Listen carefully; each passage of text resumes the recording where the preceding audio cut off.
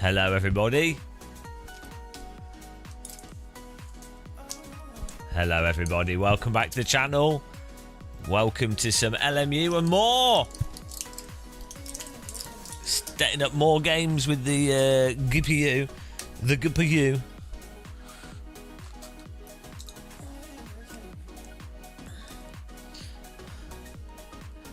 GPU muscle.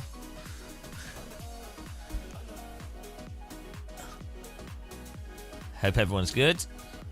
Got my cup of tea here.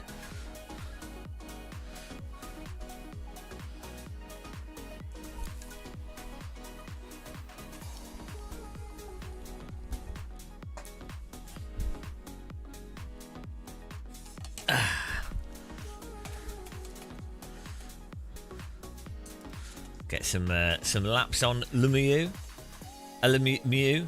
Mario Lemieux. 90s ice hockey references there that no one will get. Hello, Ritual Horse. Blessed be the power of the horse. How you doing, man? How's it going?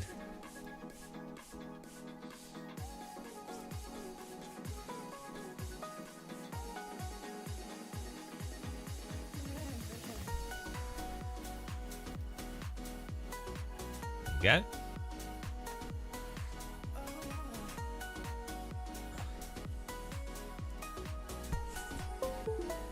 Oh, what's that? What was that?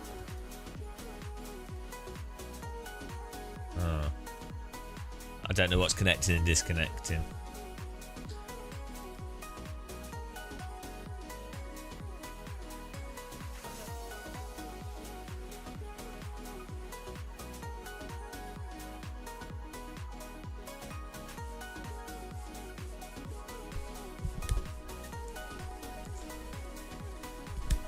The battle.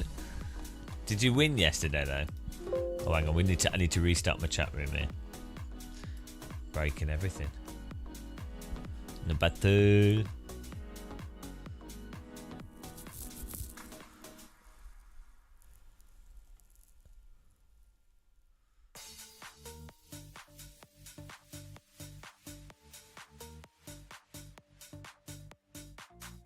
Someone type something. Actually, I'm going to fully restart the program.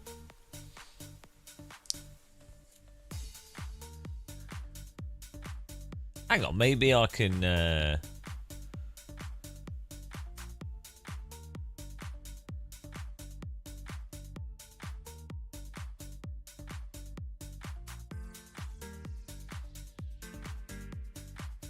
well, that means you did a good job. Getting slammed is half the battle.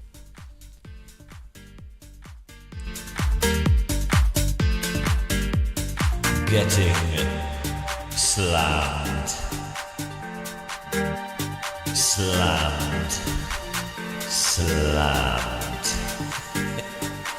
Slammed. Slam me in my car. Slam me. Slam me after the race. I want you to slam my face. Slam me in my car. Everybody wants to slam in the car. The slam tune. Who doesn't like a slam? I like a slam. Slammed. Slamming. You know when they do those news stories and they're like, BBC's slammed. They were slammed. Slammed. Slamageddon. Slamtastic. Slam sandwich. Give me the slam. I've also put the 3080 in my other computer last night. I don't know what's wrong with me. Yesterday, so we did a 12-hour live stream, and then I played Counter-Strike for an hour, And then I was like, we really need to put the new graphics card in the other computer. And then that took like 2 hours. And then I was like, I really need to see how fast it is on Counter-Strike. Oh, man. Absolute disaster. So I'm pretty wrecked today. Like, you can hear my voice. Turns out, talking for 12 hours isn't physically possible. Morning, Jet Red. But we kind of slept okay last night. Wasn't too bad.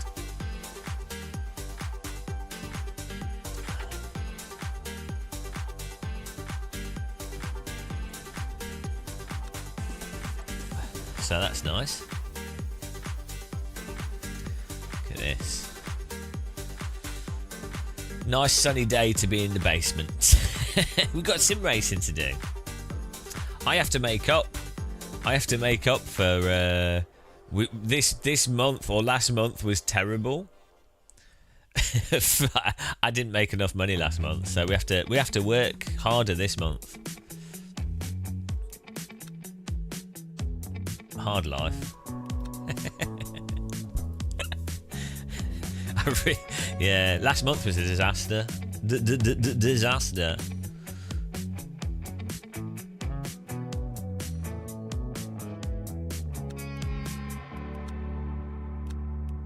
Look at that speed register.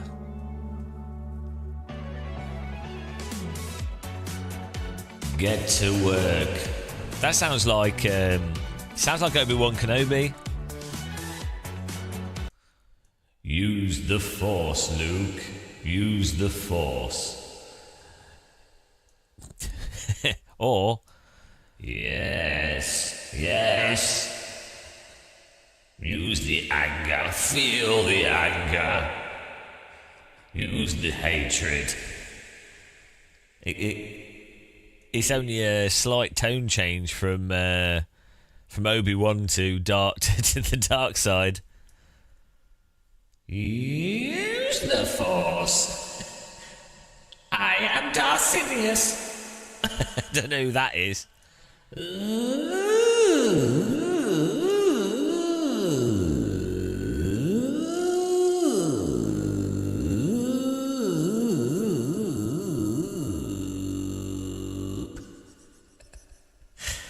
The pitch shifter on this is really weird.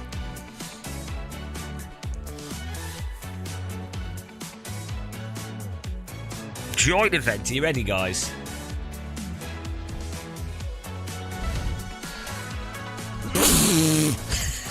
Hang on.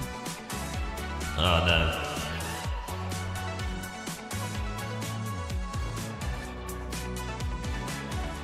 Oh well, I need to sort that out.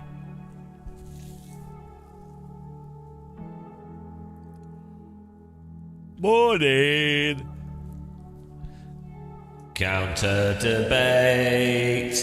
He's a man on a hillside filming his wife's buttocks in 3D with a Canon DSLR. Buttock filmer extraordinaire. I am the commander of buttocks. I have your buttocks. Give me your buttocks. Botox.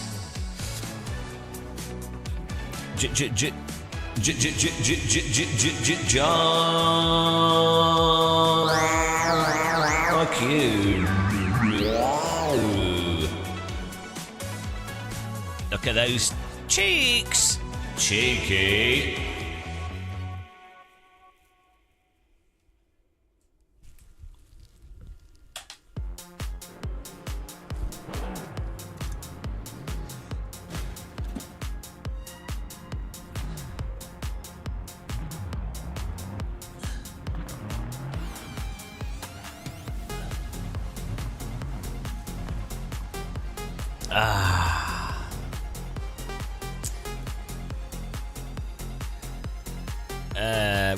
We're the best. Nipper counter debate. No. Time to film her Botox in the shopping centre. Alright. I love driving GT3 cars.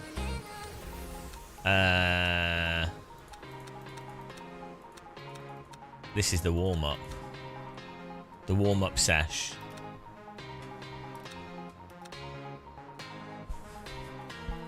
Sesh of the warm. Saturday today, isn't it? Yeah.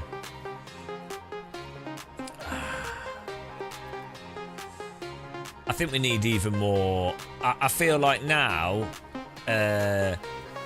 we need even more graphics. I feel like the games are just not good enough now. Like they need high resolution textures. You know, this is what it's like being a billionaire. They're like, wow, you know, everyone should have helicopters. Like, well, why do I? You know, I'm bored of my aeroplane. We all need helicopters. Oh, it's raining. I forgot about this. I've got wet tyres on. Hang on, why does it say wet in the thing, but...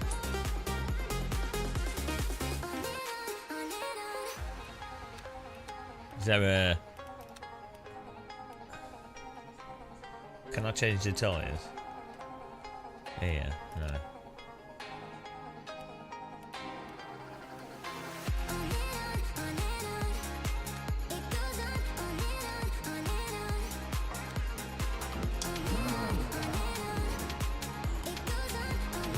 Oh, look at this shiny road.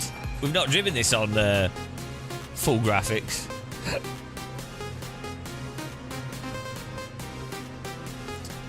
Morning, Dave.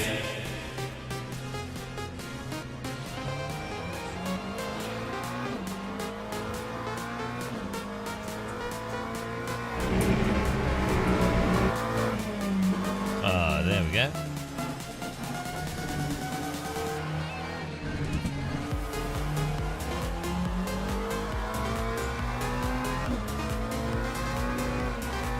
Oh wait, there's no rush. There's no rush.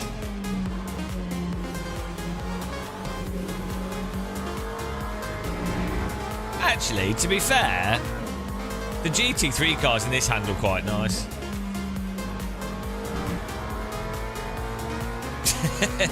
To be fair, I mean, we're on wet tyres. Oh, look at the reflection.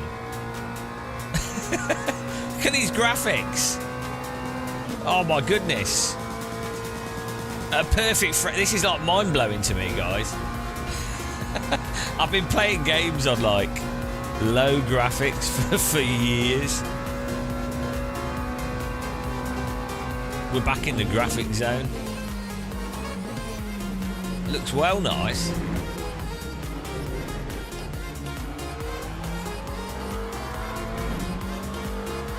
Why doesn't everyone get a 5090? It can't be that hard. Do you know what I mean? Like, what is wrong with people? What are they playing at? Count Debate's too busy filming his wife's bottom.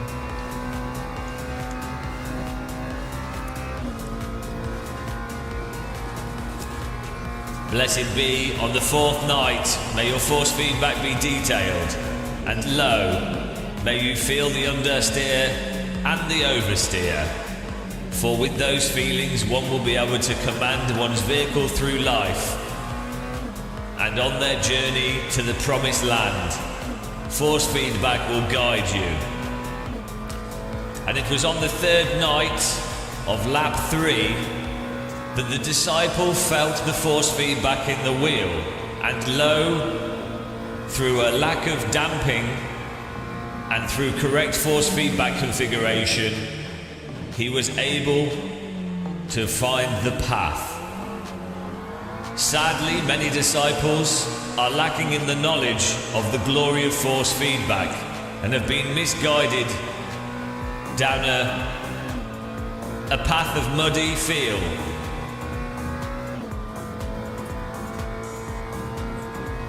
Misdirected by the evil that is Assetto Corsa Competizione force feedback, the false prophet. But lo, those of you that are enlightened in the way of Assetto Corsa and finely tuned direct drive servo motor wheels, blessed will your journey be, happy will your life be, and bountiful and fruitful will your existence happen.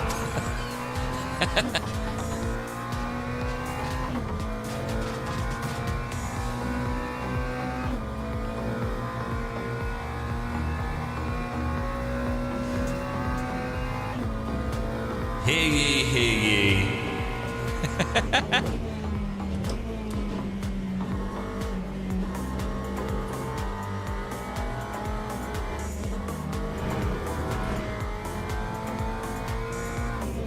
This is nice to drive in the wet. Like, the car rotates nicely. I'm slow, but I don't care. Look how nice it looks. And lo, the disciples discovered that ACC was the false prophet and that a limited range of dynamic force feedback is blasphemous.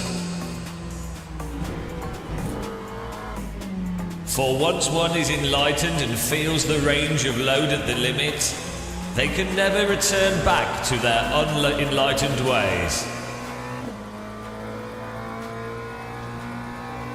Once one has been touched by the glory of the force feedback, their life forever changed, their world forever improved. Blessed be the Newton meters. Amen. I think we're onto something here. Unlike religion, force feedback's actually real. Or is it? Have we got any religious people in chat? Let's have a fight. Let's have an argument. I want to have an argument with a Buddhist. Be well easy. I'll just say, I'm right, and they'll go, yes, yes you are. How can force feedback be real if our eyes aren't real? Exactly. What is real? Oh dear. How can my arms still work after 12 hours of live streaming? That's the real question. My like... Oh yeah. We need to talk quieter today.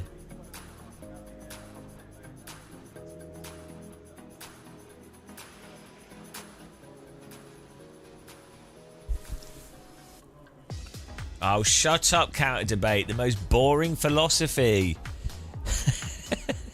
It's a simulation. It's a simulation. Simulation. Wait and see. No, it's just dumb. I'm not even... You know it's a stupid art. It's boring. It's just boring. It's the most boring of conversational... Oh, it's boring. Put him in the dustbin. Go and film your wife's bottom on a hillside. Jet Red. Bargain. To films, I don't want to buy LMU because I'm scared the force feedback will be much better. One can delay the enlightenment and one can remain naive and unaware of the truth. But lo, despite off-putting it, one day you will receive the glory and you will no longer be able to return back to a world of ignorance. It is only a matter of time. Embrace the truth and come to the dynamic range and good handling vehicles. Amen. AC1 has better force feedback than LMU still, to be clear. But LMU, for GT3 cars, LMU's got nice, it's quite nice handling.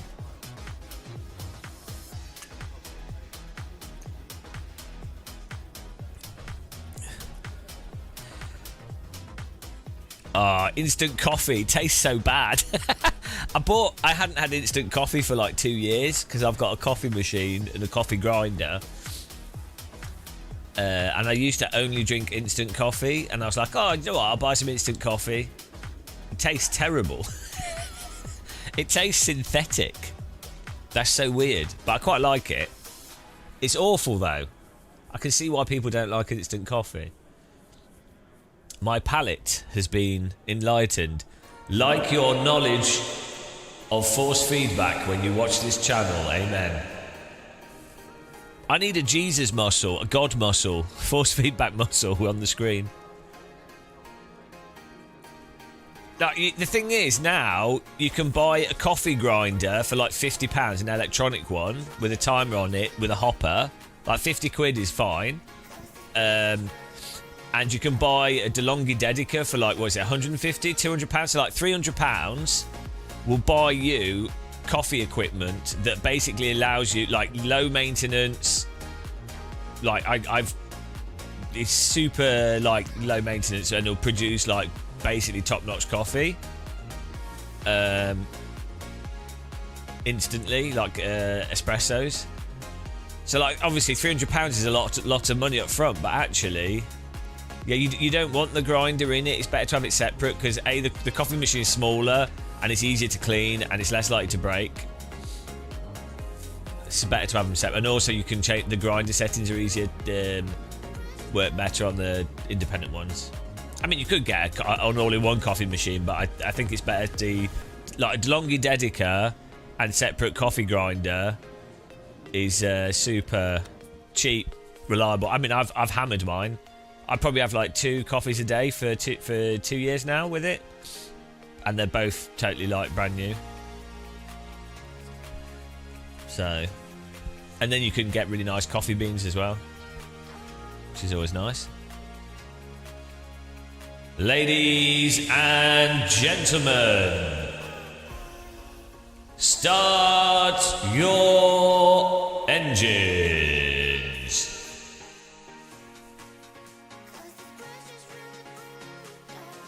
You tried no caffeine for 2 weeks. I tell you what's weird. I mean, I had some chicken yesterday, but other than that, I've just been eating vegetables and fruit.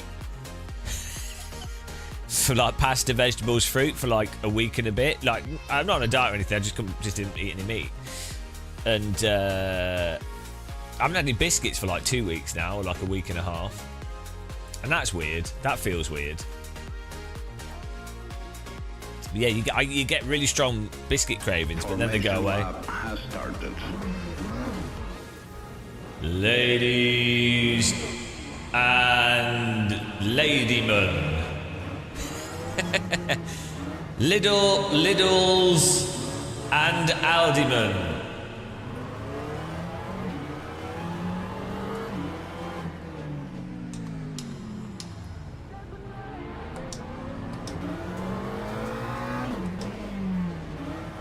Ah, this is broken.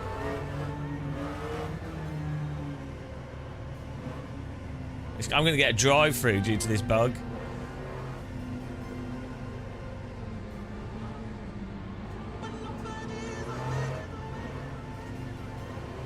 I better get a drive-through, guys, all because of the stupid start bug in this game.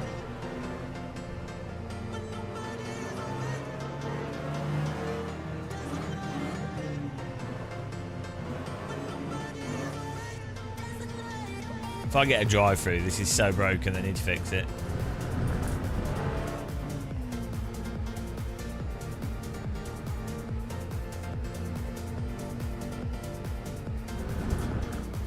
Green flag. Oh, we might go away with it. Beautiful.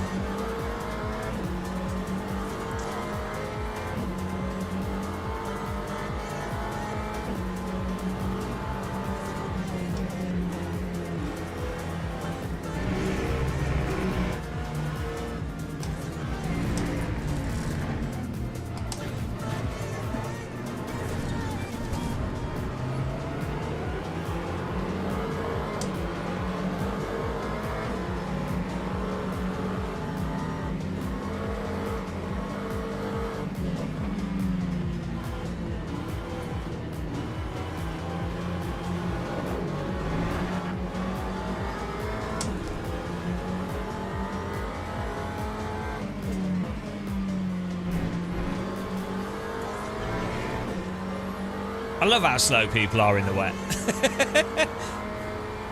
The pit limiter that's not the problem. That actually doesn't help. That makes it worse.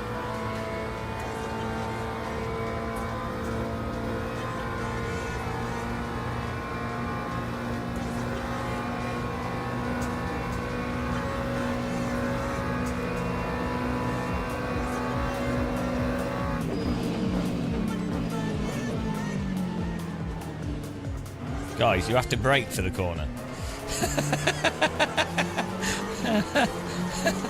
They all missed the brake point by miles.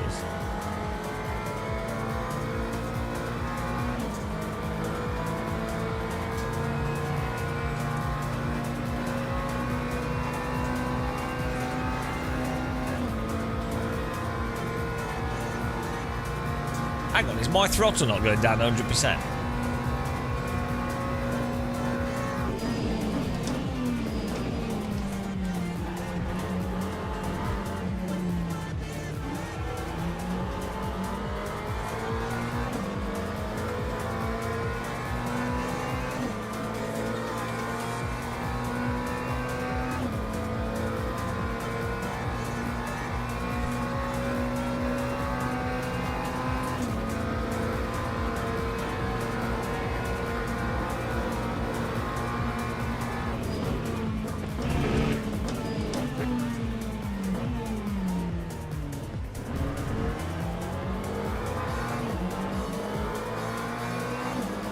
Beautiful. How nice is this? This feels well moist.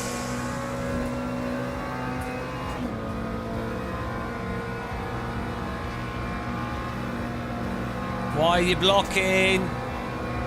What are you doing? Why are you being a noob? Mate, driving into me. What are you doing? What? Oh my goodness, some people. It's long straights, just chill out, man. Where's he going? What? Well, he's gone. Mate.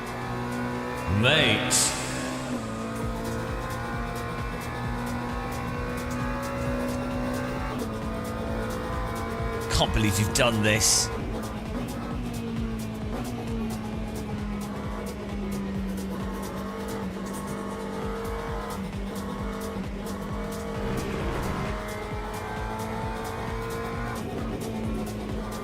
I use my power up, interdimensional transportation.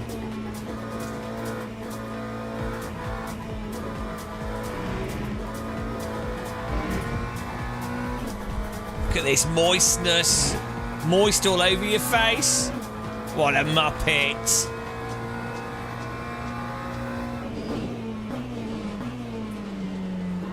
You moist me up as high as I can moist.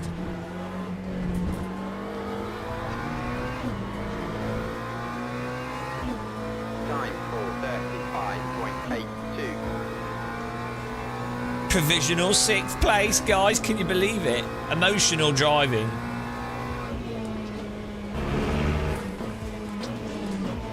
Emotional damage.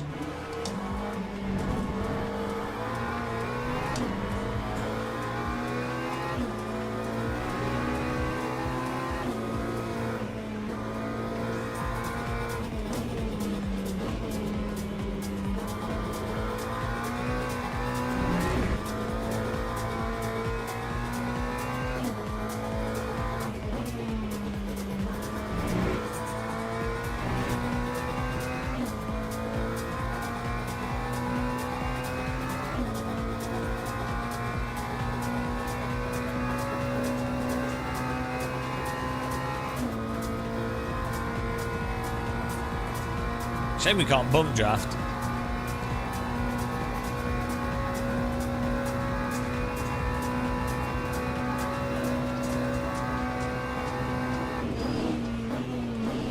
Is he making that? Oh, he is. I can break way later. Ah! All is fine. All's fine. A little bit damage. Why? How do you even crash there? How do you even crash there? Well, that's one way of fixing the drive-through.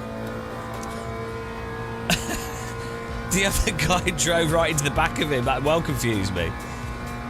Oh, we damaged our front right suspension a bit, but I think we're okay.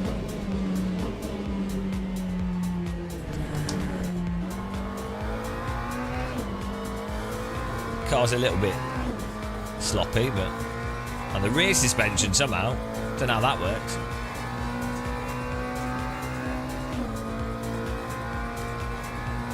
What an embarrassment. What were they doing, guys? How do you crash there? How on earth do you crash there? I don't... Whoa, calm I just missed the braking zone entirely. What are you doing? What are they doing? Oh, we've got a yellow flag here. Could this be 4th place? They are all drunk. Yeah, I like this track. It's terrible, but I quite like it. Yalla!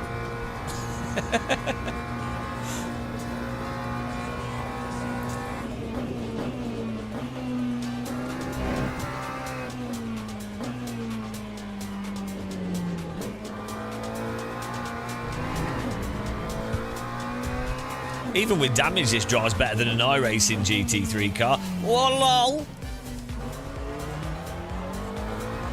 Sick burn. Y'all like this track? Yalla, yalla. Yalla. I always think of that Ali G, the Ali G character, where he just says yalla all the time. Yalla.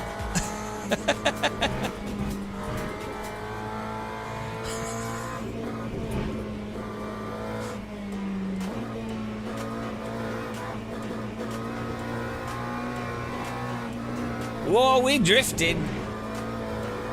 Oh, look how miserable this looks. It's fantastic. It looks so wet and terrible. This looks like a day at the beach in the UK. It's beautiful. This is like holiday at the seaside in the UK. There's cloud, but there's also a bit of sky to give you the sense that it might be sunny at some point, but it never is. Perfect. Look, tiny bit of blue to give you a hint of what you're missing. This is about as British as it gets. Drizzle on the windscreen, grey road. Everything's damp and mouldy.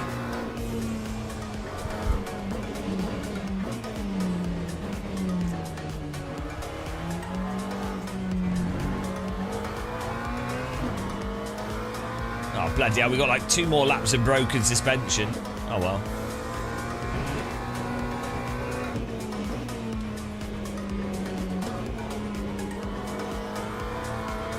Yeah, the one aspect of physics this has that AC1 doesn't have is induced oversteer from turning in with a flick and inducing all 4 wheels to go into a slight slide.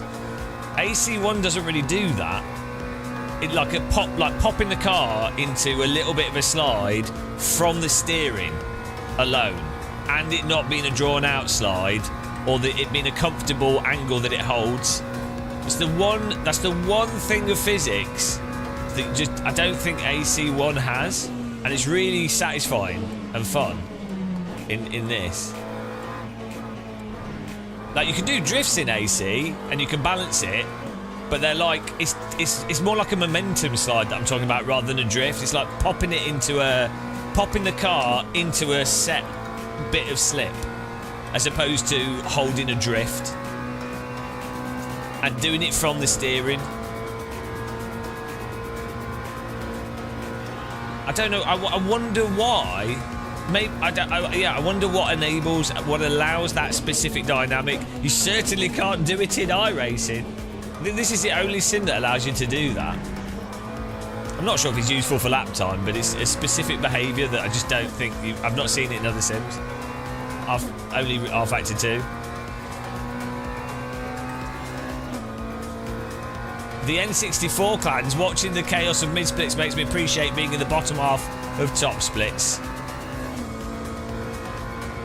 It's, yeah, I wouldn't worry. Often, the top, there's a mixture of things. Often, the sweet spot with ranked online racing is normally, like split 2 or 3. Where you've not got the tryhards, but you've got people that can drive.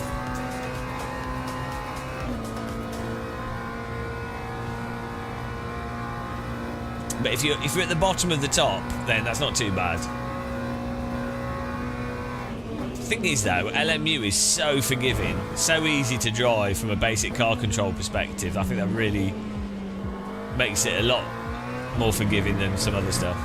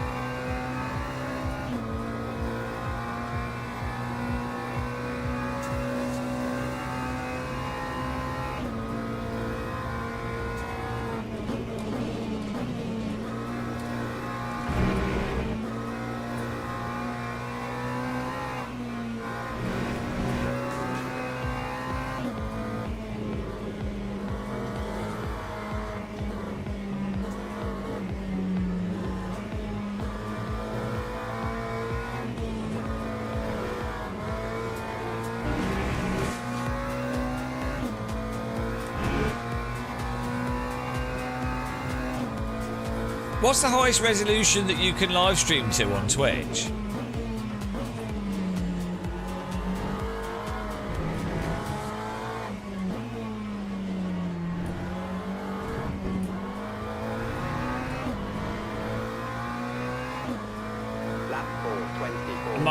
So we've got, we can put the 2070 in our streaming PC. I don't know if there's enough space though. I think it still only takes up 1 card slot. The 3080 takes up three card slots. But I'm not sure how much the 2070 takes up. But if I could put the 2070 in, it's better at video encoding than I don't know what we've got in there at the moment, but.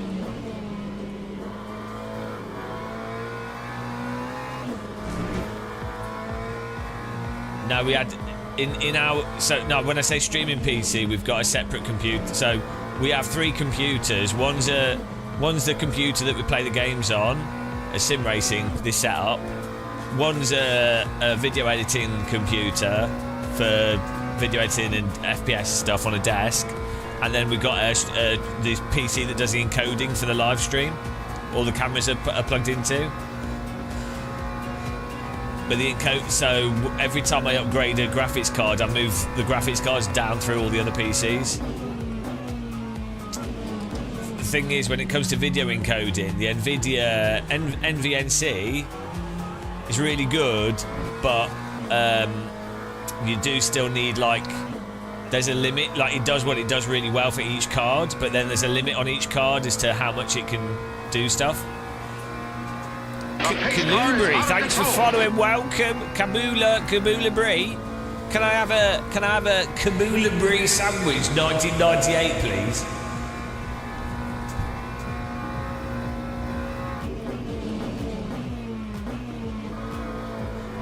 I encode 2 streams as well, so we're all basically, we do one computer's encoding a 1080p stream, so I do it locally rather than using like Restream. So we've got a 9 megabit output to YouTube and a 9 megabit output to Twitch at 1080p on both. So that's the equivalent of like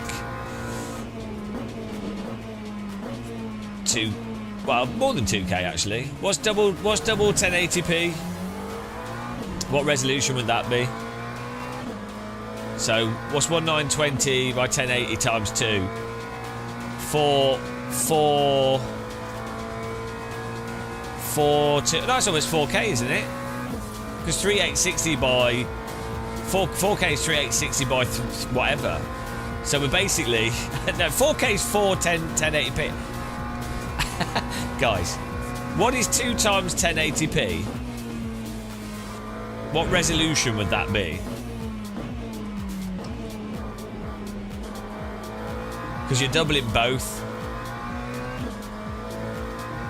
It's not. Is it one? No, 1440p is not 2 times. That's 2560 by 1440. Is that's?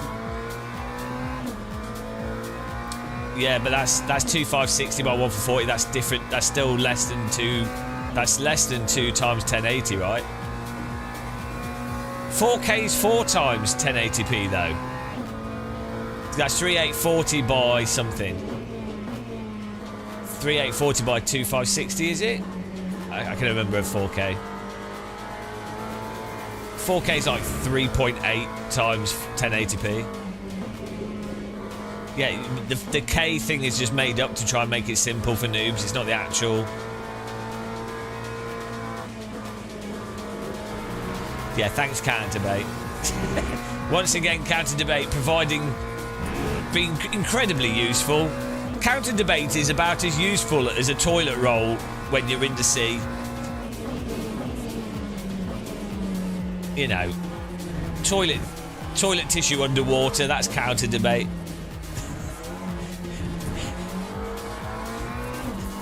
He's about as useful as a parachute when you're on the ground. Time was 4:24.68. He's about as useful as a candle in a house fire.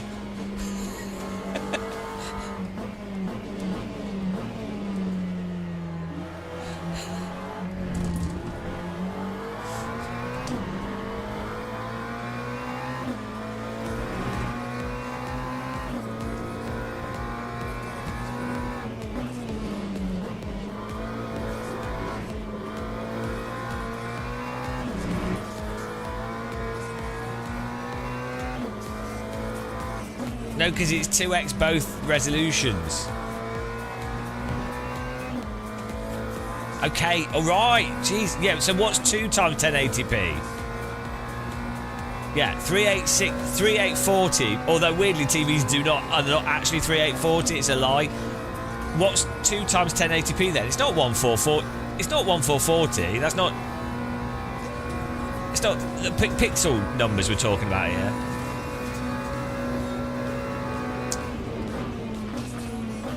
Is that the same amount of pixels? Like, Google how many pixels are in 1080p?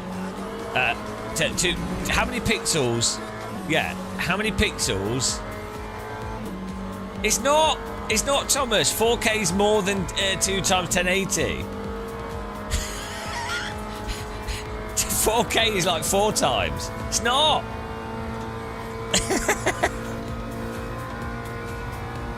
Oh, I'm confused. Thomas Schmidt. How's it going? I put the graphics card in other PC as well because I couldn't. I don't know. I was being a bit ADD last night. I was like, I really want to sleep, but I want to do this thing I have to do.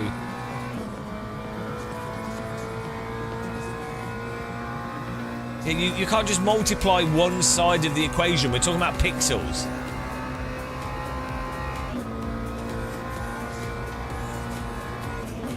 Because you guys have... Yeah, oh dear.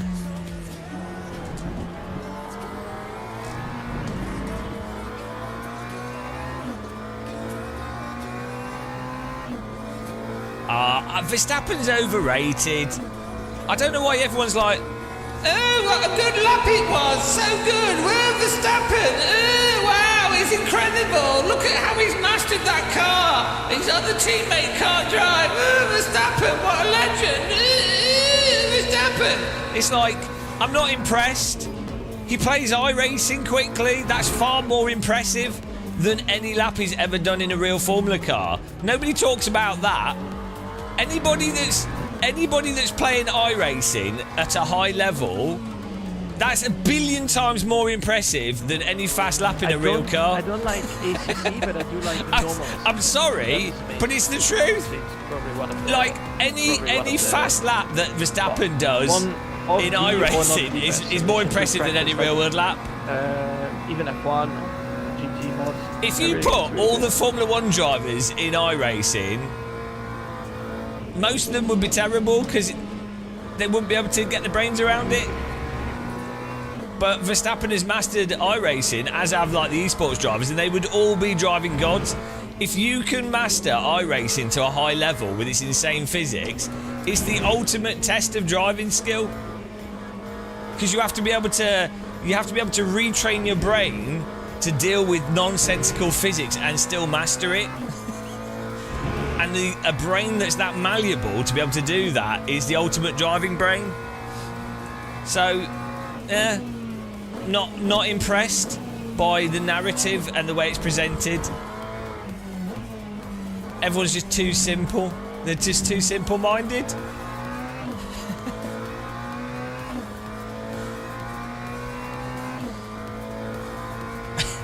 Oh, we got a 6th place. That's good. We have to quit this quickly to get to the next one.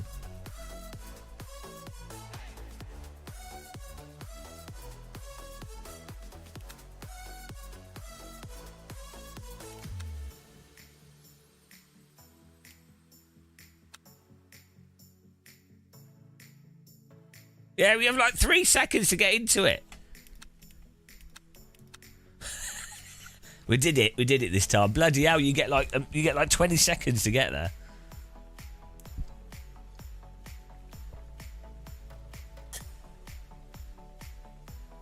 Yeah, there you go. It's double the resolution. It's 4 times as many pixels. Because it's doubled both the 1920 and the 1080. So it's doubled the pixels. I mean, it's four times the pixels, but it's doubled each row of pixels, which makes it four times the amount of pixels.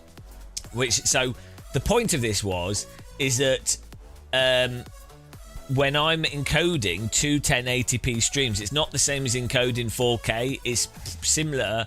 So, about how many more pixels is 2K? Like 2560 by 1440. Is that twice as many pixels as 1080p?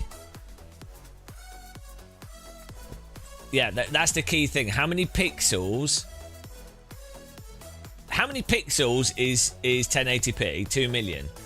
How many pixels is 1440?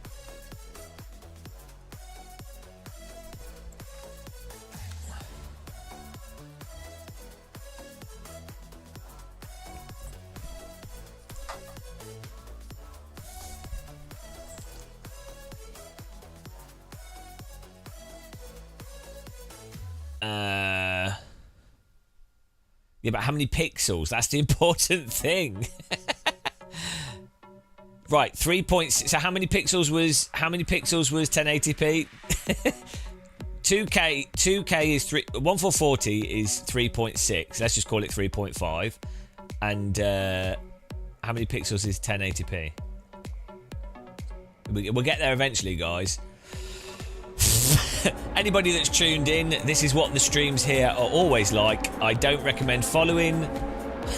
leave whilst you can. Okay, so actually 1440p is not double 1080p. So at the moment,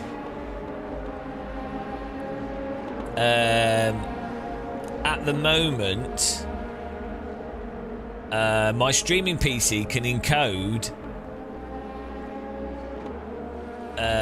It's encoding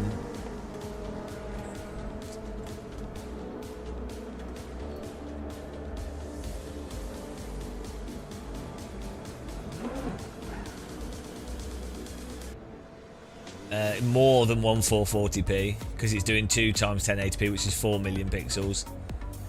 So yeah, the key thing will be, so the other thing with the NVIDIA graphics cards, if you're using NVNC, the different spec cards have more or less capacity for the built-in NVENC part of the encoding on the chip. Like, it's a separated part of the chip. the older ones can do like 2560 or 4K whilst not doing anything else and be really happy with it. The newer ones can do like 4K recording, no issues. But then they also it's so defined that like weirdly, like also to do with computationally how things work, but it's easier to do 4K, specifically the 4K resolution, because they've obviously designed it for that, how that addresses and everything. It's easier to do that than it is to do sometimes a lower amount of pixels, but it's a different resolution. So anyway, because I would like to stream in high quality to both Twitch and YouTube. The problem with YouTube is more YouTube's end of it. If you use higher resolutions, it has more and more delay, and also the delay gets worse over time. And we tend to do really long live streams, whereas Twitch is more. Twitch is actually better for live streaming in terms of low latency and quality for the resolution. Like Twitch is more sensitive to bit rate rather than the resolution. That whatever the Twitch does on their end encoding is a lot better than YouTube. YouTube is designed around video, processed video rather than live streaming. So you notice that with the quality.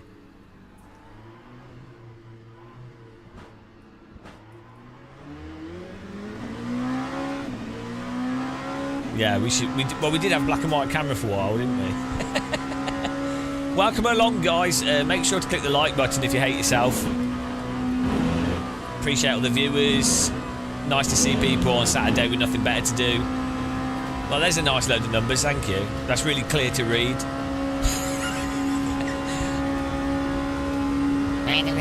It's 4212123944211121.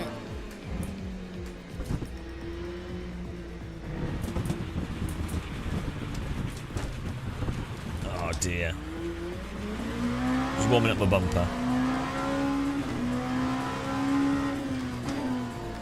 I don't think it's caught on fire. Unless it has.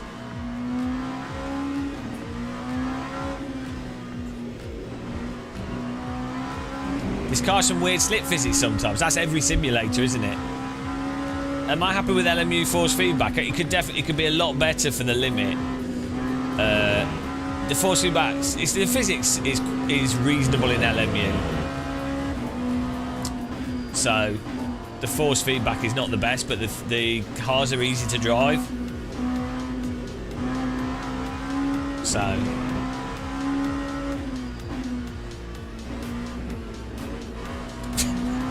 it's not iRacing. There you go. that's all you need to know. It doesn't have iRacing's absurdly ridiculous, awful physics. That's all you need to know. Is it the best? No. Aspects of AC are a lot better. There are some aspects to LMU that are interesting with its handling. That's good fun. As I say, you can pop the car into a four-wheel slide that's not a drift in a way that I don't think you can in AC. But then low-speed handling's a bit weird in LMU, I think. It's not perfect. It's a bit weird in some ways. Some of the slides in LMU seem a little bit baked, a little bit oversimplistic. Catching the car in LMU is a little bit weird, and some aspects of where the productive limit is completely vague because the force feedback doesn't convey the subtleties of the limit like AC does. Like the force feedback just doesn't have the detail there, but it's fun. So it's like Wreckfest 2, R-Factor AMS 1, Wreckfest 2, AC, Richard Burns Rally. They're not unrealistically unforgiving. They're unrealistically forgiving, if anything, with whatever weird quirks they have. iRacing is unrealistically unforgiving, which in some ways I can understand, but in many ways it just means that you're punished for trying different things out that there would be no issue in a real car whatsoever. And also iRacing is very restrictive. iRacing forces you to drive in the most restrictive way. So if you like to be sort of a bit free and a bit, it's not a drift that you do in iRacing. You can power slide in iRacing. You can do a fixed trajectory slide, but it's not really productively controllable drift because of the way the tyres are. It's a bit weird. When the tyres are cold, it actually works in iRacing reasonably well. So if you're driving on dirt or the off-road stuff, it's to do with the contact patch heating in iRacing is just really messed up. But yeah, it is what it is. We're not playing iRacing right now, so it's fine.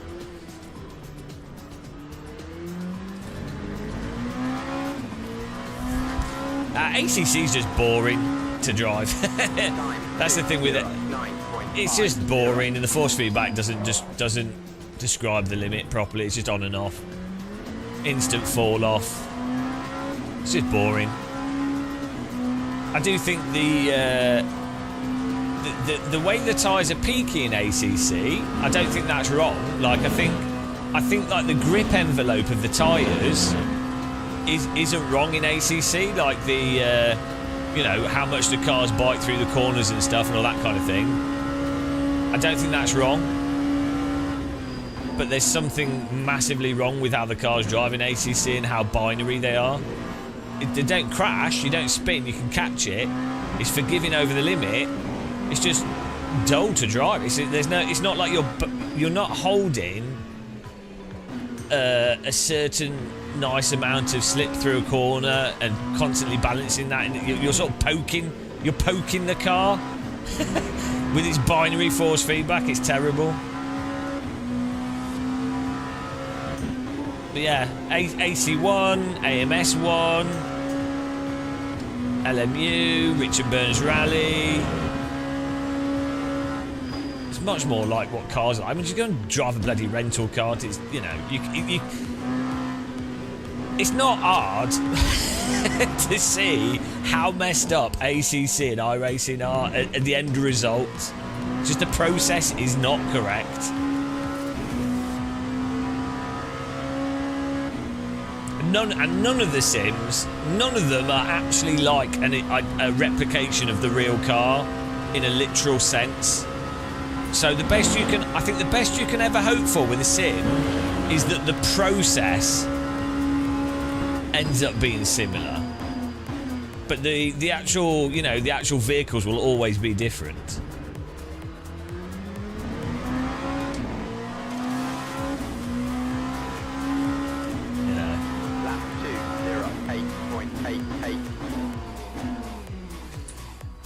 But then again, the process, the thing that can happen is the process of how you drive and the nature of that will also depend on your skill level and where you're at with your driving. So at a really high level in AC, the process of driving becomes a little bit simplified, especially with certain setups and things. And that's the same with AMS1 and stuff. So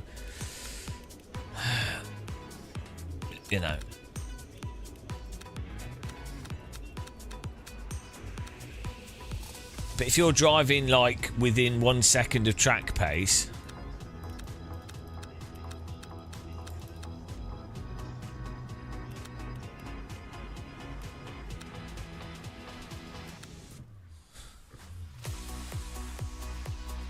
well, the thing is, realistic is actually, if you take away damage,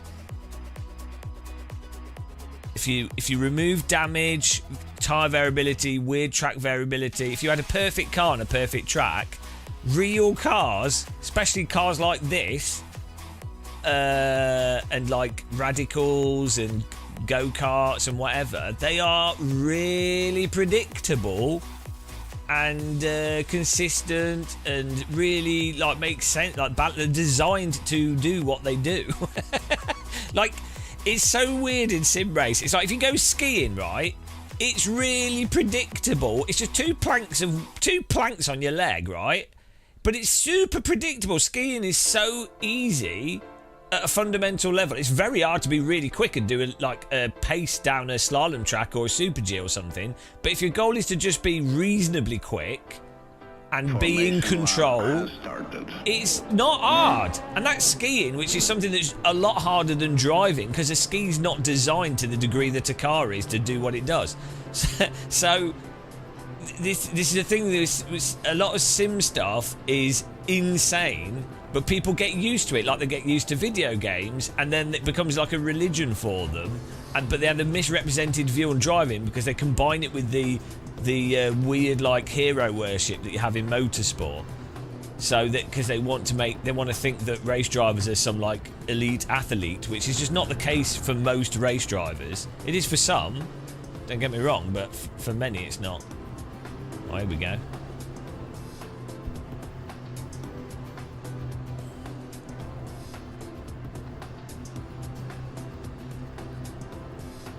Green flag, green flag.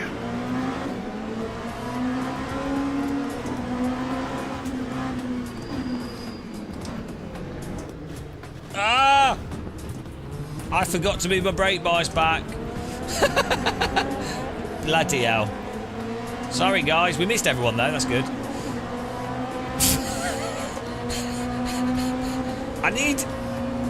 I could do with like it saving the setup that you have in this. I don't think you can with a fixed setup. I don't think you can save it. Because I have to, every race I have to turn my traction control and my brake bias down, and I keep forgetting.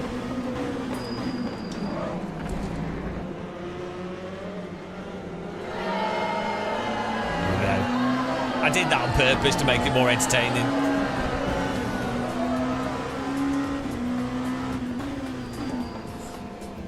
It wasn't a dive bomb, it was an understeer. Car in front understeered as well though, so worked out alright.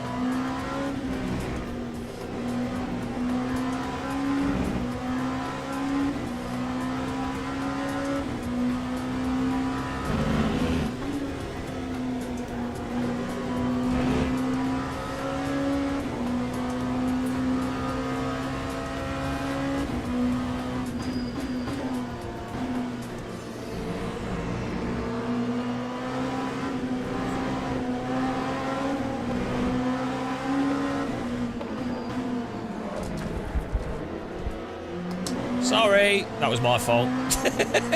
I wasn't far enough ahead to get in there. I mean, he still turned in when I got my nose in, but I wasn't far enough ahead to make that move. Sorry.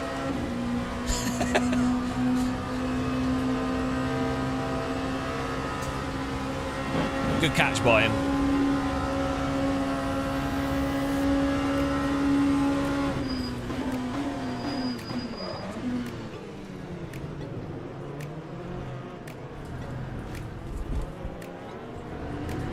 Can't park there.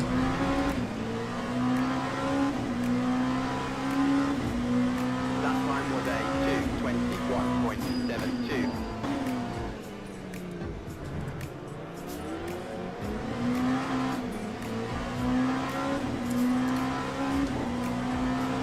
We caught it. It was just a little tap.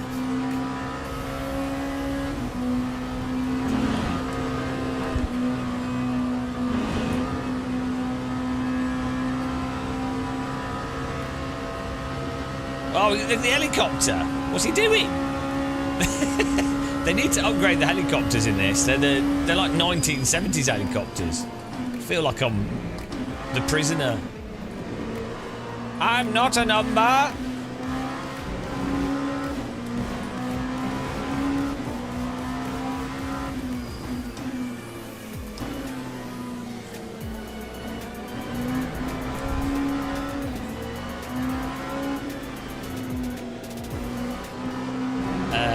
Like 2, and then TC power cut on 1 or 0.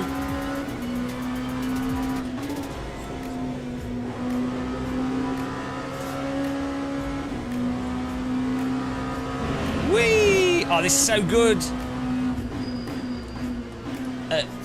No frame stutter at all. Maximum graphics. Can't believe we've been driving on such low quality graphics for so long.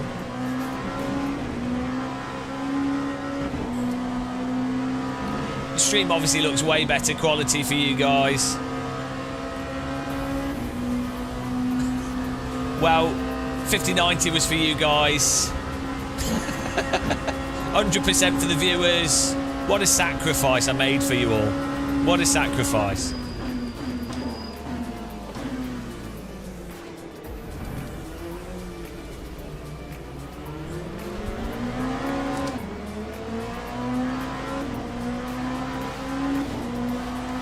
Lap 209.68.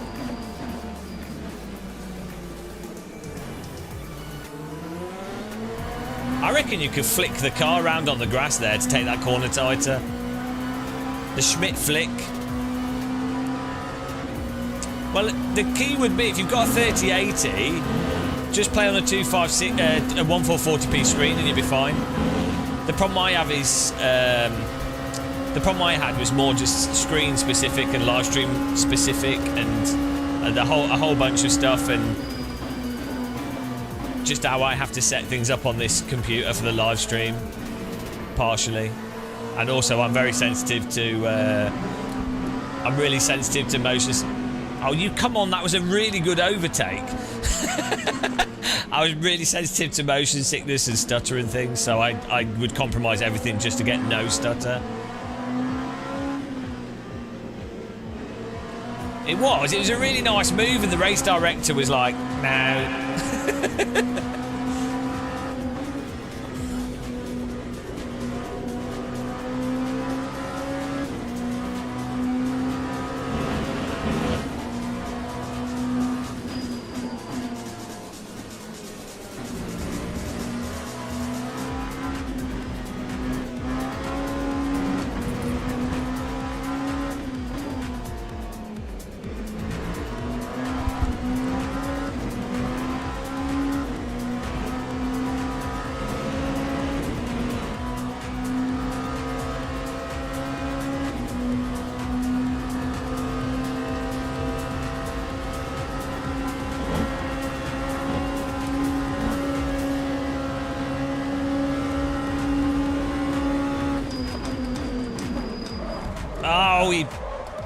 I had to brake with a wheel on the edge of the track there.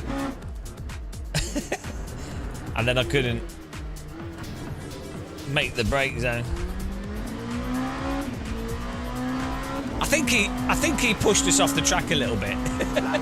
Like we were there on the left and I think his bop knocked us a bit, but it's all right. Yeah, it's all right. It's just a little tap though. It's good racing. It's hard for him to see. Like he was only like a centimetre too far to the left, and it could have been netcode. So we'll catch back up.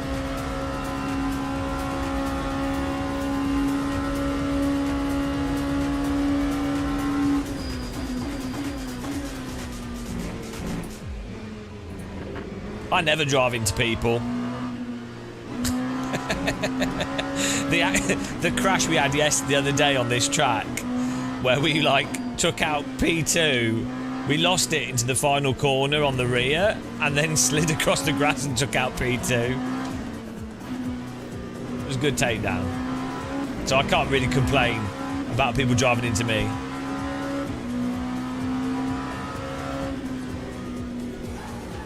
As the guilt master.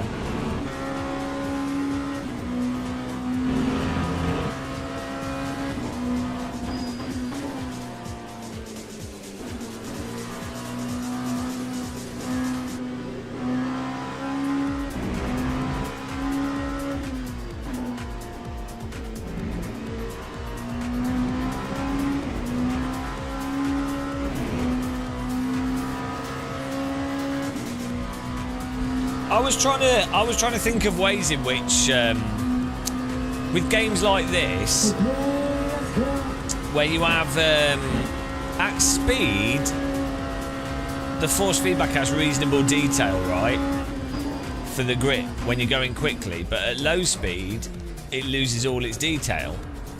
But the thing is, the force feedback is driven by the tyre model. and how that affects the steering column, right, in the car. And at low speed, there's less pressure on the tyre, so it's going to be more subtle. But the tyre still has a range of grip behaviour at low speed. It's not that the physics turn off. So if the tyre still has a range of behaviour, a range of grip, then that can still, logically speaking, that can obviously still be reflected in the force feedback. But it's kind of a case of, okay, well, so why? Assuming that the steering rack doesn't have isn't like blocking the information because it has some kind of like it's acting like a high pass filter or something. Assuming that's not the problem, then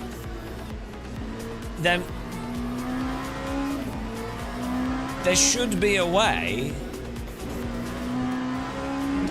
to amplify that information. If it's there, like, I mean, you might even be able to brute force it, because at the moment there's nothing. So it might be that you can you just take the telemetry of the slip and feed that through to the force feedback.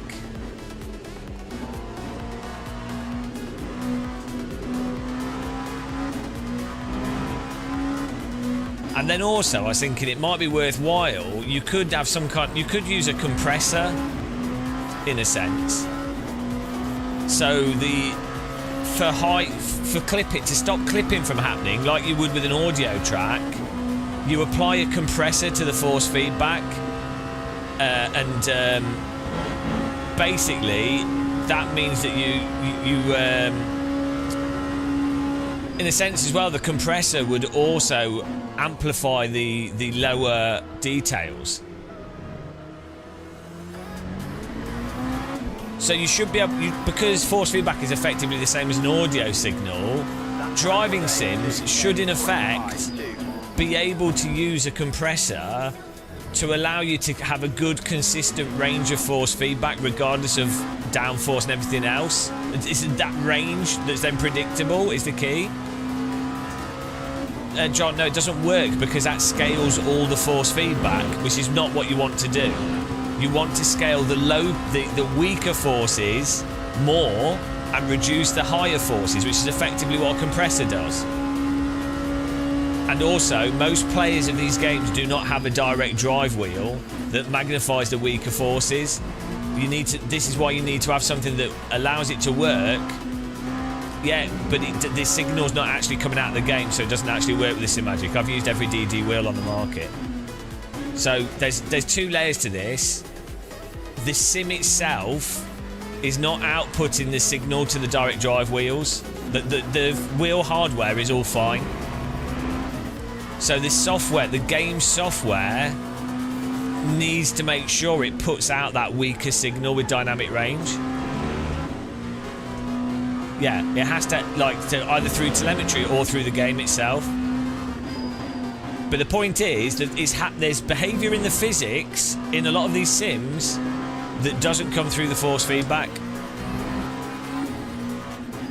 And it can be solved.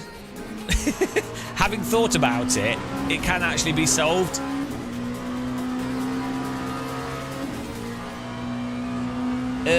Frequency is not that relevant on the grand scheme of things, but sure, yeah, lower change in frequency will remove certain details, but that's not really the relevant thing.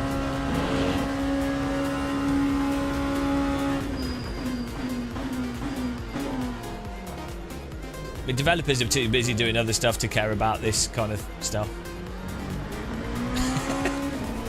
Hello, PC Racer. But yeah, no, it's because I do a reasonable amount of audio things, and I was like, oh, hang on, this would actually. It has to be done by the developer, though.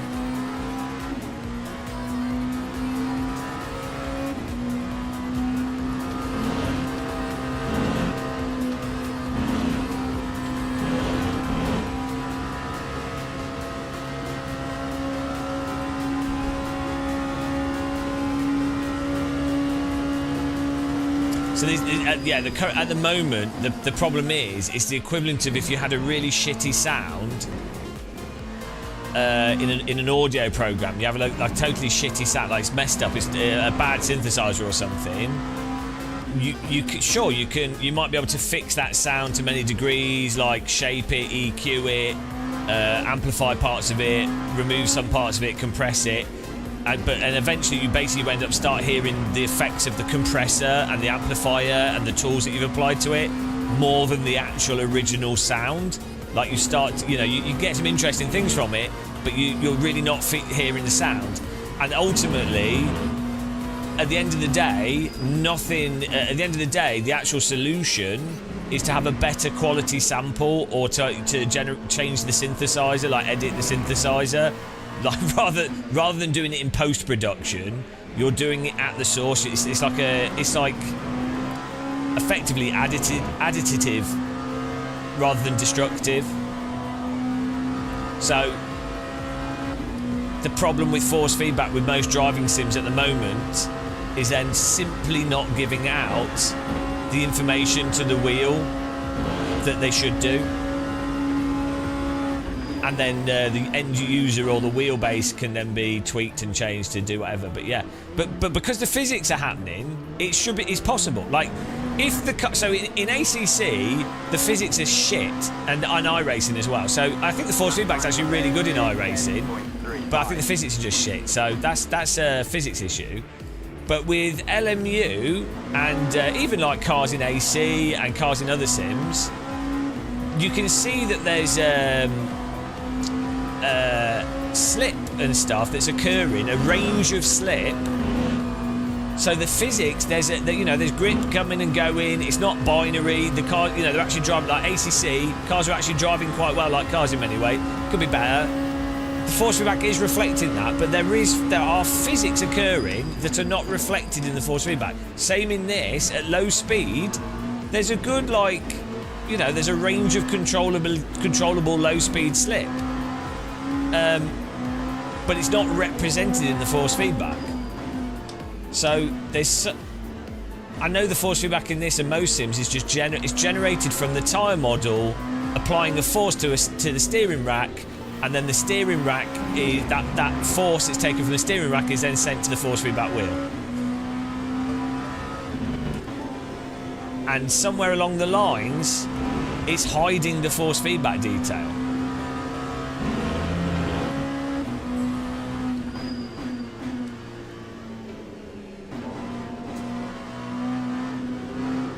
And the crux of it is, in a real car, you feel all these forces through your body immediately, because G-forces on your body are quite high resolution. So as soon as something changes, you feel it. Like a very small change, you can feel very easily through your body, through your spine, through your ear.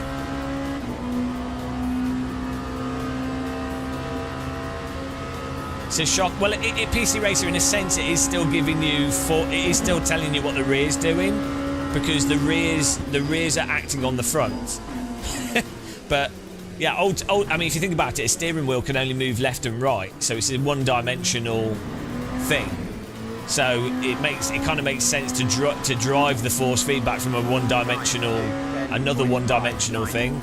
But yeah, if the rear of a car is stepping out, if anything.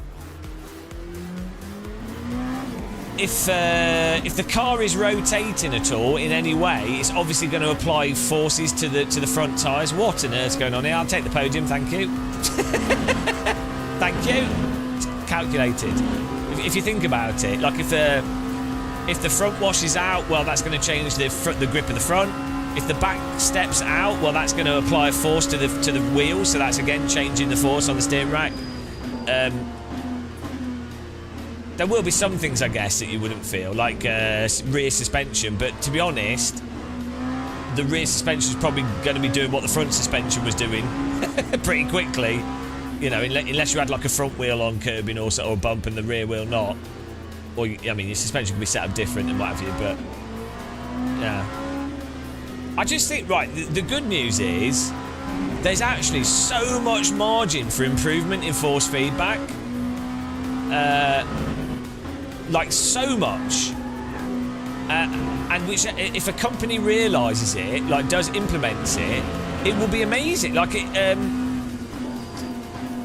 this is the thing. I don't think people realise we could have like in terms of perceptible quality of force feedback.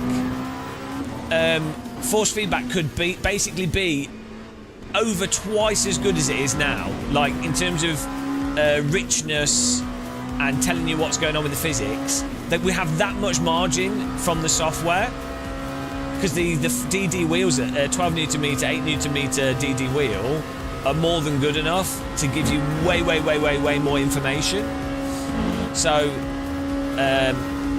yeah, like when a developer actually implements it, it will be like, well, a lot of people won't notice because they're dumb when it comes to force feedback, but people that do notice, it's going to be like, oh my god. So, we've got something to look forward to. Positive spin zone. Cynical person would say, hang on a minute, why didn't this done 20 years ago? But, oh well.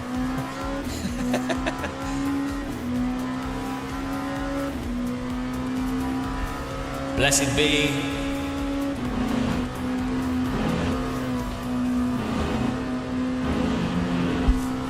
Hear ye, hear ye.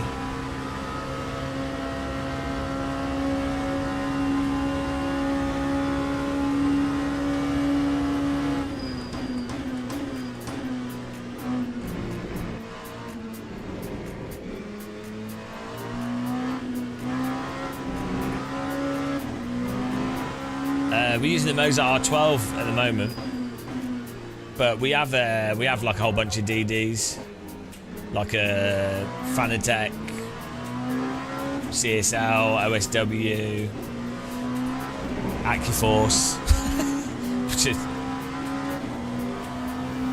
and I've used most of the wheels on the market for quite a few hours.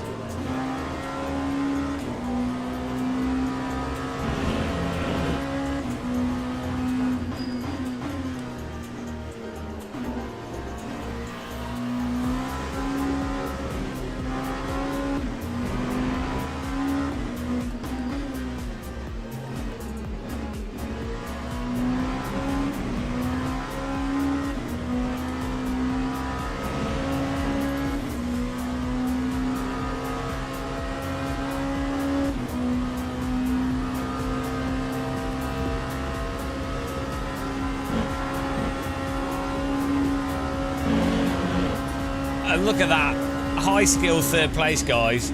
On raw pace alone, this absolutely on just pace. back to where we started. I knew we would. I knew we would easily get third, so I didn't bother. I wasn't too bothered about the stuff at the start. Stupid race. That was good fun.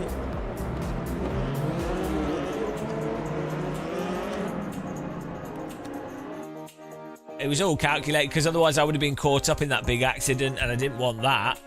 You don't want that.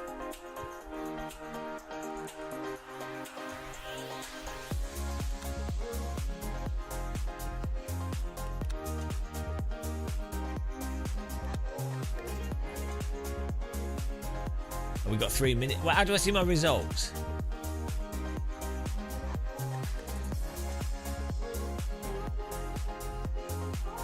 You have to quit this one super quick to get this one.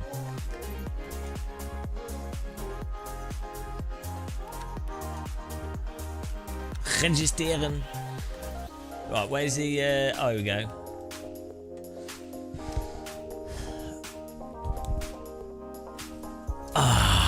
Breakdown. Hang on. Oh. We have to wait. We have to wait for it to go through the slides. There we look at this. Plus 7.9, moving up. Plus safety rating, moving up. On fire.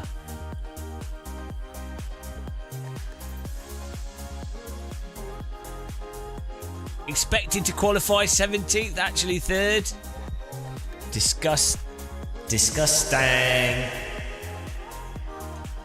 Beautiful driving there. I'd like to thank all our viewers. I'd like to thank all our channel members down here.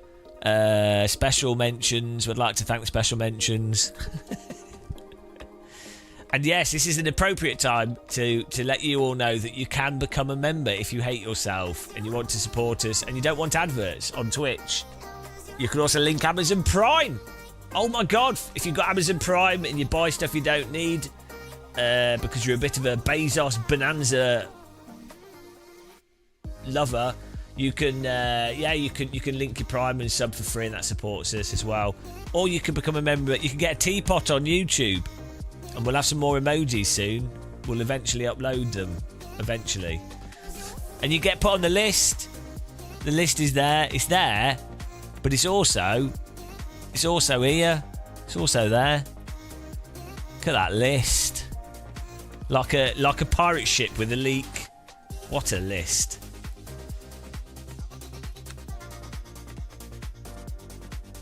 Beautiful.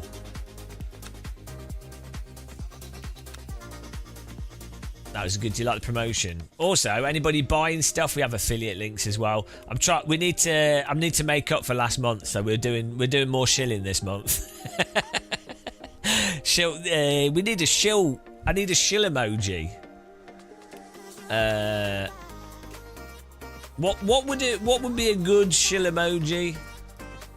Or like not emoji, like a graphic we can have on the screen for shilling. Shillageddon. Let's brainstorm it, guys. What's a gourd?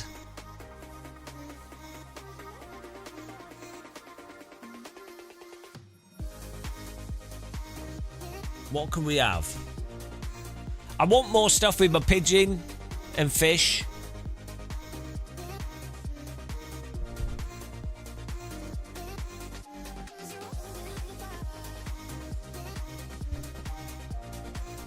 And we need more fish and pigeon stuff here.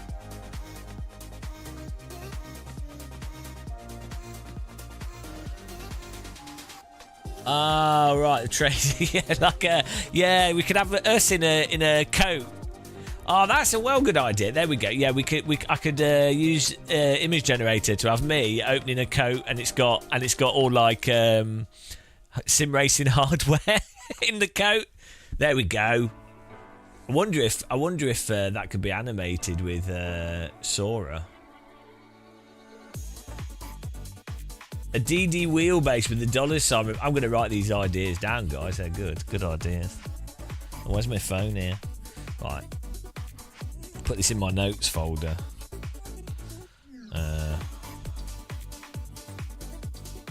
I have this notes app on my phone with like billions of ideas.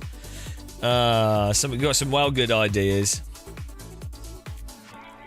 My ideas are really present. I need an AI applied to these ideas because my brain is a mess. And so I have to write stuff down. It's like all over the place, and then gradually it refines itself. But the initial thing is like my brain is like a Gaussian image at the start of a large language model image generator. And then gradually we make sense of it.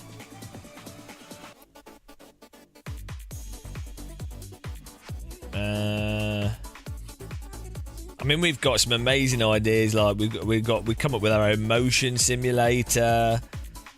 Oh, hang on.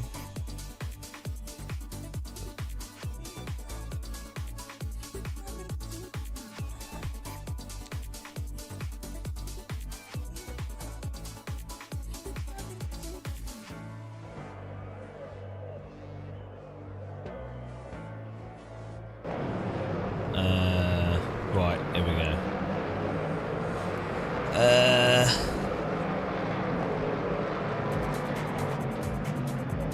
Graphic stream for stream. So we have overcoat watch seller with sim stuff in the coat for shilling. Links. What was the other one? DD wheel with $1 sign as the wheel. I can visualise that. I can see like a. I'm thinking of like a chunky metallic dollar sign, like a thick dollar sign.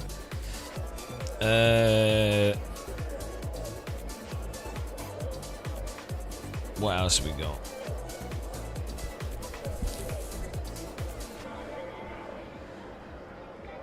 Yeah, I think that's good. That's two good ideas. Brains, thanks guys. Thanks for doing the work for me. Why do work when other people will do it for you? That's the real thing. I outsource my brain power. It's just a lot easier that way. Nobody knows what a pound is. They will do though. Now that the American economy is collapsing, everyone's going to know the euro soon. Amazing.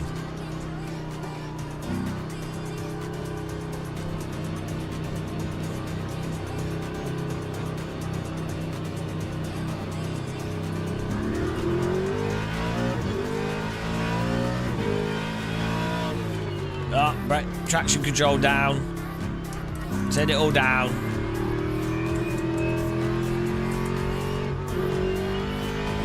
£1 fish. Very, very good. £1 fish. Come and have a look. £1 fish. Come on, ladies, come on. £1 fish. Come on, ladies. £1 fish. £1 fish. Fish. £1 fish. £1 fish. £1 fish. £1 fish. What a song. I want to do a hard trance remix of that. £1 fish. £1 fish. That'd be amazing. Banger.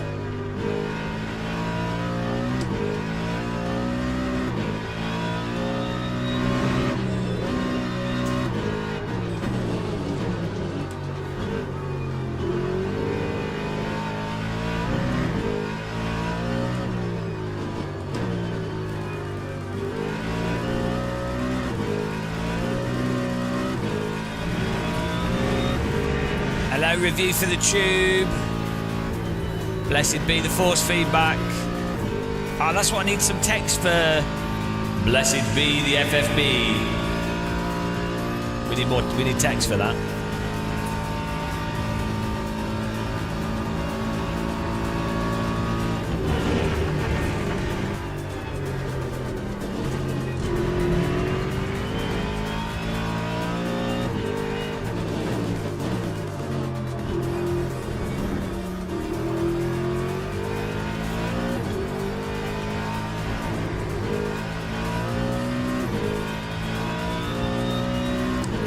Yeah, well, what I'm really liking about the 5090 is how it's so affordable, and that it's something that I can promote to other people as a realistic thing for people to choose. Do you know what I mean? Like, I think what can happen is with live streamers and influencers is that they can get a bit disconnected from reality, and that's not what I've done here. So. Yeah, I'm really glad that Nvidia are dropping affordable options that allow you to play games on insane frame rates. Do you know what I mean? Because I think what could happen is a graphics card company could completely exploit the goodwill of its consumers that it's built up over the years and take advantage of market situations in order to make some profit from desperate people. But Nvidia have decided not to do that. So that's the thing. That's why I love Nvidia as a company. One of the best, I think. So I'm proud to support Nvidia and their crusade into making highly cost-effective processing equipment. And it's really good that they are doing that in a time where we're seeing a lot of cynical exploitative behaviour from large businesses and billionaires.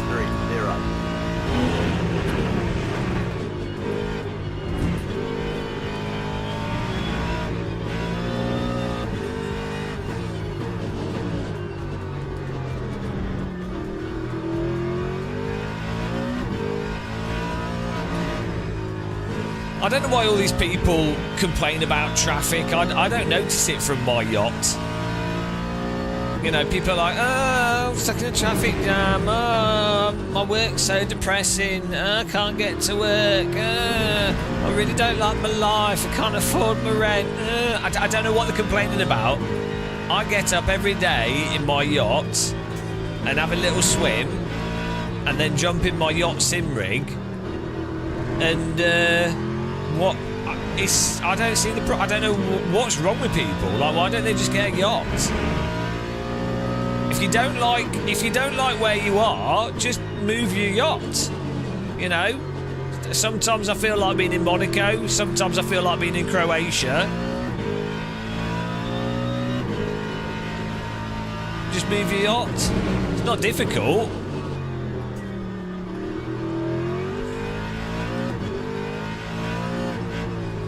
Oh, we need a game of muscle on a yacht.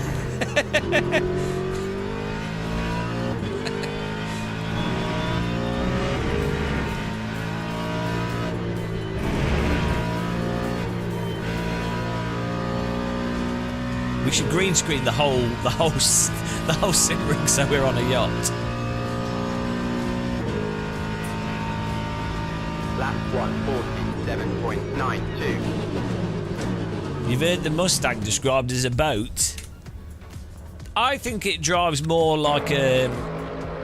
If you were to put roller skates on an elephant and push it down a mountainside, I think that's basically what this is, and that's fine.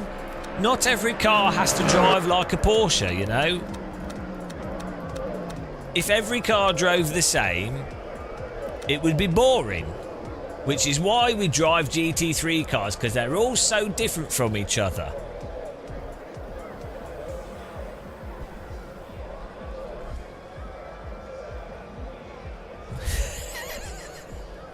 Oh, we're on fire today, guys. Wolf of Wall Street. I'm the sheep of the sheep of what's the opposite of Wall Street? sheep of something street. The sheep of I don't know. We were on fire, now the brain's turned off. Wolf of Wall Street. Wolf of Wall Street's really stupid as a name, actually.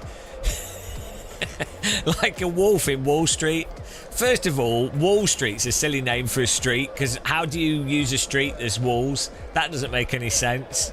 And then why would you have a wolf on a street of walls? It's just madness, guys. It's just absolute madness.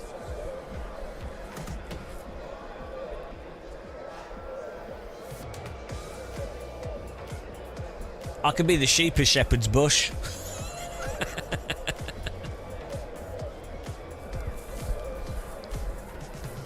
It's got a rhyme, hasn't it? That's why it's called Wolf of Wall Street. If it was called like Lion of Wall Street, no one would remember. It has to. The fact that it rhymes is why they've gone with wolf. They didn't go with wolf because a wolf's the coolest animal. They were like, bollocks.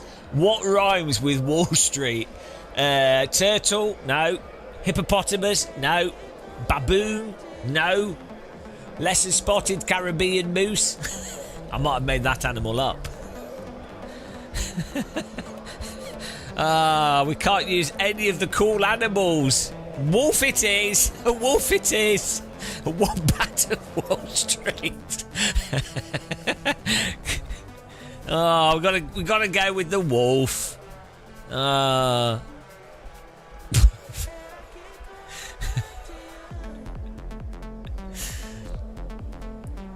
So having not driven ACC in about 6 months, I was about 3 seconds slower whilst drunk. I'm usually faster drunk. Maybe you're not faster drunk, but you think you are. But that's fine. If it works for you, don't worry about it.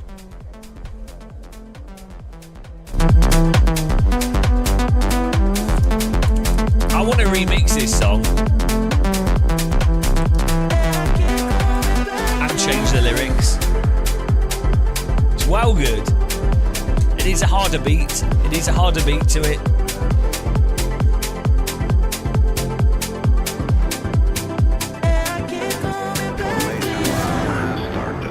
Here we go. We're going racing, guys. Oh no! They've gone. Hang on, oh no. What's going on?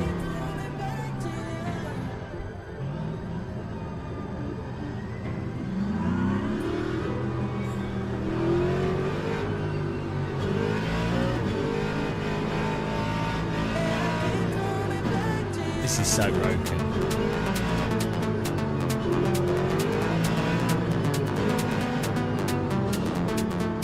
What on earth is that?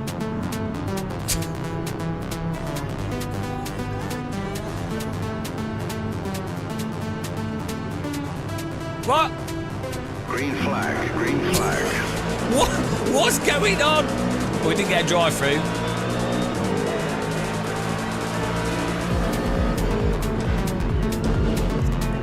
Oh, I don't want to be in the sandwich.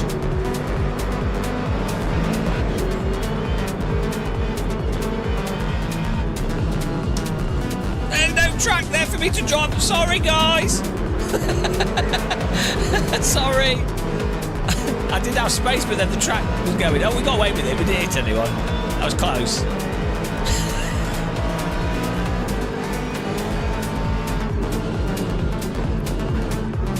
I was a bit too optimistic on my brakes. little bit overly ambitious on my brakes. We got away with it though. We didn't kill anyone. So it's all right. Nobody noticed. Fortunately, we're not live streaming this to 200 people. Oh, don't. Fortunately, there's no video record of what just occurred.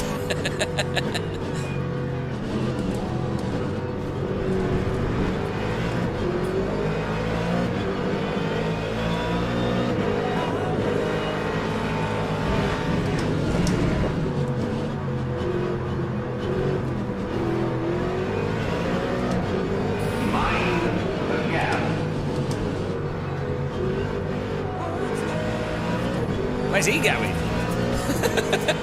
That is a line.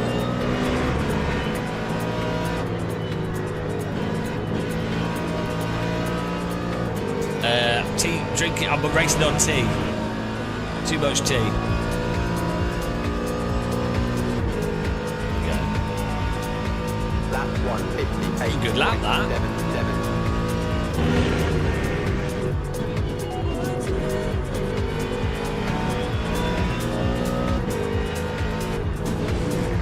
I'll drive better with higher frame rates if you ignore all the crazy stuff we just did.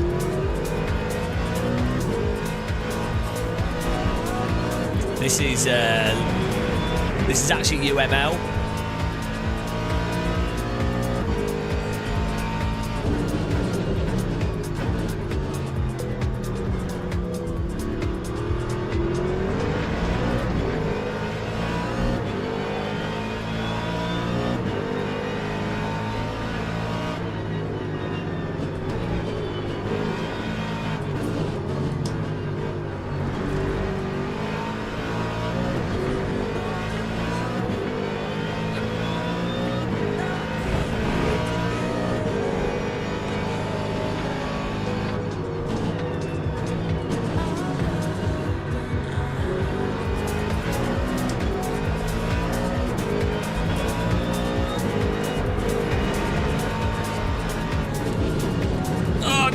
Braking zone, mate. I set myself up nicely there, and then he moved over, seeing what we were doing. Fair enough. I wasn't that far ahead, but I lined it up like I took the other apexes through those previous corners, specifically to dart back up, and then he cheekily moved across. But it's all right. I probably did what he did as well, so it's fine. Yeah, I just reactively blocked him. Time 149.28. I don't brake that much. Oh, bloody hell. Oh, he's lost it. He spun. I was going to take the wider line, hoping that he'd go in front, but then he slowed right down and then spun. Doesn't make any sense. All right. Fair play, I'll take the position. Thank you very much.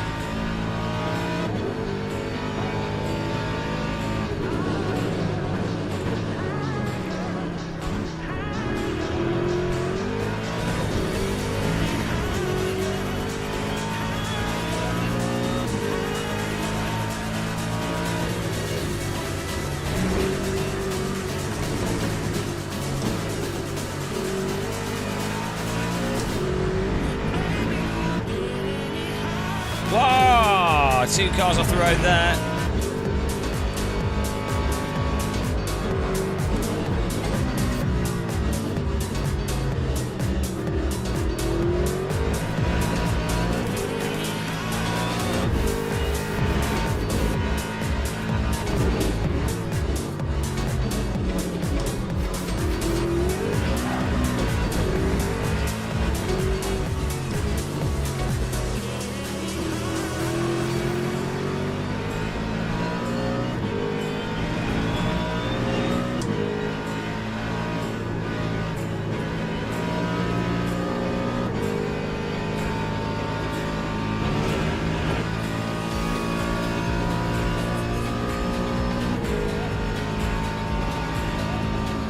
Lap 148.35.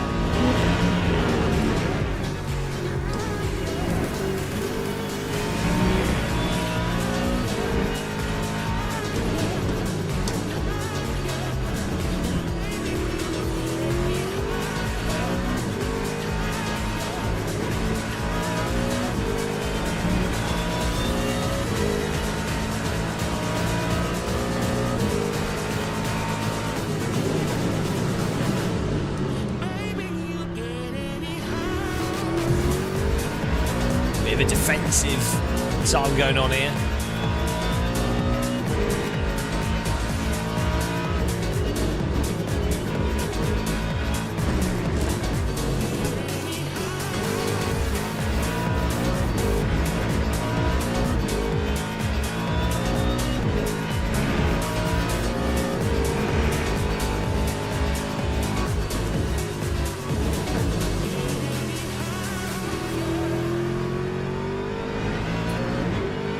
Right, yeah, AC1 just has really good force feedback for detail.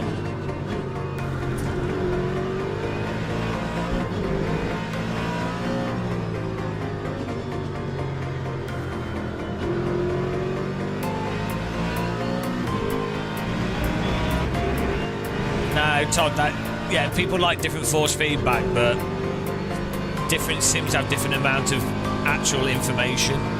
So there's a meme where people argue, like an argument from subjectivity, where people go, oh well, you know, it's all just different, it's all different preference, and it's quite a common argument that people make for stuff as a way to actually ignore the truth. And that's the case with force feedback. People do like different force feedback, but there are sims with more detailed force feedback than others. So it's not just a subjective thing.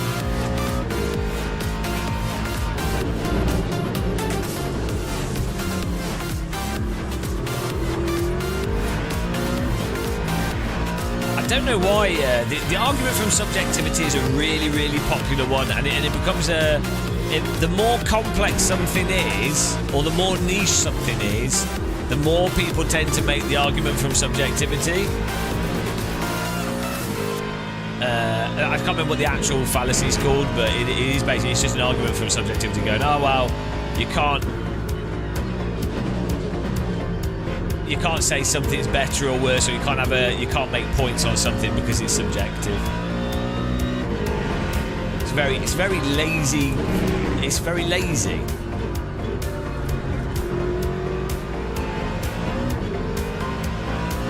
Also, it's a really common way to shut down conversations. Like, so let's say you're talking about music, which obviously music is very subjective, but let's say someone's having an interesting conversation about why they like Iron Maiden over Queen, or, you know, Metallica over whatever, why they like one music over another piece of music, right? And they're saying, oh, I like the pace, I like the tempo, I like the instruments they use, I like the vocal quality of these artists, I like these things about it, right? I like these objective components, or I subjectively like it, but these are the objective components that I think is what I like, right? And then someone will completely destroy a potentially interesting conversation, and they will go, no, it's just subjective. and they feel like they're contributing to the conversation. And they're not. They're just shutting it down. They're being useless. It's really common for anything. and also people that are either a bit... I'm not saying this is anyone in chat's done this, but I'm saying, like... You see it in politics as well all the time, where someone will be, like, making... Don't matter if it's left or right or whatever, they'll just be saying, economics or politics. I'm just having a basic conversation, thinking about different ideas. They'll just be talking about different ideas. Maybe they don't even believe in one thing or another. It's just a discussion, and then someone will go, it's just they're all the same. that's or like, yeah, it's just really weird when people shut down conversation, and ways of shutting down conversation or ways of shutting down critical thinking that are somehow accepted. It's really weird. Accepted ways of shutting down conversation. False comparison, argument from subjectivity, argument from being being offended. Like when people would go, someone would say, well, that's offensive, so you can't... They find it offensive. They find something offensive, so you then can't have a conversation about that thing. Like, I find ACC's force feedback offensive, but we can still have a conversation about it. You're addicted to Nordschleife. See, I find that offensive.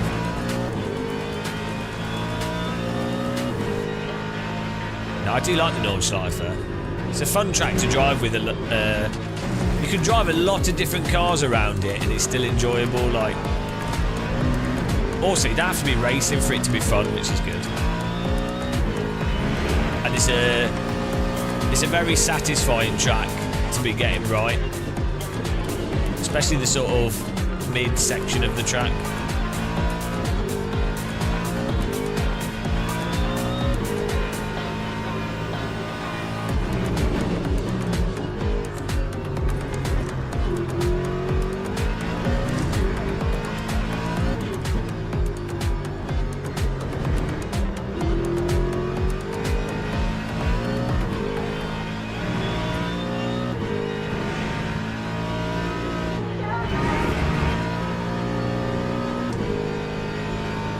Can we catch this guy? This is in 4th place. Yeah, old fast car. I do find on the Nordschleife you need a bit of downforce. That time was a 147.86. Not necessarily like a much, but I was saying that some of the vintage Formula cars, it depends on the car actually. A bit of downforce can help for making some of the corners flow even better on the Nordschleife. You only want up force.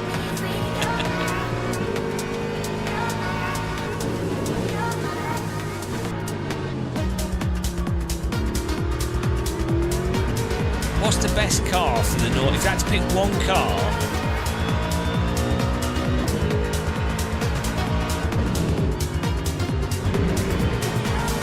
if you had to pick one car on the Nordschleife,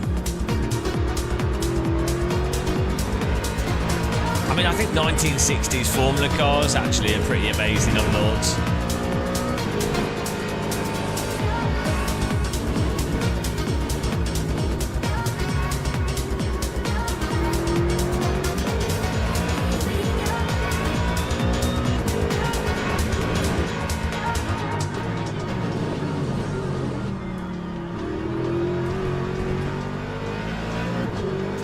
Not close enough to make these overtakes work here.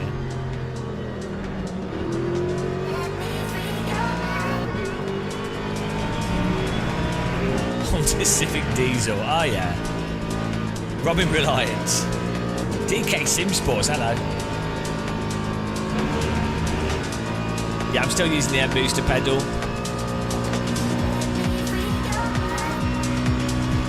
Lap 148.51.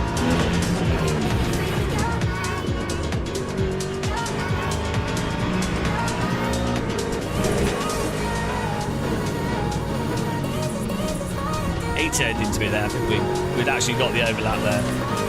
And he had space. So I think that was alright. He left the inside open.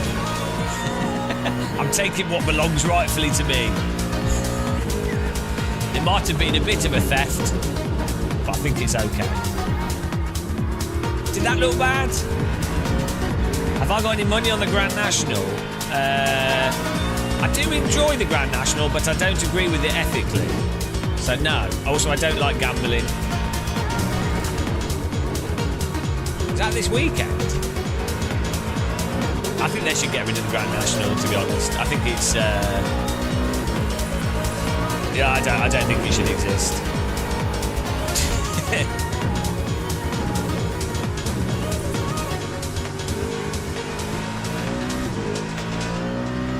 Yes, I think it's animal cruelty. I do, right. Fine, let's have a Grand National, but then let's have bullfighting as well then, and let's have dog fighting. Let's, you know, why are we going to allow horses to be like, have their legs snapped and then put down? But then why get rid of all the other fun animal cruel sports? Like, let's be consistent. Either we get rid of all animal cruelty, or we bring it all back. I say no, like in betweens. I want to see bullfighting. I want to see if an elephant can beat a horse in a battle. You know, if we're gonna torture animals, why are we allowing horses on hedges but not lions with elephants? You know.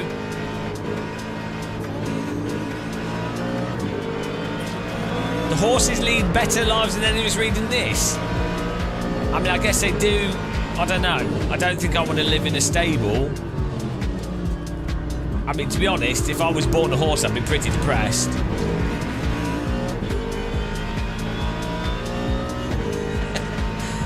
Do they lead better lives than us? I'd like to see a horse in a sim rig. They can't even drive. They've not even got hands to hold onto a steering wheel. It'd be terrible being a horse. Maybe that explains T1 Monza. It's all the horse drivers. They can't shift gear, so they're stuck. Just drive into everyone. I mean, if they ate the horses, it seems like a bit of a waste. Yeah, I don't agree with it. I say no to the Grand National.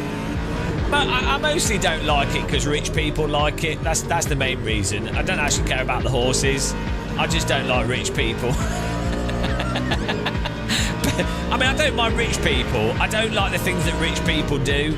That's it. Like, it's fine. Rich people are fine, but it's these rich people in helicopters. They're the worst, because that's what I would do. I would have a helicopter. I would, if I was a rich person, I'd be in a helicopter all the time, destroying the environment and driving celebrities, flying celebrities into hillsides. I'd put my son and my son's friend in a helicopter and fly it into a tree. That's what rich people like to do. But I don't blame them. It's a good way to go.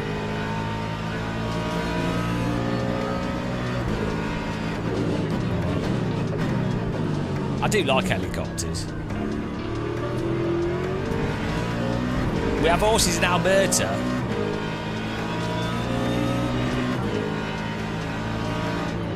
Yeah, I think I don't trust horses. They look creepy.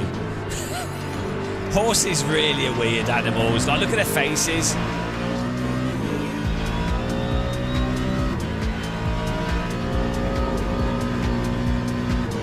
If you saw a person with a horse face, you wouldn't trust them, would you? You'd be very suspicious.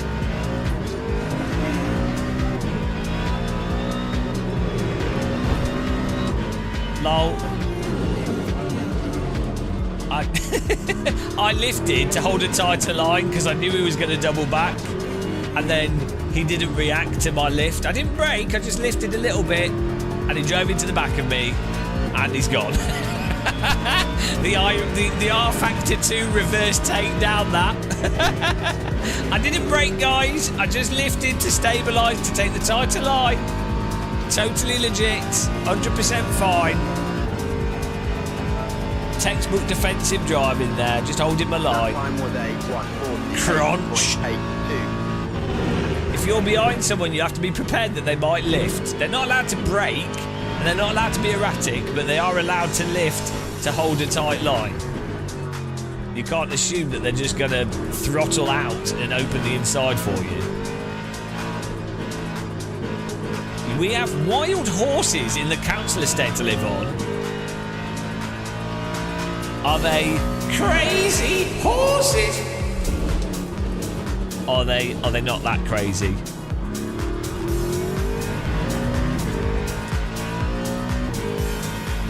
Did you see that guy that walked straight into the rotor blades with his face? No? Oh yeah, that one. That fun children's video.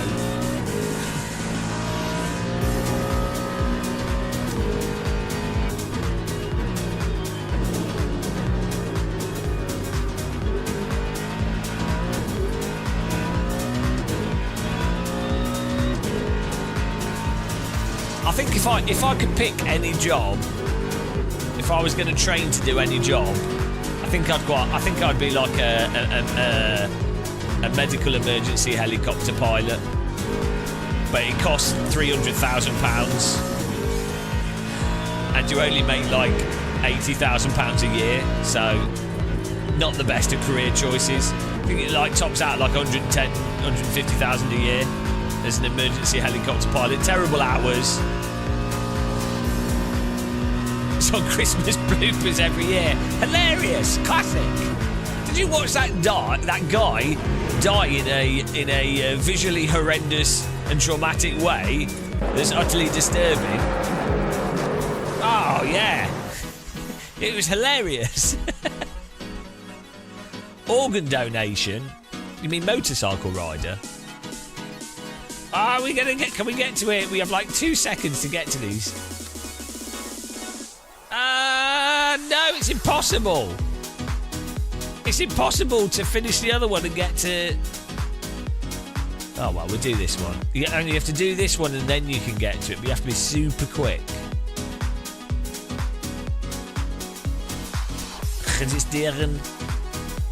I like the... I might try a different car. We've done... Because we did the Mercedes. What car should we try? We could do the Porsche again. Because we haven't driven that recently. Give it a go. I could do with a little nibble. But the Aston's quite chunky, isn't it? They're not really my... I could see why people would like the Aston, but it's not really my... it's not my style of car to drive. Thanks for following LS2GTO 2006. Hello. Were you born in 2006? You better not be. If you're born in 2006, or is that a car? Is that a car from the LS2GT 2006 a vehicle? If you were born in 2006, I'm not happy. I refuse to believe that anyone born in 2006 can actually talk. They must be like 3 years old, you know? Surely. Don't call me Shirley.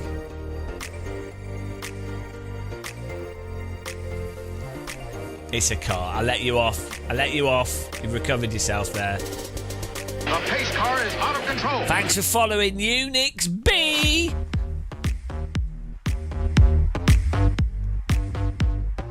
Welcome along. Appreciate the follow. Get in there. We're also on YouTube if you want to follow us over on that place. Right. I'll be back in a minute. I'm going to get a quick sandwich before this starts in 2 minutes.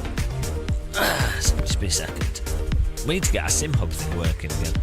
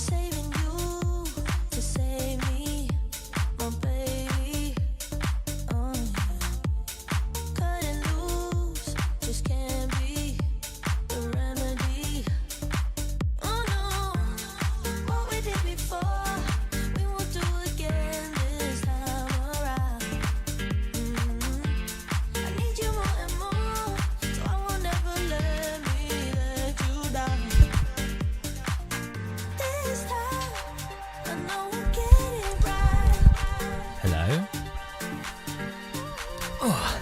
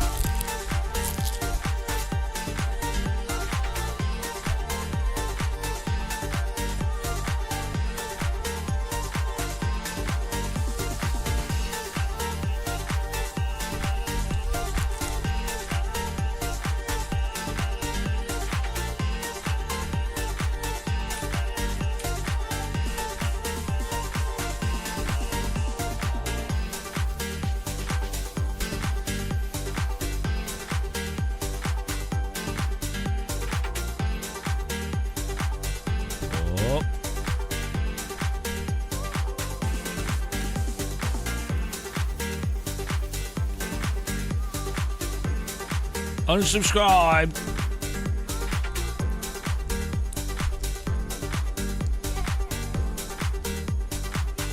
Eat my spinach, spinach and pickle and cheese fajita.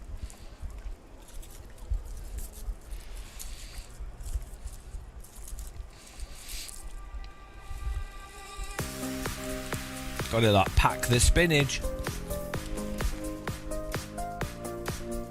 I quite like baby leaf spinach. Just eat bags of the stuff.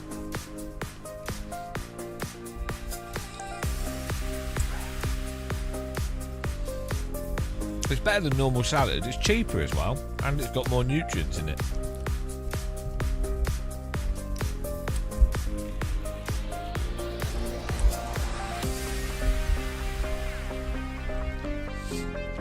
It must be really easy to grow.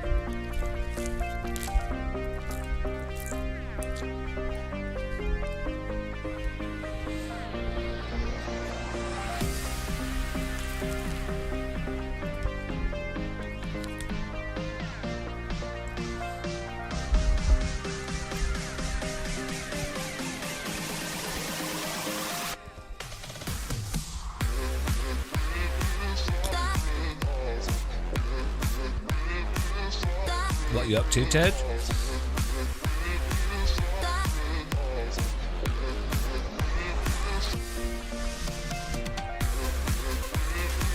I should probably go kayaking, but I haven't much energy. So instead we're sim racing.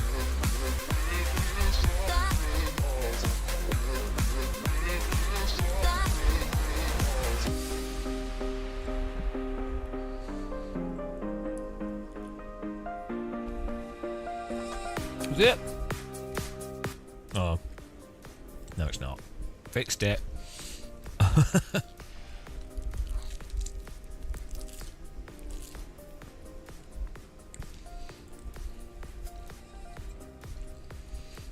We were just listening to some bangers, that's all, you know, banger tunes. Absolute banger.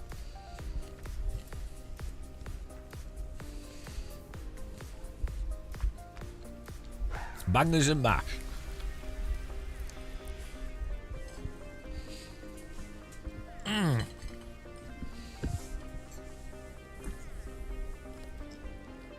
Cheese and tea go together really well.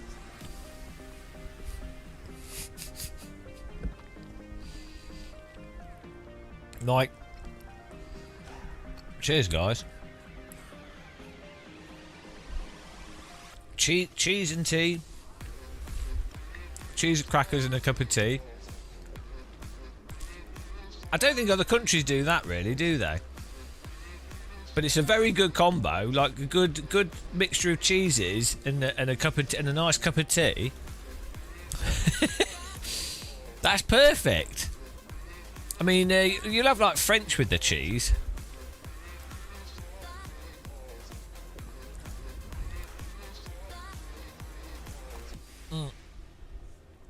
But yeah, good cheese with a good cup of tea. It's top notch. Especially if you've got, hello Tony, especially if you've got like a you know, cheeses with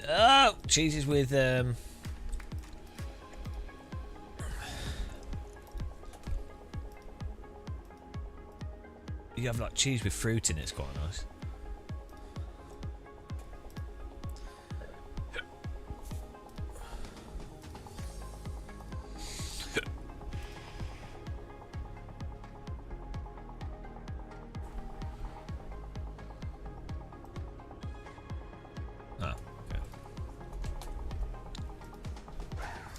Just testing OBS here, recording whilst we're driving. Hang on, GoPro Pablo Lopez is in here. Hang on. He's probably live streaming. Teams and drivers go to the grid for a race start. Pablo.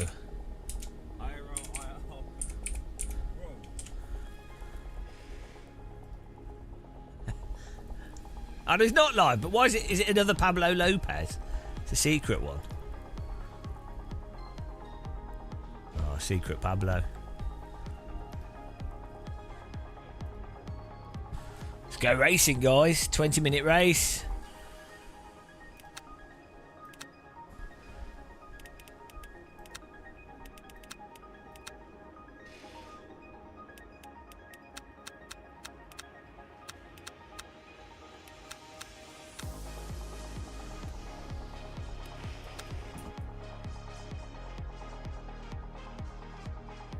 Ah, wrong tyres! Ah!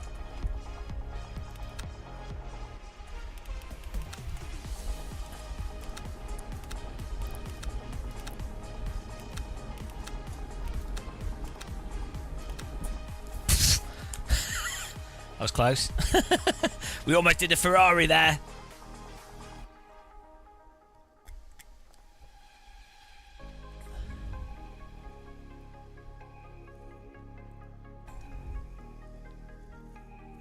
Hope we got enough fuel. Formation lap has started. Porsche might use more fuel. Oh well. I'm sure we'll be fine. Here we go. You ready, guys?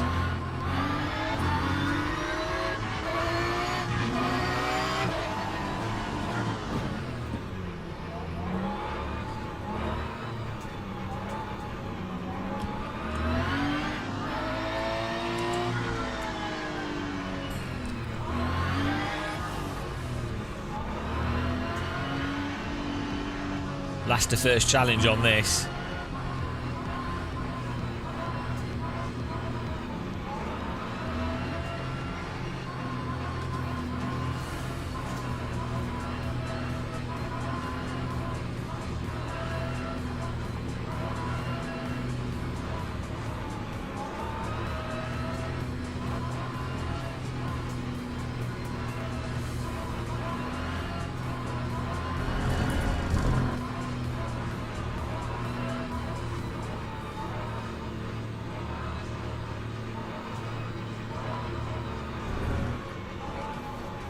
Green flag, green flag.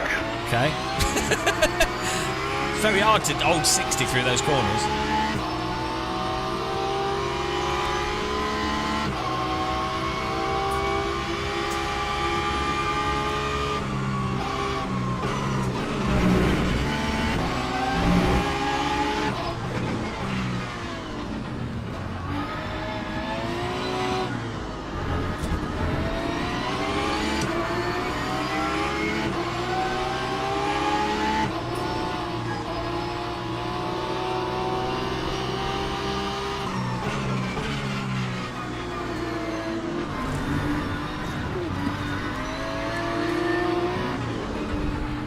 Not sure what they're doing.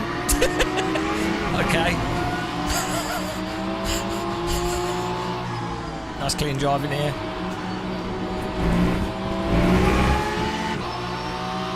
Bloody hell.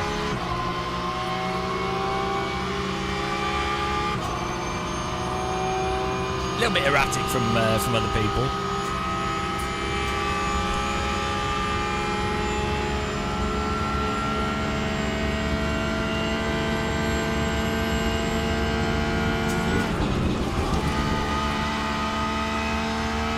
Just punted me.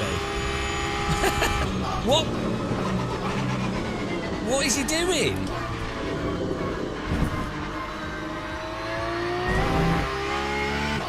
What are they doing?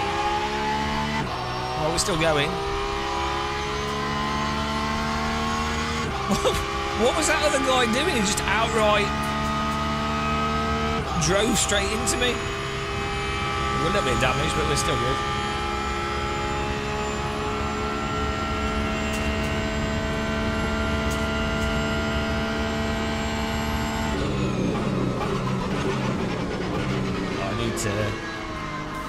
Need more rear brake bites. Car's not oversteering at all.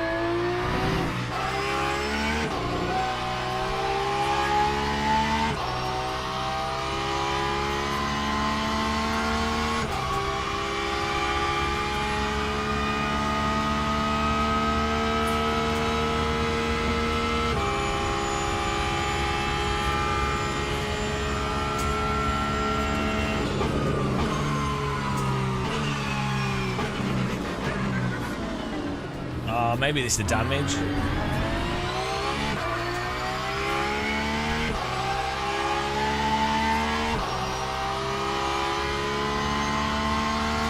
Hello, Simply Dabble. How's it going, man?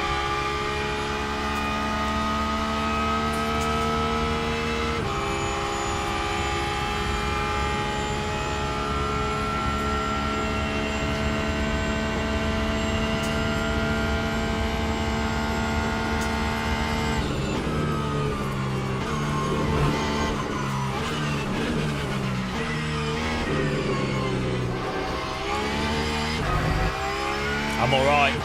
Despite getting punted, we're fighting on.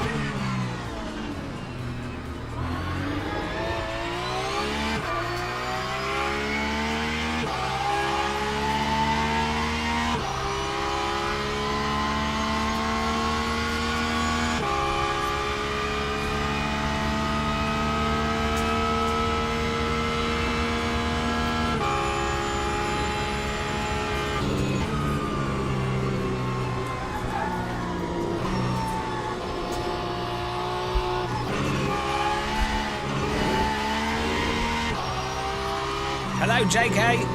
Welcome back. This car's a bit weird, and the McLaren drives this a lot better. This is alright, it's just a bit weird though.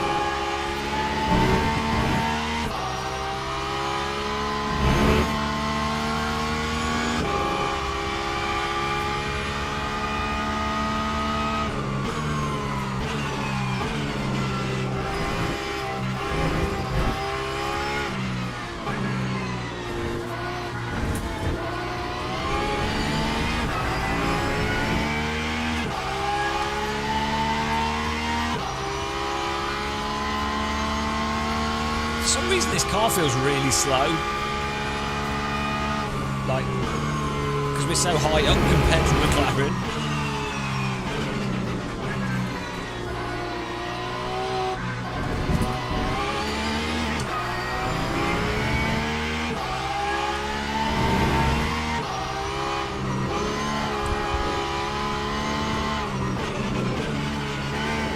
back in the gaggle here.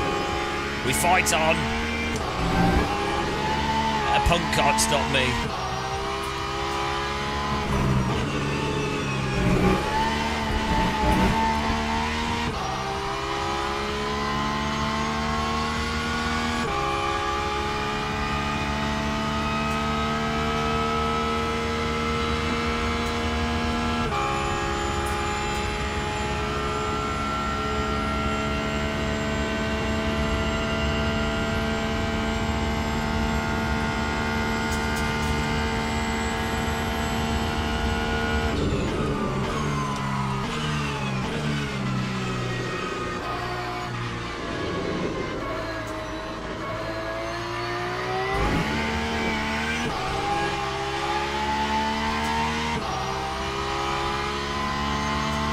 .1 second gap.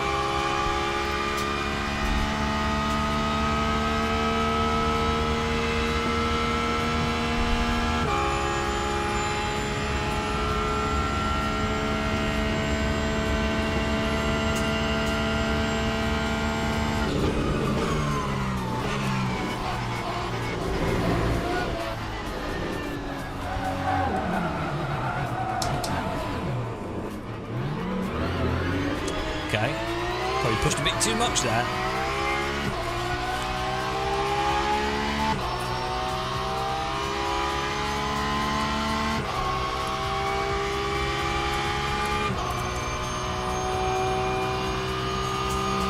Yeah, the Porsche doesn't like the wet as much as the McLaren.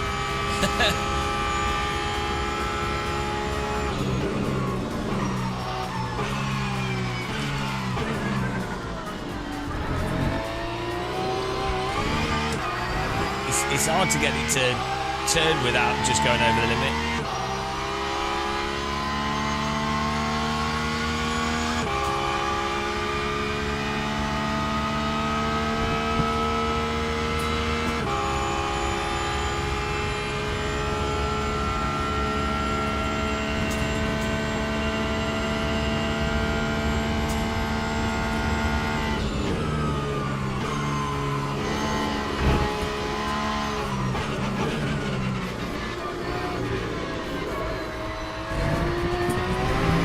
Might be the setup of the car might just be a bit understeering.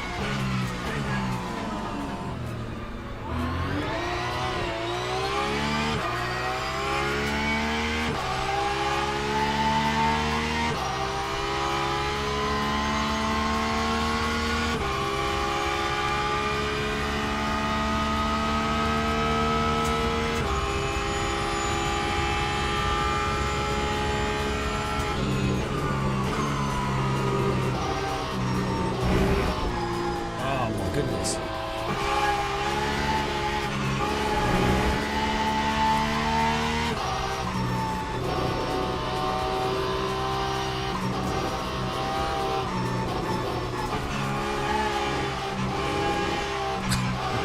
Well, this car's a little bit...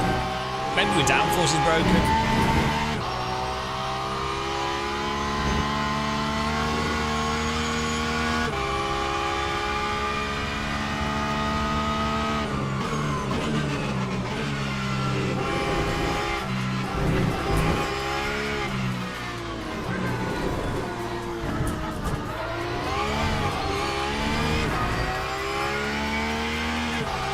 Lap 4, 29.99.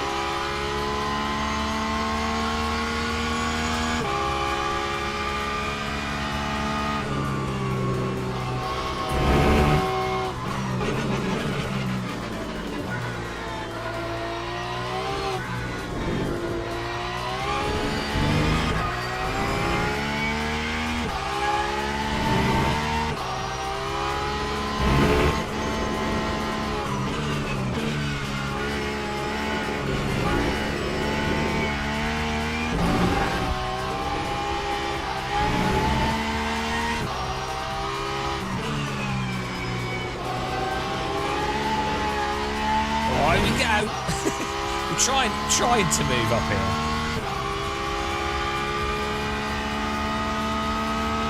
Hope we have enough fuel. Porsches are just more rotating, but it rotates over the limit. So it rotates, but not in a way that's useful. So you have to just be careful. But it's quite good. That's quite a nice thing normally with the Porsche that it turns in.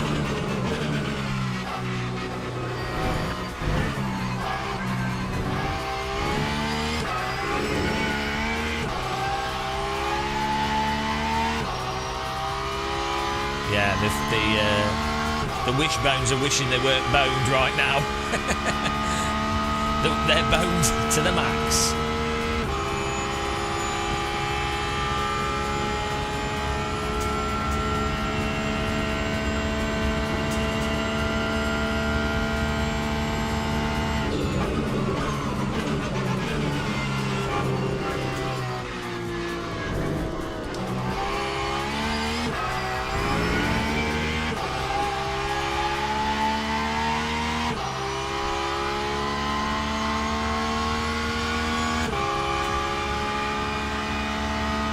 We haven't had any blue screens or anything. We're recording on OBS on the other screen here at 4K. Not noticing any issues, which is nice.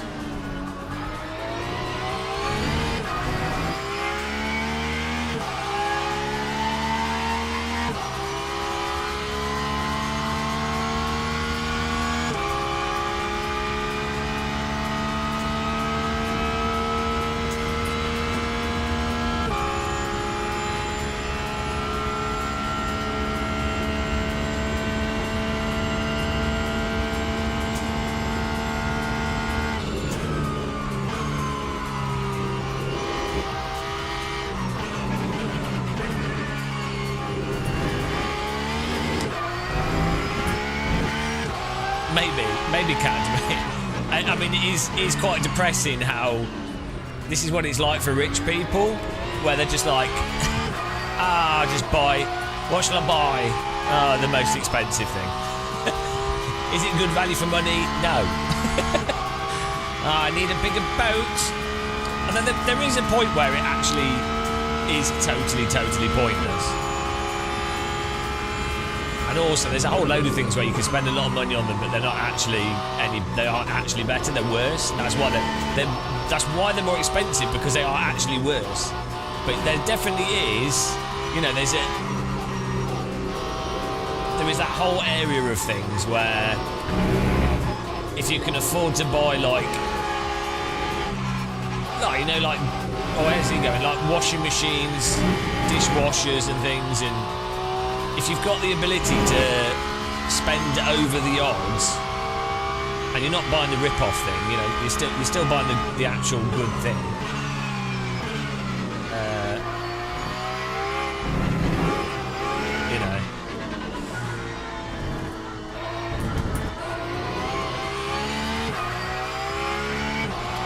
Consumerism brings you happiness. What kind of happiness, though? At what cost? I don't think it brings you happiness. Sitting in a field does.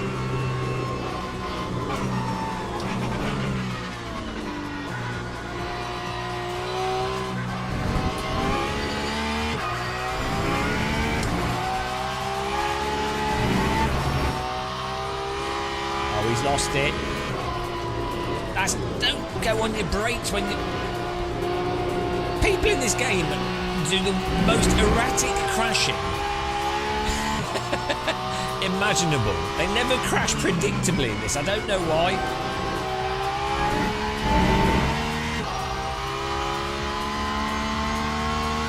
Hello. Filing account. How you doing, man?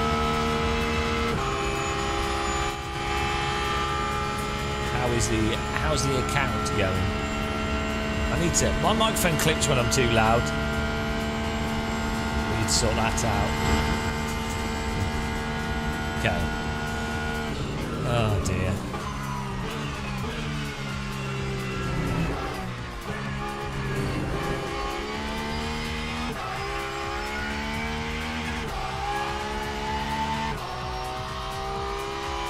Stop. No, well, I don't need them though. This is the thing. I don't need them.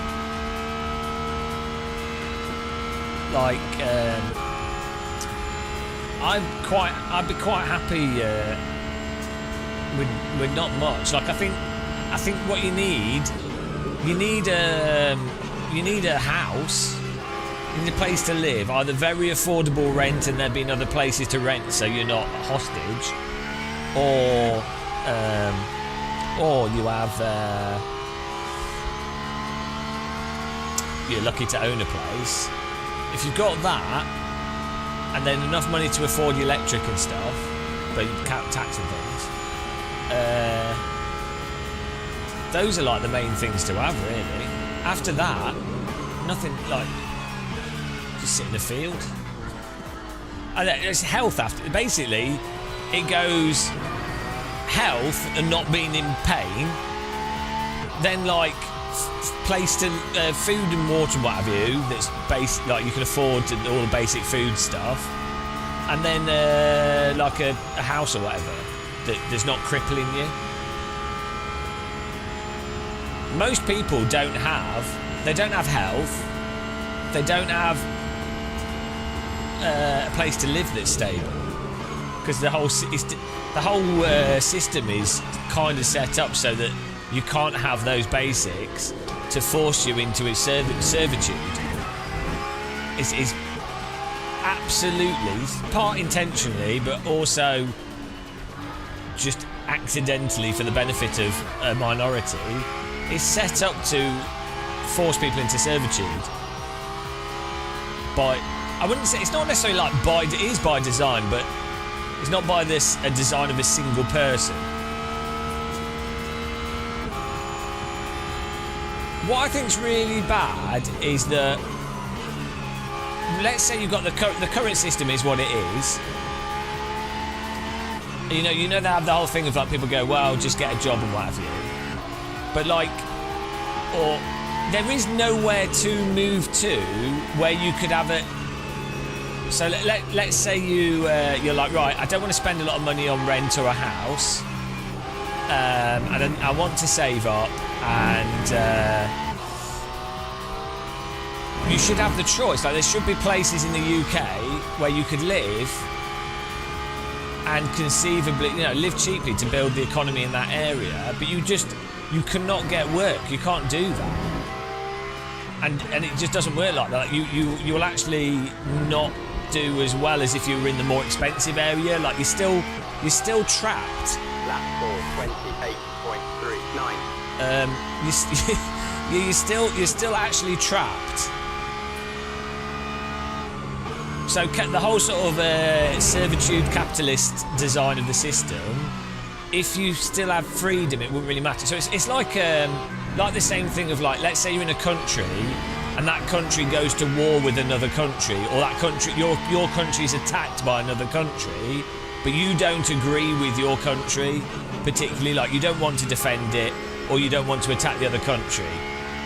If the people of that country have the ability to leave it and go, well, yeah, no, I don't want to be here, I don't agree with it, I don't want to take part in this, then if they can choose to leave and that's possible, then it means that wars and things aren't necessarily as bad. Like, if the people fighting in them are all fighting because they believe in it, they want to do it. It's like someone decides to go base jumping, and it's very dangerous, but they've decided to do that, so fine. You don't have to go base jumping. So it's the same with like work and making money.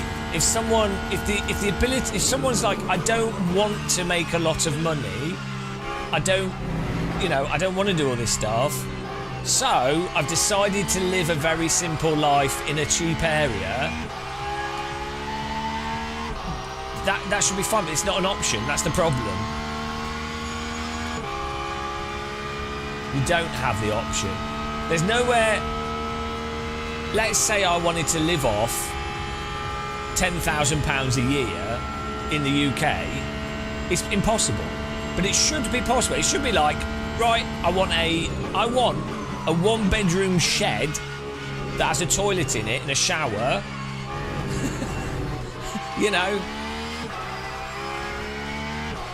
I want to grow my own vegetables.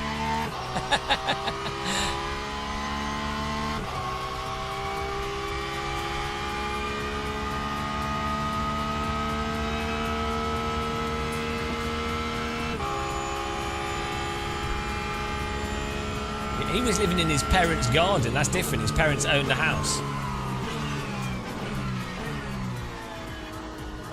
But it should be that it should be that someone could go. Like, it shouldn't be hard to get a basic flat. Like, it's 2025, right? There should be like a basic, clean, modern flat, which is a one-bedroom flat with a sitting room, basic kitchen, shower. You know, just clean and basic, not big, just basic, insulated, solar powered. That should be available for like £500 a month, and that, you know, that should just be the normal. It might not be like, oh, it's luxurious and oh, it's all this stuff, but it should be entirely functional for that price. No, but that's what I'm saying, Captain Debate. The problem is, 10k should be enough if with the resource availability.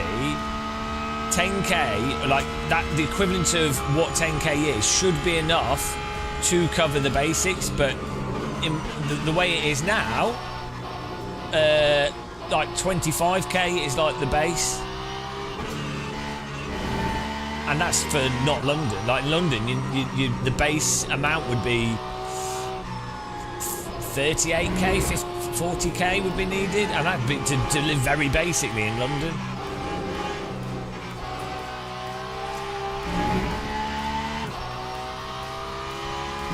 You can't get council houses that easily. It's not. You can't just go, oh right, I'm going to go and stay in a council house now. You used to be able to.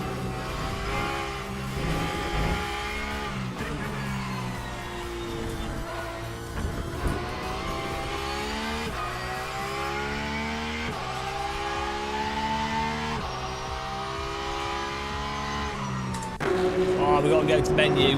14th. See if we can get this. See if we miss the next race or we actually get into it. It's so tight.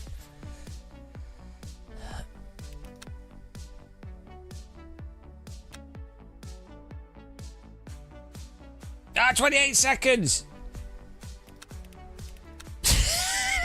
The race with this game is getting through the menu, not the driving. The Porsche is surprisingly stable, yeah.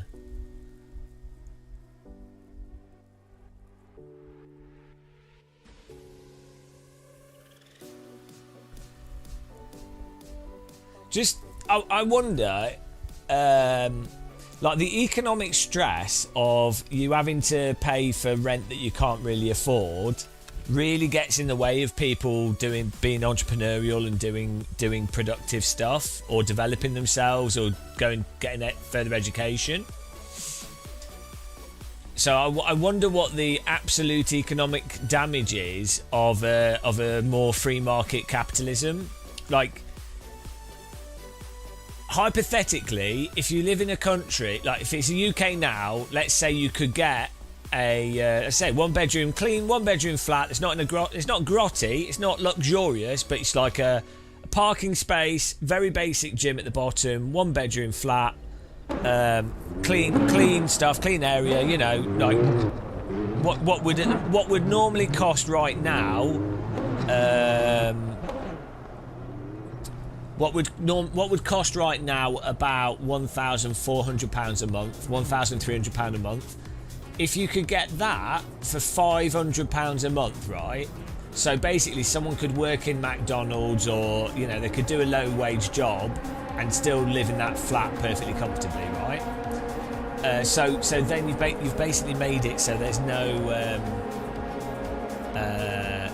they're not economically under pressure constantly to not get evicted, right?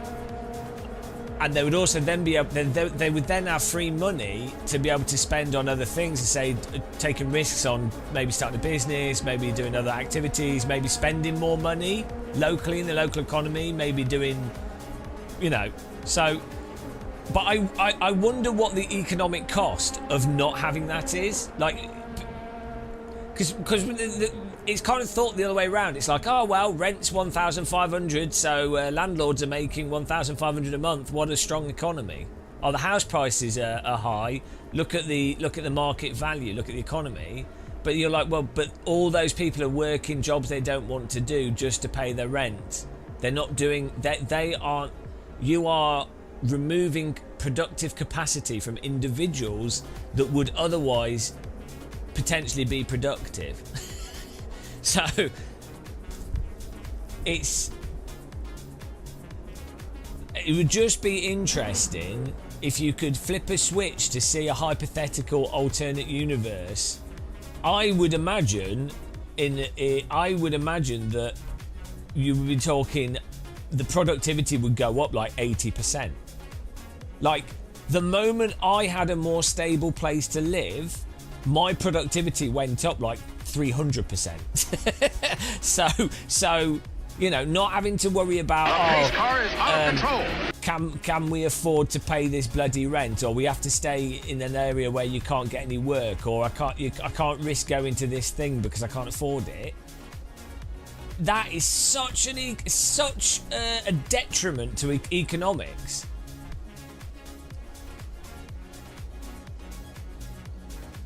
Yeah, it would benefit everyone, that's true. That'd be a disaster, wouldn't it? People would be happy.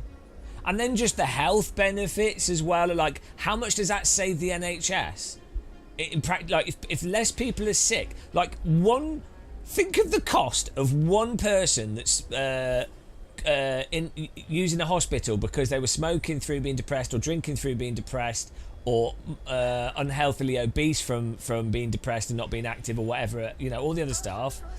That one patient probably costs between £15,000 and £100,000 a year on the NHS directly. But then if you actually added in, well, how much does it cost in terms of if they weren't in hospital and they were being productive?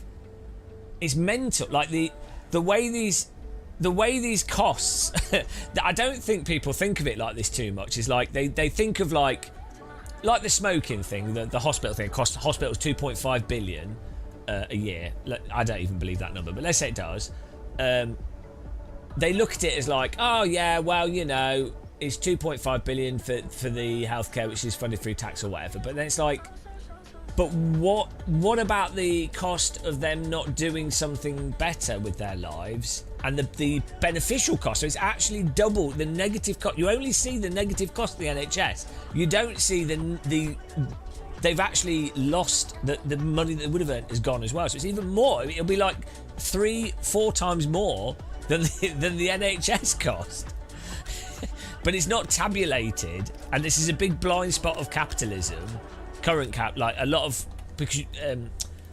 the way people frame markets and GDP and everything is they can only really talk about what's on a ledger. But unfortunately, most of real economies are not on a ledger. Most of the costs are hidden. We're discussing the cost of watching this live stream and me ranting about economics all the time when I don't understand it that well.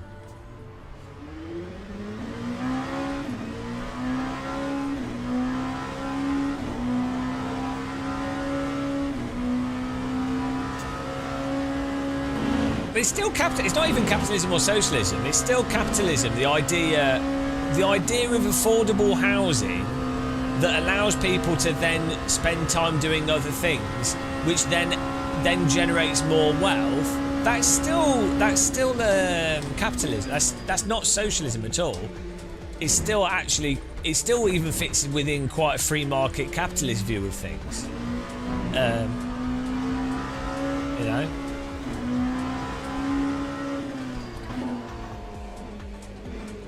I think a lot of this stuff is like political framing. So like the idea of affordable so people don't like the idea of giving stuff to people for free, but free as a word, when you're talking about national economics, is actually a very ill-defined word. Like, what is actually free? And what that means is there's a lot of political spin doctoring and wiggle room for you to be able to redefine what's free or what's still a cost. But then for some reason we have a narrative. We have a framing and narrative of what's free and what isn't free based off, like we have a sort of Orwellian framing of the way of the perception of the word free.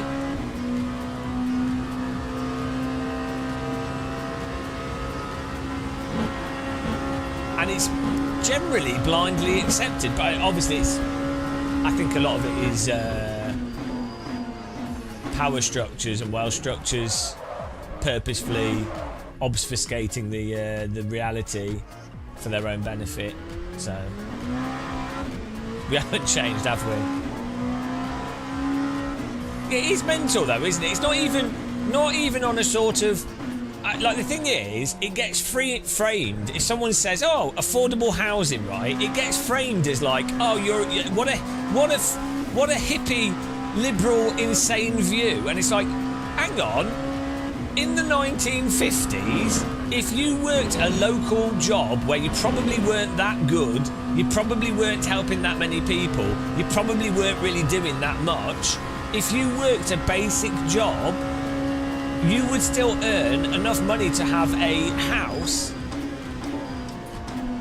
Like in America, you'd have enough money to have a house, a garage, a ride-on lawnmower. Do you know, like, with children, you can have 4 children, 5 children, and it's like, so what? Is the claim that 1950s America, which is notorious for being socialist, is the claim that ironically, the slogans of like MAGA, which is obviously all load BS, but like Make America Great Again, ironically, obviously they've captured through distortion the actual reality of, like, actually it is a reasonable argument to say Make America Great Again, but the way to do it and the thing that would make it great would be to return to a state where someone that's doing a normal job can easily afford where they live and basic food. So, and that's obviously how people that interpret Make America Great Again are actually seeing it. Well, and then the modern left or the modern neoliberals interpret it from oh, it's just racist. I mean, obviously there's a lot of racism behind it as well, but like, it's just interesting how language and words and ideas are so distorted, like arbitrarily distorted.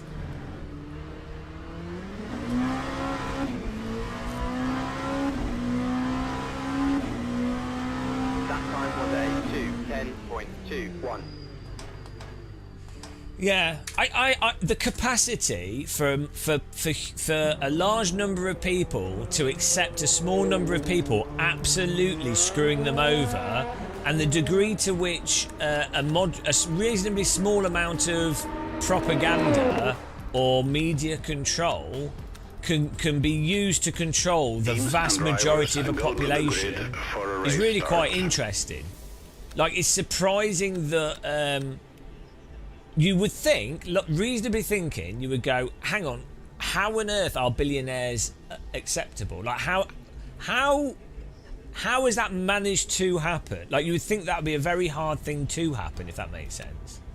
Because it's like, oh, if anybody was in front of you, and if you were in a room and one person said, right, I'm taking 99.8% of this room, I'm taking the window view, I'm taking the central heating, I'm also get all the deliveries go to me, and you can have like a chip of my delivery. If that was in a room, people would beat that person up. Like, they would not they wouldn't get away with it.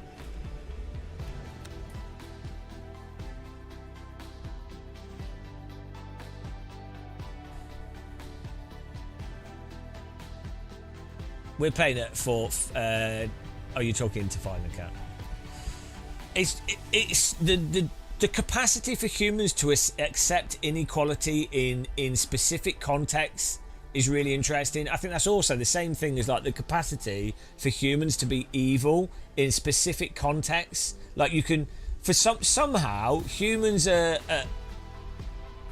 they'll be very regimented in their thinking on a whole bunch of stuff, and then you can give some seemingly acceptable justification, and they'll be like, yep, Right, all morals gone.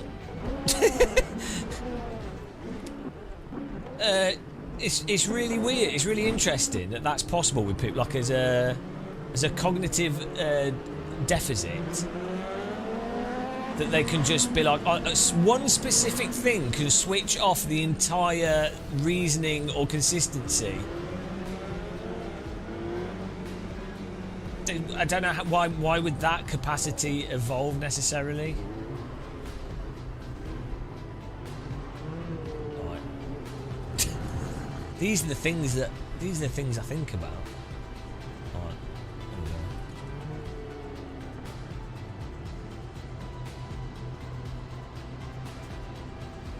Green flag, green flag.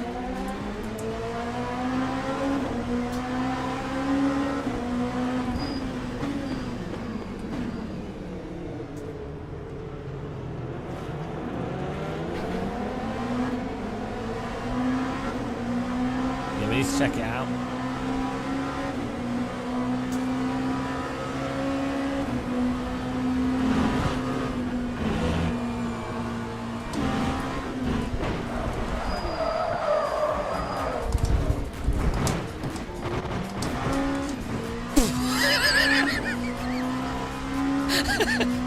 Everything is fine. How we got away with that with just a little bit of rear bumper damage. And that is how you get into 8th place. The pace car is out of control. Flat spots and a rear bumper scrape. I was fully in control through that situation.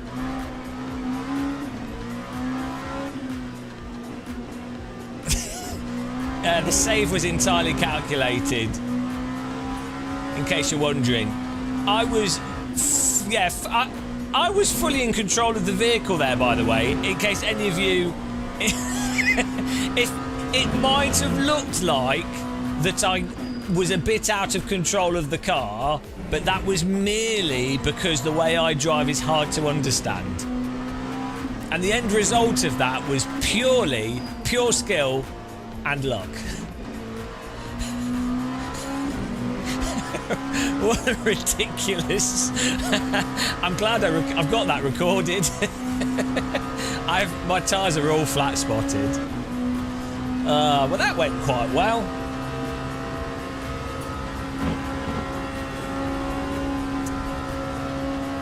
The statistical probability of that working out, I don't think that's going to happen again.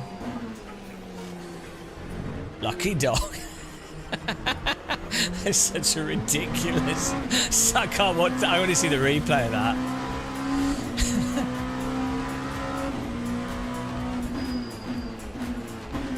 Filing account. After this race, we can have a see if we can think of something to fix.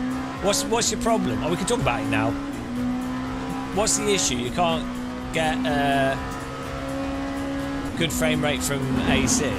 Did you try reinstalling it, shader patch, pure and everything, just to like eliminate it, all the variables? Oh man, we're driving squares, guys. Every wheel is flat spotted. Oh, Evo, not AC1. Yeah, I would just wait, to be honest. They're doing quite significant work on it, so I would. There was also there's some fundamental issues with the engine at the moment. So, just wait. They'll be working hard on it, you know. Because I spend a lot of time messing around with it, and you get to a point with games that are in beta or alpha that ultimately you're just wasting your time unless you're the developer actually working on the game. You're wasting your time. I think Evo will end up being quite good, though, to be honest. Like, yeah.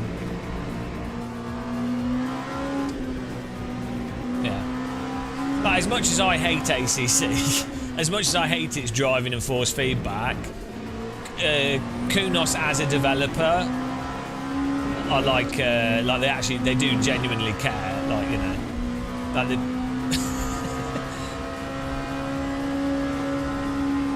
they're not like some developers that just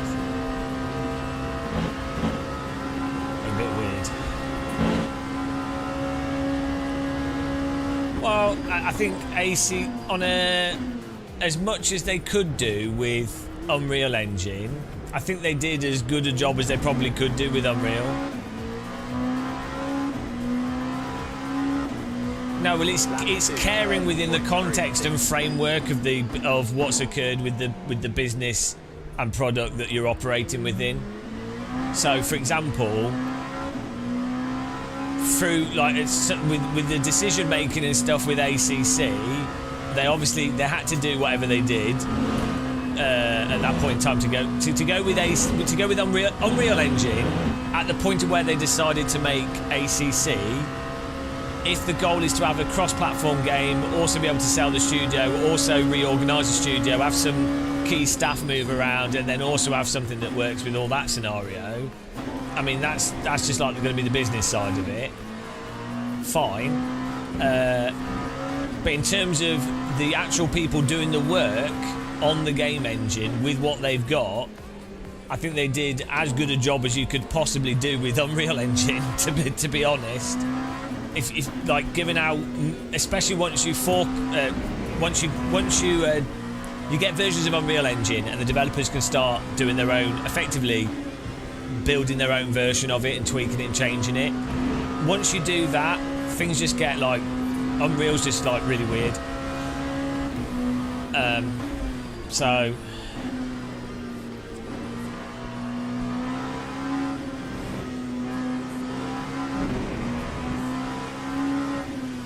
I think Unreal can work with racing, but I think it's just it depends. There's a whole bunch of variables. It depends on the degree, what type of game you're making, what you change with Unreal Engine. I think Unreal 5 is a lot less worse than Unreal 4. I think there's like, it's, if VR is a priority or not, that's a whole big thing. If you're using the deferred rendering or the forward rendering, it depends which version of Unreal you end up forking. It depends on the type of the project. Like, there's so many things. Like, but yeah, generally speaking, now I don't think if I had £5 million to develop a racing sim, I wouldn't use Unreal Engine. Or £2 million, I wouldn't use Unreal Engine myself. But then the thing is, it's so risky. Like, from a game development perspective, if you want a game to sell, you want to make money as a business, you need to sell cross-platform. So you need a game engine that works cross-platform, and then you need like a game engine that staff can work on and are familiar with, and that you can employ staff for. And if you're building your own engine, unless you've got like a genius programmer that you can guarantee is part of the project, you can get trapped into a situation where you've just got something that's absolutely totally worthless. So I can really see why people do go with Unreal.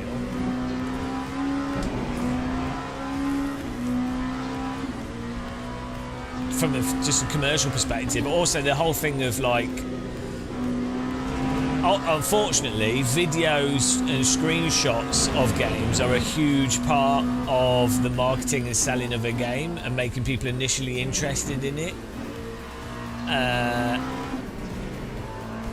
Even with driving games. And so, I mean, you could have your own, you could build your own custom engine that's really nice and looks pretty great, but people could just end up ignoring it because they're like, wow, it looks dated. So, but then also if you have a feature set of like dynamic lights, day, night, rain, all these things that maybe are expected, that's so much work to build into a graphics engine. It's so much work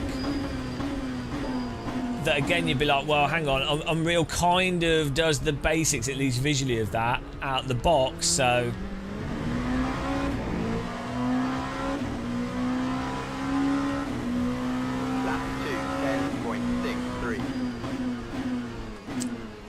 Yeah, it's just game development's complicated.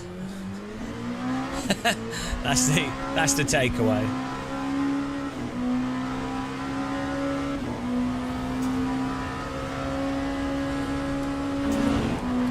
But So the point I make with Kunos and a lot of sim developers, to be honest, you know, they're trying to do, they are genuinely working really hard and trying to do, they actually do care about the underlying product, but then they're always going to be trapped within the structures and decisions that they made previously.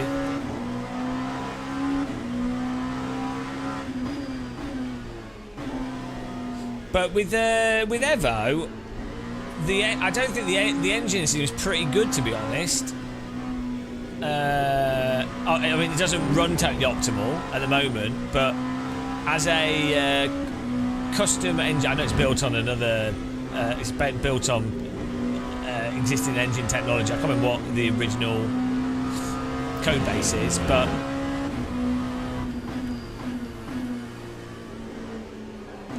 I can see it working pretty well, like graphically. It uses like modern processes. Frame time is pretty good. It's just hard to get a good frame rate out of it at the moment.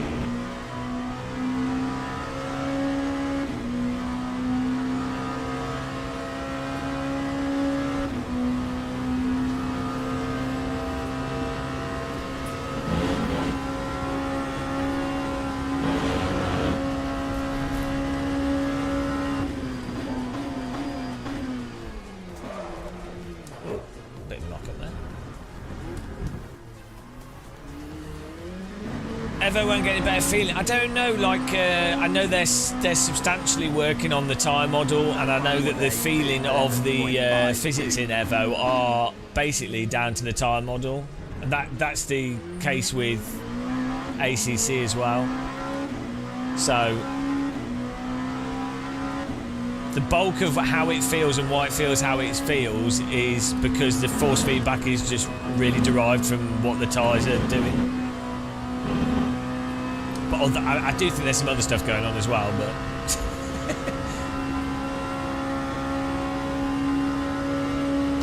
I think with ACC there's some other things happening as well with that. I mean, GT3 cars are terrible generally speaking, but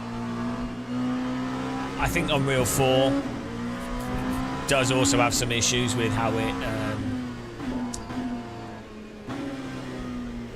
it affects. Unreal 4 seems to have issues when you're communicating to devices, from getting stuff from the simulator out to devices, so like force feedback, for example, or if you have peripherals that you're interacting with.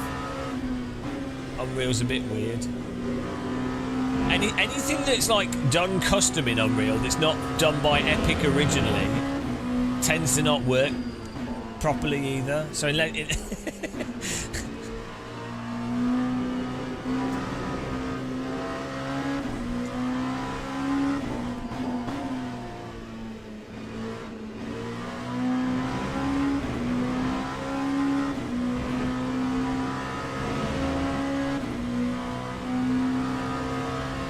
I don't think mods are. I actually think it's the opposite. I think mods would be are actually a bad idea for Evo. I think the ideal thing for Evo as a commercial product would be for them to internally do a lot of road car components, wheel rims, paint jobs, all this stupid stuff, like the Forza stuff. Make sure that the in-game credit system works well.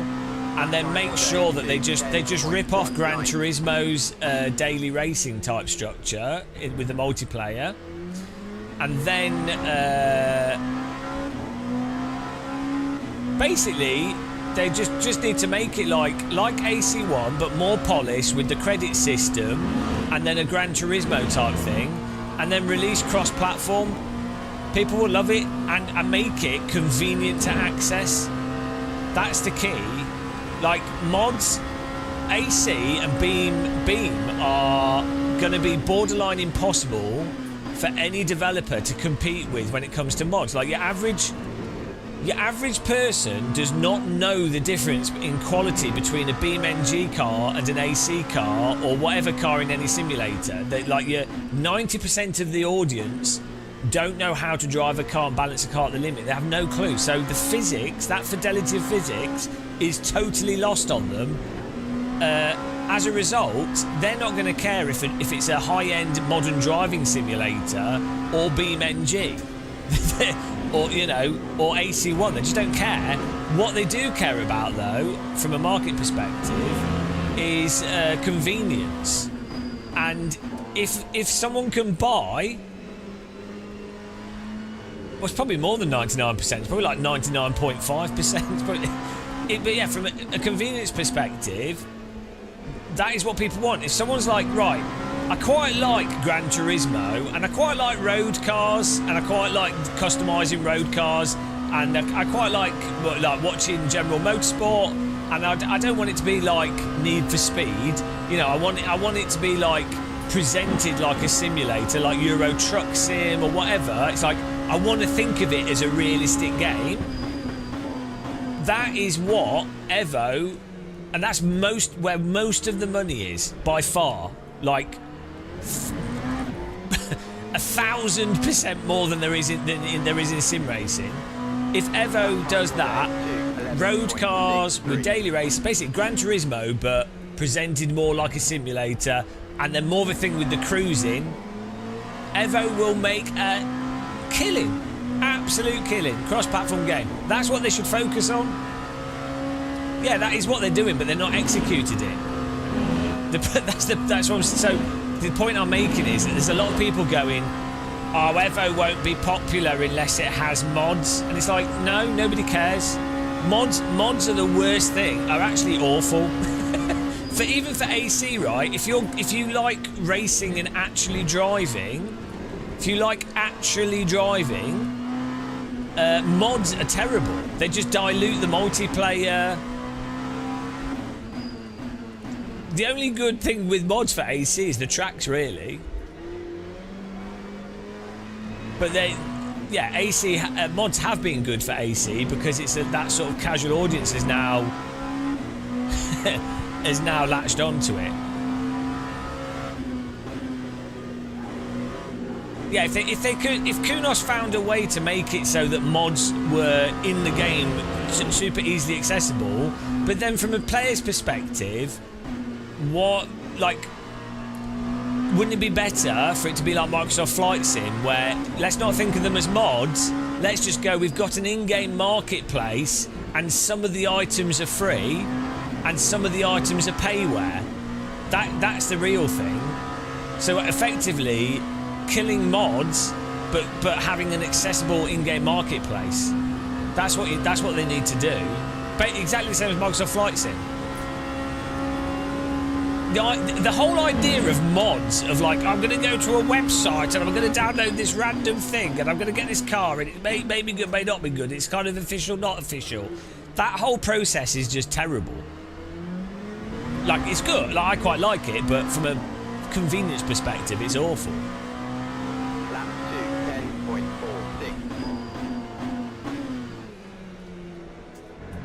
Yeah, but AC exists already, so... Like, that paradigm of modding and it being an open platform already exists in AC and BeamNG. I don't know how you compete with established modding platforms like that if you're building a new game. This is the thing. Like, what could Kunos do? Like, think of it this way. Would it make more sense for Kunos to make Evo and have mods in it, or would it not have just made more sense for them to just keep developing AC1, right? And the consumers obviously would be aware of that.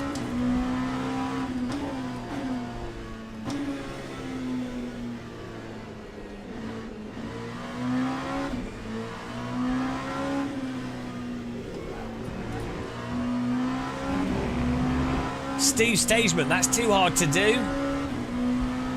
Like, something like that could never be done. I mean, God. Imagine if, hypothetically, in the 90s, first-person shooters were doing that on 56k modems.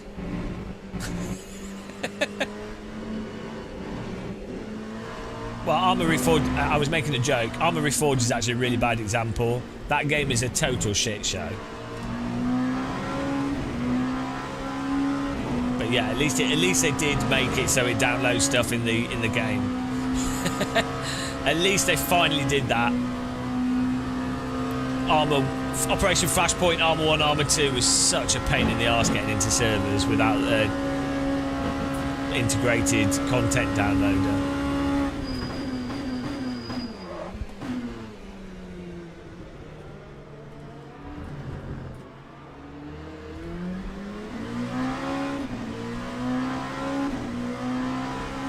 Well, the problem with the issue with AMS1 is that its game engine is genuinely dated, like graphically.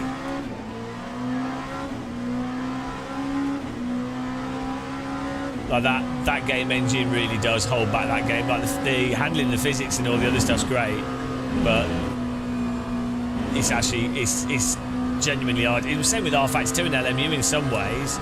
It's hard to actually run it, relatively speaking, on modern hardware. Even iRacing has that issue, which is why they're gradually moving to a new engine.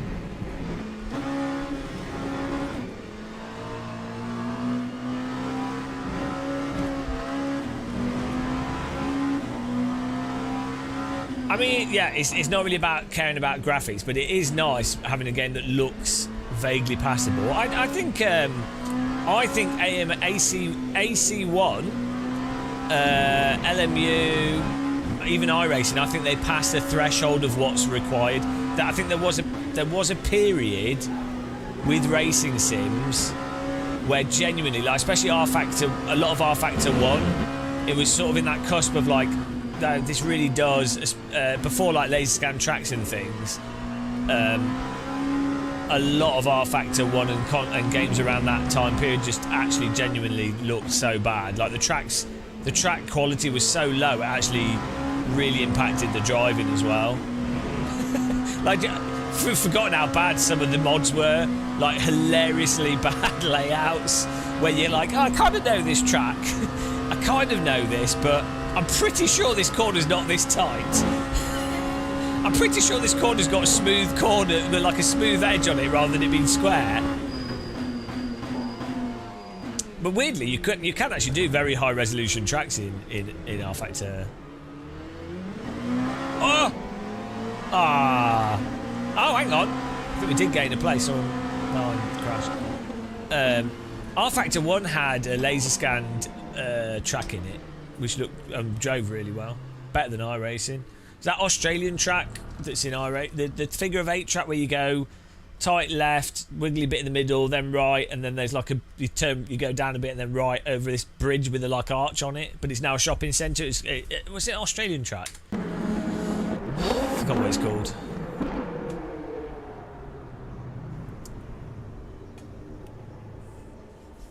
But 5th place is pretty good. Oh no, replay. I don't want to miss the bloody... Well, we can look at the replay. Here we go.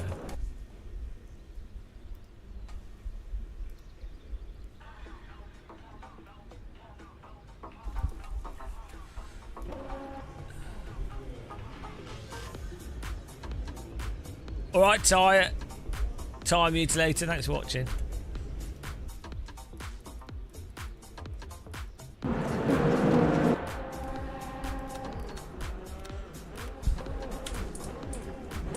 There we go, let's...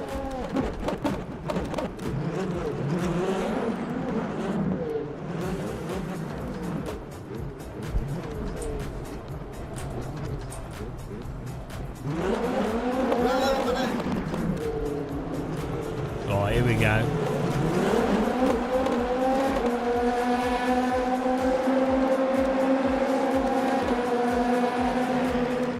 Ah! Well, everybody, we'll have to go to the replay. We'll load it up.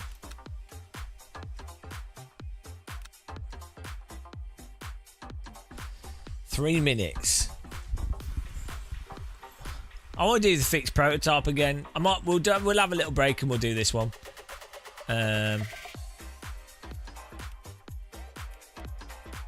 Replay.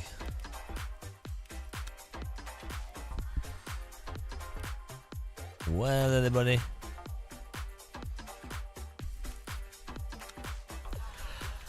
Whew.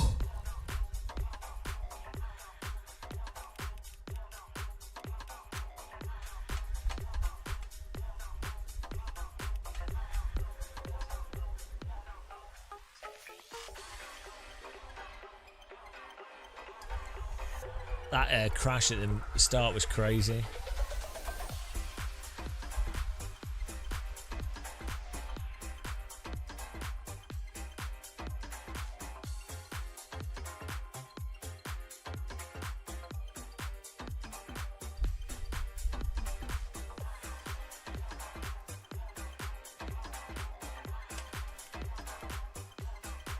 Ah, there we go. I had the wrong audio settings on my...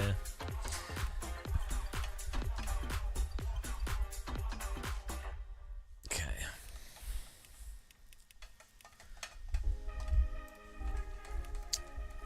Where is it? Where's the replay in this? Am I stupid? Well, we know I am, but... Here we go.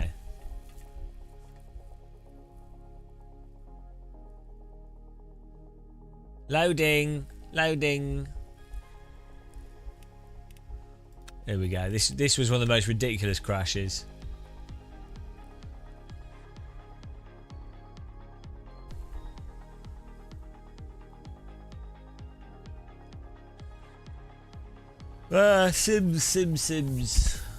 Simulazione. Put your Sims in the bins.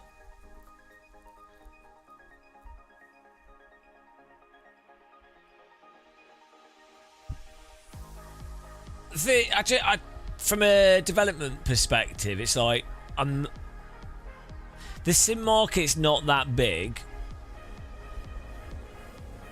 and so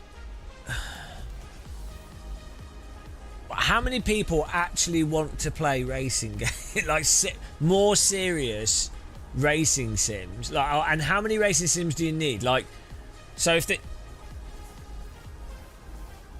if you're like iRacing, put aside its physics, fulfills the need of people that want to be competitive. They want to use a wheel and pedals to be competitive against other people on tracks and cars that they know. I like, the physics is shit, but like, put that to one side. iRacing does that and appeals to most people that want that, right? I guess you could basically, there's room in the market that if someone did another iRacing but was cheaper or significantly better in physics or significantly better in other things, you could basically take away players from iRacing and also get some more players generally, because it's not a zero-sum game. Fine, and you could say like, okay, that's what like an LMU does or whatever, or some other title. Great, that's like two sims that can do that. Outside of that, most people that want to be playing driving games, like most of the audience of driving games, are people that's basically consumerism based, fans of cars and car culture because of the marketing that surrounds cars, and so they want to engage with the car culture stuff, mostly because it's a very marketing consumerist area. So I think you can have a big audience for that, and that, but then that is what that's what Forza basically caters to. If it, you know, Forza Horizon especially. So that's kind of like a bit wrapped up by Forza. But I wonder how many Forzas can you have before the consumer's like, oh, hang on, this is just another Forza on board of it. Like with the first-person shooters. You can only have so many first-person shooters. Like, at the end of the day, like, people are a bit like, okay, there's Call of Duty and Battlefield. There's a limit to how many of the same game, effectively, that consumers will justify getting. So I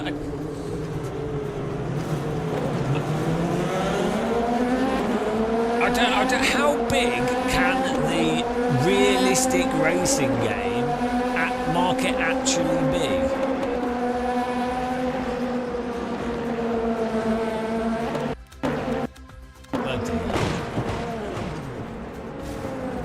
Oh my goodness. Well, he drove into us. How did he drive into us after we missed all that? This guy's rolling backwards. Oh my goodness.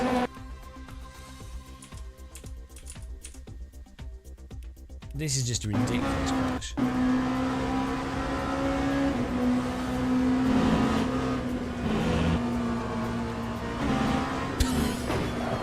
And that guy's reversing as well. So this guy... this guy's reversing. So I had to flick my car, and then that flicked it into the wall over here. And then I see this guy is reversing towards us, so I'm like, shit. But then I'm also trying to catch the car here. We do a bit of brake accelerator, iRacing trick here. It works and everything. It's a good trick. Brake accelerator catch.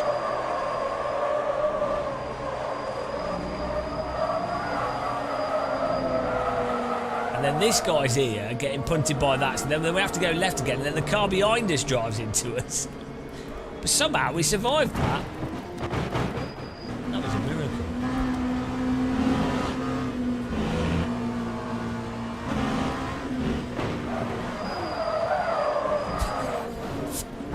Calculated. The cars behind us are all wrecking. Nobody expected us to catch that.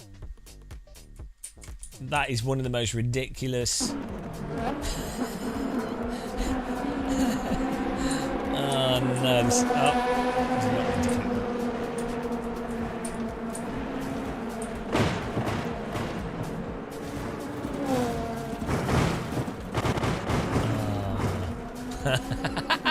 car behind.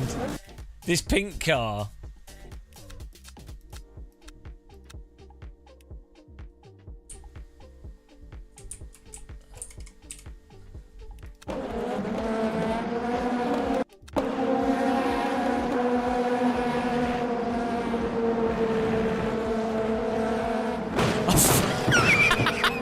The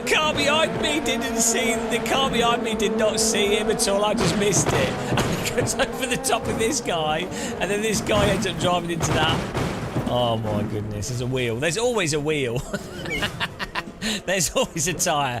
When it's a bad crash, there's always a tyre. It's like a comedic rule. Oh, I love how this guy did not see the car at all. Look at this.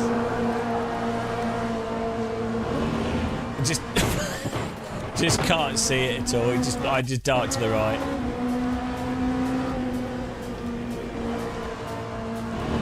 No, there he is.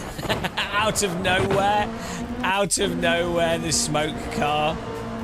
Right, no car. There it is. There it is. And I move to the right, and he just nails him. Oh dear.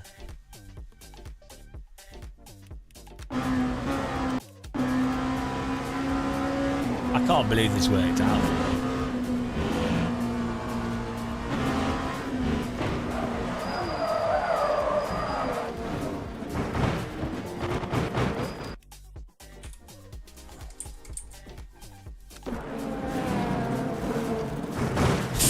The big car driving into them.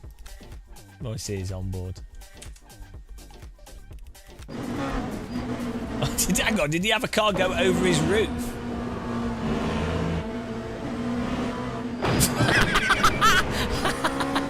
And then he sees this guy.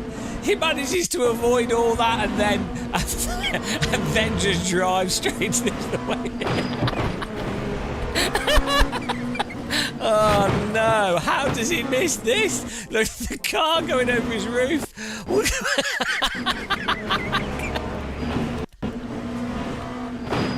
Imagine surviving that only to drive into someone. could have kept going. How did he go into that car after that? Oh no! How do you manage to avoid that only to drive into a parked car? Oh, hello! Rasta Racing, welcome. How's it going, man? Rasta Racing! Here he is, it's Rasta Racing. Coming at you, is he not racing? Rasta Racing in the room. Hello, Rasta Racing. Hello. The pace car is out of control. We're just watching the carnage from the last race. It was so good. Some of the most ridiculous crashes. This guy had a car go over his roof, and then he avoids that, but then tries to go in and just drives straight into this car. Oh, let's see it from another view. Can't park there. There's the wheel. I mean, this is a screenshot. Were you playing LMU?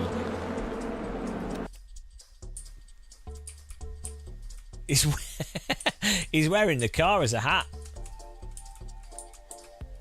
The wheel makes this perfect. The wheel just adds to the image. There's just a wheel. Why is there a wheel? It's a front wheel because they've got green on them. Or is that left and right? No, that's a front wheel, right? They put the red on them. I don't know why the front wheels are green and the back have a red on them. There's that thing that radicals have where the bolts screw on the opposite way, so they're green on one side and red on the other. But just your typical Eau Rouge, this. Just your normal, just your normal racing line. That. I think that's beautiful.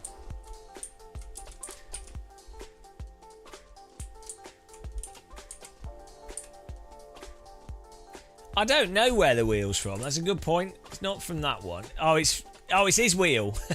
Here we go. Mystery solved. It's this car's wheel, obviously. Oh dear. You're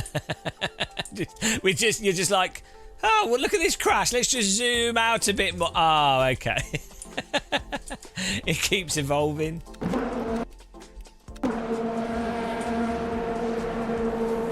Wow, this game runs really smooth, guys. I can't believe how optimised it is. I can't believe how optimised this title is. It's really impressive. Yeah, we'll look at wheels. Oh, okay. He just drove straight into that car. Hang on, why was that guy just parked? Where's wheel? Tail of wheel. Hang on. Oh, it's that guy. It's the guy that we avoided. See, this is the thing with sim. Right. If you were making a realistic racing sim and you wanted your sim to stand out, even with really basic damage like this with like wheels coming off, a really compelling part are the crashes that happen in the races, right? And that's very entertaining. Like BeamNG is entirely sold on the premise of cars crashing. If you were doing a racing game, a sim, and you wanted to make it stand out, why would you not have it so there's automatic cameras that show a replay of the crashes that occurred? Like as a thing. So that's probably like a 3-month job for a programmer. So okay, that feature probably costs £50,000, but it as a feature that you can then put in marketing, even if your game isn't about crashing, that would be like really, really compelling. People would obviously upload loads of clips of the crashes, and you make it so that you can upload a clip from the game and it puts the watermark of the game in an obvious place. Obviously car manufacturers probably wouldn't like that. But you know, it's hard enough for it to develop a basic sim in the first place. That's the problem.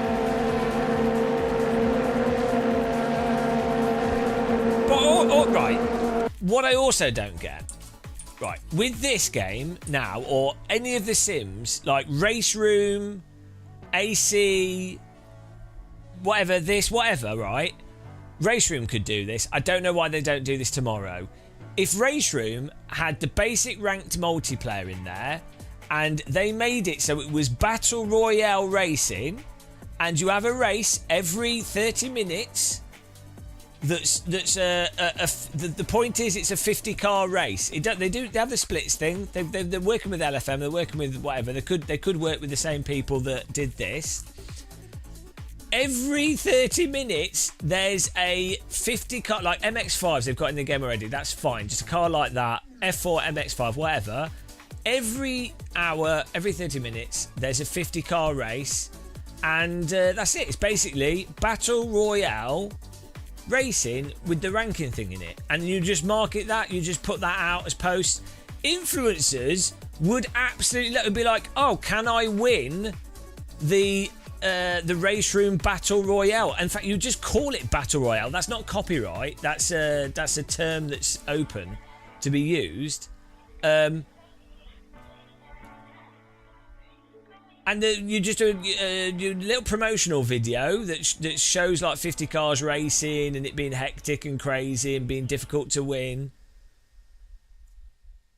That it's like, obviously people like me, Jimmy, Jardier, whoever would be like, oh, this would be awesome. Let's see if we can win. And they'd live stream it, and then they repeated it like exactly like what happened with PUBG, right? The game is shit, but people want to be like, can I win? And then the tension builds up of if you can win or not.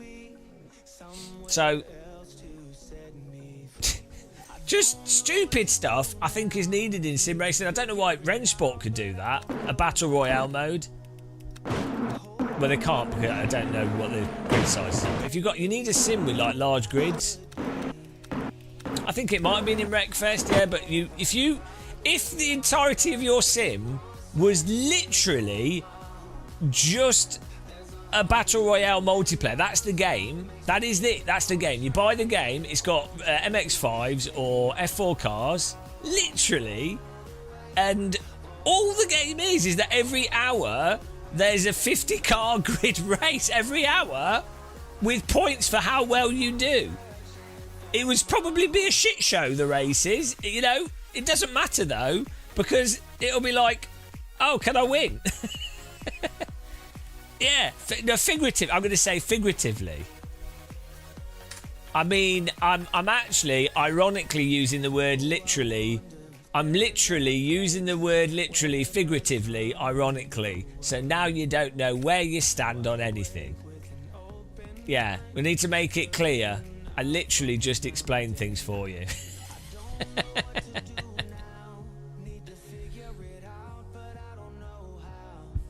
Yeah, that's it, Ultra Soul today. If you could do, technically it's quite difficult to have 100 cars, and you do also need an online split system or something that you need to put everybody in the basically they need to be able to sign up to an event or for it to put them into a server that waits for it to be 100 cars. But yeah, and then you can have it so that last car is basically last car's eliminated until you have like 20 cars left or something, or 15 cars left. Last car's eliminated.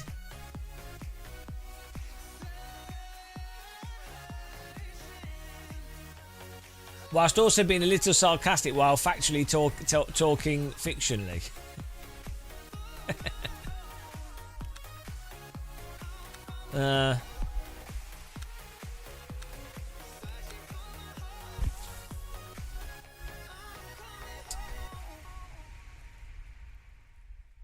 But Wreckfest is great, to be fair. Like, if they do more game modes in that, that's actually got a lot of potential. The handling in Wreckfest is really fun. Wreckfest 2.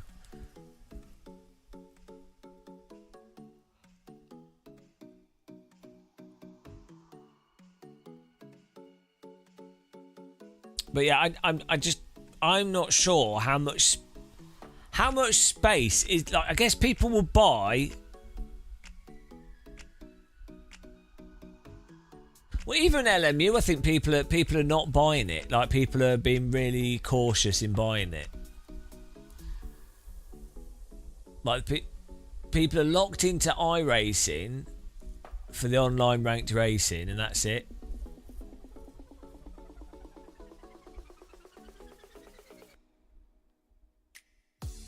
I'll have to give it a go, Star Fox. I've only played it with the gamepad.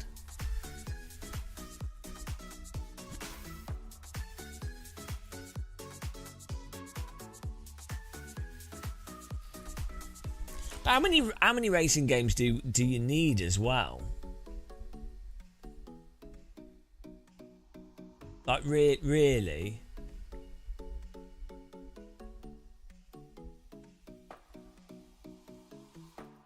I mean, if the game's like, if it serves the function, like you've got the racetracks that you know, and you've got cars that generally handle nice.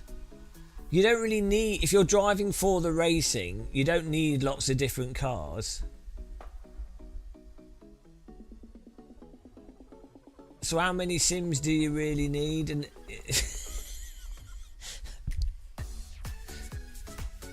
like, if iRacing's time model was not complete shit, you would not need any other simulator at all, and it would just be a case of going, oh, iRacing's expensive, relatively speaking. But if the netcode in the time model was not complete shit, there really would not be much reason to play any other sim, would there? Like, why would you bother? Like, I can do. There's going to be more people. It's better to have fewer sims. If it comes to online ranked racing, you want fewer sims because you want everyone funneled into the single sim.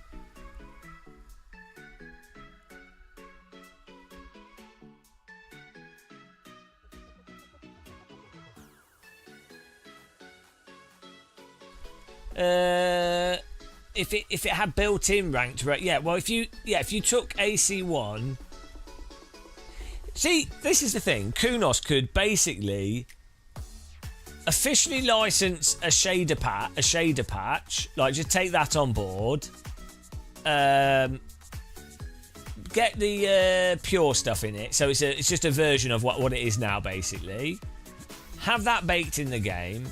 And it's AC1, and you pay £5 a month, and then it's presented a bit like LMU. You know, it's just called Ace. You could call it Assetto Corsa, I don't know, Italian for competition or something. And then it's £5 a month.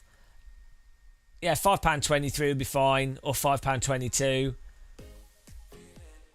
And there's a race every 20 minutes, every 30 minutes. There you go. that would probably be, with a point system and stuff, but that would probably be really you know. Instead, Kunos did ACC, which makes no sense at all, and then do Evo. Well, I think that would only be fair, Shumi. Isn't that weird that that's controversial? Like, if you actually had a real market, a modern marketplace, with the modern, so the only reason not to have that in the past is that you couldn't dynamically price things fairly because you wouldn't be able to logistically. Obviously, people would have to move cash in a weird way. But now, given that everyone purchases stuff digitally, and you can also digitally ledger everyone's bank accounts and net worth and everything, what they've earned and everything. That would be that would actually be a more free market way of doing everything, because you'd be like, well, we want people to access our product.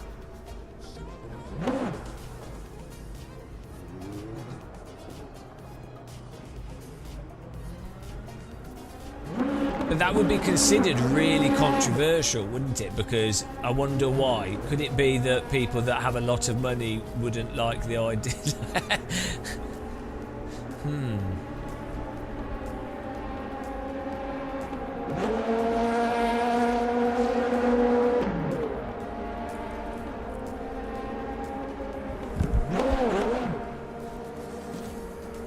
I guess the way that a lot of markets operate on is the idea that stuff is affordable. For the majority of the marketplace, things are generally affordable, and so they're not priced out of the market. It's just that they don't want that item. So the fact that something's maybe actually mispriced off the in terms of what's relevant to people's income doesn't really matter, because there's a surplus of wealth. So like the sort of philosophy of how markets and products are sold now is based in part on the idea that people actually have money to be able to waste. But as you remove wealth from people have less and less money to waste. And things get more and more regimented. Oh well.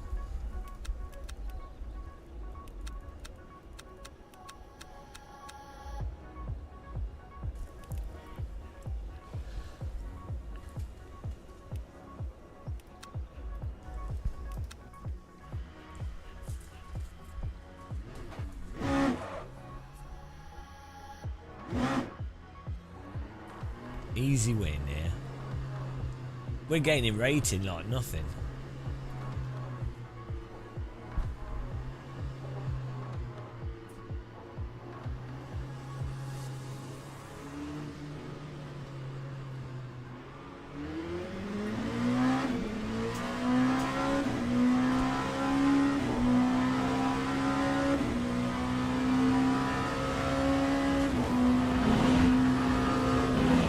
What? Wibble one more.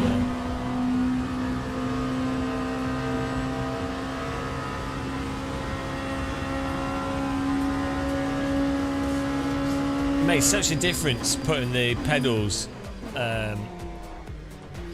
moving my brake pedal onto the left. It's so much more comfortable. It's ridiculous. I know it's super obvious, but being able to use it as a clutch as well. What have I wasted money on? Most on sim racing, Robot Taurus. How's it going, man? What have I wasted? Well, I mean, because it's my job, it's actually not wasting money. So I actually beat the system. I bamboozled sim racing. Genius. I think everyone could just turn your hobby into an income, right? It's easy. I don't know why other people don't do it. Like, if you enjoy something or you do something, and why not make it so that thing pays you money? Like, why do people do jobs they don't want to do? Are they stupid? Why don't you convince like vulnerable people to become channel members and donors and support you over the internet? Everyone could do that, right? In a perfect universe, everyone's doing what they want and everyone's watching each other live stream what they're doing, and then they all just send money between each other.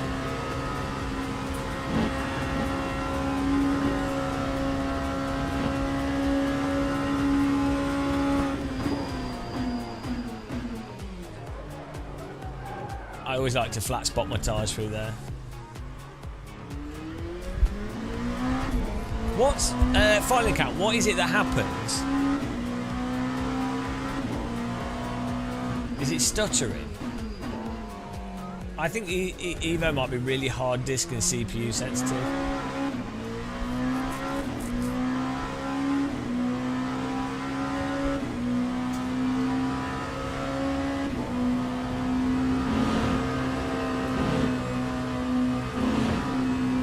Yeah, but what hard drive have you got? And what memory have you got?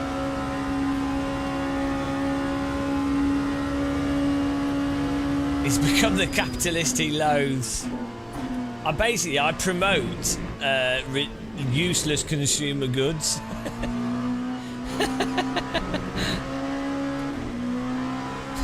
That is my raison d'être. How do you say that? That's an English saying, isn't it? How do English people? But raison d'être. Raison d'être. Raison d'etre. It's really weird when English people have French words.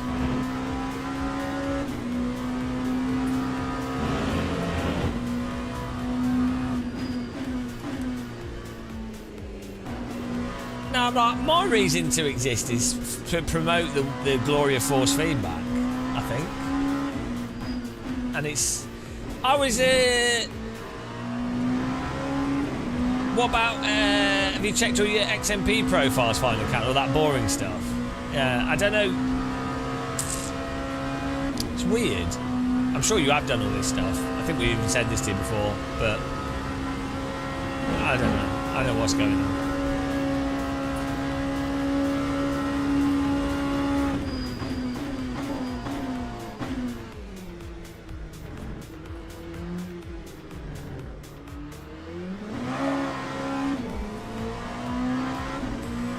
Just Evo.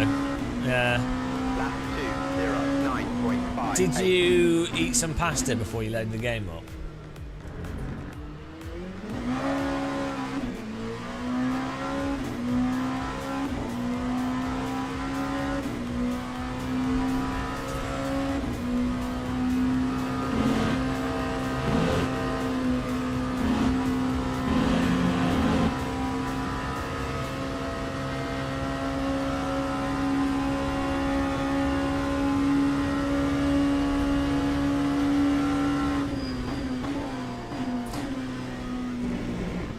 Yeah, I was thinking, like, in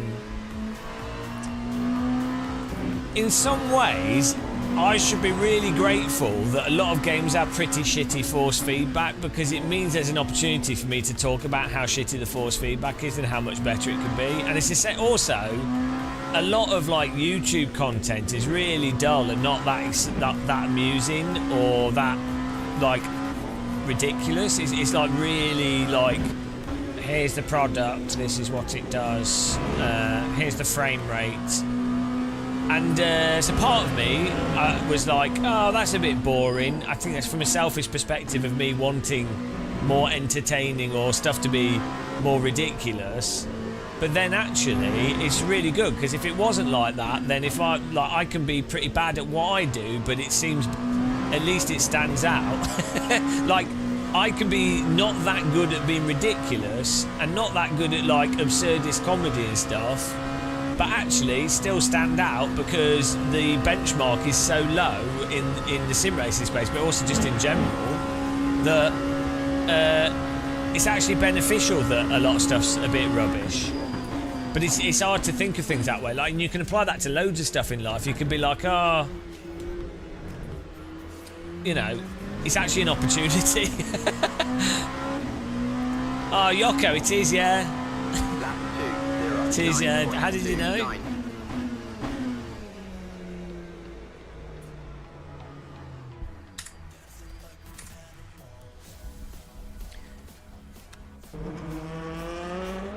I don't understand how a lot of people in jobs in general and in life in general do not make jokes out of anything. Like they do. Like, I don't understand it at all. Like they literally go through. Maybe I'm not knocking it. Like, if they're happy, good for them. Like, that's fine. If someone's content, that's what really matters, I think, from their personal subjective view of reality. If they feel content, they should do whatever they're doing. So I'm not knocking that. But how is it not more normal to see things as being ridiculous? Like, the problem is, I grew up with that. My family's like that in general. Like, just not particularly serious about stuff.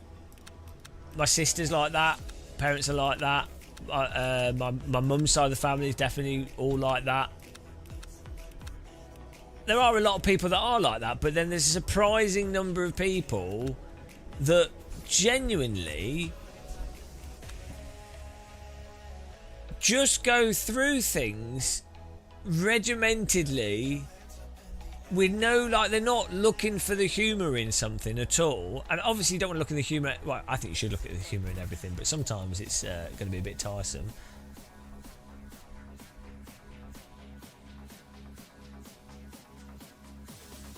What if your job is your hobby, but nobody wants to pay you for it, no matter how awesome you are? I'd suggest that murdering people is probably not a good hobby to have. Someone will pay you for that, though. To be fair, it's called being a soldier. Join the army. Formation lab has started. Well, but the thing is, ow! Bloody hell! Smashed my foot on the thing. You can make whatever your hobby is can be interesting to other people. Is how you present the hobby. So, like,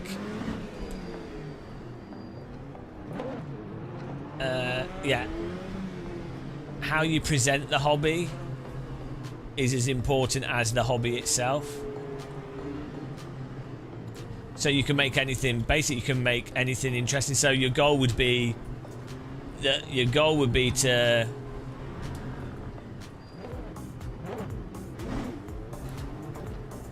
find a way to make your hobby interesting to other people. Green flag, green flag. We managed to avoid all the crap there.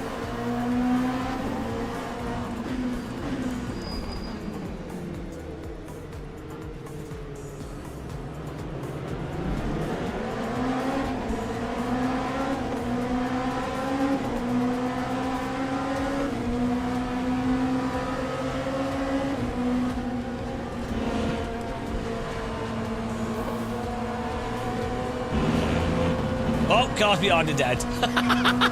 There they go. There we go. They're still crashing. That's why it's good having a 5090. You can see your rear view mirror. All the cars wrecking in the distance.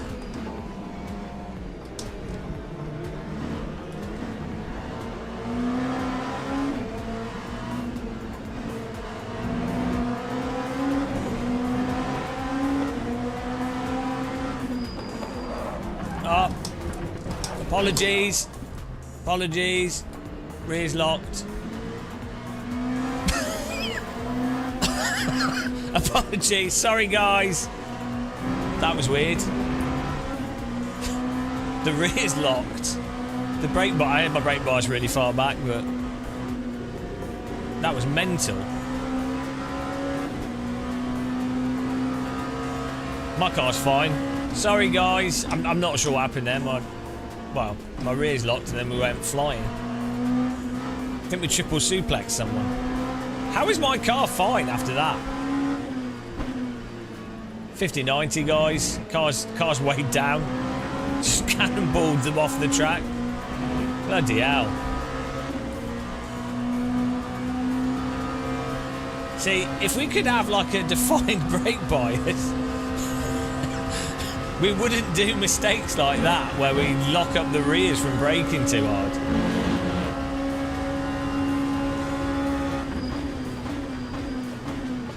That was crazy, like the rears just snagged and then it insta-rotated. It was a good takedown. If you can do that intentionally to take someone out, really good way of gaining places. Ah, it's an accident, sorry. Yeah. This is why I need voice chat so I can apologise to people. Most people want voice chat to shout at people. I need it to apologise for my bad driving. Sorry, I've locked up again. I keep locking up in this game. In fairness, the force feedback's bad for locking up. So, it's my excuse. Oh, we need to get our tactile transducers back on. Maybe we'll do that after this race. My knob sound. We need to get my knob sound set up. Who doesn't love a bit of knob sound?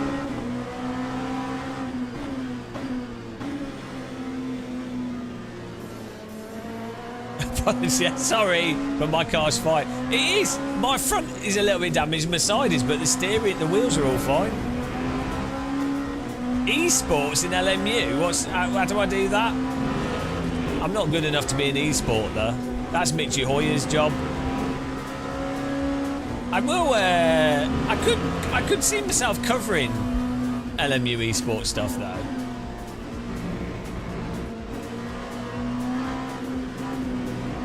If LMU want to invite me to an event, I'll. I don't think they do any events.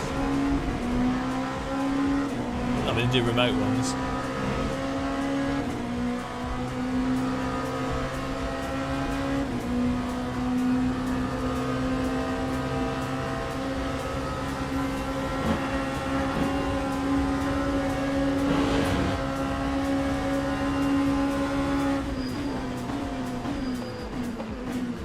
I'm trying to move out of the way of the pink car there. I thought it was going to plough me. Oh, the Rainsport R1 thing went pretty well, considering I didn't know the name of anybody or any of the teams. That time was a 2:10.38. Yes, the people behind that did a really good job for the actual esports thing and the editing and everything. Really good. They made the fatal mistake of inviting an idiot. What fools! Oh yeah, we're gonna get Rainsport set up actually. So I keep forgetting to. We've got a series running on it. Now we've got this graphics card, I can play it without my face mounted. The Last Garage. Well, that's not the name of the sim. That's the name of the developer, but Marcel Offerman's developing it. Yeah, it's quite interesting. Oh my! Oh, for God's sake, the brakes! I locked up. Going up the inside. That was close. There's no feel for when it's going to lock, so you brake thinking, oh yeah, and then it locks and snags, and it does come back. But if you're turning when it real when you wish yourself luck, and then you hit some people. If you're turning when the brakes lock or you've got your brake bars far back, you're like.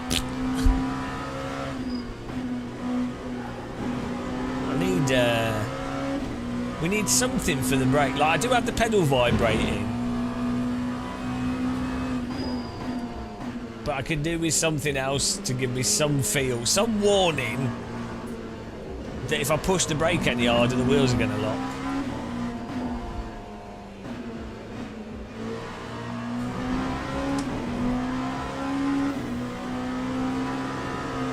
Was it the same person? He probably thinks I'm trying to. He probably thinks I'm just trying to get him.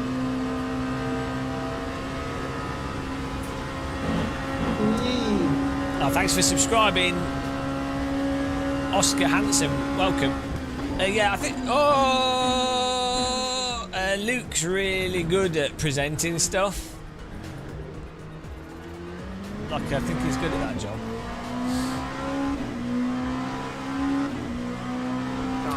I don't have the mental capacity for that kind of like presenting and hosting, because the difficulty is that it's not really what you're doing in the moment. Like you have to have a good awareness of the overall shape of things and the overall pacing of things and a whole bunch of stuff in mind. So what you're actually saying at any point in time is largely irrelevant. It's the bigger picture part of it, which is really, some people I think are naturally good at doing it. But like, I can't do it. I can't keep stuff in my mind.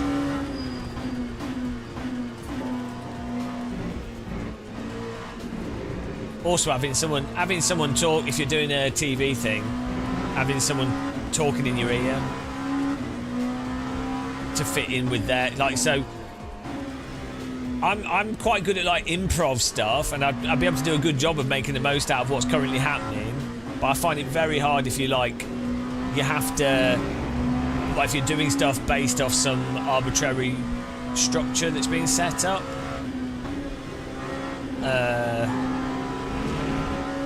That's the thing. I guess if you do a lot of it and you do a lot of them, then you kind of start you internalise the structures of the things. It probably gets a lot easier. But still, I think it's. If you look at like a lot of events and things with people hosting them, it's quite rare that you actually have that the hosts are actually good. So I always say that about Luke does a really good job of it. Jimmy Broadbent does a really good job with the Gran Turismo stuff as well. There's a couple of people that are really good. Mike Chanel from Outside Xbox. He's good at hosting events and things.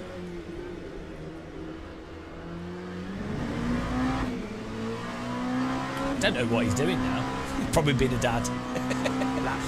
They still do this stuff on their channel on Outside Xbox. He's a good guy.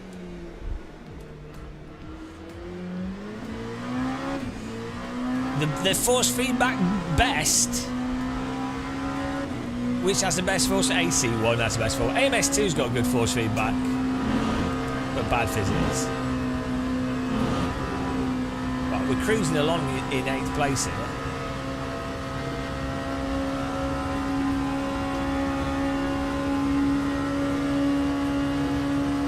I like this this LMP2 car and the McLaren. Like being lower to the ground really helps ground you. Really helps. Gives you a better sense of speed. Actually, what I think could be good for this game. I don't know how hard this would be to do for a game developer, but you know the road texture. If you artificially made the road texture stand out, so like you increase the contrast of the tarmac and you increase the specular highlights and the tyre marks unrealistically, have it as an option. So you do it like how it is now is great, it looks really good, but in the menus have an option that basically is the adjusted shader. That would be really good for perception of speed. Hard on the development side because every time you change lighting and things, you'll be like, oh, there's 2 modes. But if you did it with a shader that just basically upped the contrast by 20%, it should still, you know, as long as the normal version is normal, it should all just work.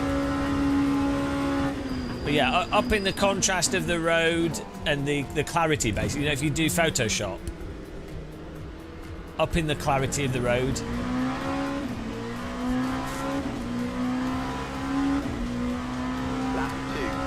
I think that would really help for sense of speed. Because when you're looking at a road surface in a car, you're looking at it at a really... Is it oblique angle? Is a flat angle oblique? Or is it obtuse? You're looking at it at such a flat angle, it's hard to see the actual...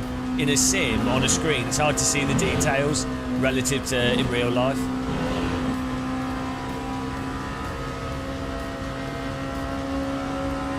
Yeah, with the tire marks should be more clear as well. All the details on the road surface basically having a bit more pop to them.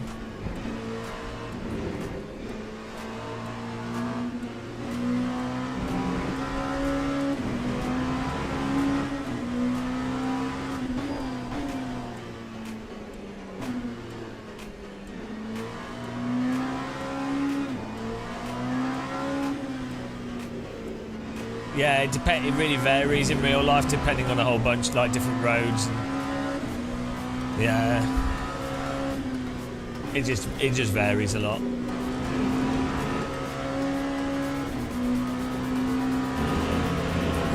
This looks great though. Like I have been in a car around Spa in real life and looked at the road from perspective of car, and this is really good. To be honest, I think it's the changes they did to Spa as well, right? You know, like the sand at the side and the get rid of the runoff. I think that's really nice. It's so much better.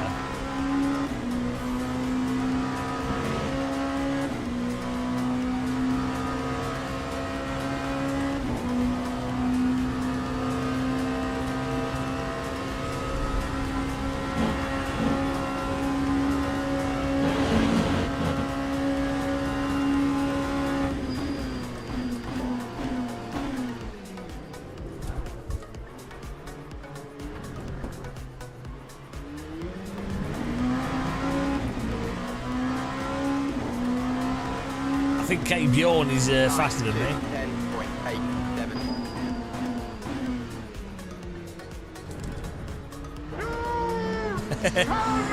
10.87. He probably will pass this. I think he is faster than us. Try my best. The Bentley wheel's been out for a while from Fanatec, I think.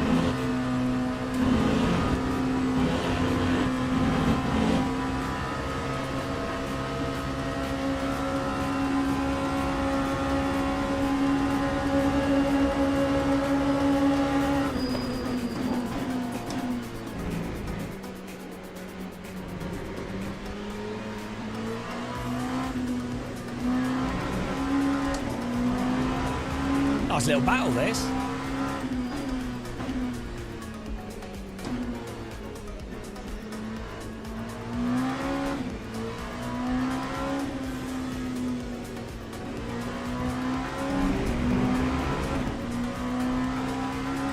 Yeah, I think the big events thing, that's actually something that's surprisingly... So with iRacing, like the 6-hour races or the 24-hour races they do, and people having a team together to do that, they actually... it's quite a significant thing because it gets a lot of people together doing one thing, and it's... So there's a lot of people that have like children or like young families. They really have to go, right, I can't justify playing video games, but if there's like a 3 times a year, 4 times a year, there's like a big event, and they can convince their wife or their partner. It's just like, right, this weekend is my weekend. Like, obviously the partner has other weekends where they do whatever they do, but they can go, this weekend we're doing this thing, that's my weekend, so they can plan it basically. They can be like, right, we'll plan to do, it's like the husband dicking around with driving simulators weekend. So it gives a justification to a structure for them to do that. Whereas when it's just like racing, it doesn't really allow for that. The same sort of scenario is like when, like your partner might want to go to something, like they go travelling or whatever for a weekend, but there needs to be like a justification for them to go, right, yeah, they're going for a weekend break and I'm not coming with them. It's like the sim racing equivalent of that, which I think ends up making those partly what allows for those 24-hour races to be so popular. You get, all right, let's get five of the guys or friends together, and we'll all do this big event, and it's something you can plan for, and it'll be terrible.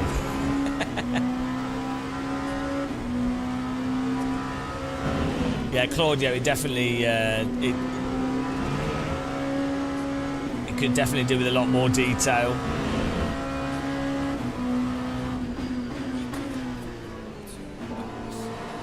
Definitely does have quite vague force feedback.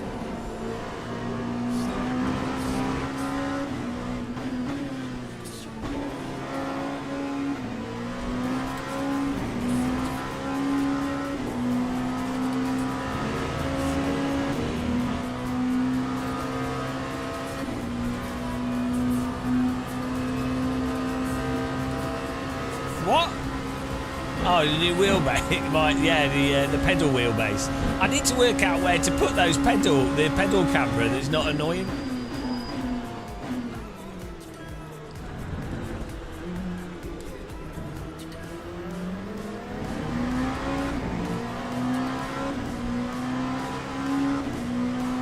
I didn't know where to put it. 9.48. Kind of want it just horizontal at the bottom, not taking up too much space. But the pedals end up being more of a square.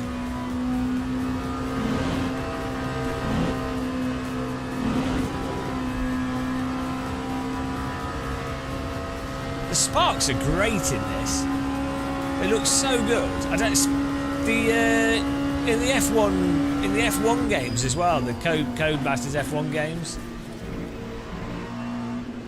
they look fantastic.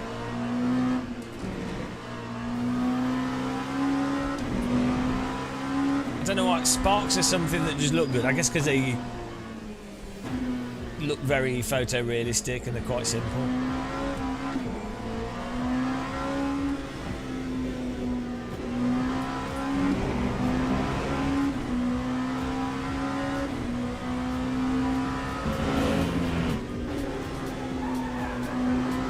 They should add more particles into this for like debris coming off the tyres or like stones. And you could probably... They've obviously got a particle system for the flames, I don't think the flames are just a sprite. I think they are. I think it is particle system. So, and then they have like particles for dirt and things. But I think you could have really granular,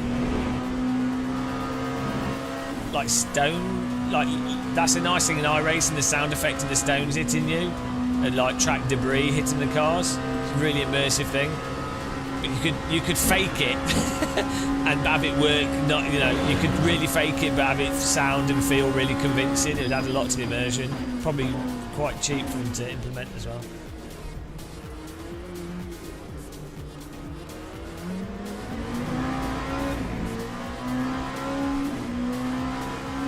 Yeah, we got everything on max, and we even tried super sampling, but due to the way super sampling works, it's not ideal for this system.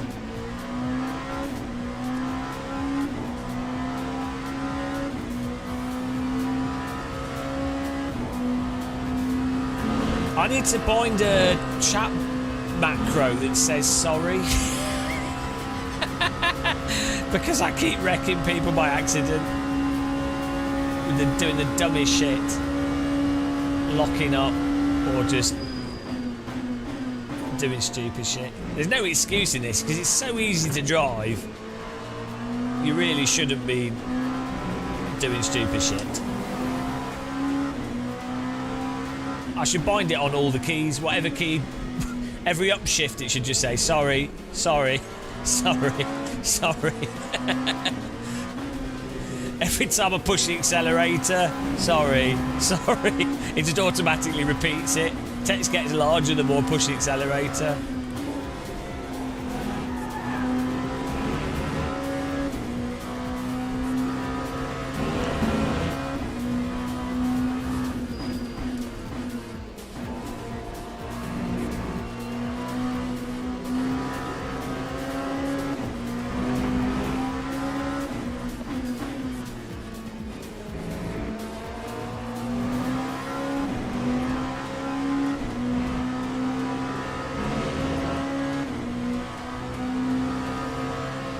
Well, I don't know what the YouTube channel's missing from the social media list.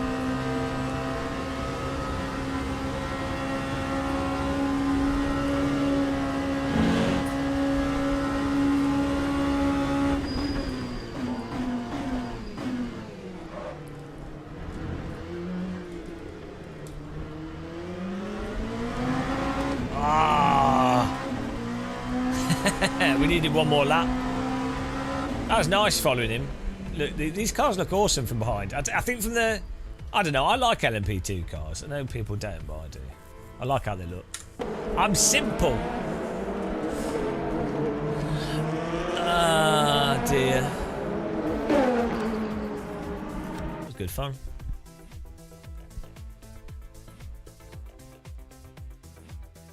Oh, I need a cup of tea.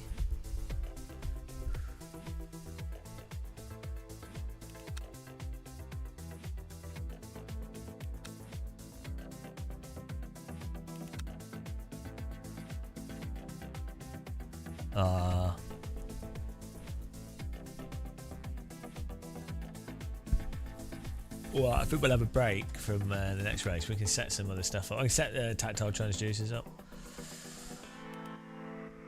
Where do you see your results after you've done a race? Well, they're not popped up yet. No, we are moving up through the ratings though. Oh, here it is.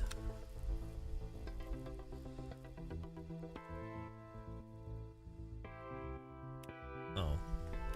Why? Ah. 4 places gained, despite us causing a ruckus.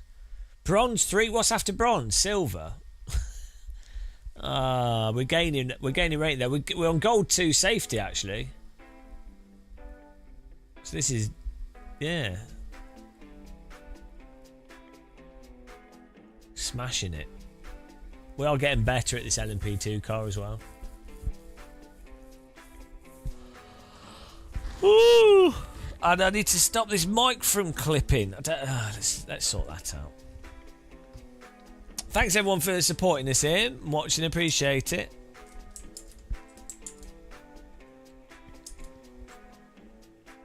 There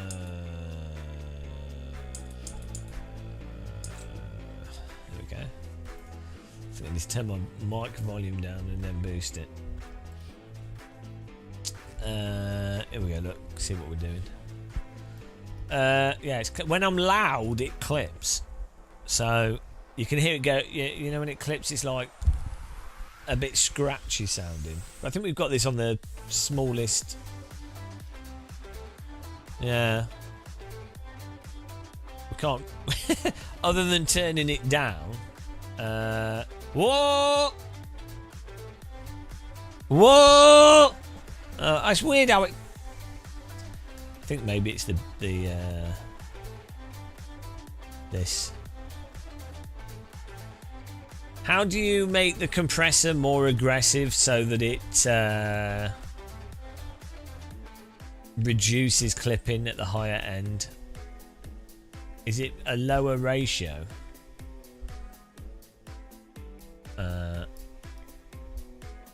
All right, Neo. Lower threshold. So, by lower threshold, you mean putting this? Oh, here we go. Okay, here. Whoa! 1 2 1 2 1 2 1 2. Whoa! Whoa! Okay, there we go. And then the attack. 10 milliseconds is very quick already. And then the ratio. So hang on, threshold means that minus 24 is the maximum. I need a graph that explains it. Hang on. My brain cannot do this without a picture. Gain explained graph. Mic compressor. Oh no. Oh, here we go. Ratio. Here we go.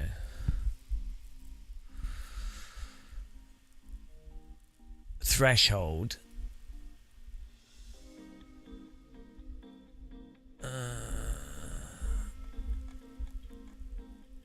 Right, here we go. Threshold is the point at which your compressor starts compressing. If a signal stays below the threshold, then the compressor won't touch it.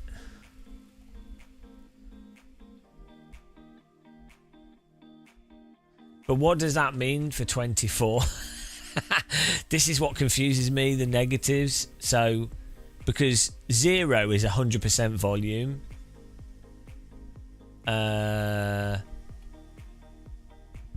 So minus 24 means the compressor starts working at a lower volume. The more this is, the sooner the compressor starts working. But then that actually affects the larger stuff. So, because you want to be, are you compressing the low? It compresses the low and the high. But all we want to do is compress the loud. We want to.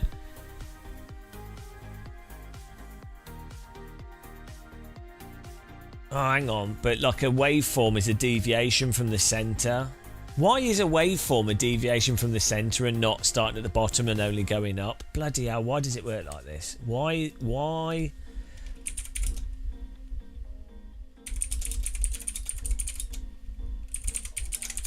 does a waveform start in the middle?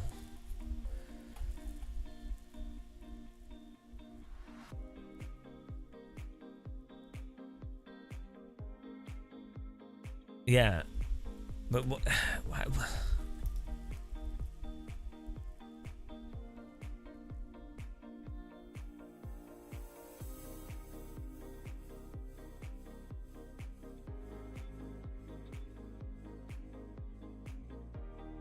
a compressor is reducing the maximum potential amplitude of a wave.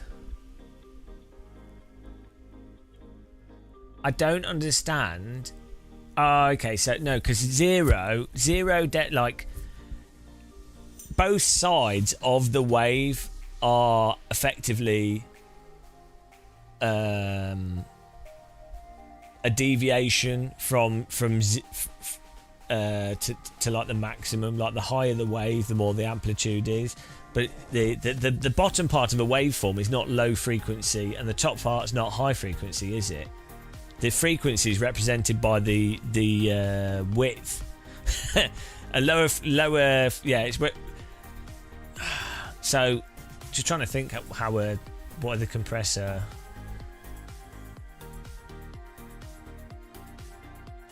Why it works how it does. Like if that's on 0, it's not compressing anything. The more you do this, the more it's compressing it's selectively compressing 0 to -20.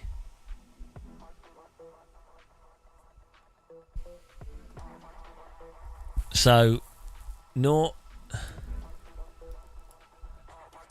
but this is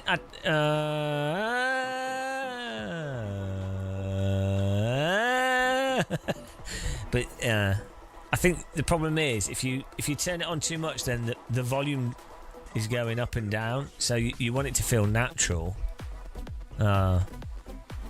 This mic is set up so it's most of it's happening in 30 to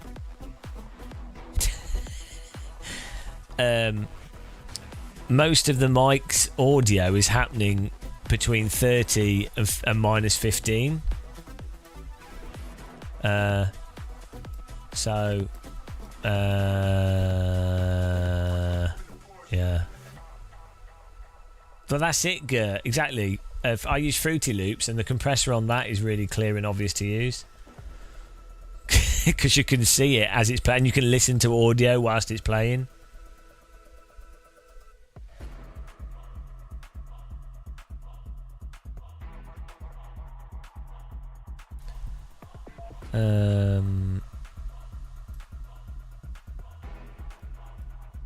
I mean, these are good settings, but this is still. Maybe the ratio could do with being lower, but then this doesn't seem to be affecting it that much. 1 2 1 2 1 2 1 2. Oh, okay, right. 1 2 1 2 1 2 1 2. What?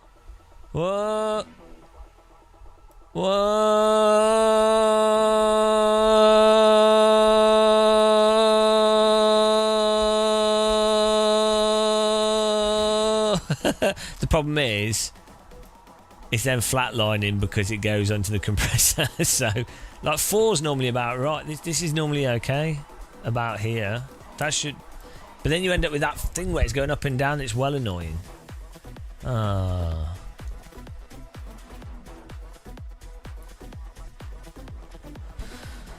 Yeah, we can lower the post gain a bit. There we go. But then it's too quiet. Right. Maybe that's 1 2 1 2 1 1. Oh, it's when we start going loud quickly. What?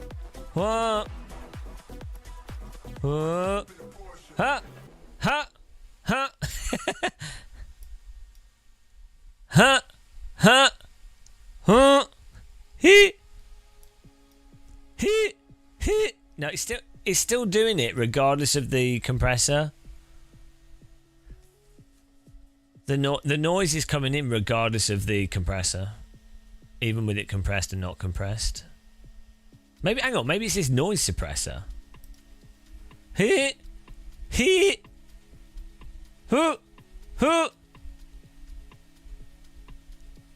Woo!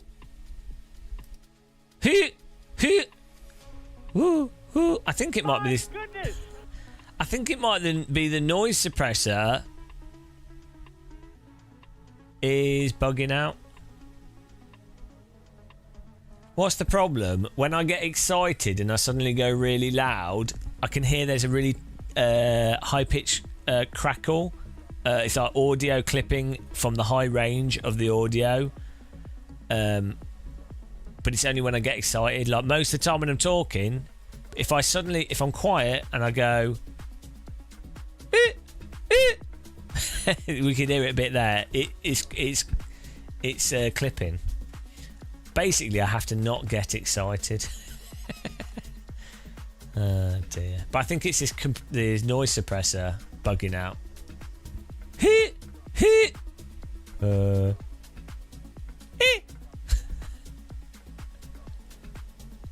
We don't have a chain here. This is whatever this is. This is just bridgecast, road bridgecast.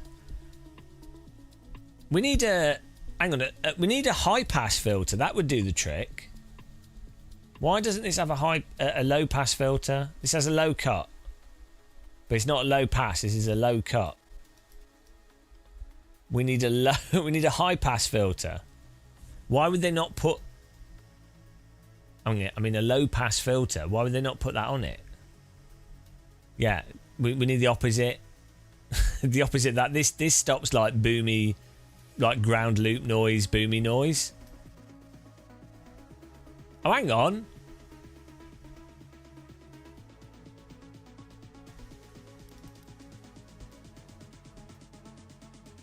Oh, no, still, yeah. So that's just for boomy noise. We need the equivalent of what's it called? Low. Is it a low cut? No. What's it called? Low pass filter. Yeah, I can't use the EQ for that because this EQ is really weird. It's super messed up the way this EQ works on this. And what I'd want is to, if I try and just use one to move this like here to put a cut in, it affects everything else. And even if I try and just manipulate this by moving this, it doesn't work, and then it ruins the shape of it. It was bloody hard to get this profile, and this actually sounds really good with the mod mic. With this how this is. Oh dear. Well, bloody hell. Yeah. I'm not sure. I think the problem is, if you put this down, it works, but only, and then it's then overly aggressive. We could use a lower ratio. So 4:1. What's a lower setting? A lower ratio is a lower setting. No, 4 is quite high, isn't it? So like 2, or let's say 3, but no, then that's more aggressive.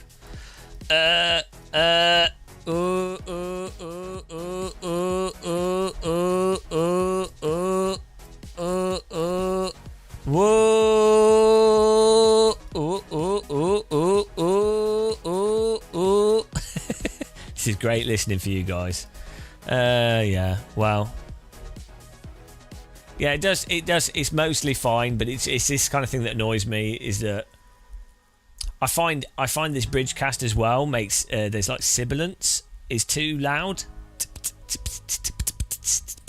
It's too much. But then if you EQ the sibilance, it's wrong, and then the de-esser it's got is terrible. So -6, yeah, but then that's not going to do anything. Yeah, see, we wait. There we go, straight into clipping. I think my when I'm driving, my dynamics of my voice are quite high. This is the problem. Yeah, why does this not have a limiter? That's what I want, a limiter, not a compressor. Why does this not have a limiter?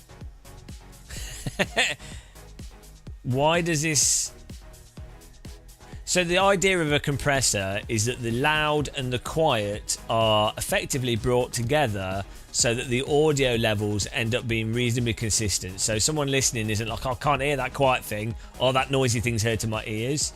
It's bringing them together. But what I need is a limiter, because the microphone's close to my mouth and the audio's pretty decent. I just need a limit. I just need to, when we're noisy, we just need it to reduce the volume down. Yeah, there you go. It's also funny how the opposite of a compressor is just turning down the volume of parts of something, which I didn't realise. I was Googling for ages. I was like, oh, what's the opposite of a compressor? What's the opposite of a compressor? I can't find what the opposite is. Oh, it's just turn the volume down of the other things.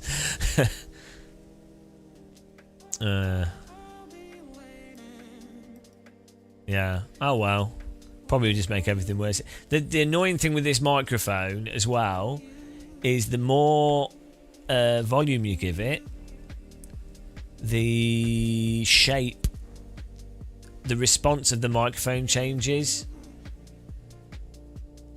So I guess that's the point of like more expensive microphones. You can turn them up and turn them down and you still get the same audio shape from them, right? Same with headphones. In-ear monitor, like decent monitors. Don't matter if you're listening to quiet or loud, you get the same signature. These Sennheisers, or maybe it's this Roland Bridgecast, if you turn them down, the sound is fundamentally different. Yeah, I like this shape. It's a bit weird because I've had to boost the bass up here and take this down. The mod mic's a bit weird to get it to sound how I want it to, but well. Oh well, we're good. We're good with that. We're done. We're done now. We're done with that. I'll just turn this down. Right. No, the mic effects are for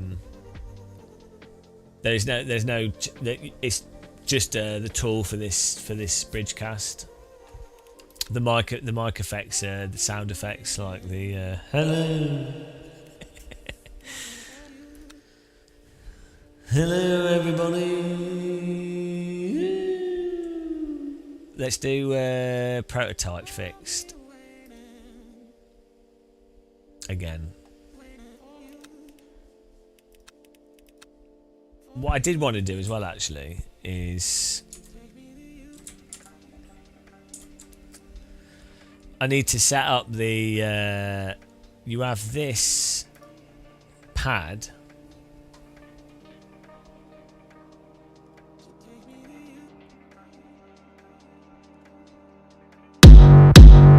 So sound effects, but I want it to control the voice.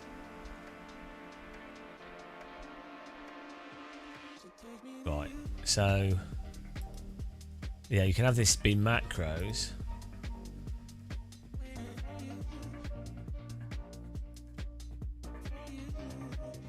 Oh, there we go.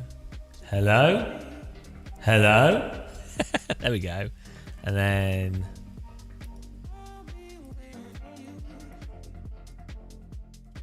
mic effects. Hello? Hello? Hello?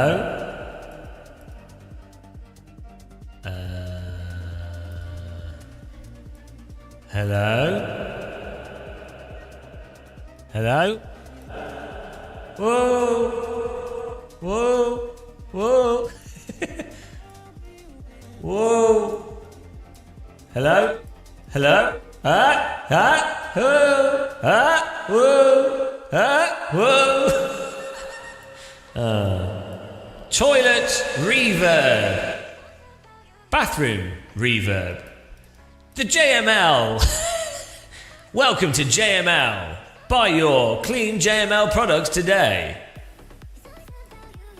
Do you struggle to clean up spills? JML's new spill towel. Only available from JML today.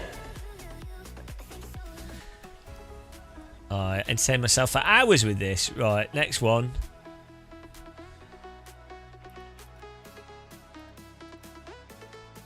No, close that. Don't want that. There we go, this one. Yeah, good job, mate. Good job. Yeah, good job, mate. It's good that we've got hotkeys. We can use this. We can connect this with some other stuff.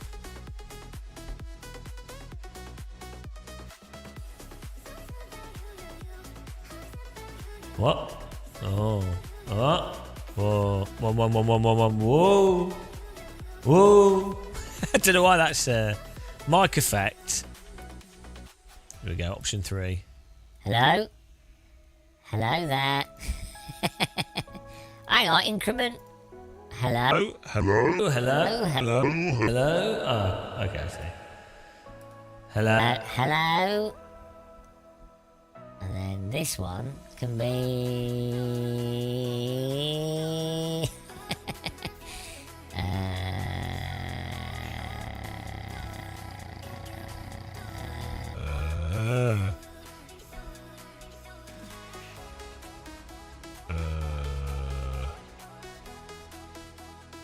I don't know if we should keep this one on there. I think this should be the Darth Vader voice.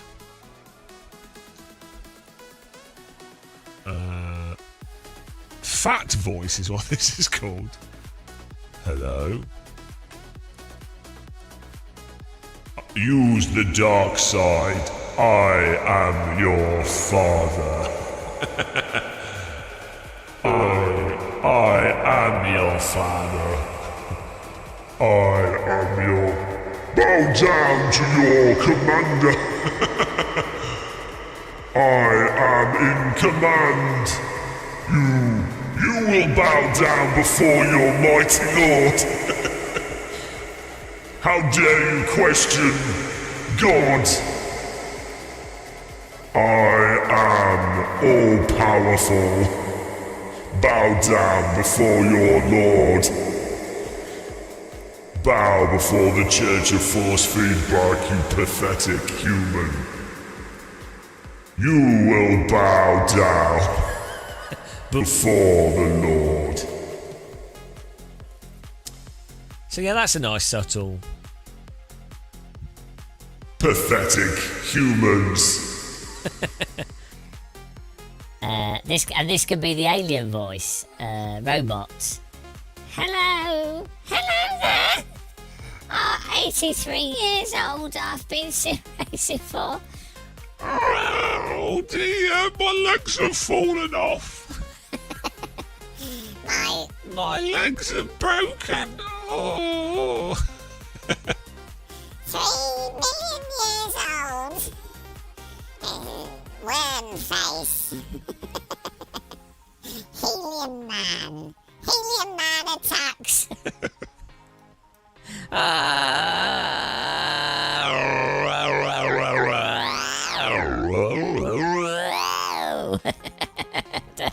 don't know. Sings.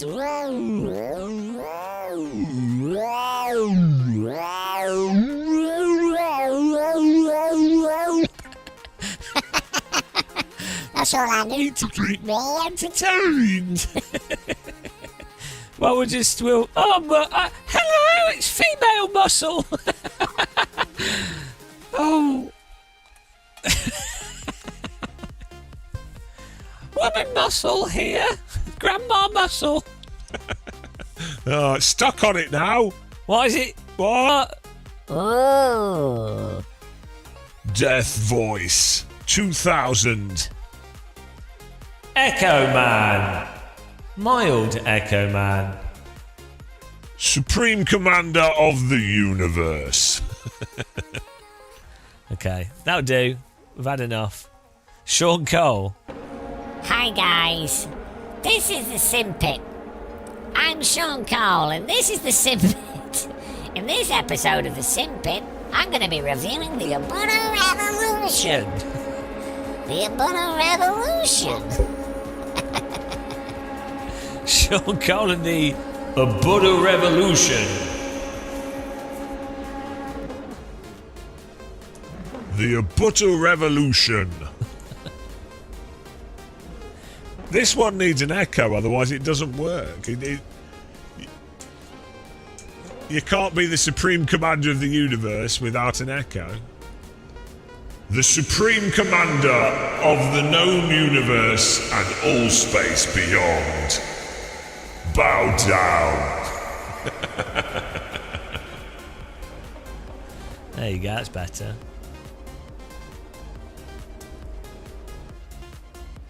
Let's just save this. This is what I spend all my free time doing.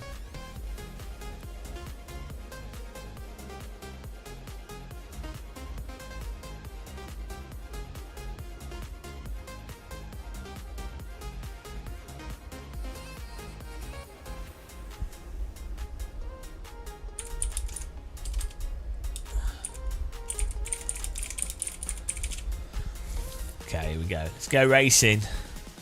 Let's go racing! the Go XLR has better options. I need a cup of tea, so we'll do a lap and I'll make a cup of tea. And then I'll take over. Why's the echo gone? Why would the Echo disappear? I put an echo on it. Why would it go? That's ridiculous. Hello? Hello? Hello? Hello? Hello? Hello?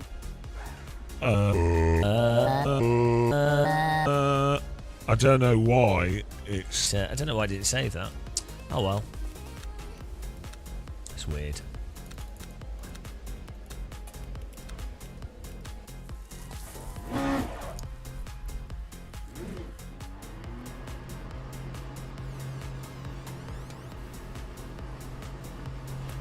Woo! See, it's clipping when I yawn. Maybe... Oh, I don't know.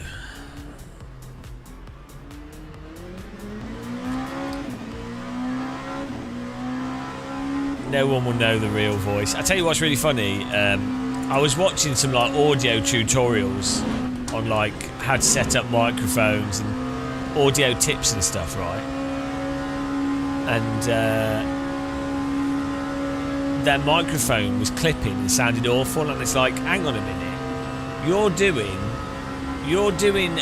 tutorials, right, on how to set a microphone up, and yet your microphone sounds terrible. surely, don't call me Shirley, but surely you'd be like, oh, hang on a minute, I need to set my mic up, right, so that it's not...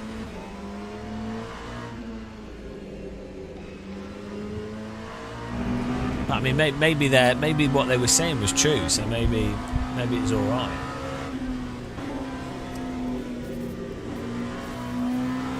Whee! I'd like to drive around this track in real life in an LMP2 car. I think it'd be nice and relaxing.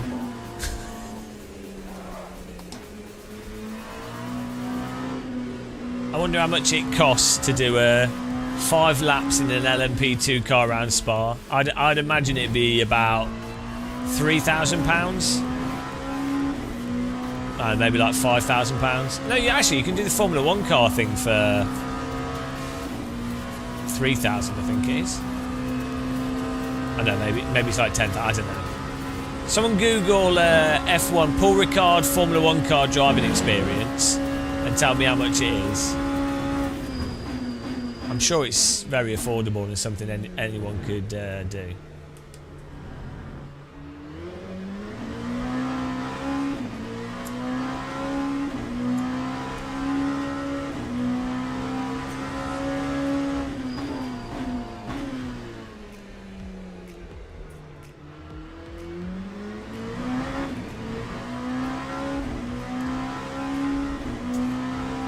More than a pinball machine.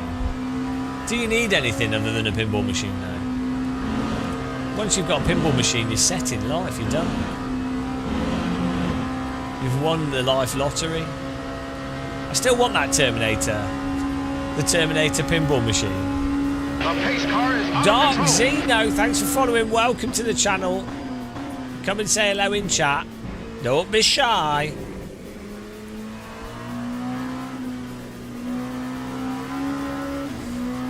I will destroy you.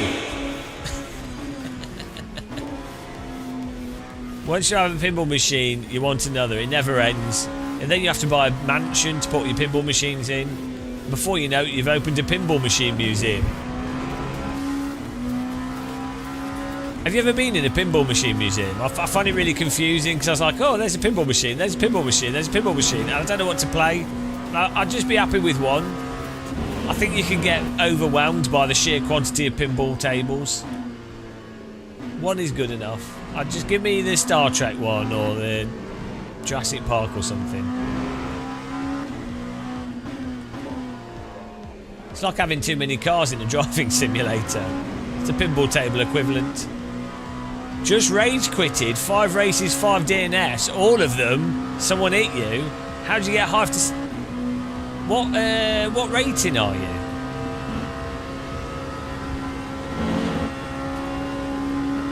It might have been me driving into you.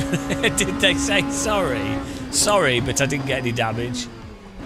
I mean, I have driven into a few people here. What rating are you? You just came from iRacing. Well, this is easy compared to iRacing. iRacing's like bludgeoning yourself to death with a breeze block. This is positively relaxing. The weekend's particularly bad. I mean, you could just drive around not racing people to get your safety rating up.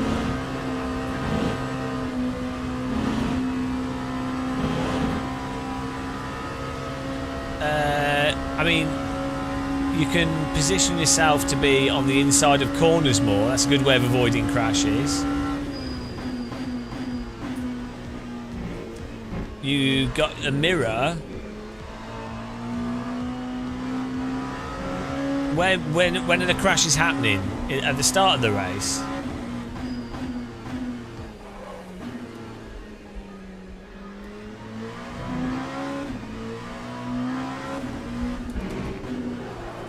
Bloody hell. Yeah, I drive by the mirror. Like drive-by shooting, but with a mirror.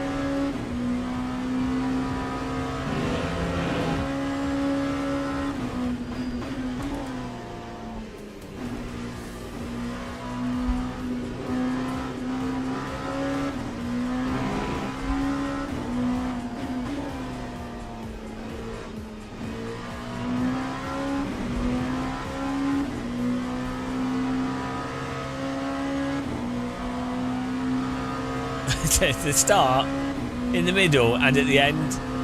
Well, why don't you just try avoid the start, middle, and end of the race, and then you won't get crashed into.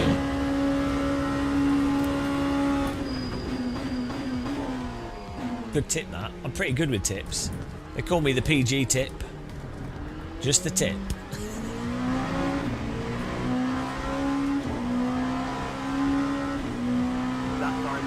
Oh dear. 9.18. Return to garage. I mean, most people that watch, you could watch these this live stream.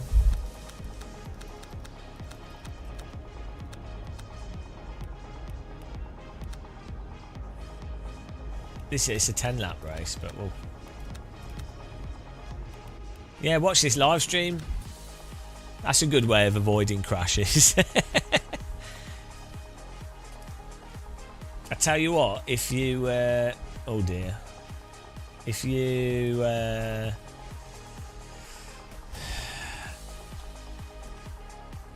members of this channel get into less accidents. That's true. Fact. Scientifically proven without evidence. Why is Gamer Muscle? Who is Gamer Muscle? What is Gamer Muscle?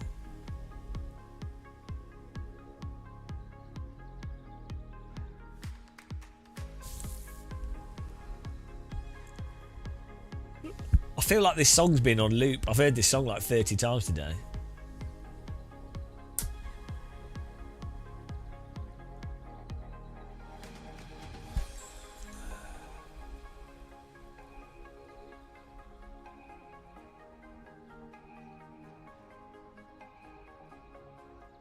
Formation lap has started.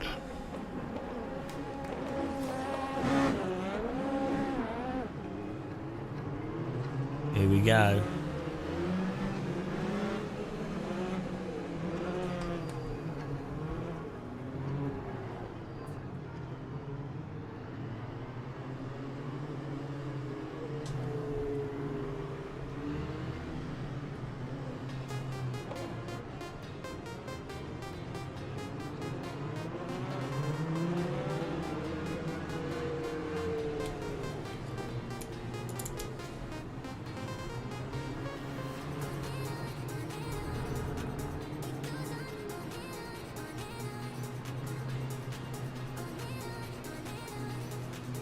Green flag, green flag.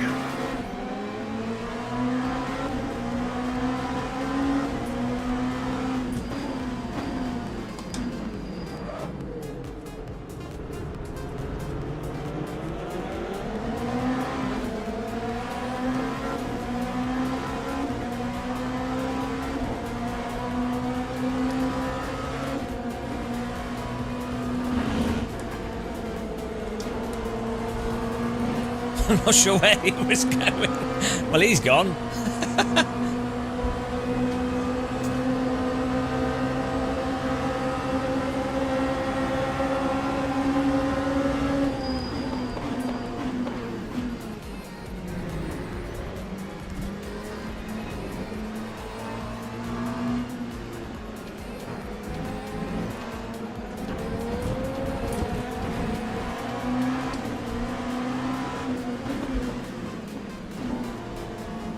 Nice clean start so far.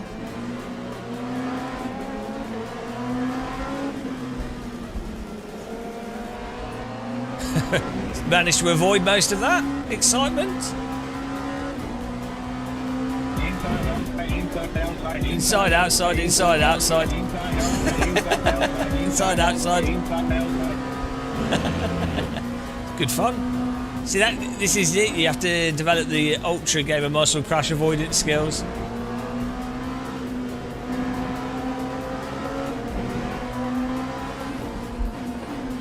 I'm gonna get crashed now because I said that.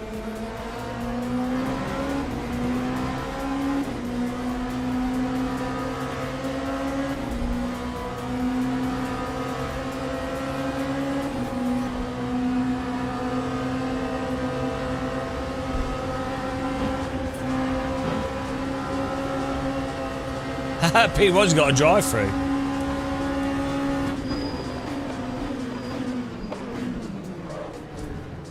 You can't turn into me. What are you doing? What is he doing? I do a really nice overtake. Really, really nice overtake, and he just drives into me. 24.50. I absolutely nailed that overtake, and he just keeps driving into me. Come on, mate. Car's fine.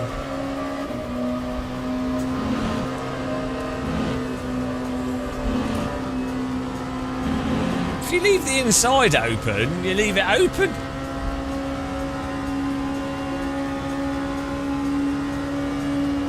My word. Absolute scenes behind us.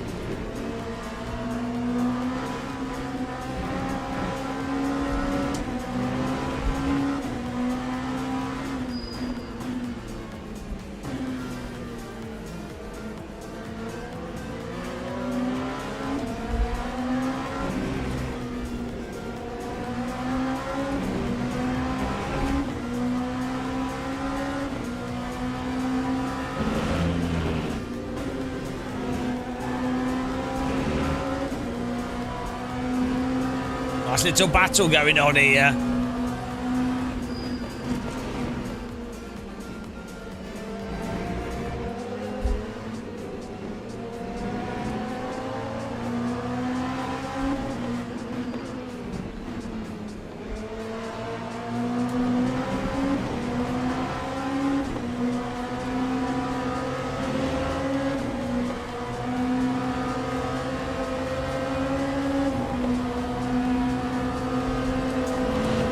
What are you doing?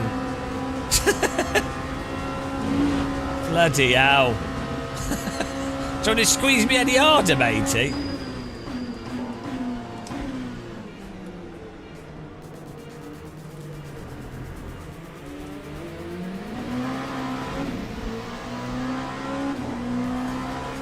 Alright, thanks for popping in. Have a good one. 10.67.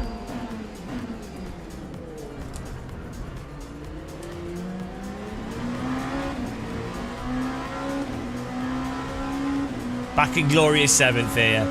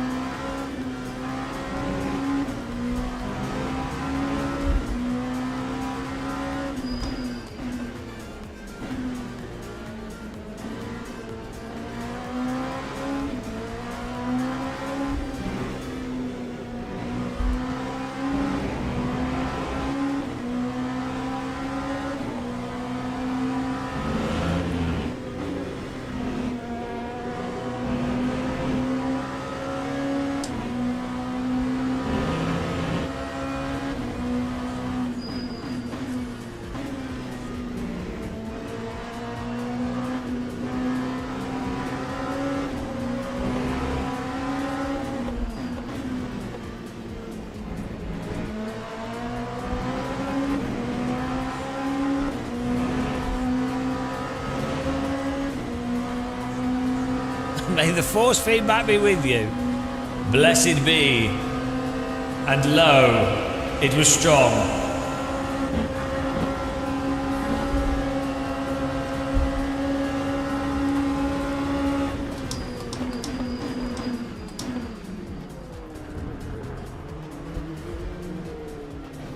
Mate.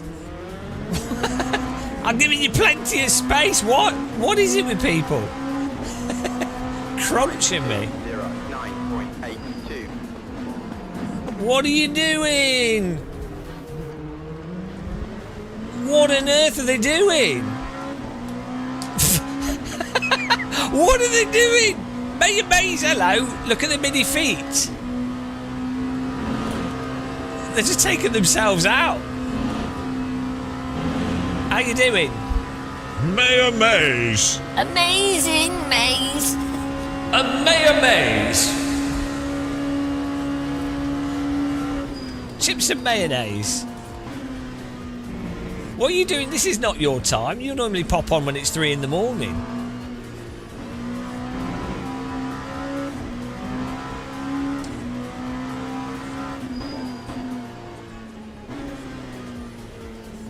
Hang on, how do we link SimHub with...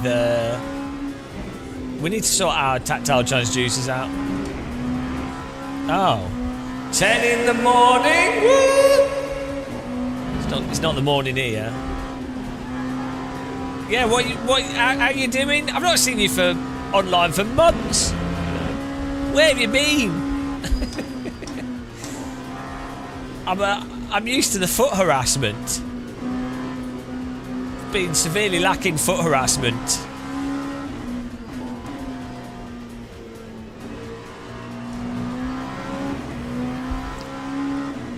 Are you still doing dentistry stuff, or was that like 3 jobs ago? My fault. My fault. Get out.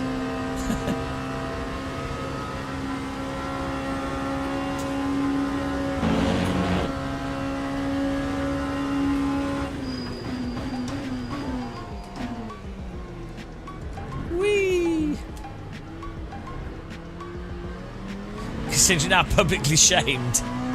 Shame on you! 9.20. No, we appreciate the foot love. Only feet. That was 3 years. You fix eyes now. I'm bored of teeth. I must fix eyeballs now. I will work my way through every single part of the human body, starting from the top of the head, curing baldness, detour my teeth, then eyes, and finally, I will take my final form as a foot person. I was going to say paediatrician, but that's children. Technically a pedotrician, but that sounds like something Jimmy Savile does. What's a podiatrist? Is that a foot person? Podiatry.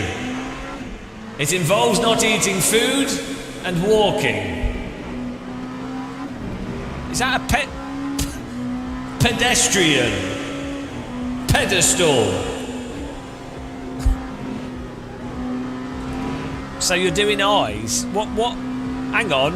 Are you a ophthalmologist? Ophthalmology. Optician. That's the word. Curses this dyslexia. An optician. Ophthalmologist sounds better. Welcome to the Ophthalmology Centre. We will fix your eyes today. Ophthalmology for you and me. Don't worry if you can't see, because we will fix you. Your vision at least.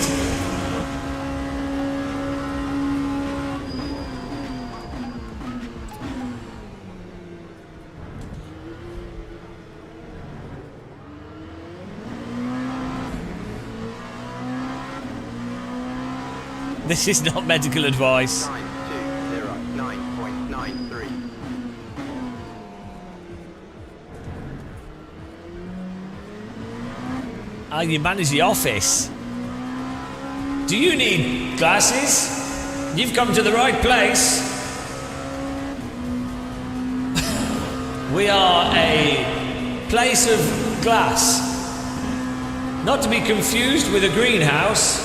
This is glass for your eyes, not glass for your plants. Technically though, a greenhouse does allow plants to see more light, which is what glasses do. So, though a greenhouse on the face of it seems completely disconnected from ophthalmology, it's actually all connected, guys. It's all connected. Connect the dots. Do you sometimes go to work, Maze, and go? Do you go? Oh, I feel optimistic today. In my optimist, I'm an optimistic optimist. Is that what you say? Optimistrist. Yeah. I have to say, these jokes are terrible, but we are in 6th place in an LMP2 car.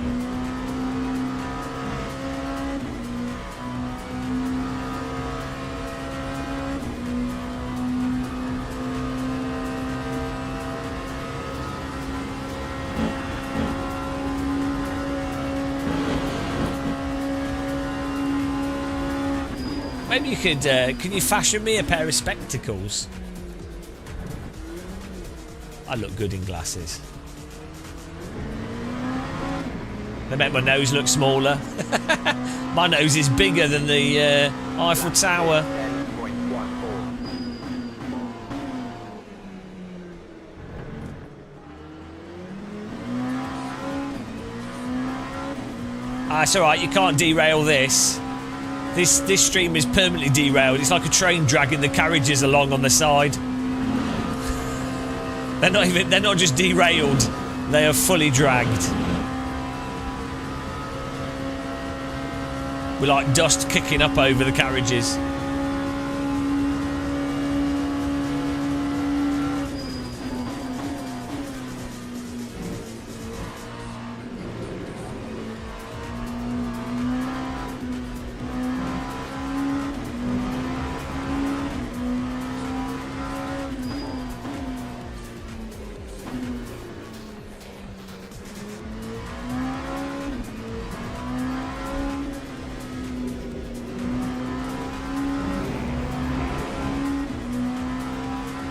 5 minutes left in this race.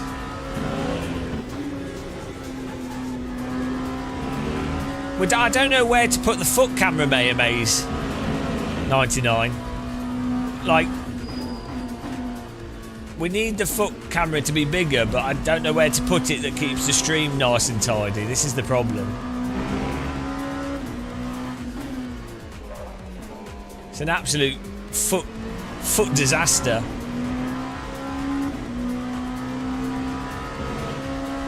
Novotny, welcome. Hear ye. Novotny. We've put the voice effects on macro buttons.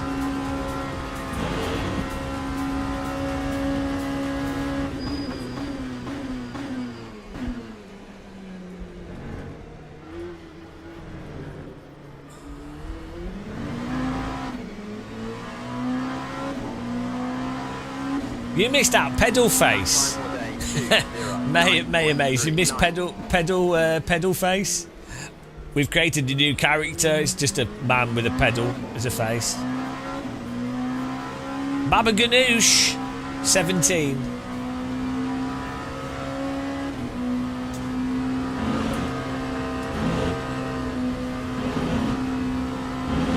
Can make the foot camera full screen and then make it very transparent, so you're not sure if you see feet in the sky. Or we could green screen it, so the sky is replaced with feet, because the sky's like grey.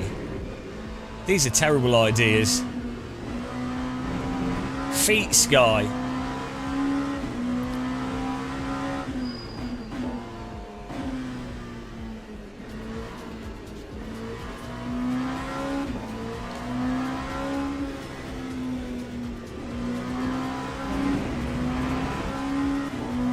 Yeah, you missed that. We put the pedal camera over our head and then we were kicking ourselves in the face. Genius. That would have changed the world for you.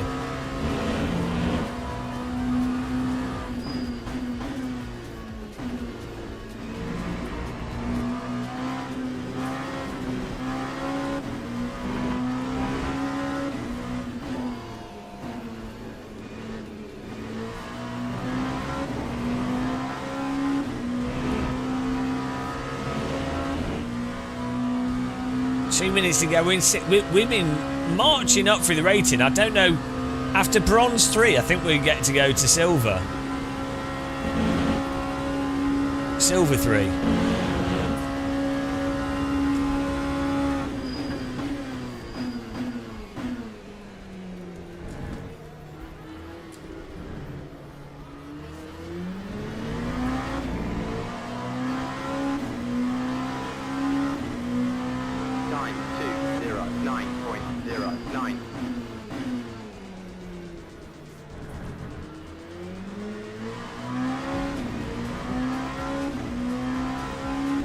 Yeah, we only talk to people that have the frames.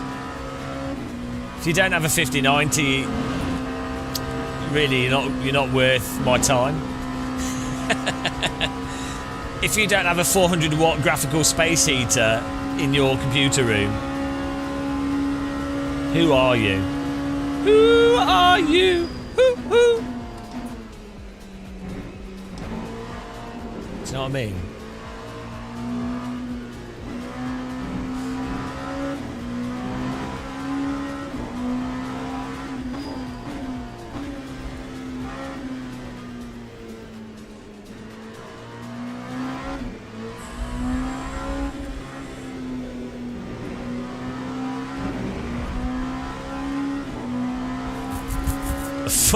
Just a foot.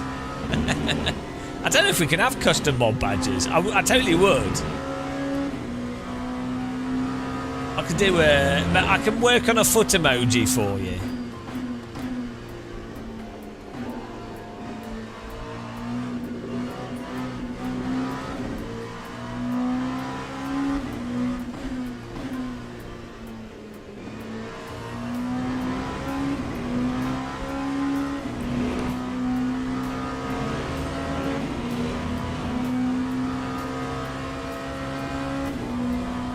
I think I've got one more lap here.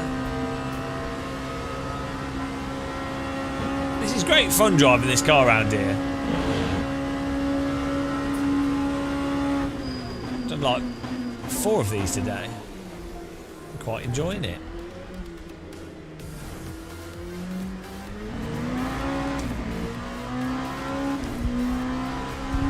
Like relaxing stream time. 9.19.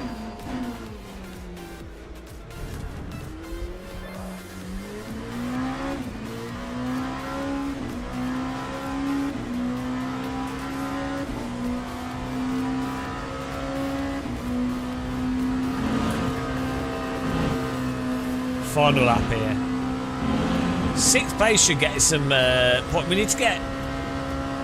We need to get Streamlabs working with this so we can see our rating. What is that helicopter doing?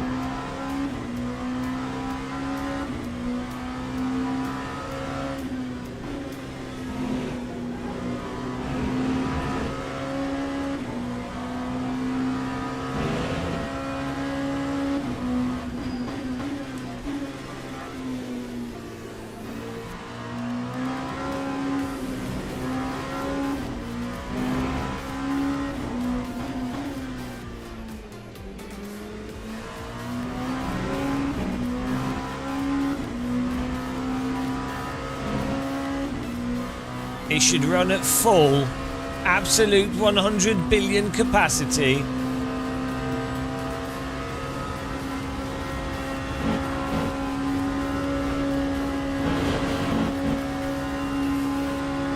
Hang on, you know, with the back to the audio compressor, having 0 on the compressor starting, does that work well?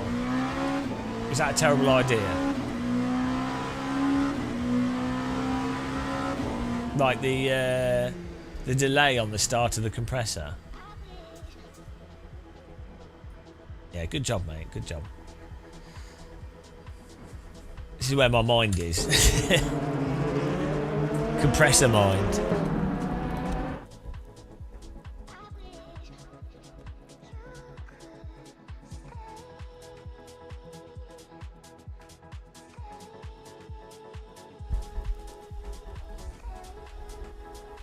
Generating results.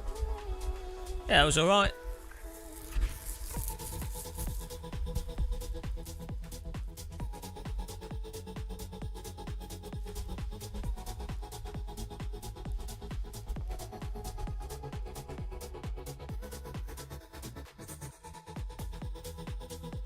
What is going on here? I think I need to eat something. Again, what's the time? Oh, it is 4 o'clock.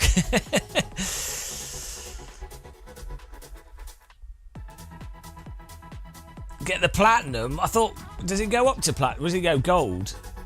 Platinum.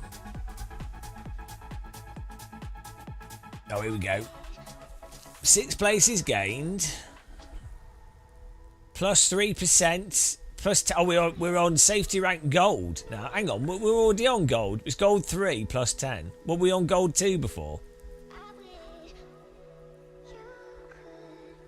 Oh, they've sent them to the council. Not again. God damn it. God damn council taking my results.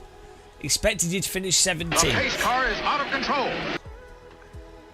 But actually finished 6th. We're moving up pretty quick here.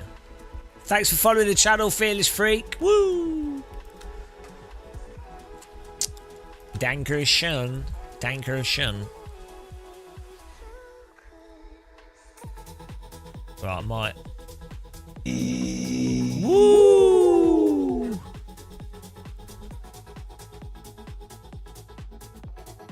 I might have a little break. Have a little break here, guys. We can set things up here. Beautiful. Whoa! I'm going to try putting the compressor with 0 latency. Let's see how that works. And then also, what else are we doing? I need to get a sandwich, but I think we'll reattach the tactile transducers to the rig as well and get that working. And what's the plugin for SimHub with LMU? We need to sort that out. It all needs fixing and sorting. Yeah, look, this attack. Let's put this on 0. Maybe this will work better if I put it on 0. Oh, there we go. And then move this down a little bit more. A little bit more. Oh, right. Here we go.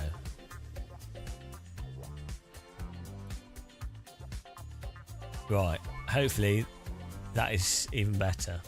I don't know if it is, but hopefully it is.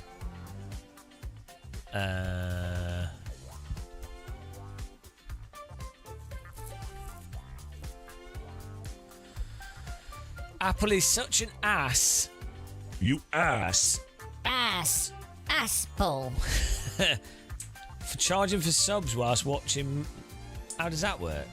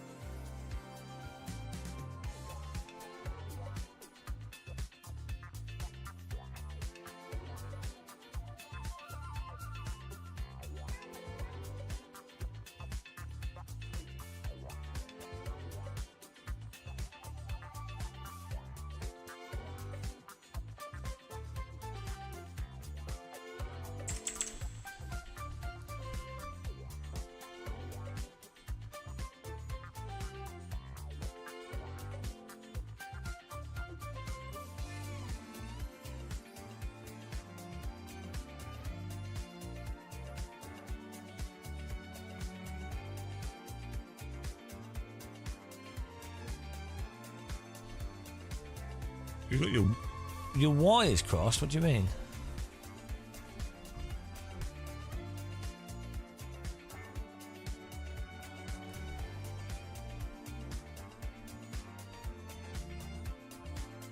Oh dear. What's happening? I'm gonna set up my tactile transducers and have a sandwich, I think. Maybe put some. I have some chicken actually. Let's cook some chicken.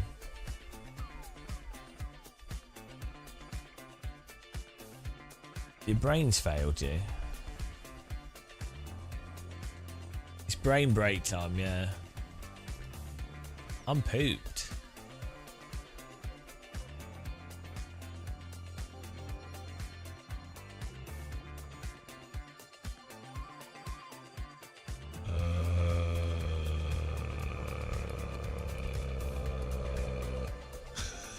I am exhausted.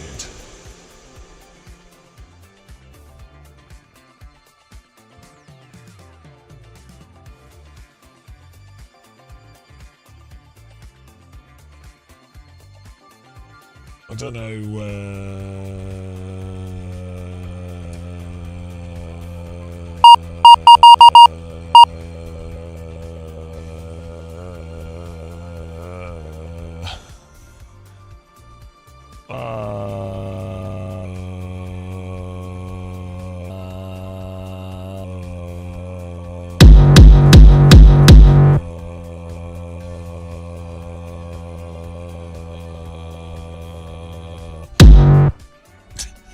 It's all broken, guys. It's all broken.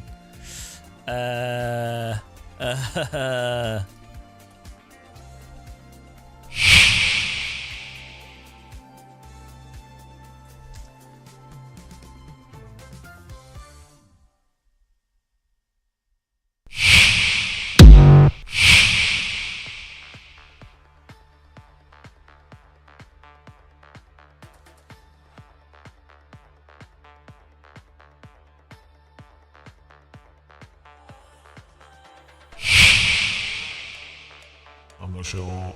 What's going on with this? It's messed up.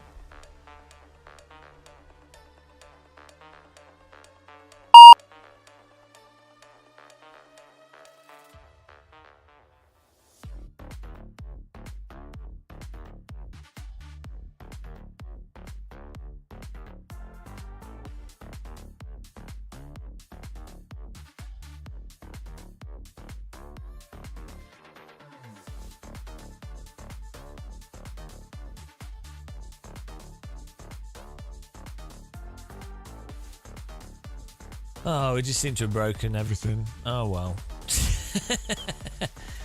I'm exhausted. Ryan, this is gripping content. I don't like ACC, but I do like the normalist. The normal. The So normal. it's probably one of the One of the best. well, one of the or not the best simulation to practice, like even F1 or GT mods. It's really good.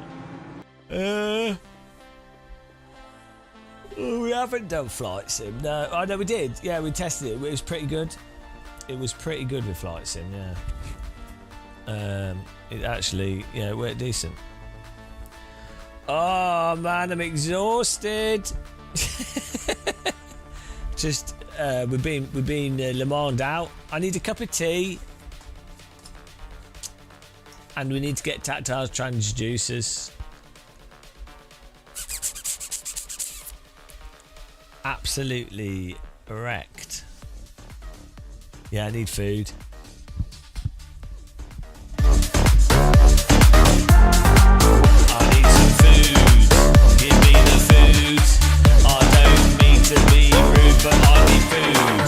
Chips, hamburgers, fish fingers. I need some food. Beef, chicken, cows, food, kebabs. I need to eat Everything in the world. Put the food in my mouth, and I will chew it and then swallow. That's that song. You never heard that song before? Zombie Nation. Oh, look how smooth the stream is running. Send feet. Oh yeah, we need to work out where to put photo vision. Look, it's too small. There you go, look. Look at those pedals. Do you like the feet? There you go. Oh, feet in the face! Look at those socks. Manky socks. Actually, they're quite nice socks. This is the, there you go. Look, this is what she wanted. Look at that. Look at that. Full screen feet time. Oh no. The foot viewers are like, oh, this is so good. Rub your feet all over me. Where can we put this? Oh no, licking feet. That's the worst. It's disturbing. What is wrong with people? I think put them in the. You're eating. We'll put pedal faces back on.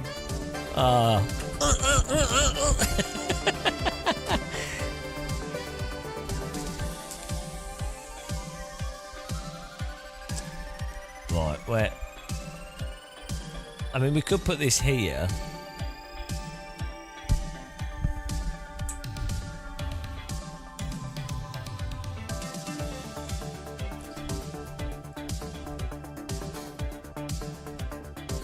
Feels like it's in the wrong place though, that's the problem. And it's blocking my hands. Because everyone wants to watch my hands.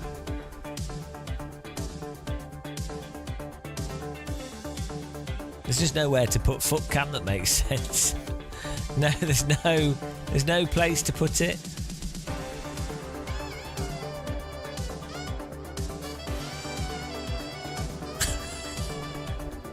Foot. That's how we should do the stream. Look at the active pedal. Look Look at it vibrating. Look, the whole rig's vibrating from the pedal. Look.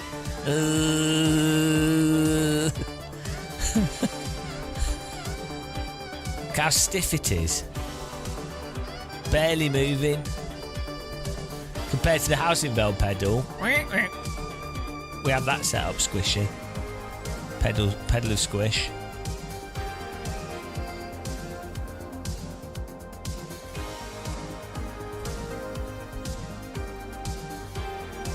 The throttle I have well light. I really like throttles. Look at that.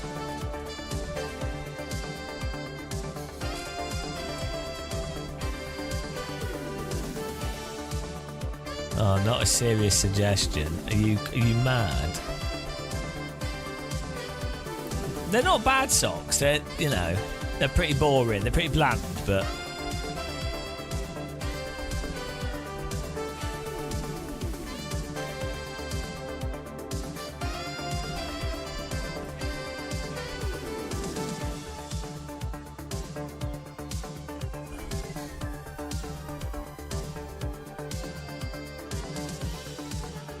that's an improvement there. Could just put it here. Why no race shoes? Because I like to drive with my feet.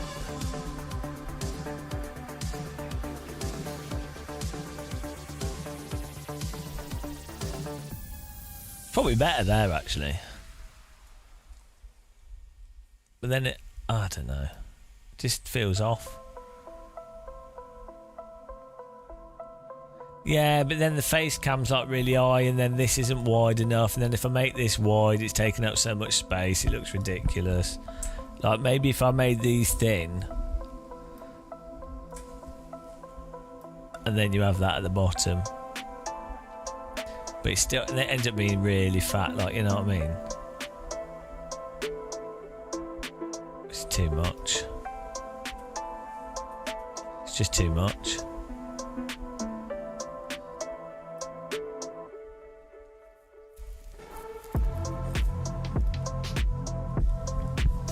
I don't think you really need pedal cam, really. If it wasn't for Mayo Mays needing, the occasional foot lover, that's it. That's the only reason we have it. Just that's for regular streaming innovations. We're on a level that most people don't operate on because most people don't have the same mental health issues.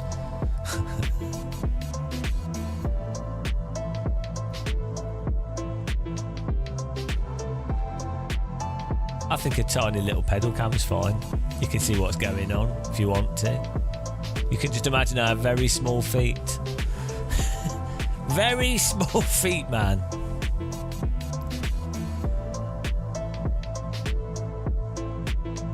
This is the joy in my life. Feet.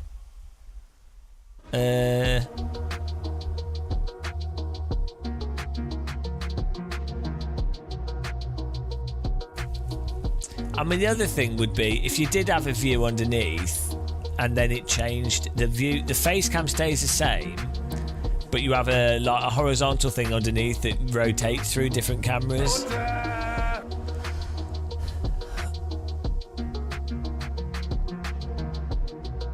I'll put the feet on top, they won't know who the feet belong to. Oh yeah, we were going to do that thing where we record other feet with like 3 legs, so there's like 3 feet just randomly, and a random third foot comes in, and just put it in there, see if anyone notices.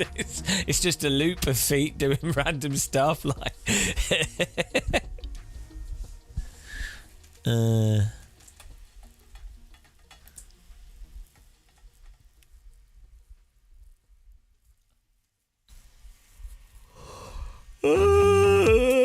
Let's get a cup of tea and something to... What am I going to eat? I'm going to put some chicken on.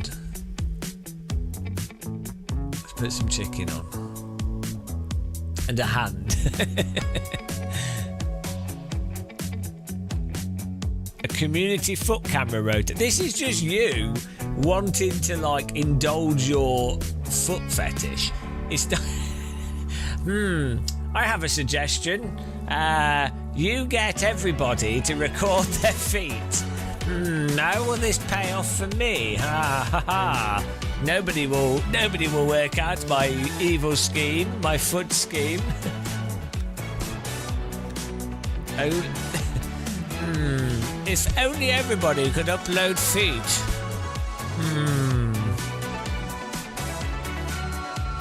What a dastardly plan. Nobody will know. Typical guy. Report for sure. Guy should be word for women as well as men. What a guy. I'm just going to call everyone guy now, just to confuse them.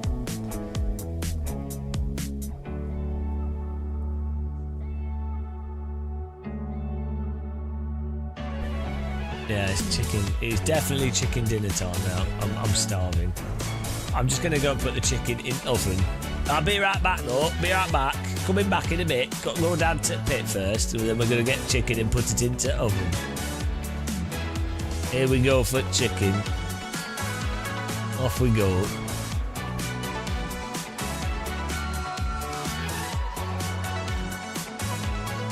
Right, back in a minute, guys.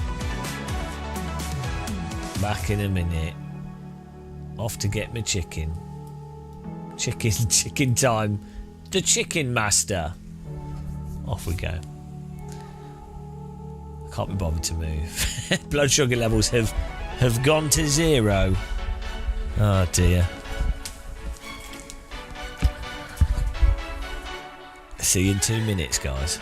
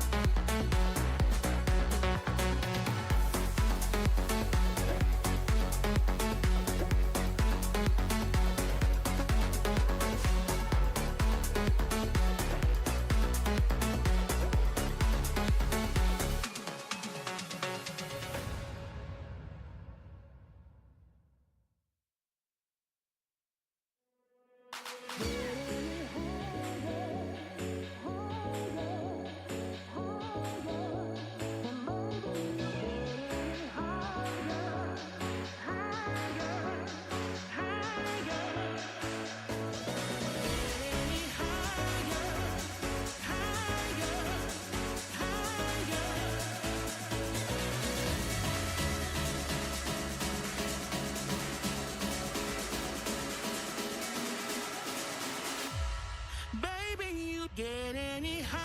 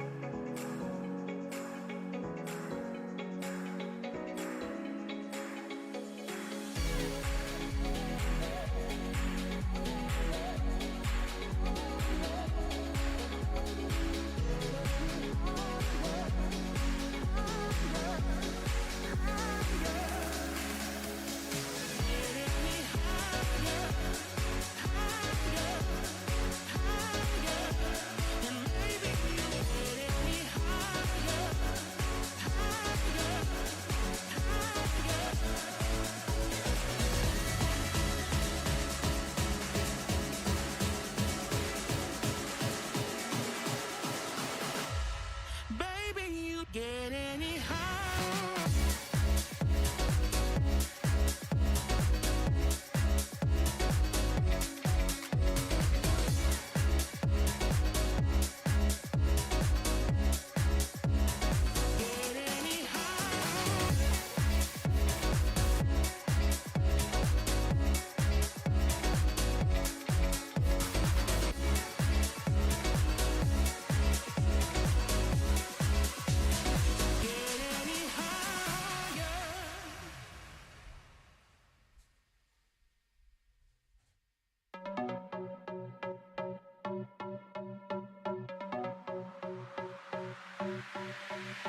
I don't wanna waste a minute.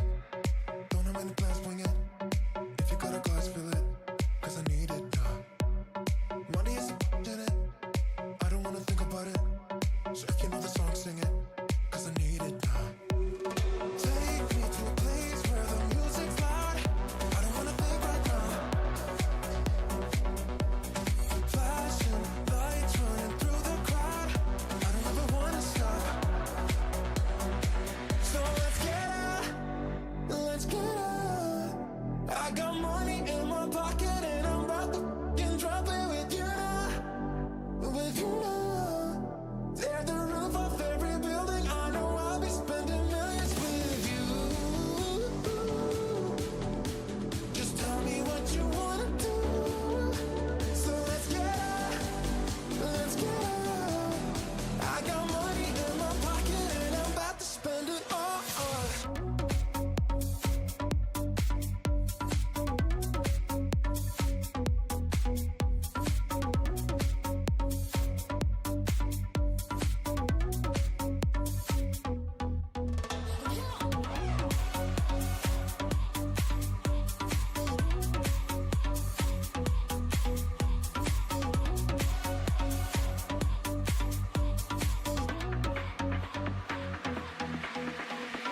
I don't wanna waste a minute. Don't have many plans, wing it. If you got a glass, fill it. Cause I need it now. Money is in it. I don't wanna think about it. So if you know the song, sing it. Cause I need it now. Take me to a place where the music's loud. I don't wanna think right now. Flashing lights running through the crowd. I don't ever wanna stop. So let's get out. I got money in my pocket and I'm about to f***ing drop it with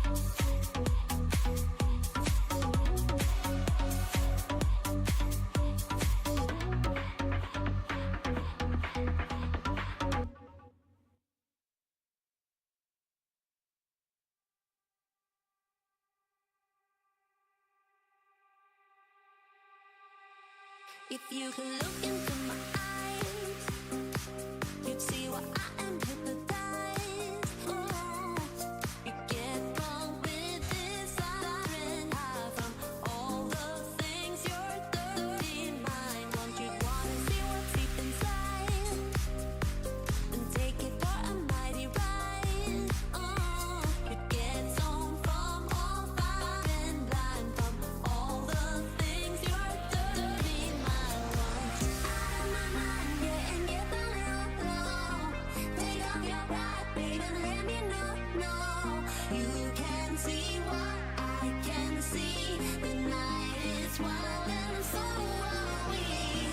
Out of my mind, yeah, and get the low. I want the sky, baby, let me know. No, you can see what I can see. The night is wild and so are we.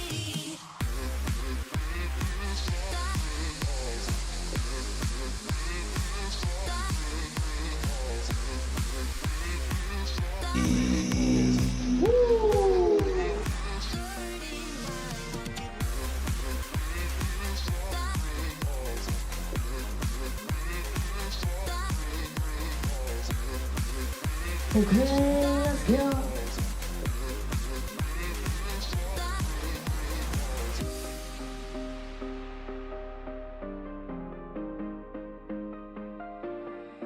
If you could look into my eyes, you'd see what should be no surprise. Oh, you'd cool down, dance it out to hide from all the things your dirty mind wants. You'd wanna see what's deep inside. Oh, and take it for a mighty ride. Oh, you'd get zoned from all fire and blind from all the things your dirty mind wants. Out of my mind, yeah, and get the low. Take off your pride, baby, let me know.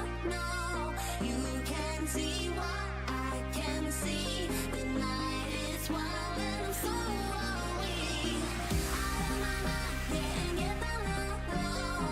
I want the sky, baby, let me know. No, you can see what I can see. The night is wild and so are we.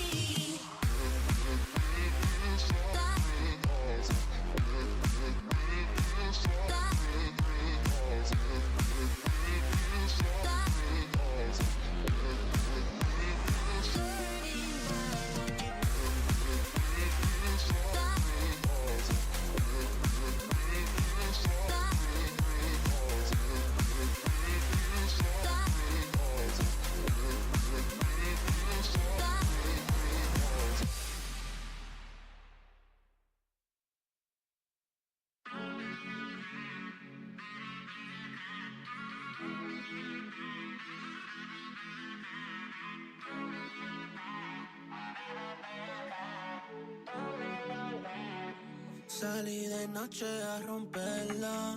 Una belleza la encontré como una perla. Yeah. Lo quise todo sin conocerla.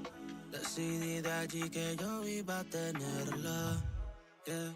Tanta gata yo pichando. Por tu cuerpito lo quisiera estar chichando.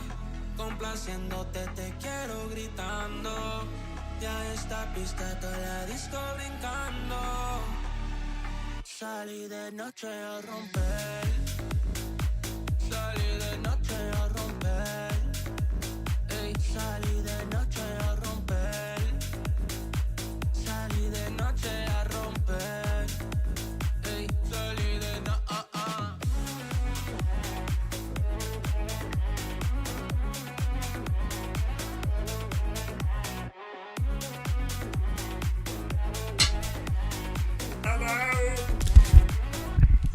Hello?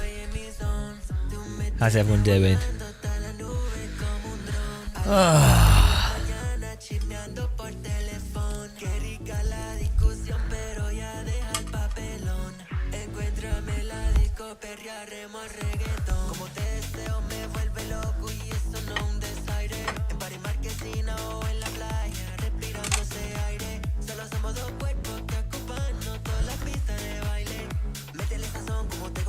Ese cuerpo I think it's tea time.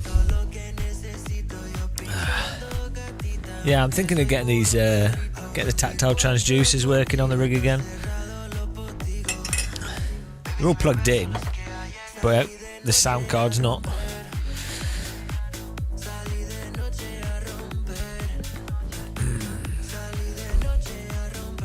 Should just be a case of turning it on.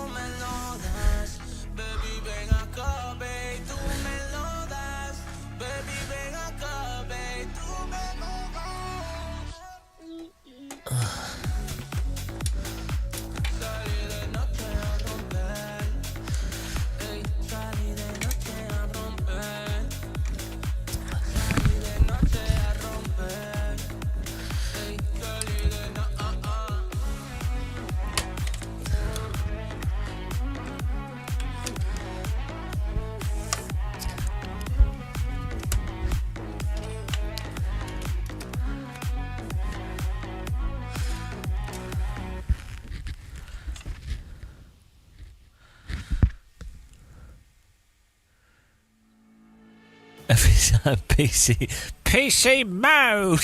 I forgot about that. It's mine says it's like in a Chinese voice. PC mode. It says it in a really weird Chinese voice, like a Chinese speaking English over enthusiastically voice. PC mode.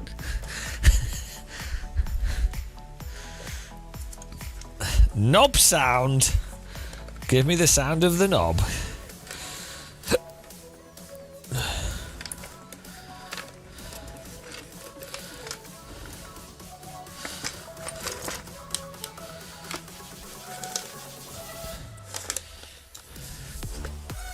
And we also need to try VR. There's so much to do. Hard times.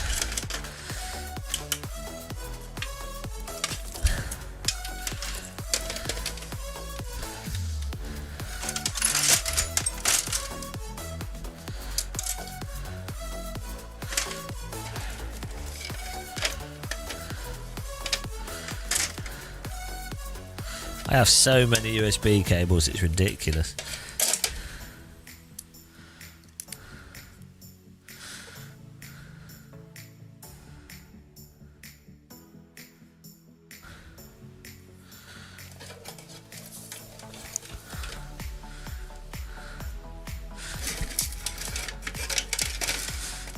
What do you need a USB? Bog standard USB.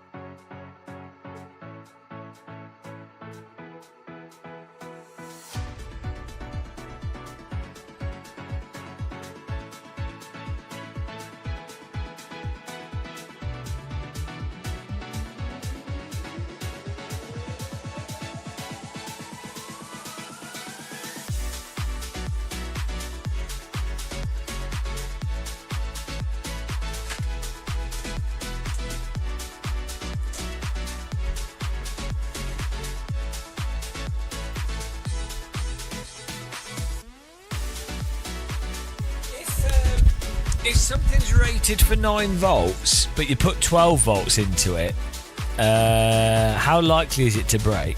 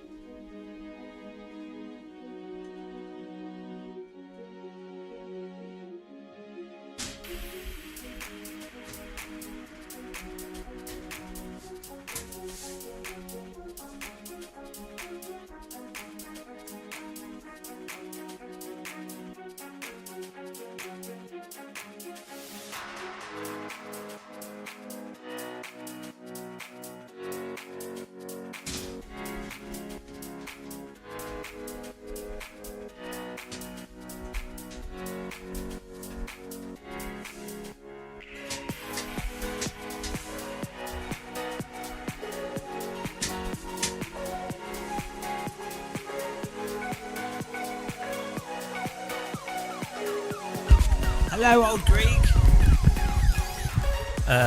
So just plugging in my computer case at the back of the box of my computer case. How did I find one? eBuyer happened to have one.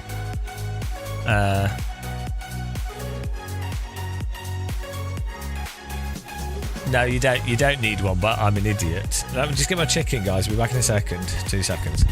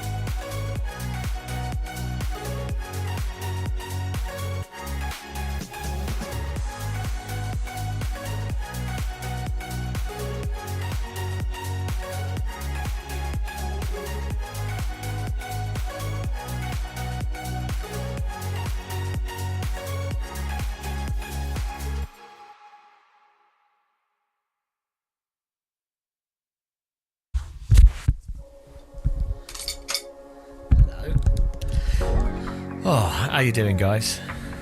I need to.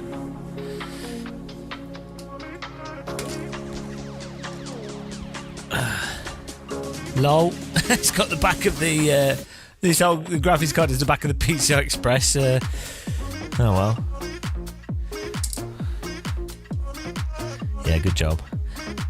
Oh, I need to get a USB extension cable, but I'm starving, so I'm having a little food break here. Yeah, we put the previous graphics cards in the other computer now, which is nice.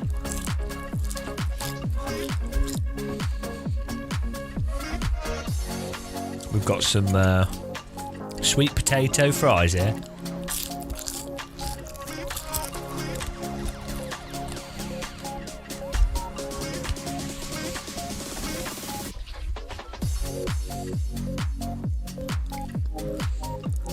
I like this spot. This windowsill spot. It's a nice. You can't see my face. Hello. It's a nice space. The pace car is out of control. GPH Racing. Hello.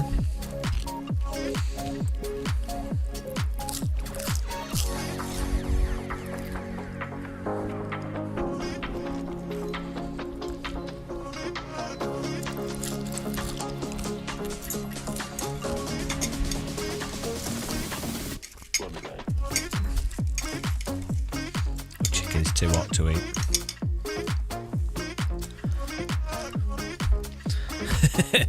I always like sitting on windowsills. I used to sit on. I used to just sit on my windowsill behind the curtains, against the window when I was a kid. Probably dangerous actually. Probably could have fallen out the window.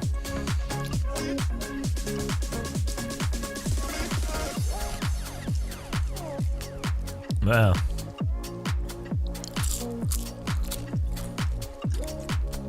Everyone needs a windowsill to sit on.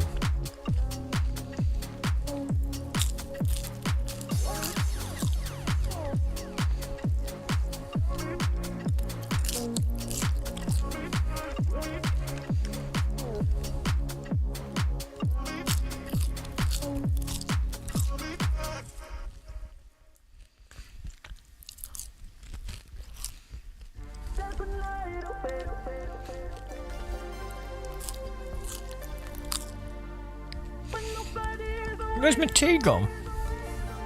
Oh, it's on the sim rig.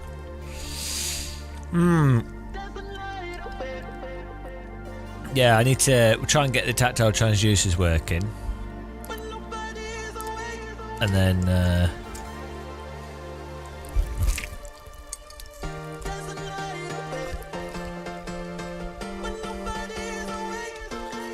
need to get on the Ren Sport as well.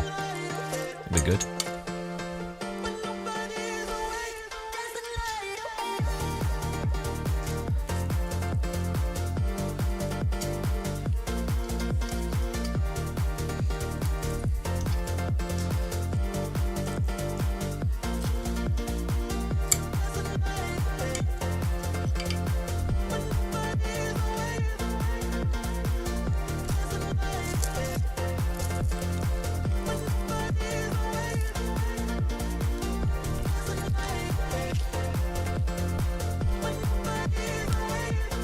Yeah, we got Flight Sim working alright actually. They pumped the graphics up and it was at like 70-80 FPS. I'm no Star Fox. I enjoy playing LMU though, I just like driving around.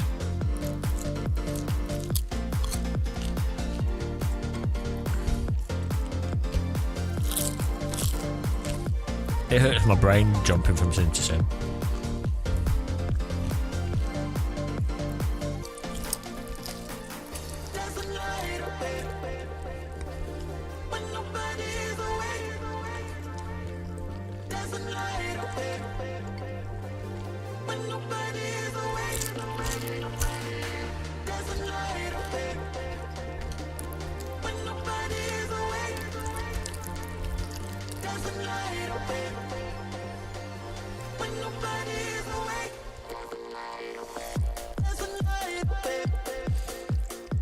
What a chicken bonanza. I have a Tower air fryer. We should get a Ninja one. It's a lot better.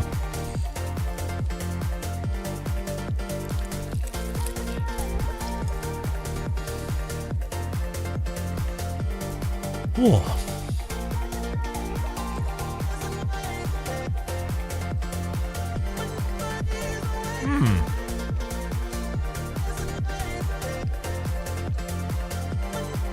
This is as good as it gets for streaming. Sit in a corner eating chicken. 2 empty sim rigs.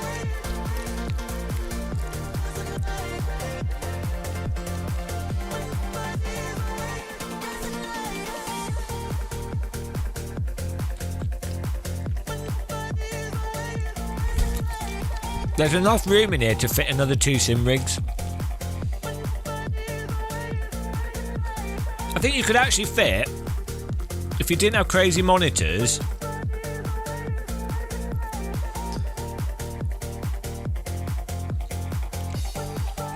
you could probably fit 6 sim rigs down here.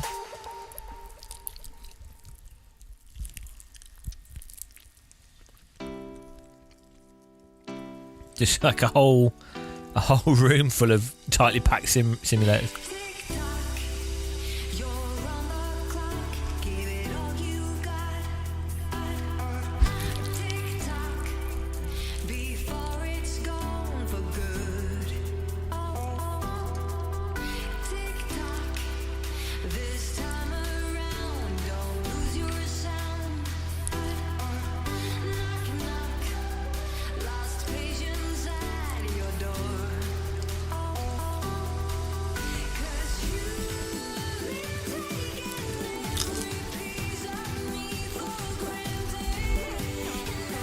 Oh, not football.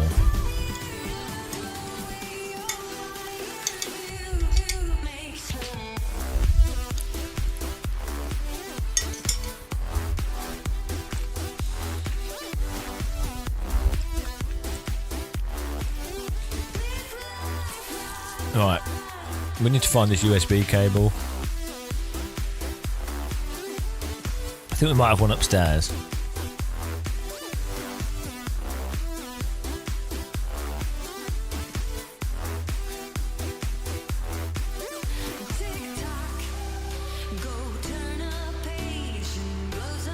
Hang on, this the MSI 2070 has the USB-C on it. It was for like VR, wasn't it? Like the idea is that they were like, oh, we will send VR signal out of a USB-C port on the graphics card, but then that never caught on.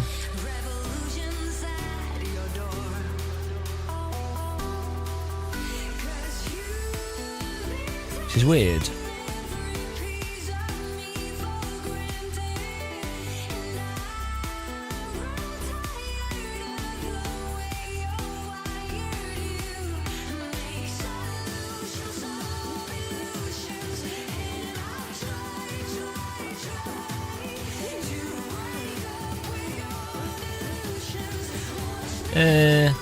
Well, yeah, I don't know what it. Oh, it hadn't had the bandwidth. I don't know. It is a USB-C cable. Is it micro? No, it is USB-C.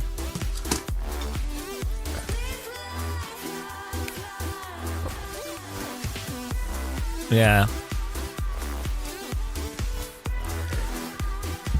It was weird because I think it was because of John Carmack was like really PC orientated. It's funny how you end up with companies that like want to lock everything down. It's like a weird control thing, and I think it doesn't work out in the long run. But I think you can make a lot of money. So financially, I guess it can work out, but in the long run, if you look at like Valve and even Microsoft and stuff, like Microsoft do lock a lot down, but like the general PC thing.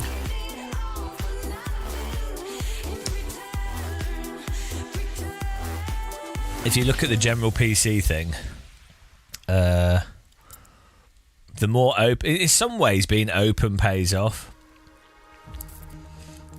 But then I guess you lose control, so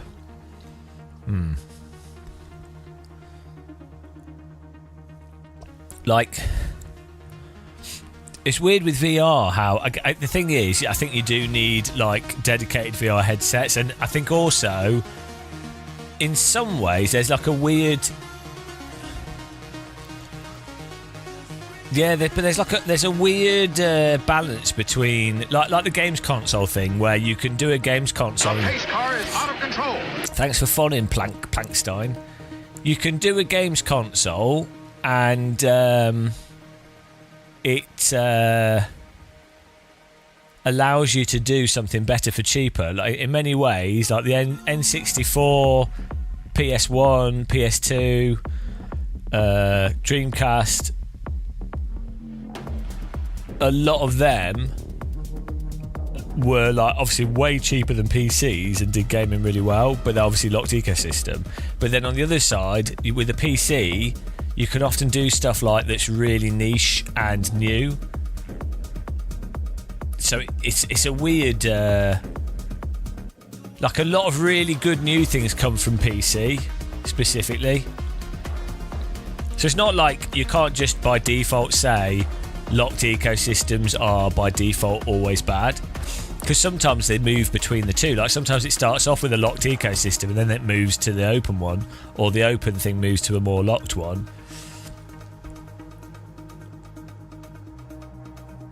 I think it just falls back on whether it's beneficial for the consumer. So when a Nintendo Switch or something can be mass produced and the price kept down, and simplified, and people can develop for a target platform, that's beneficial for the consumer.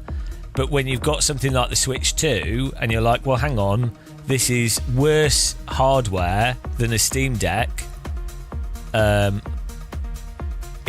fact that it's locked, the fact that Mario Kart is locked to a Switch 2 is worse for everybody apart from Nintendo. So that's when the locked. So what happens? I think the bad thing is the locked ecosystem can be good, but inevitably a business ends up turning it into something that's negative to the consumer, and at that point, but then that's when it kills the locked ecosystem.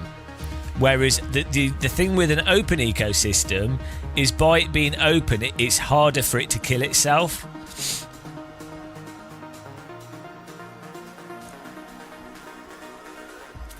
So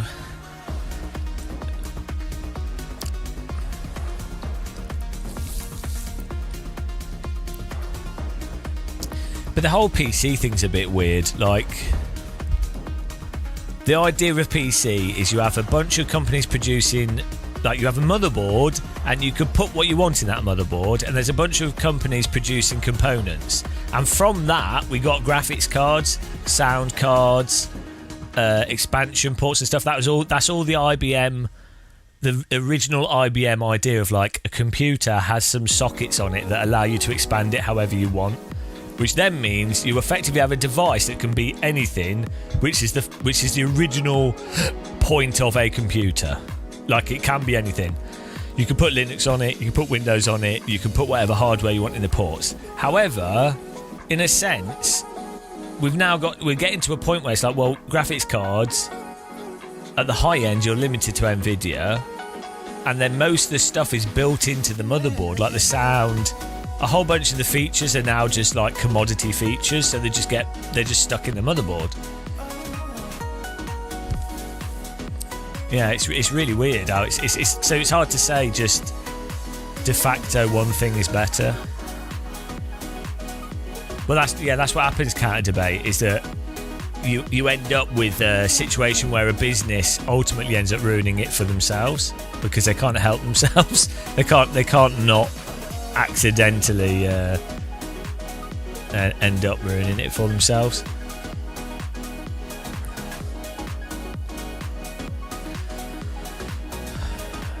I mean, the thing is, well, right, a PC they are really good now. Like, if you look back at the past, go back and you're like, I mean, you could watch films on them, you can put your music on it, and you can watch things and what have you. play games on it. So the utility hasn't changed, but the quality of the stuff that you do on it has improved.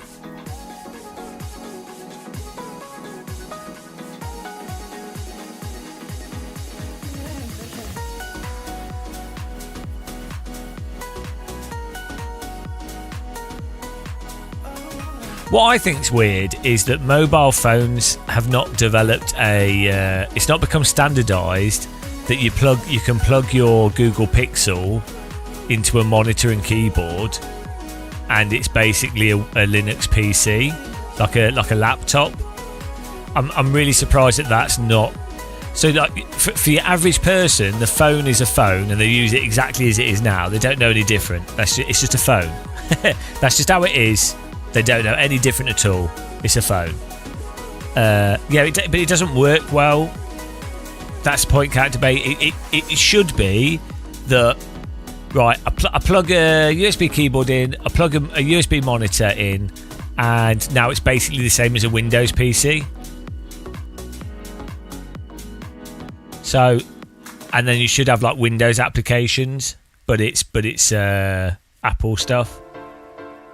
Do you know what I mean? Like, it should basically, as soon as you plug in the screen, it should change to like a desktop computer. And I don't get why that's not happened, because it's such an the power of a mobile phone now is there to do it, and there's so many people that still use laptops, and what they're basically doing is it's like Windows. It's like, well, hang on. If they could just if you just plug a screen and a keyboard into your phone, you've just replaced the entire laptop market. And laptops are still like in a really weird, out of date perspective of like how cumbersome they are, the battery life, they're using desktop processors effectively, which doesn't make sense. You should be using mobile processors. I mean, so the closest thing a laptop's got to that sort of thing is the like Microsoft Surface type things, or even some of the tablets, but even then they kind of miss the mark. They should have a defined mobile phone mode that's the mobile phone mode, and when you plug in your monitor, it is a desktop it's a laptop straight away. Whereas the mistake that manufacturers have made is they either blend the two together, which doesn't work, like Microsoft did with the Windows CE and what have you, or they want you to just use the phone on a larger screen, which doesn't work. It should be it needs to be two totally different things. As soon as you plug a screen in, boop, it's an option you select. Plug screen, mobile PC mode. Plug a screen in, boop, that's it. It's now like I'm using Red Hat. How is that? What? How it like? How many people would ditch their laptops? Like, if you do any writing, if you use OpenOffice, if like most Excel spreadsheets, basic video editing, or like, and it would even justify you buying more powerful laptops, mobile phone. Like, people would then go, oh, I'm going to use my mobile phone as my computer as well, so I will spend an extra £1,000. No, John, when they did it, they merged it and did it in a shitty way.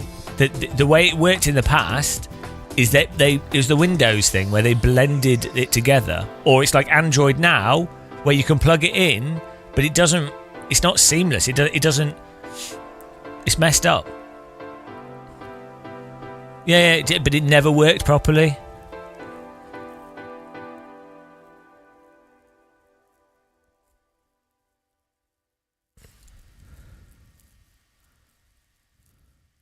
Oh, Samsung DeX, there you go. Well, I think part of it's marketing as well, and part of it's peripherals.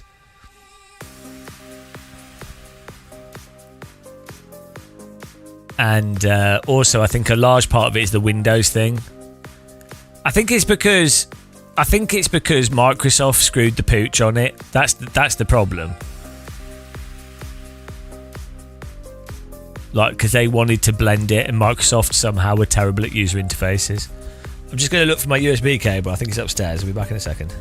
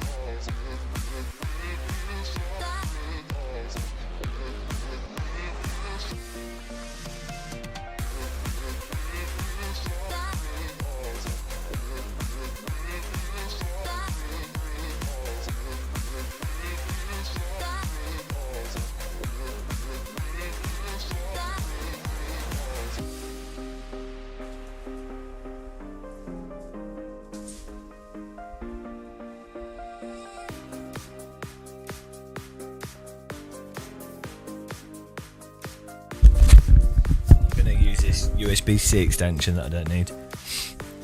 I had the Sony Ericsson P90, I think it was, and that was really good. Like the Palm, there was that era of Palm Pilots was a really good. The programs on them were generally, they were actually more sophisticated in many ways than what you have on new mobile phones. Like because the user interfaces were more like actual programs as opposed to mobile phone apps.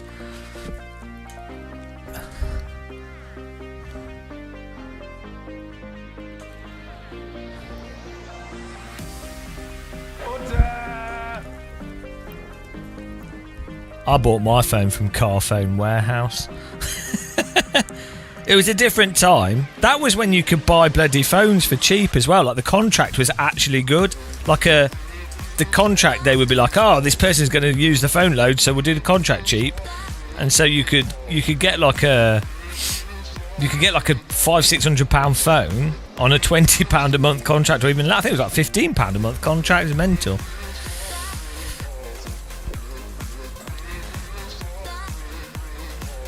Because I think most people, basically the contracts would be based on the type of phone, and the only people buying those top-end phones would be business people. So they're like, oh, we just need them to buy the phone because they'll use it a lot.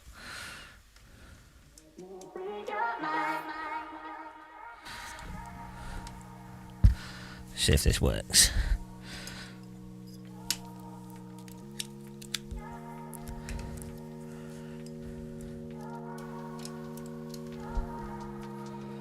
Okay. Just have to be turned on for it to actually work at all.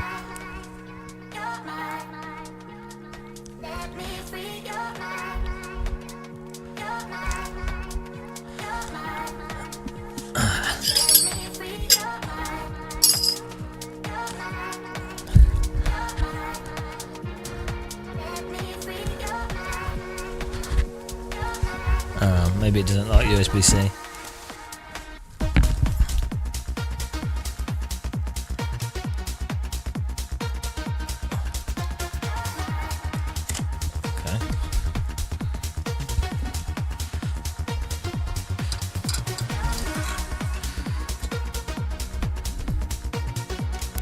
Oh, okay.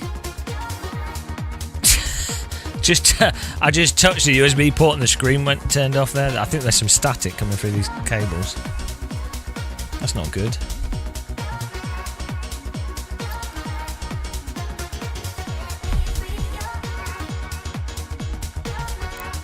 What? Why is that? Why is that causing sparks? That's not good. Okay, maybe let's not do that. What on earth? Maybe it's ground loop stuff going on. Or maybe it just doesn't like USB-C. Ah.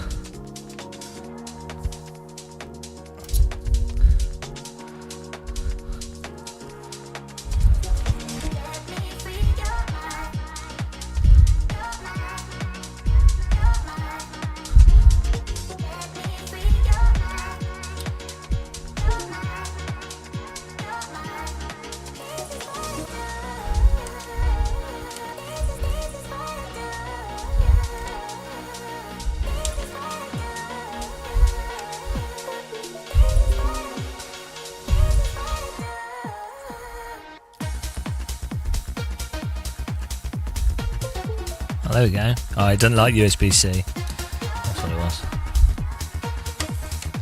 Knob sound on! Right.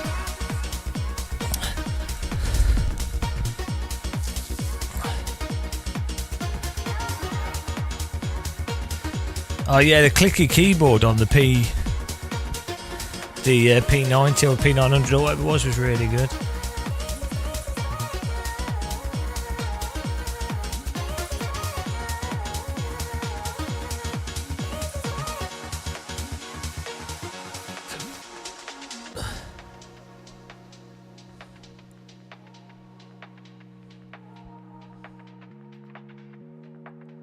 Alright, Simob.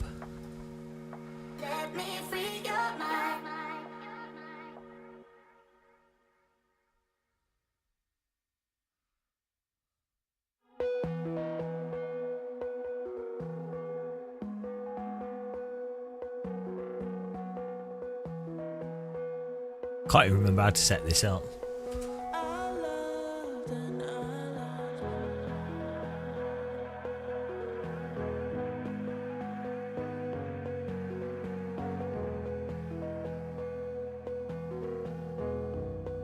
What's left of my heart?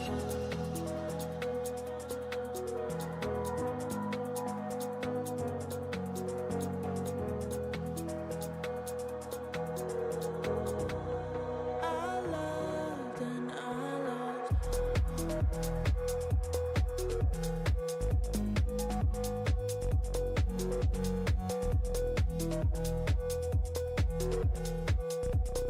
What's left of my heart? Oh, here we go. It is.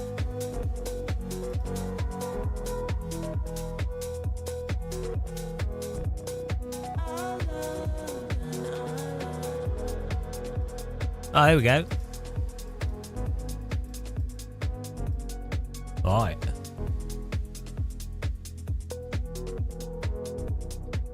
Front and rear. Here we go.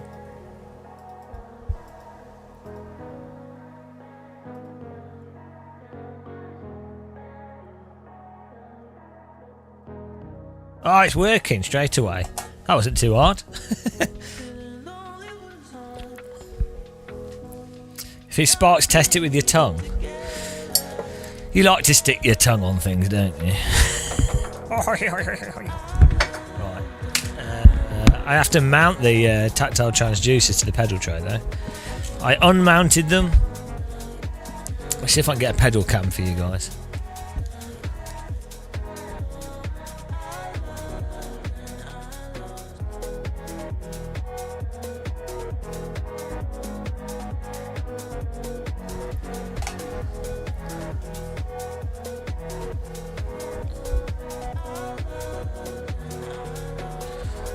Right, we've got them down here somewhere. I normally just use the glue to stick them on. It seemed to work really well. Oh, me. Oh, there goes my Hoover. Hello. So just stick it on the pedal tray. Actually,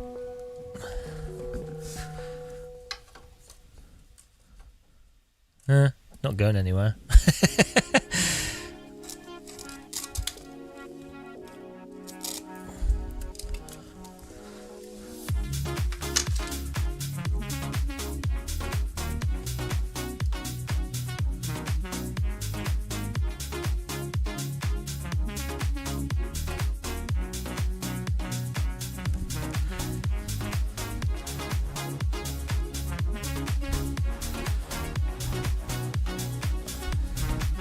Well, let's just stick it here for now.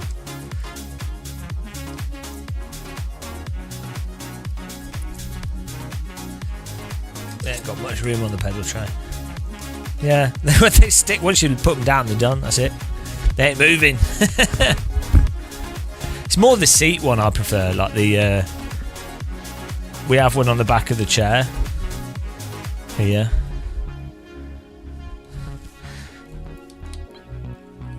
Probably do with tightening it up.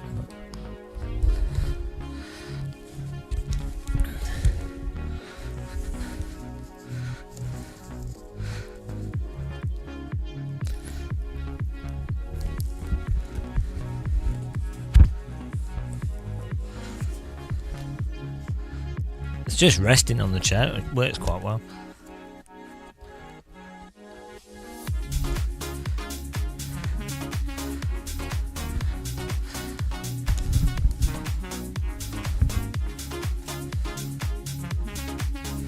Just the graphics card, because we already had an X3D chip, and yeah, I was looking at benchmarks, and for gaming it's like nothing. A whole bunch of games get exactly the same frame rates because it's not really the CPU is not really the limiting factor. Some games get a bit better frame rate, but most don't. It's the X 5800.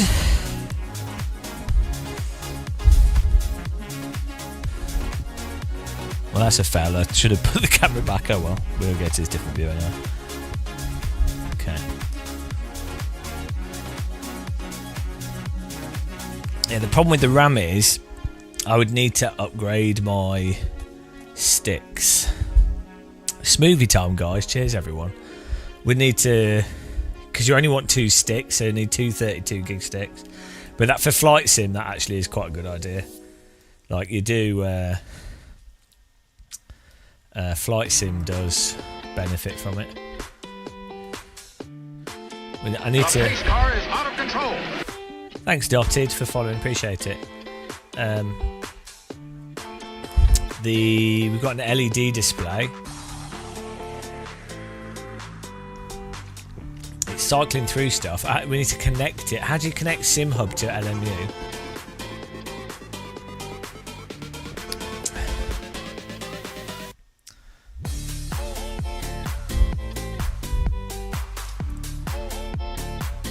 Oh, here we go.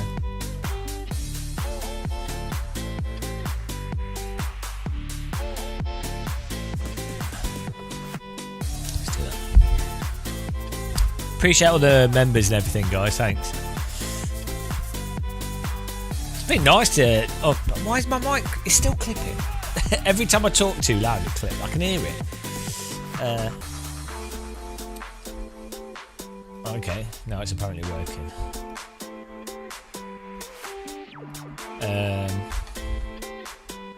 Yeah, it's been fun streaming recently.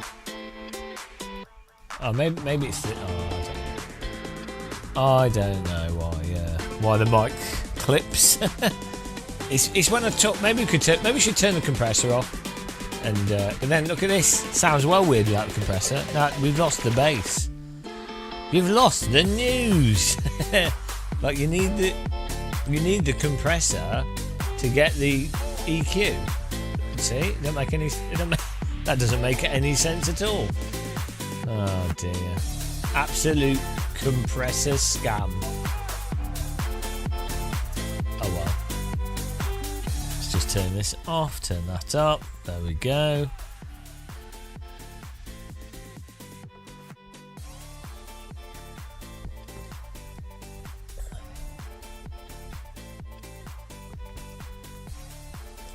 What does it mean if you set a compressor to infinity? What does that mean?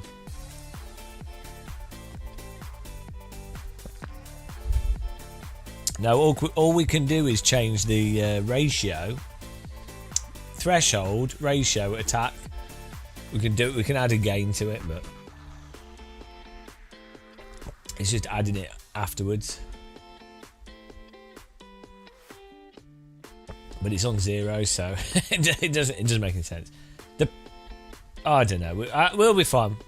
I think we'll just keep fiddling with settings. I've just put the ratio on higher, which means. Does that mean it's less sensitive? If the ratio's 5.6 to 1, does that mean it's doing more or less?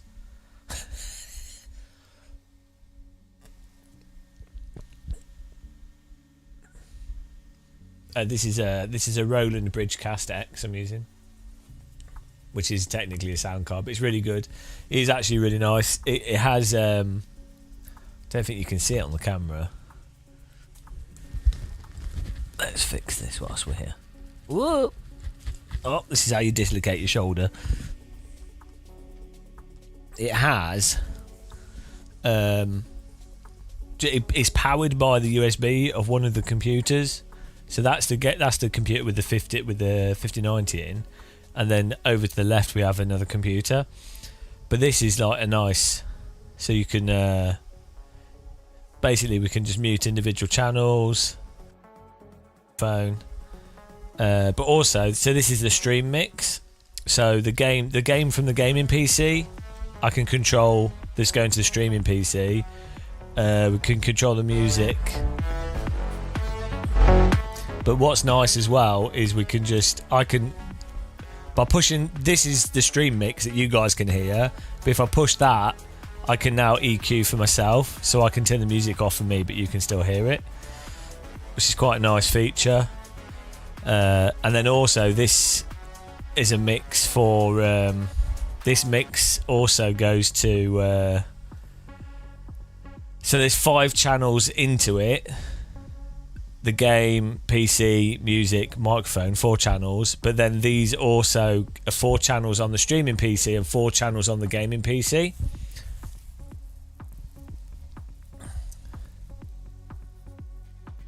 So but it's great. The biggest thing is that it does have it has video into it as well, so we could put a camera on it. But I've not used that. That's supposedly a nice feature, but I've not used it. The biggest thing is that it's 2 USB-C. One USB-C goes to the streaming PC, and one USB-C goes to my the gaming PC, or the PC we were on. And because it's powered from one of those USB cables, we don't get any ground loop on it, which is really, really nice. And because it's just USB-C to the computers, you don't have to use analog cables and then be like, oh, have I plugged this cable in the right socket? Have I plugged that cable in the right socket? So previously with the Go XLR, I had an audio, an out and an in, because the streaming PC has to send when we get an alert on Twitch or YouTube, that plays a sound on the streaming PC, but I need to be able to hear that and control it. So that would have to, in the past, that would have to be an audio out going into this, which then is mixed in again, and then you see, it's mental. Whereas now it's just one USB cable to each computer, that's actually really significant in terms of it not being a pain in the arse. So it's good. You could get the mini one, the Bridgecast, I think does. Oh no, the Bridgecast doesn't have 2 USB ports. So unfortunately, this one's like £300. But it is, and then it's still got the audio effects. So I just like the deep. Ooh, hello everybody. I have a message for you. I like to have some stupid echo stuff. Most of them don't have that built into it. It's weird though, because this does the processing on the hardware, which you can hear, like the way the chip works.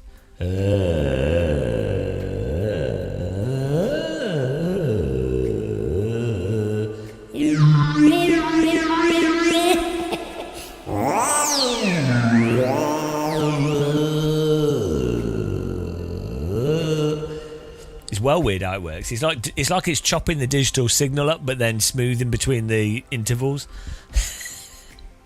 DD Gill's a sound alert, and then we can control it. Then we can hear it using this. Yeah, like this. Hello. This is now the live stream. I demand you hand over all your money. We have invaded from the planet Gulong. You will hand over all your earthly possessions. You are no longer capable of free will. It's got a auto-tune almost, but it auto-tune. It's not auto-tune, but it's changing its note based off the note. So if I talk low, it makes it even lower. Look. No. See, now it's low, but it's staying in the note. Hum diddly. But if I talk higher, only.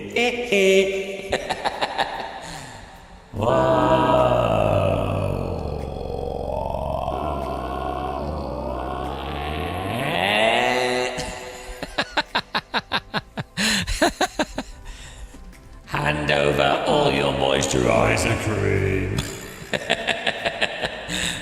We demand all the moisturizer. You could use that as a new T-Pain. Get in your sim rig, everybody get in your sim rig. T-Pain muscle. Bugatti, Bugatti, Bugatti.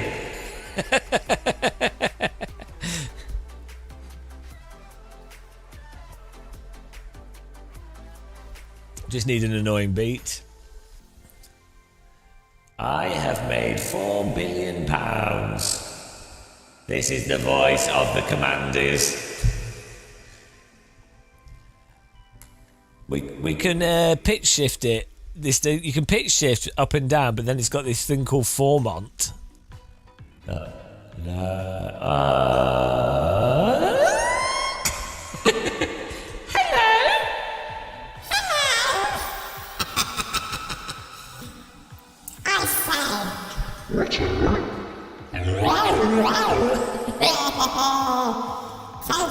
normal voice. we do woman muscle. Hello everybody. Dee girl. Ooh, rub your hands on my server, I can't do Chinese. Martin Stork. Martin Stork, you have been summoned to the Grand Council of Bulanga. What do you plead, innocent or guilty? Are you pleading innocence or guilt? Remember, you will be liquidated. How do you plead? You have pled guilty in the Grand Court of Mosul. This means you will forego all rights and all trial. You will be sent directly to the recycle unit. That's how we should all talk like that. You'd be like, I would like to order some McDonald's fries. Could you please give me a Diet Coke? You have been sentenced to a punishment worse than death. 4 races in the Porsche Cup car on iRacing. This is a virtuous and just court with humane punishments in mind. You can choose between a Porsche Cup race or incineration. 14 hours of incineration. oh, give me the incineration. Give me this Robo Clarkson. On that bombshell, I've been turned into a robot. Oh dear. And James May has got lost. Richard Hammond has crashed his car. Give me the incinerator. Anything but Porsche Cup. If they made Porsche Cup the punishment for crimes, no one would commit crimes anymore. It'd be like the ultimate. If they could replace the electric chair with Porsche Cup, and people would be like, oh, okay.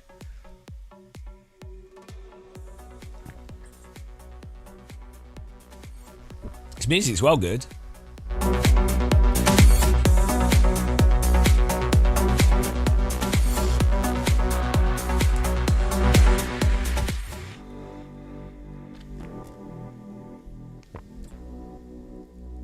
The chance of having to drive Porsche Cup is too high.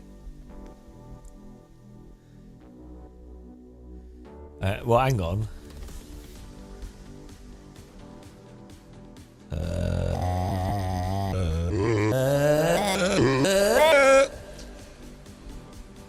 James May has broken down again. So we had to leave him by the side of the road. It looks like Richard Hammond's having a problem with his car because we disconnected the brake pedal. Richard Hammond has accidentally driven into a pedestrian, causing his legs to be amputated. Oh dear. It's time now that we go over to the Stig, who's going to be driving a reasonably priced car around the racetrack. It looks like the Stig has had his identity revealed. Oh dear. On the way into town, we found some local Americans who were very stupid indeed.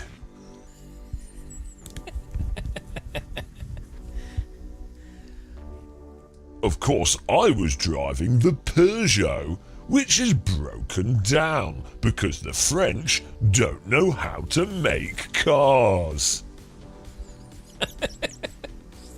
Every episode's the same. Every episode.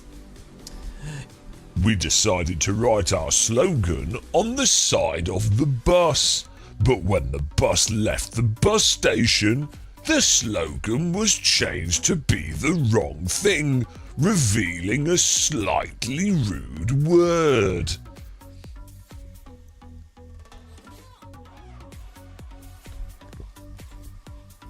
This is British humour. Oh dear. Hello, Crash Monday. It looks like Crash Monday has joined the chat.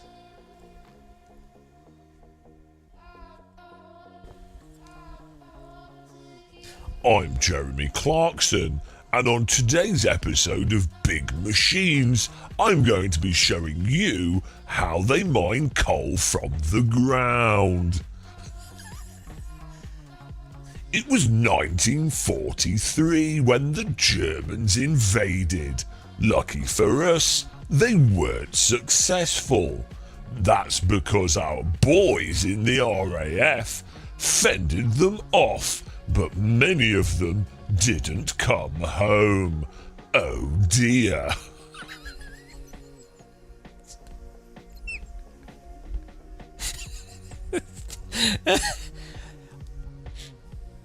I'm Jeremy Clarkson, and this is World War II Stories.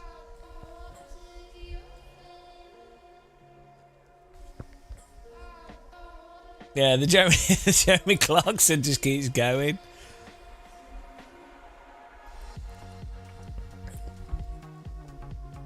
Always the same impressions. We can only do 3.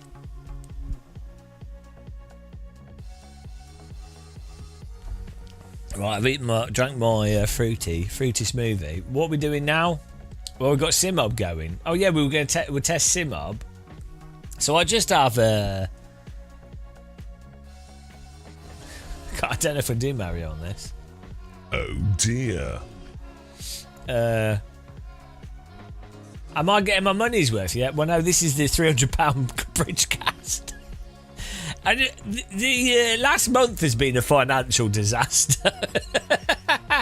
Last month we spent like too much. I don't even want to say like too much on equipment and stuff. But it's fine. I'm sure it was a worthwhile investment that will pay off. Guys, check out our affiliate links in the description. What we got here? We got this set up. Yeah, let's just test that this is working. Loads of money. Well, I wasn't seeing it as an investment. No, look, what's going to happen is... What's going to happen is the economy is going to collapse. And as a result, the prices of goods are going to go up. And that means that no one will be able to afford anything. And it looks like James May forgot to buy anything before the prices went higher. That's because James May is too slow. Richard Hammond didn't even get any money out of the cash point because he crashed on his way to Tesco's. Oh dear. And of course, everything is owned by other countries because Britain sold it off in the 1940s. Well, everything with Jeremy Clarkson comes back to, like, hating Europe.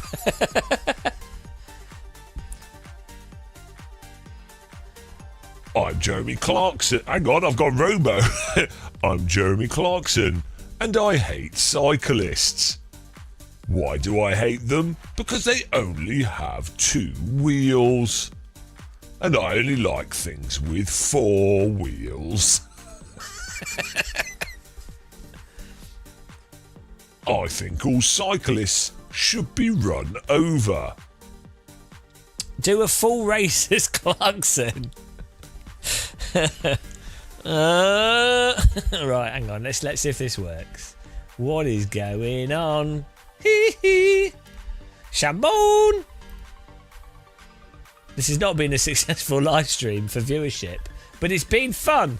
It's all that matters. Power!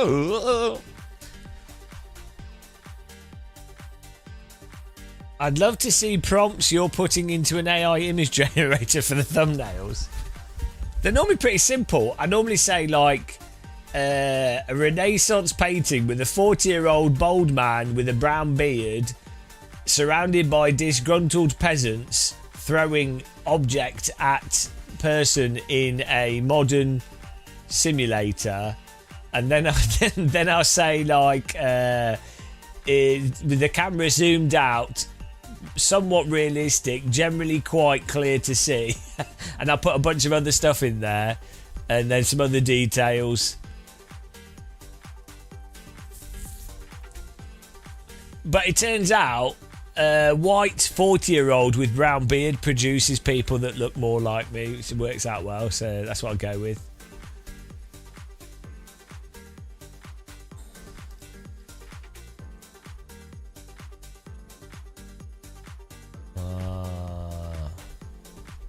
Let's do some rain. Wet driving. I'm going to go back with the McLaren because it's a lot better to drive around this track.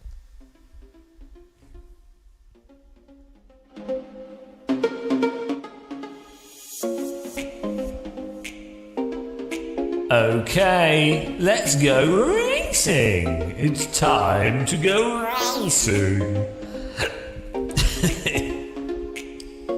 Race number 1. Okay.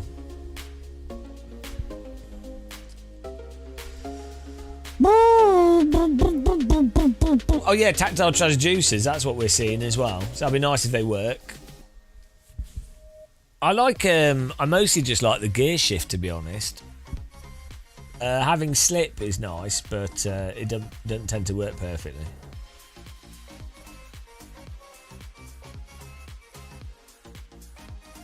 It's weird that Butt Kicker do the tactile transducers, but they are really expensive, aren't they? And also quite cumbersome. So that's quite weird, I think, with the whole Butt Kicker thing. I'm surprised at the knob sound, given how small it is, how well it manages to work. And then I'm surprised that another company, I guess you get a lot of companies that have done stuff with, like, vibrating seats. So, but then it doesn't really work. I think you need the tactile transducers on the pedal tray, one on the back of your seat and one on the pedal tray.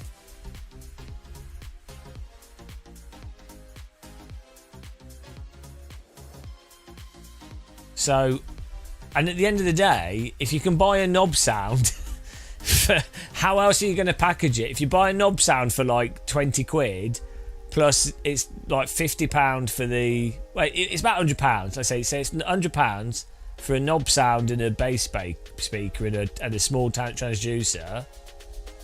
You can't really beat that. And then Simob's the sound, and it's not hard to wire up, so...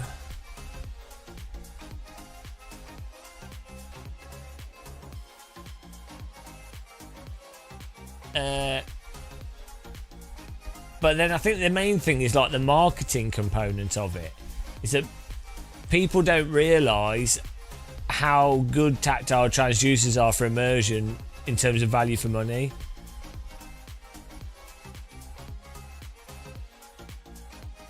So it would kind of make sense for a company like a racing. It would make more sense for the simulation software like Le Mans Ultimate. In fact, if your goal was like increasing cash flow, I mean, iRacing put marketing in their game. Why would you not why would you not incorporate more sim racing product marketing? And then you could maybe even use that to offset the price of some of the online events as well, so it's win-win. Like with iRacing, you have the branded series. Why doesn't Le Mans have a branded premium series? Unless they're already doing that and I missed it. Yeah. I don't know how much you can charge, and then obviously I think it's quite pricey for the iRacing ones.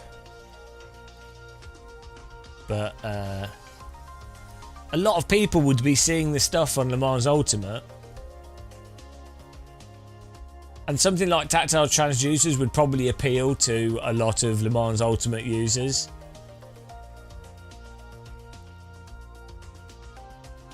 All knob sound the same, yeah. Once you've heard one knob sound, you've heard them all.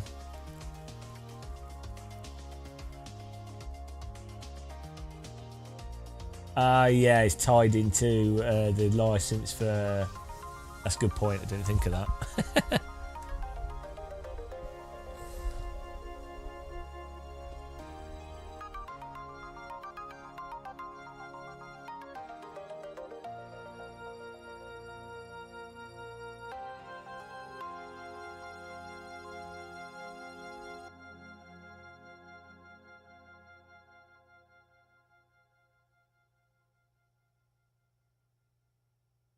Oh, we're getting there. Then we are slowly.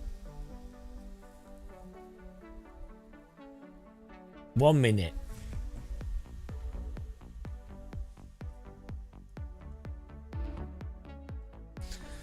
Oh,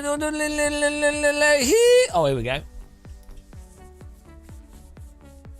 You can do a practice, but there's no real point. Also, the events cycle really quickly, but I knew this was just starting. So, are cameras better than camcorders for 4K video? It depends. It's not a simple thing to answer.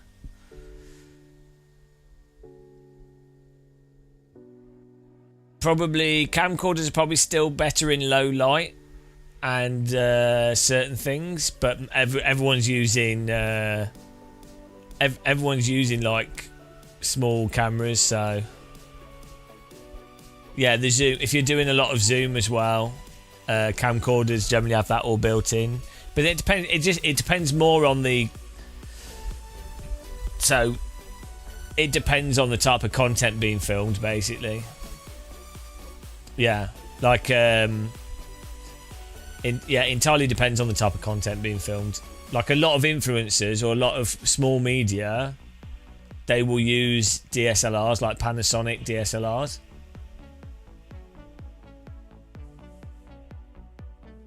Oh no, the game's...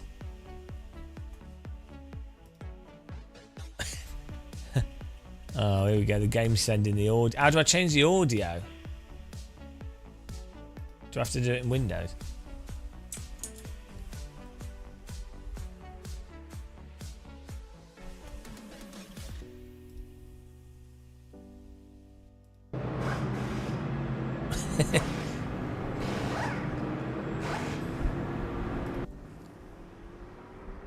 There we go.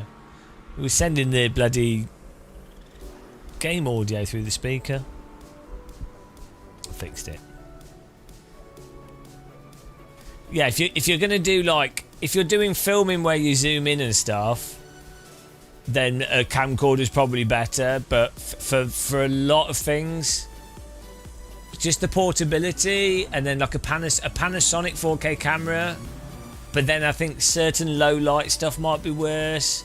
But then there's some aspects of the motion on it, so it depends on the type of content that you were filming. You know, I mean, for a hell of a lot of stuff, the DJI Pocket 3 is so good. Sensor size important for brightness. Not really. I mean, yes, in a sense. Generally, a bigger sensor is better because you can then use larger lenses. You can then do higher depth of field things, but it's not that simple. Because it's just not that simple. You basically, if someone wanted to know what to buy, they just have to go, oh, what camera? Like, they just have to go through the cameras for their thing. That's it. Like, you can't it's like monitors with the whole VA versus OLED and stuff and what have you. Someone would just have to go, right, what's their use case? So, like, you know, if you're filming action, well, you're just going to use like a GoPro or something like that along those lines. If you were doing broadcast TV and the cameras are indoors or they're static or you need to be zoomed in, then you probably use like a one of those larger, like a video camera, like one of those Sony cameras, like actual camcorder type things. If you're doing like vlogging or you were filming like influencers, or you were doing like a small like TV production, side shoot production type thing, then like a Panasonic or a small like Epic camera, or like a not Epic, like a Blackmagic type, like a DSLR Blackmagic camera or a DSLR Panasonic for like nimble filming and stuff. So it entirely depends. For your average person right now, though, I think the DJI Pocket, that's what I use for everything that's out and about, because it's got a 2x zoom that looks great. That's also doesn't degrade the quality, because it's like a high resolution sensor, so it's still 4K. It zooms it in a bit more. The gimbal on it's fantastic. The lens quality is great. Like, you're not going to get like really nice depth of field and things. No, but it depends what sort of zoom are you doing. Like, if you're filming video, why are you zooming in? like okay, if you're filming racetrack specifically from a long if you were going to film race cars specifically from a long distance, then okay, a video camcorder might be better. Or if you were filming birds from a long distance and you really need a long zoom, but then maybe a DSLR on a tripod with a really long battery extender and a really and a zoom lens and a big tripod would be better. So you'd literally have to go, if you're like, what is the absolute best thing for what I'm doing? You'd have to go, well, here's all the options, and for this thing, this is what I'm going with. And then separate to that, the thing with the DSLRs, a lot of it would also come down to that the person using the camera is used to Panasonic, for example, and they've already got Panasonic lenses. So Panasonic's particularly good for video, but you could just as well do a good job with Sony or Canon or whatever, but the person might have Panasonic lenses, or the lens is compatible with that, and they're used to its user interface and its workflow. So for that camera person, the Panasonic's going to make more sense. So like for me, Sony's got the most dog shit user interface ever, and the motion stabilization is rubbish. But for all the webcams in here, the Sony DSLRs are really fantastic. They're really good in low light. But for me, out and about, for anything I would film out and about, the DJI Pocket is the best camera. 4K looks great. It does quite good wide. It does really good normal shots if you were doing like anything that's within 10 meters of the camera, which is normally what most things are filmed is, like in anything, is normally within 10 meters of camera. So that works great. We're going to start at the back here, but I'm going to give us a little test here. Yeah, just use a mobile phone. But yeah, I think with the camera stuff, people can also get lost into like the, you know, the whole cinematic thing. I saw this a lot when I was doing more media things with people, not YouTubers weirdly, but people that wanted to do film. They get really lost in the whole like, they want to do filmic content, which they often attribute that in their minds, high depth of field, like blurred background, is filmic and cinematic, which is such an overly simplistic way of looking at stuff. And so they get obsessed with doing that and then wanting to get equipment that does that. And it's like, well, I mean, that's fine, but... Oh, here we go. We got a shift for the...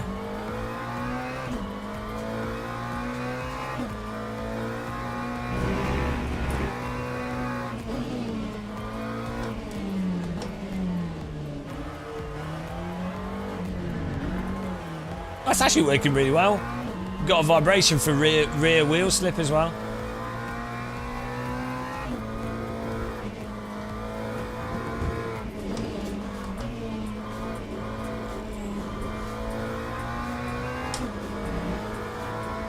Just subtle. It's quite nice. It's amazing how good tactile transducers are, really.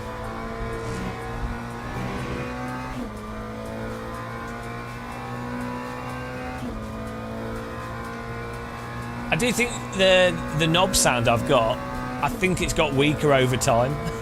So I probably need a better amp. I do have an amplifier. Maybe I'll use that. Swap over the amp with a proper amp. I have a Cambridge Audio stereo amp.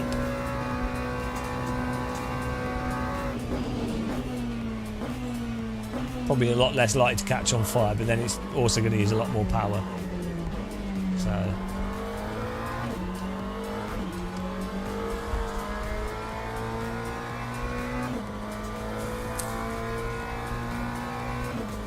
yeah, the whole camera thing is a bit...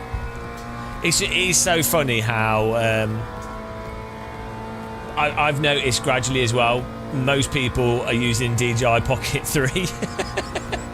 Like, it used to be that you would have...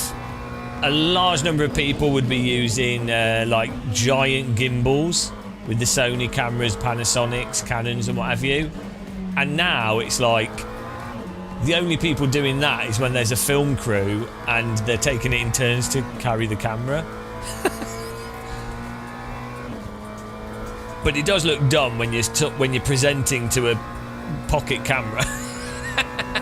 What was I was filming? I was at something where it was like not media people filming something, just like average people, and they were. They were like really confused by it. They were like, what is that? That's where we've got to with technology. It looks so small, it's stupid.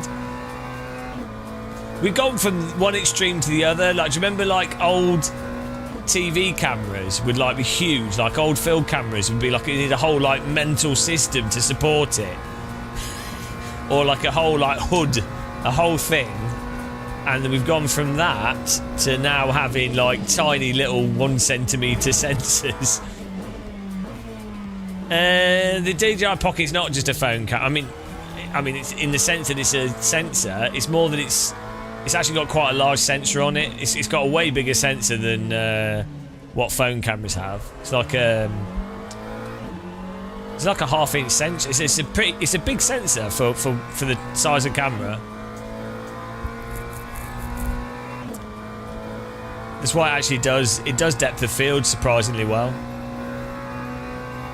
and also low light is really like ridiculously good with it for what it is.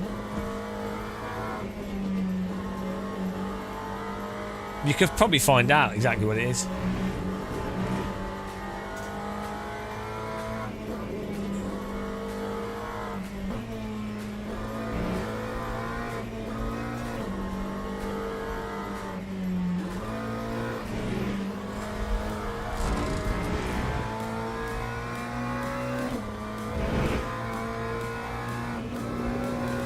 Yeah, well, there's not that many people making the sensors.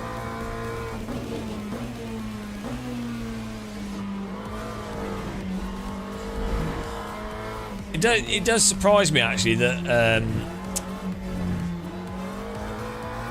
you don't have larger sensors on phones. I know they kind of go for more sensors because they basically want a fixed lens on each one because it's easy. I think it's easier to manufacture rather than have it and less prone to breaking and things. But the DJI Pocket 3 is incredible. It genuinely is amazing. Also, the fact that it's in your pocket, the battery life is amazing. The audio, the DJI Mic 2, which has 32-bit, which is also mental, which basically means it doesn't clip. Like the audio, like it just always sounds good. It's crazy, and it connects wirelessly. And as soon as you turn the camera on, it just connects and works. And like, it's mental.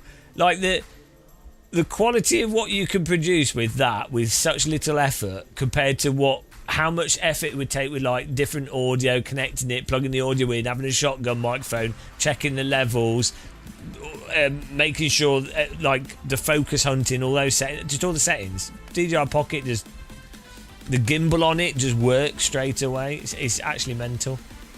Yeah, they've been selling them amazingly though. It's been one of the like most successful cameras of recent times. I was talking to one of the people that distributes it. I was like behind the business side of the retail of it, and even they were surprised how well it was doing. But it's taken time. Like the DJI Pocket 3 only came out like a year ago, and it's still, a lot of people still don't know about it. I wonder what they'll do for the 4. Will it change the world? Right, here we go. More points.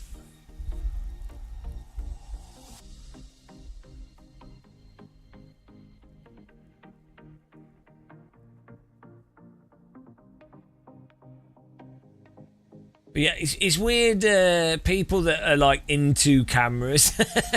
I hate cameras. I'd rather not use them. I'd rather not know about them. I just see it as a tool to do what I want it to do, but most of the time they're annoying to interact with. I'd rather not, I'd rather not think about it. But then there's a whole bunch of people that are like, they're like train spotters for camera equipment. They're like, oh, this lens, oh, this camera body, oh, this Sony, Canon, Nikon, whatever. It's like, it's like, does it work? I don't care. I do not care. Formation lab has started.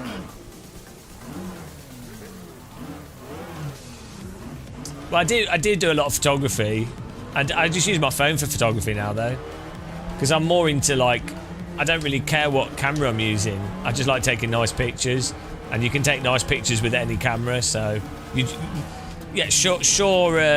A better camera or different camera allows you to be creative in different ways, but you can be infinitely creative with a mobile phone camera, or just make the most out of it.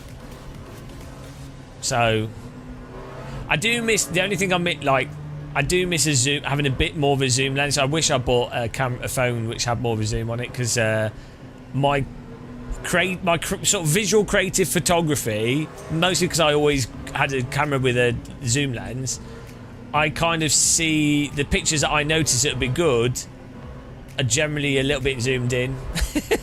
Well, I don't see stuff in a sort of the photographs that I notice are normally a bit zoomed in as opposed to wider angle. But then again, it's a fun challenge doing wide angle stuff when I'm not used to it.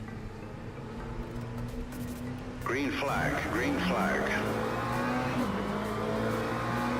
Here we go.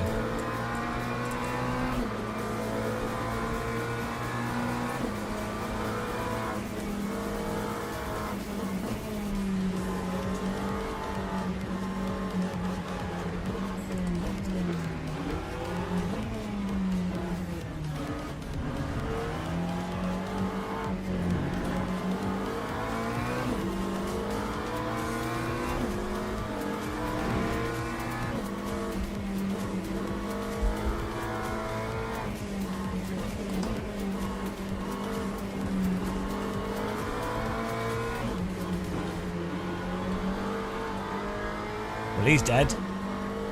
Oh, my flag box is working. That's nice. This is awesome. Like it's they've done the visibility well with this. Like it's really hard to see, but you can still make stuff out. I think the raindrops on the screen could be a bit more pronounced, but the spray effect is really good. Like it's very hard to see, but you can, you know, I think it's quite similar to how some aspects of spray behave.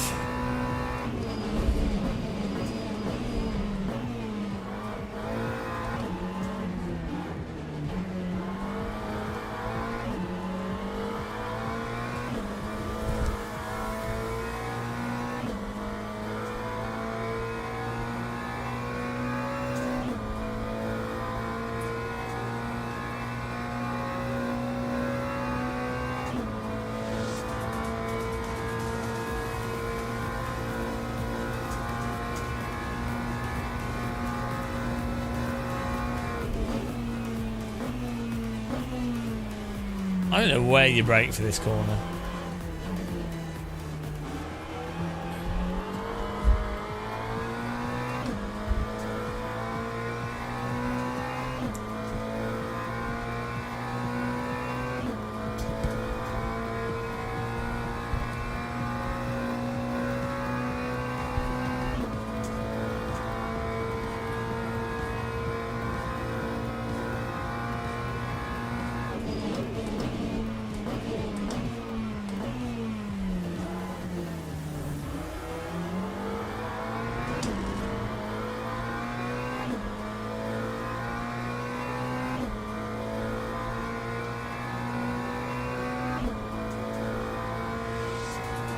It's a shame this doesn't, like, they need vintage Le Mans cars would then be good in this. Maybe that'll be a DLC. Are they going to do a vintage DLC? That would be fun. Better to drive the modern ones.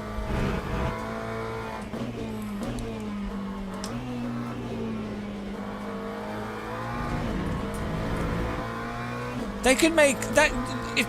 I mean, maybe that's what they're doing, but in terms of content, if they dropped a vintage Le Mans pack, and even if it was £15,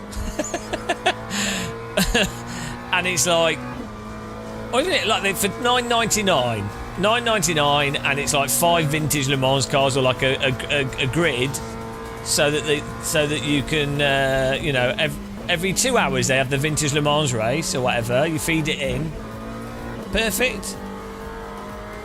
It wouldn't be as popular, but you could fit it into the schedule, and it'd be a nice little thing to break things up. And vintage Le Mans a billion times better than modern Le Mans. Like, it's not even close.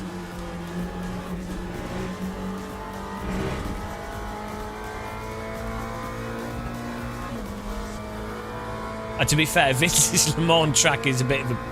Yeah, vintage tracks would be a bit harder to do, but you could do the vintage cars and have them, you know, racing on the new tracks, and you just say, well, you know, it's like a revival race. Like that's what they do in real life. Before... That time was a 4:36.44. Before some of the races, they have vintage races.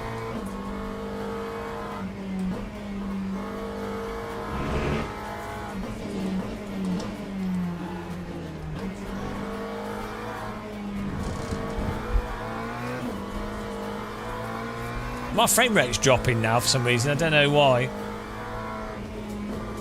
We're getting like 90 FPS here, which doesn't really make any sense. I don't know, maybe there's an issue with SimHub.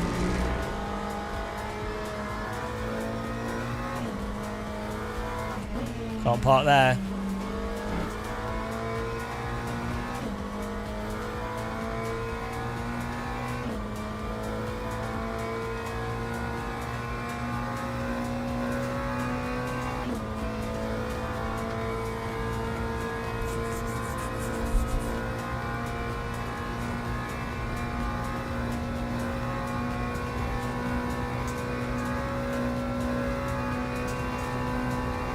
Budget CPU, yeah. I need to get a faster graphics card. Oh, no one makes one. Oh no. Each raindrop requires a core.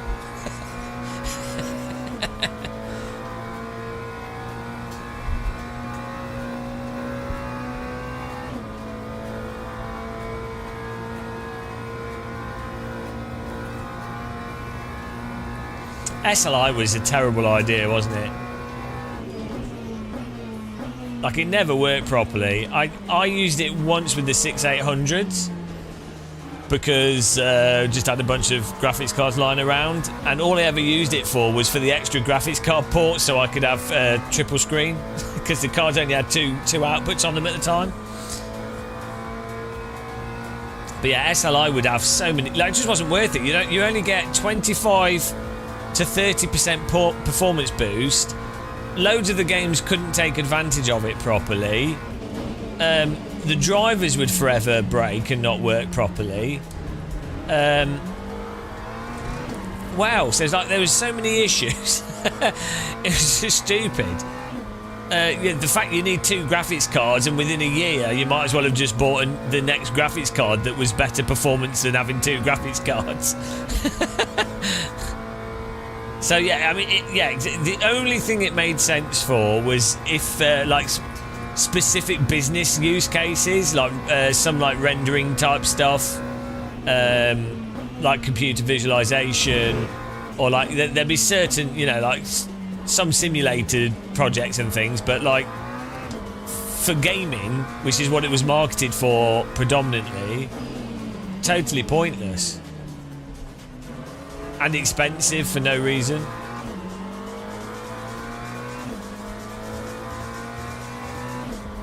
It was good with the Voodoo 2 though. I think it made sense back then.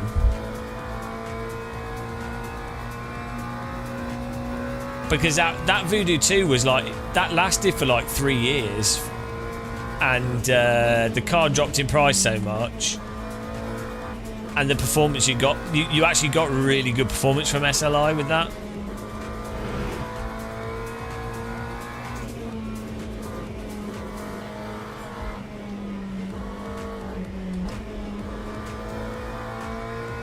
These corners are so good with this car. Like, it just rotates through them really nicely. A little bit of slip, totally controllable on the throttle. It's awesome.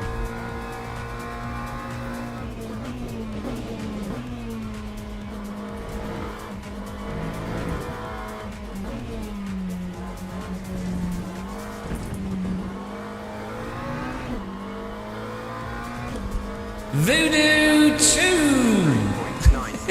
We need a Voodoo 2 emoji. Graphics card emoji. Yeah, I love the Voodoo 2. Like, it was the first graphics card I ever had. Please don't pump me. Oh, you're forcing me wide. Come on, mate. And it was so good.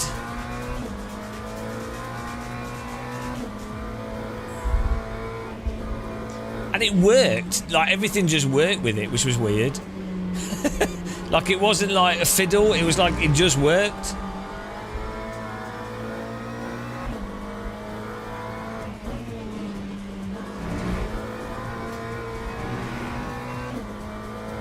But I think what it was is that the games were just optimized not for it, so having it just suddenly smashed everything through the roof. The GeForce 256 had so many problems, so many driver issues, so like weird game crashes. I never managed to get Shogun Total Warrior to work with it, which is a shame because that's such a good game.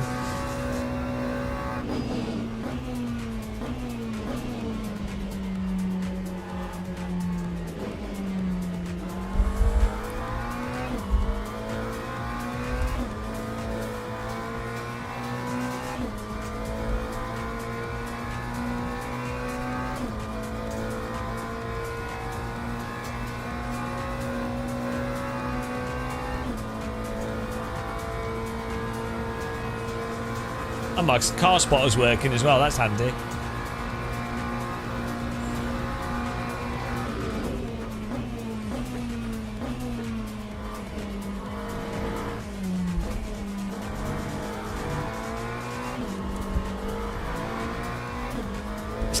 I really like how software...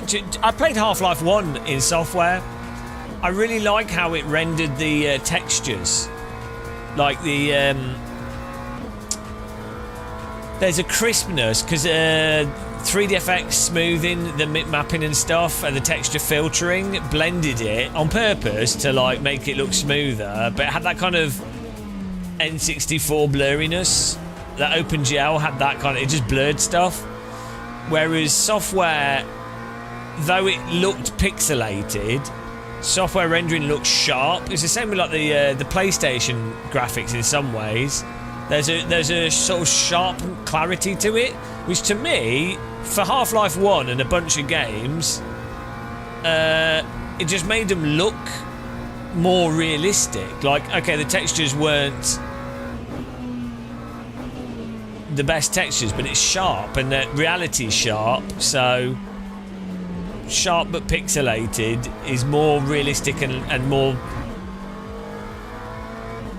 immersive than blurry and muddy. Like, when it's ill-defined, everything has a kind of smooth feel to it.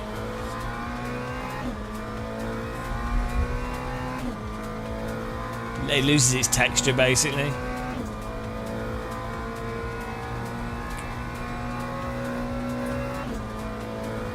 That's why I never really liked the N64 for that reason.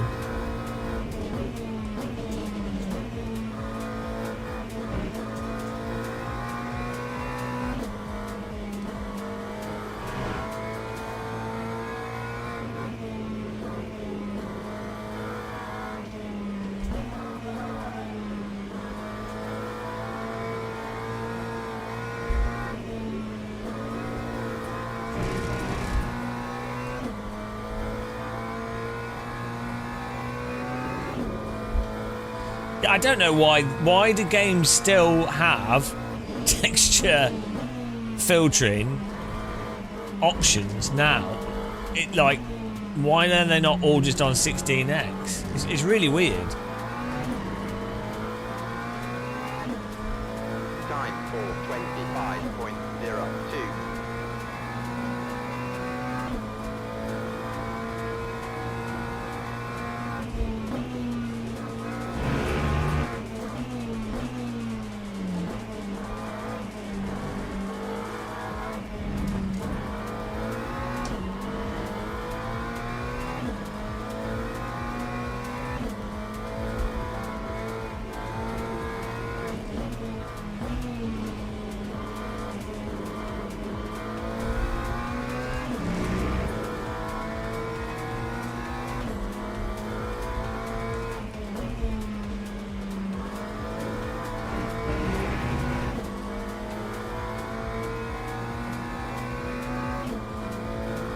Yeah, well, the blur thing's mental.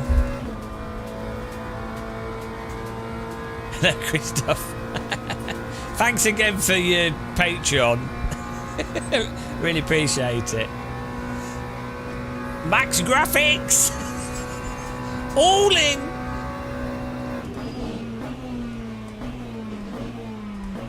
It's glorious.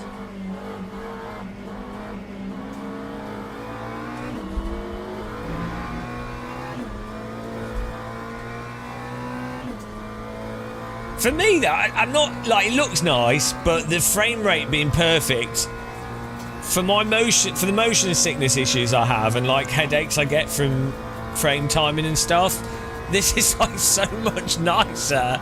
Like, I feel when I have stutters or low frame rate or frame timing, I feel it. Like, I really, really feel it. It's like, you know, when someone shines a really bright torch in your face and it's been dark, or you put the ceiling lights on or something, or you see like an ambulance goes past and it's really loud, or someone puts headlights on in your face, and how that feels. That is what, like, quite subtle frame timing stutter absolutely wrecks my head. Like, I kind of just got used to it, because I was like, oh well, you know, I mean, some games we got working really well, and I turned all the graphics right down, you know, but they still happen occasionally. But it it being utterly immaculate now in frame rate, like just everything, is it's so nice. It's so like the removal of that visual pain.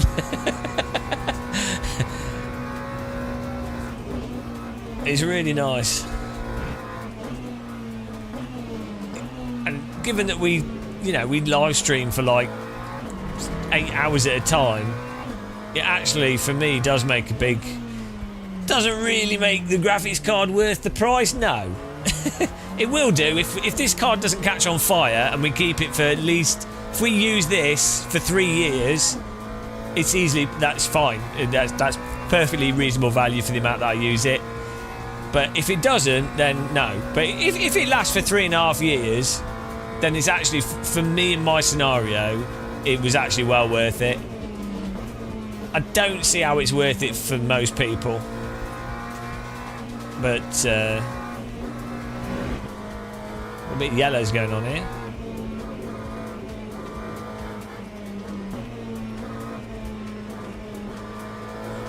I look a bit orange on the camera though, because I moved my key light from my face further at the ceiling, but I think I'm going to point it even more up at the ceiling and turn it up more, so we use more reflected light off the ceiling, because I think the key light was a bit bright for me as well.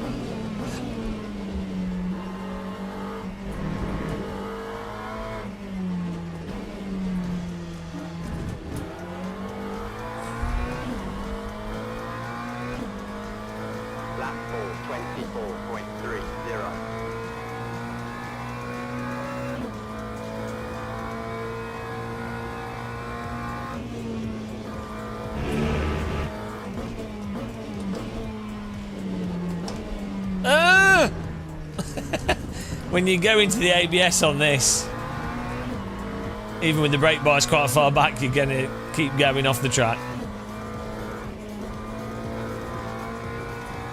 This car feels really nice to drive in the wet. Like, you're just sliding around, like, but really controllable on the throttle.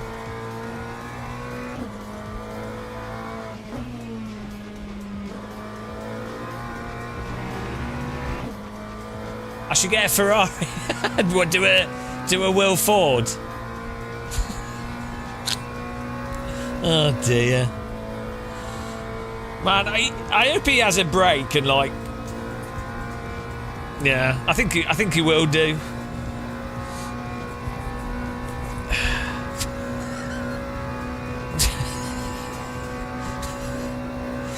Bloody.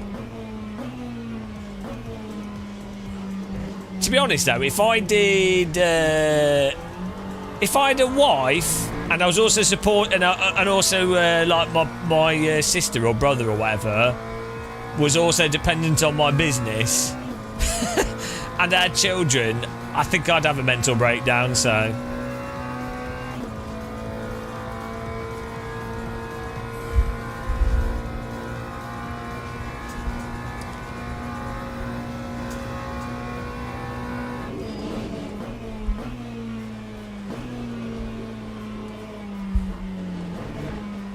here we go.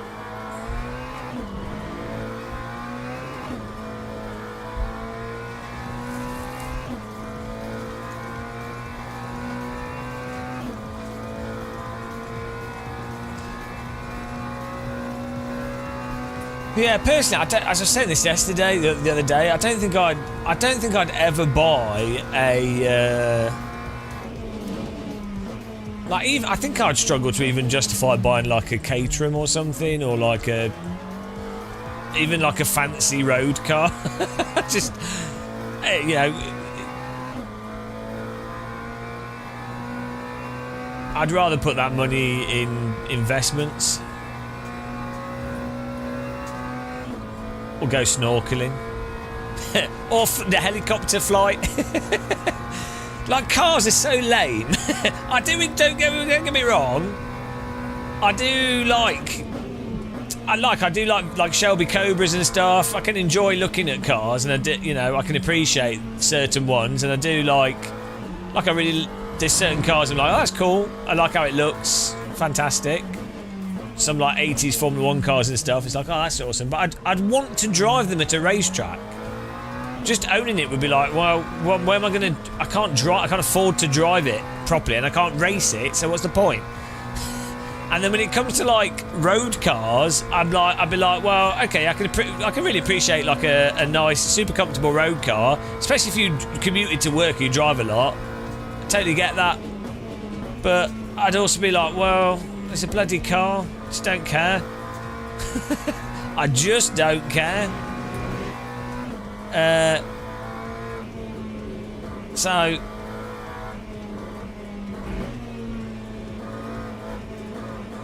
it's like the camera thing. What does it do, and how well does it do it?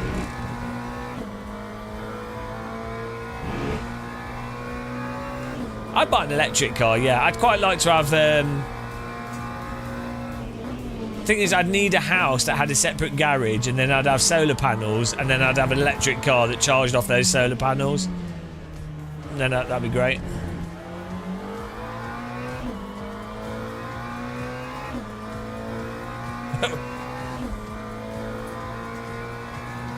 Oh, 10th is not too bad.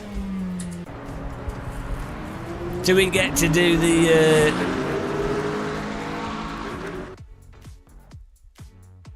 Yeah, well, that's the maintenance thing. Is I have no interest in maintaining a car.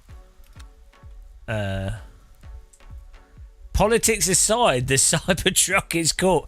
Okay, I like the idea of a really square car. So I'm not against the visual design. Oh, 26 seconds. Register. There we go. I'm not against the idea of a square car, but then the problem with the Cybertruck is the actual design of it is garbage. Like the spacing up between the wheel rims and the wheel arches, and the design of the wheel arches is terrible. The panels don't line up nicely. I think if you've got a square car, like square edges, like Lamborghinis and stuff, the old ones, the edges need to line up really, really nice for it to work. Like that's one of the reasons why I think cars are bendy, is it actually hides imperfections quite nicely. So yeah, I'm actually way more in favour of more square cars, like the BMW E30 and stuff. But the problem with the Cybertruck is it's just a terrible design. Like, in principle, though, I like the idea of car companies doing completely ridiculous designs, even if they look shit, and even if they're badly done. I like that. But the Cybertruck's obviously absolute trash. Like, the quality, the build quality, the panel design, the materials clearly, like, you know, it's you can see where it's like weirdly rusts on slightly weird cars. The way the trunk thing covers up, the back covers up, the not having buttons. Nice one, Casey. Good job, man. But if you finish behind me, it does mean that you're a terrible sim racer, sadly.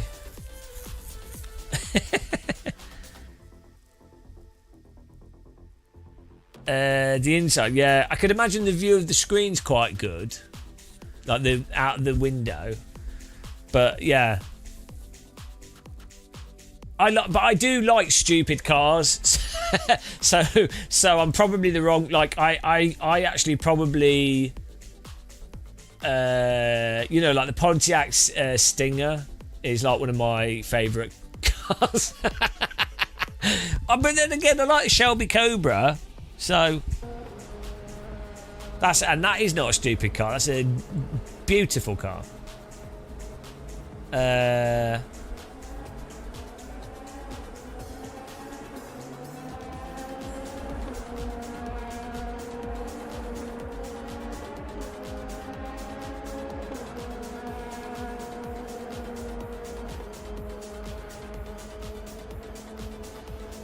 Well, the DeLorean thing, I think it's more to do with the... It seems that the type of people that often have car companies... like, because didn't DeLorean have a whole bunch of, like, weird corruption stuff going on and, like, weird things happening in the background? But I think you probably have to in order to get a car company off the ground. And I think that industry is very prone to, like, a lot of underhanded behaviour and things, so... Yeah. Yeah, so yeah, this seems to just be a thing of like the car industry. So, I think the DeLorean's a little bit overrated. I like square cars, but I think if you look at a DeLorean, obviously it's cool in the film, and that the film, that's a whole separate thing. I think if you ignore all the film stuff and you look at the visuals of the DeLorean, if you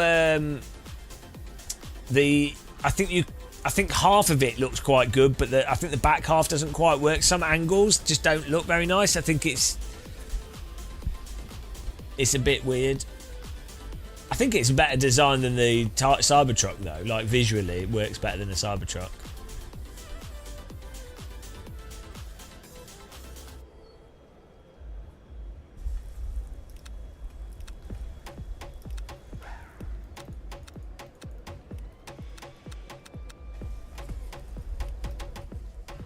Yeah, I like that Volvo. I like square cars. Like the back of the LMP2 car, I really like as well. Like the flat and the Ferrari F40. Having a car that's like got some curves on the front, but then the edges are quite square, and then the back is like a flat cut on the back. So look, Porsches are too. Like look at that Porsche. That's a Porsche. The look at the back of it. It's all like bendy, and I like a flat back. Like I don't want an ass on my car. I want it to look like the back of a spaceship.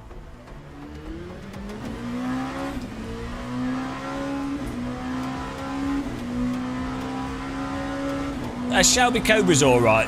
The ass of a Shelby Cobra's good.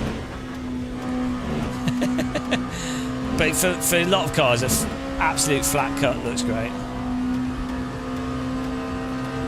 The thing that's with the design of a lot of race cars now, the design of the vehicle, it doesn't incorporate the front and rear diffuser into the design very well, and so I think that ends up making them look rubbish. And like it's like the car manufacturer has gone, oh, we'll just pretend there's no diffuser, and it's kind of just bolted on. Same with like the wings. It's like, hang on, the sort of shape of the diffuser's there. You can't ignore it. So if you go, race cars are not designed around basically how they look, but do you know what I mean though? Like I think that's something that's a bit off with a lot of cars, a lot of race cars now. But I imagine it's really hard for them to try and keep the language of that car whilst fitting the specific package that's mandated without it negating performance.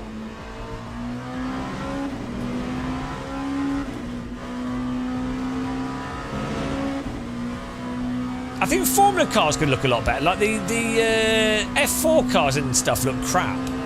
Modern Formula cars look terrible, and the new Formula 1 cars look rubbish. They look like cheap PlayStation video game cars. They're just too long, I think. Obviously because of the crash structures and things, but there must be some way that you can make them look less stupid. Formula E's not too bad actually. I mean, it looks like a tent. But yeah, Formula E, if you could tweak the design of that, and I think that would look a lot better.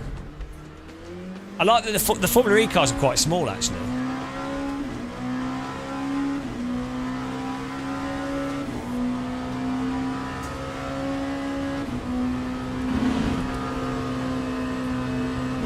Oh, well, that's not going to help. Or did we get away with that? Okay. Don't we need V12s? I don't know. I think Formula 1's whatever.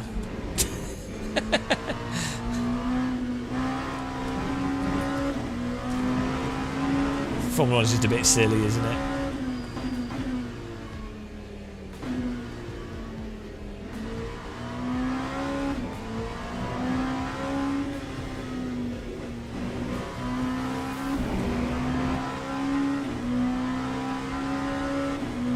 Oh yeah, I mean like Group B rally car, the older rally cars looked amazing.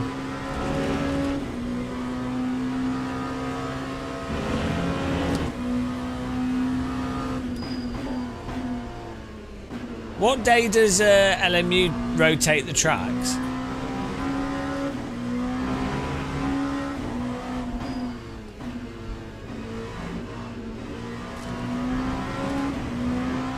Is it Tuesday at midnight or halfway through the day? It's at 12 o'clock, isn't it?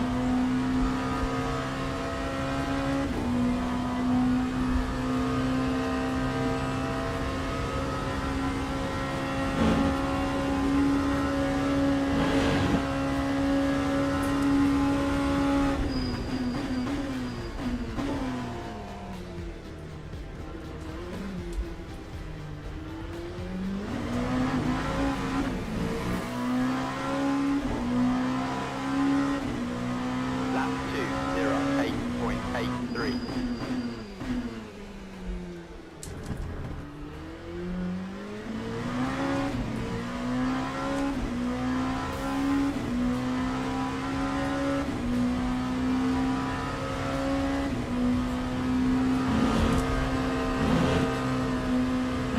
Yeah, it's really nice having the...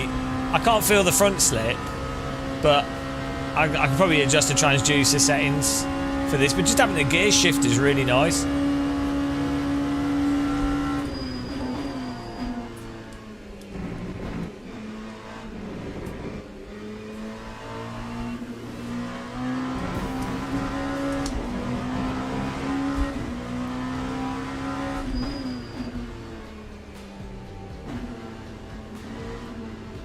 Having the gear clunk on my ass.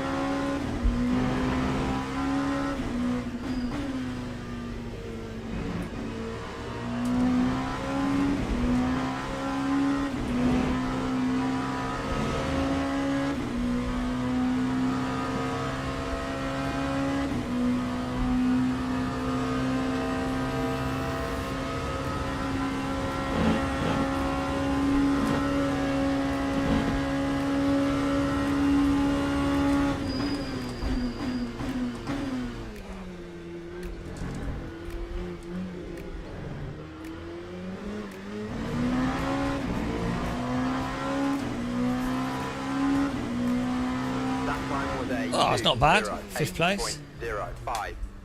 I'll take it.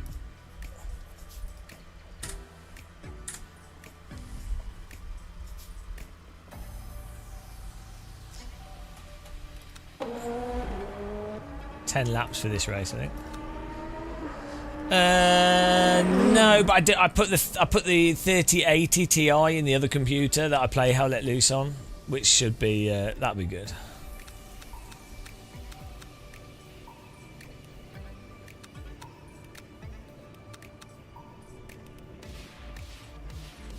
Should be quite a significant upgrade. Also, it's a 2560 by 1440 monitor. Woo!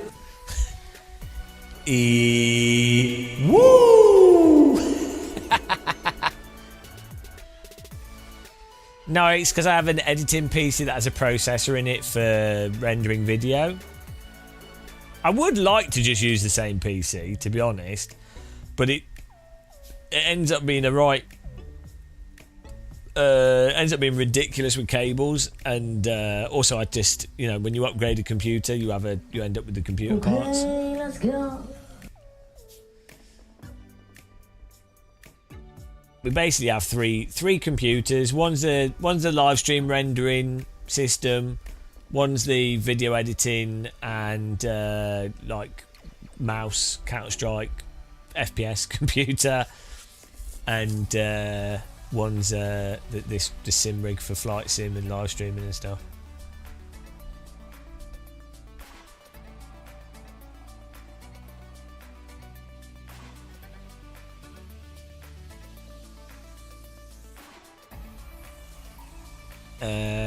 Yeah, it's AM4 on my desktop, so I could only put the I mean, really, the ideal thing would be to put the motherboard in this system in that system. Just swap that over and then just get a new motherboard and processor. But that would end up costing.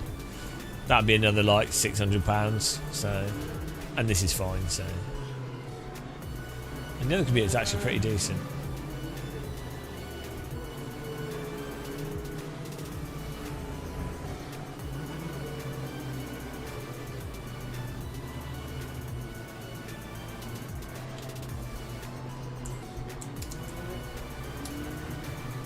Here we go.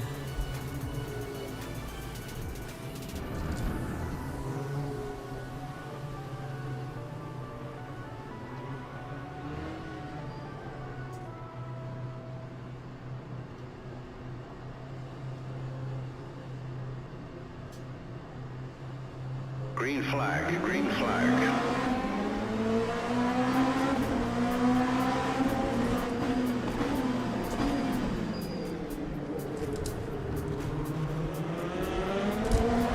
Oh, you idiot. Bloody get punted me. We only just got that back on track. That was lucky. Jesus Christ. Absolutely punted me off the track there. What a menace. Curses. We didn't get any damage though, so.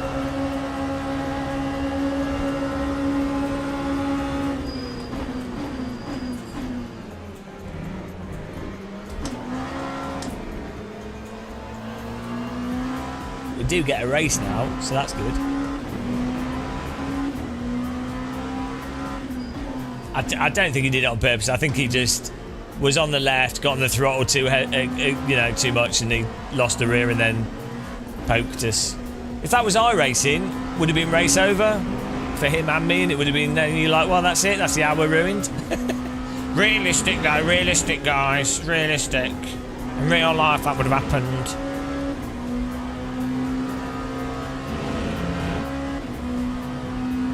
I'm realistic. It's too forgiving. There we go.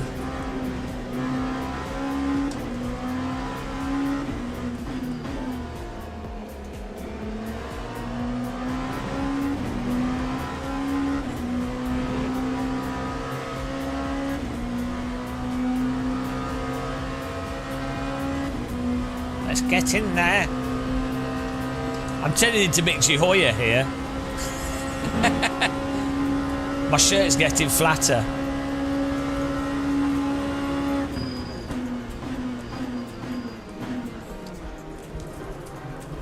Drift entry.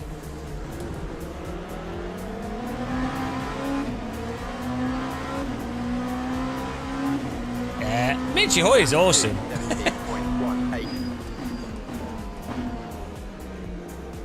He's a fine German lad.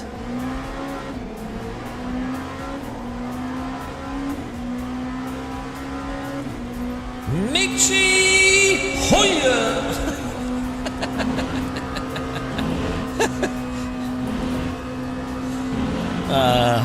What an absolute anomaly legend.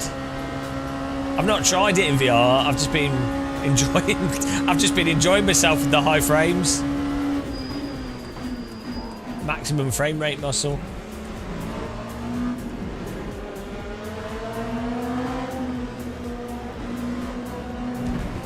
If people could stop driving into me and crashing, that'd be great.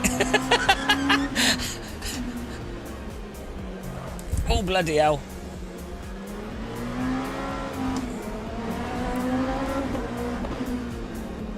I've got pretty good at avoiding crashes.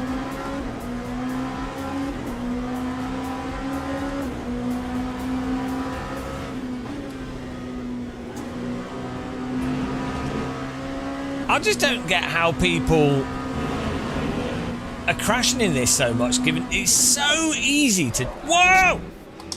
Let's move the brake bars forward. So, as I was saying, it's so easy to drive. Why do I even talk? It's so easy to drive. I don't understand how people crash so much. This is easier than AC1. Well, we caught it. We caught it. That's the point. It's so easy. Whoa! It's so easy.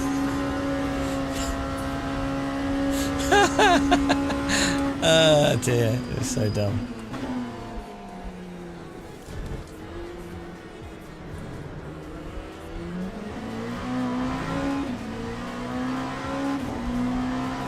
I might grab my amp. I know, but the knob sound has the bloody sound card in it. That's the point of that. But we could feed the knob sound into another amp. Oh dear.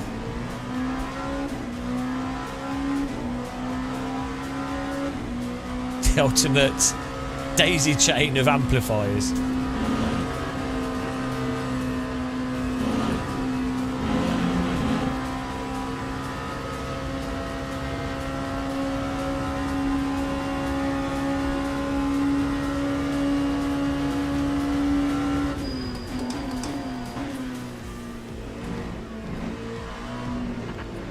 These corners, this track is so good with cars that have a bit of downforce but it's still a little bit slippy, like GT1, LMP2, F3, F2.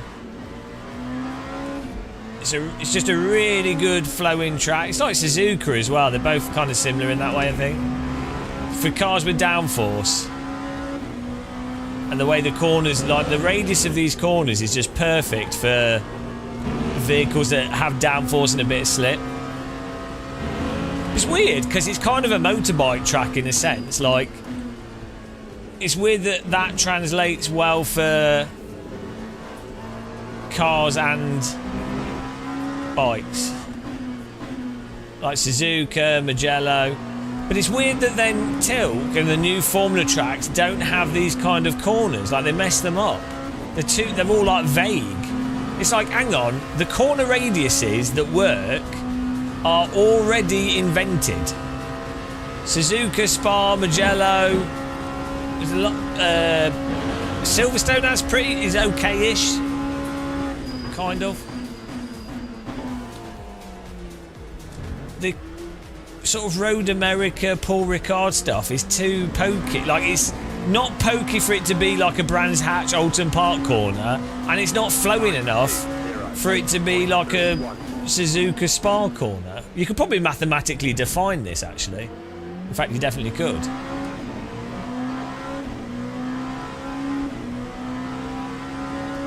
And then you also need these flowing corners, but on hills. Tracks that are completely flat are normally terrible. So the hills actually make what would otherwise be a simple corner interesting. Oh, I mean, even Brands Hatch, the right-handers and Dingle Dell, the corners in Brands Hatch are good flowing. It's got 2 or 3 really good flowing corners, and then the tighter corners are proper tight corners. Yeah, VIR, Road America as well, that's pretty good. Yeah.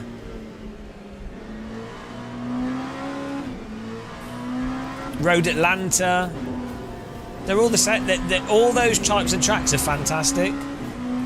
And then if you're not doing that type of track, Alton Park, Cadwell, Brad, you know, the smaller sort of 1950s track is good.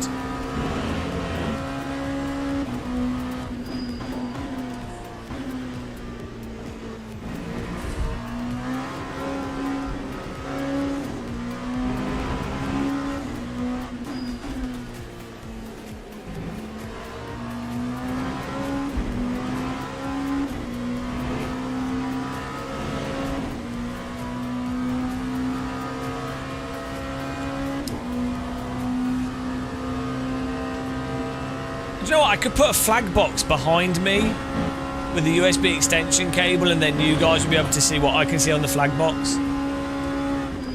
That'd be cool. Put it on behind the chair.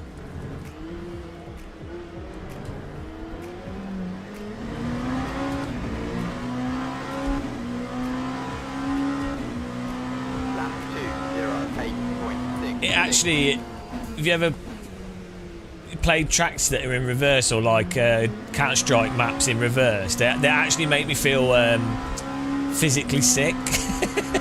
it makes me feel so ill when I play them because it's like it looks the same but it's all wrong. It's like you're having a stroke or something.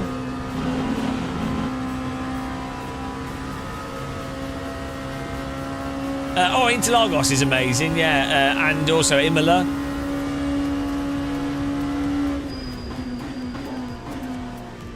I suck at Interlagos though.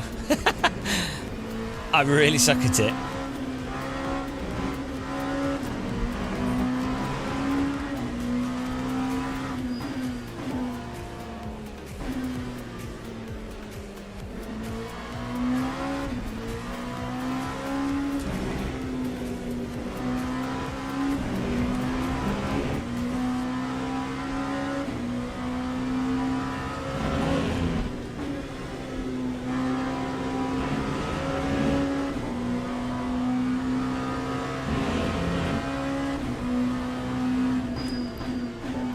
Catching up with the guys that wrecked us.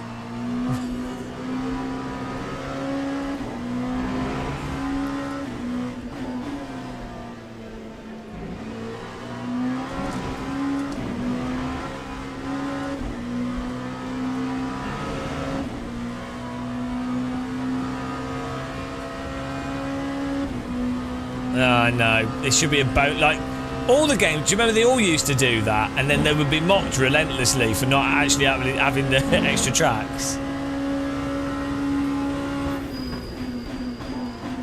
It was a really common thing with games in the past. 40 tracks, 20 tracks and 20 reverse layouts. 40 tracks. Oh look guys, we've managed to add twice as much content to the game. I don't think anyone will notice. They did.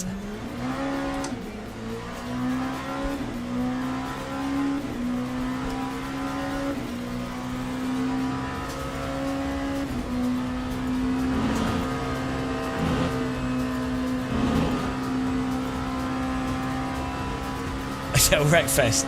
Actually, you know Wreckfest 2, the scrapyard has a bunch of different layouts in it, but they're really good. They're really good layouts, like with ramps and weird figure of 8 stuff and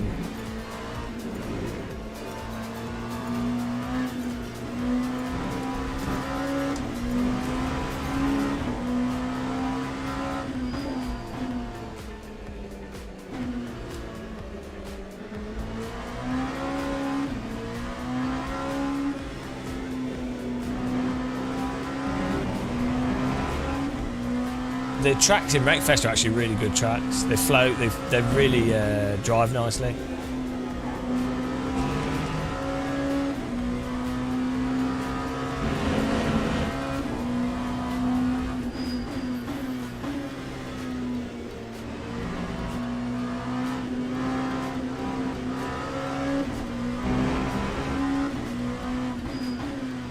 We're coming, guys, we're coming. These two are gonna bump dingle into each other. Slow them down and should get up there. This driving is so nice. Like the race, this looks really like an onboard from a LMP2 race. The battles, you know, bit of tit for tat, bit of pushing, little bit of contact every now and again. Fantastic. Time 208.62.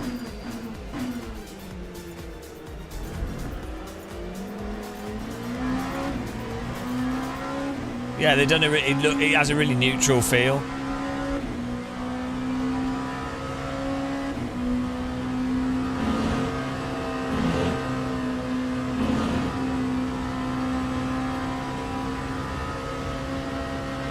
Do LMU have any merch, like shirts and stuff? Come on, LMU, get on it! I want an LMU shirt. Michi Hoyer should have one, and it'll be perfectly ironed. Michi Hoyer would be the perfect shirt model. LMU should put Michi Hoyer on the box, like as if he's Max Verstappen or Lewis Hamilton. That'd be so good. I would buy a box copy with Mitchie Hoyer's face on it. I don't even need it, but I'd have it, and I'd frame it. Oh dear. We're so good.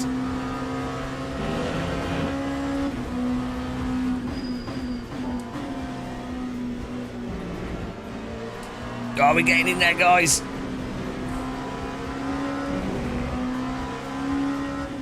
I'd buy an oval game with Matt Malone's face on it as well. If iRacing rebranded as Matt Malone Racing, I would. That's it. I play it all the time. Same game, just rebranded as Matt Malone Racing. I'd be like, oh, it's fine. Yeah, I'd accept everything. I'd be like, where's Matt Malone Racing? It's fine. That's how they could psychologically get me. Oh, he's gone. Please don't drive into me. I'll leave your space because I know you're going to drive into me if I don't leave your space. There it is. Thank you. I knew it. I knew he weren't going to leave me space, you bugger. I knew it. So I left him the space because otherwise he would pummel me. Absolutely knew he was going to bloody do it. I knew it. You goit. Bloody hell, I've done too much sim racing, guys. I know what people do. I can see the future. Mind the gap. You goit. What a smeghead.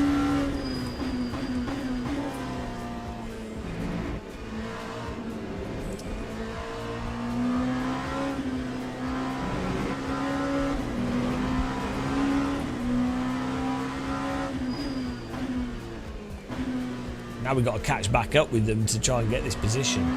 We've got to get him. It's our rightful position after he almost killed us.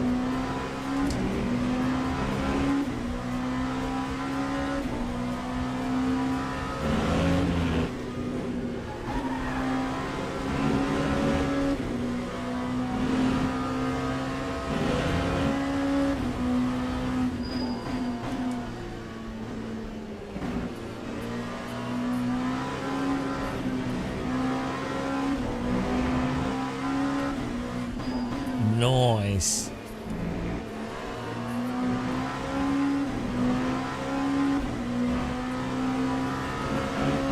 Well, that was close. Tickled the grass there with a quarter of a tyre.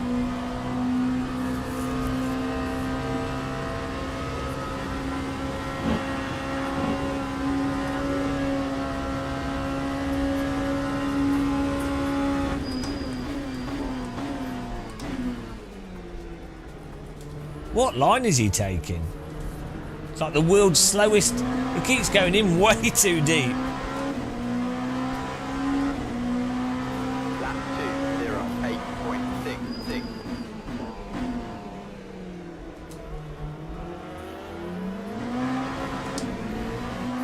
What's this yellow for?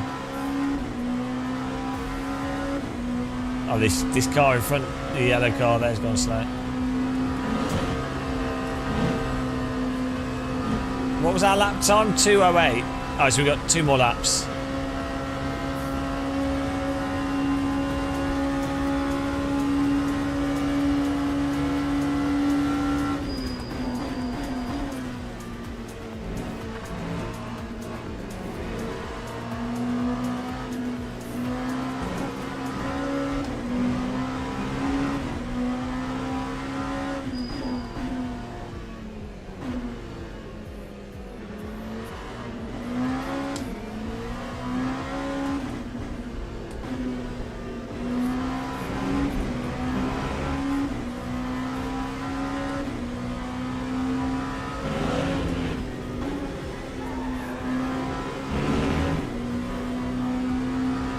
Oh, they're both going to be bunched up. They'll be slow when they battle, so it might give us an opportunity.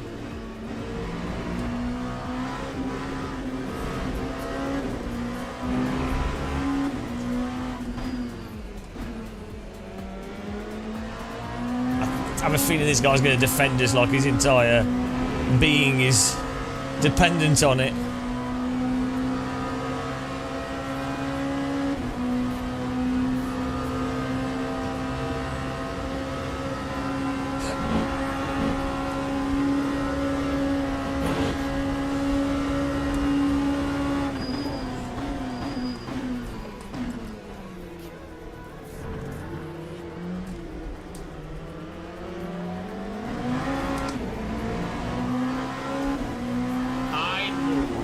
For no man.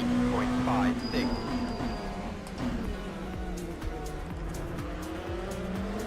Oh, he's gone! We cooked him! Banana peel and off he goes. Peeled him off. He got the throttle too hard and he didn't counter steer hard enough. Absolutely pressure cooked. I boiled him.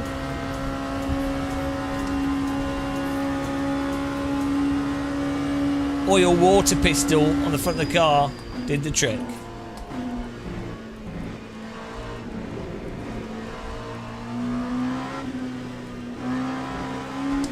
Oh, we might even get this guy.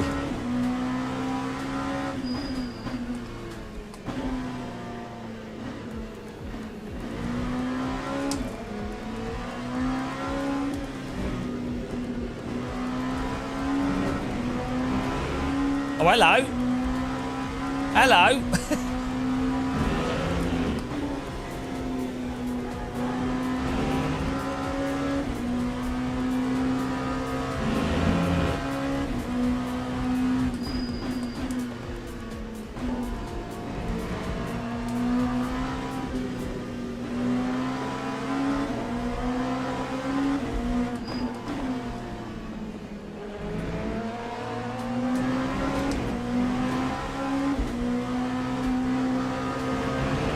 Ah! I was trying to get a run for this. We ran out of track. I tried. What a git.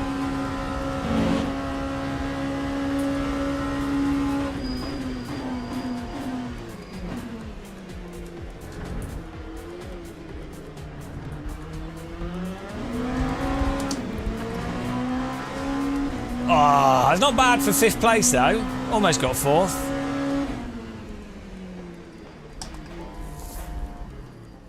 Not a bad drive. Yeah, good job, mate. Good job. Yeah, good job, mate. The start was a bloody disaster for us.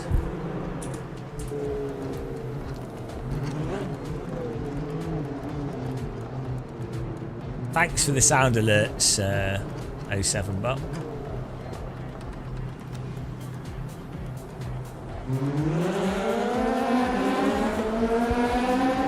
Yeah, we got punished.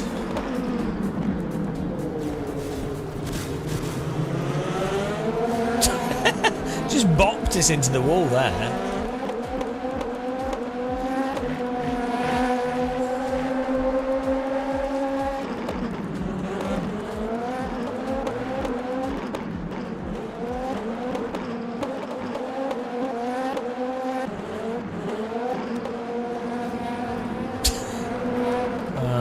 Dear.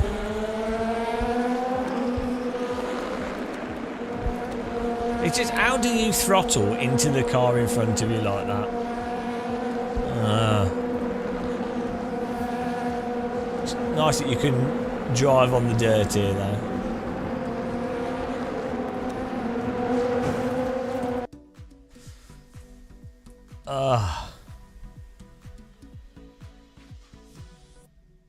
Results in, here we go. Oh, we started in 5th and finished in 5th. But it expected us to finish in 18th. So we're doing well, we're gaining the rating. I feel like we should keep going and get more rating here. We could get to silver.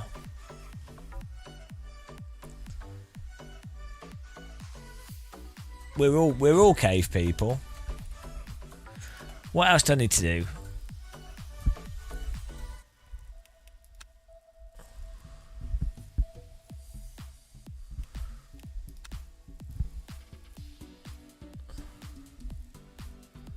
Oh. I think maybe we're done for Le Mans for today. We can let's get Rensport set up. That was good. Good Le Mans time there. Some nice races.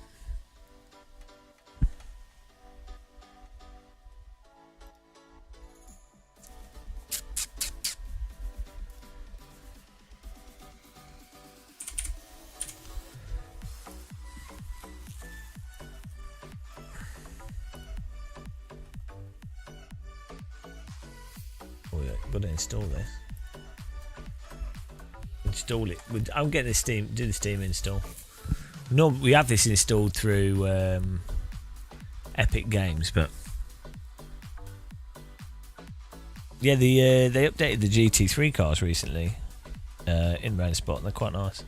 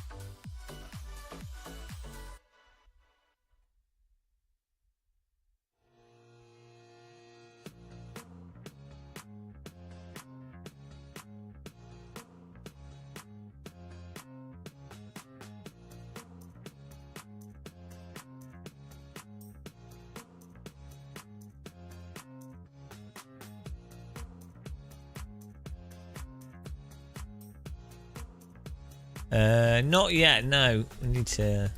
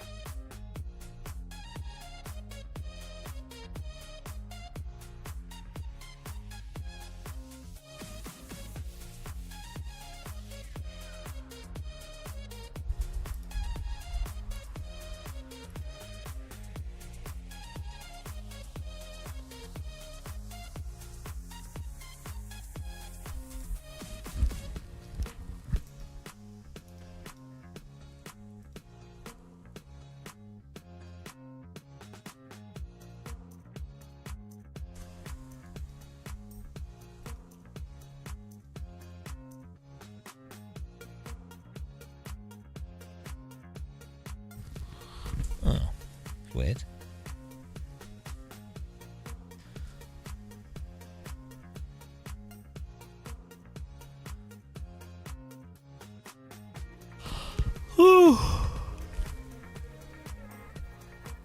Just filling with a Charlie juices there. Oh, I want a cup of tea. Here we go.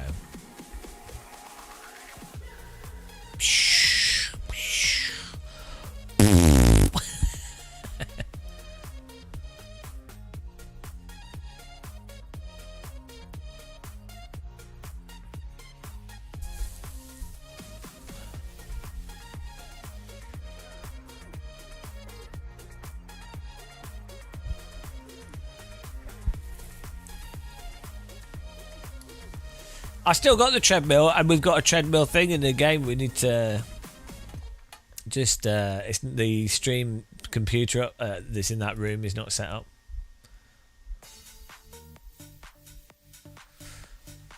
Oh, let's log in. Where's my phone? Oh, there we go. Try and log in through this.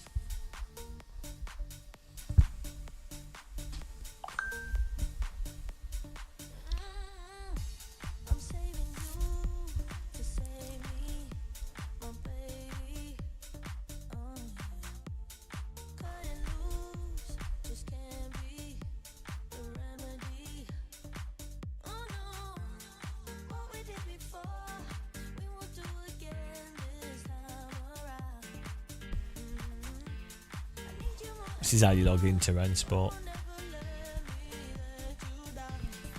That's good. That worked. Right. The new UI is really nice.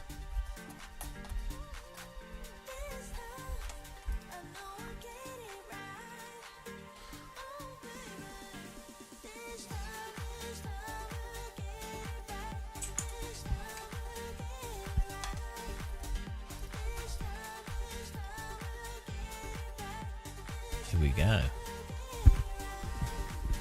Okay.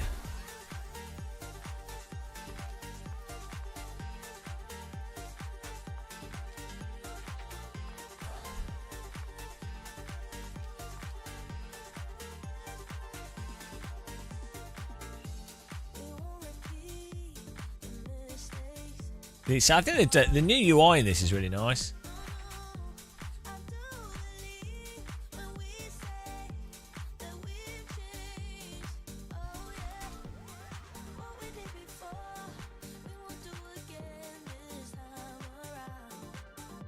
What's TSR?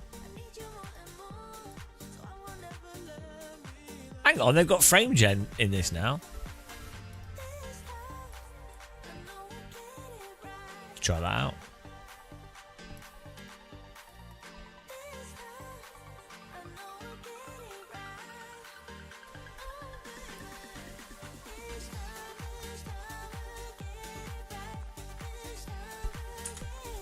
Oh, hang on, we need to change the title here. Controls.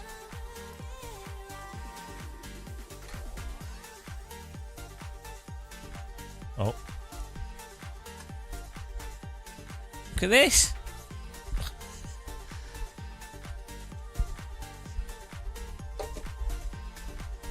It's actually surprisingly good.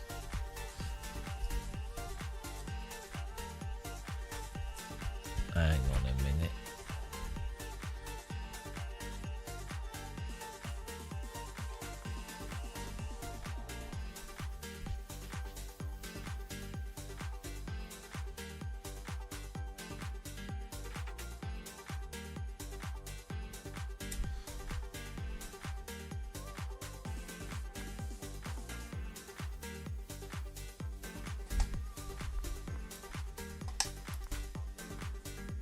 That worked.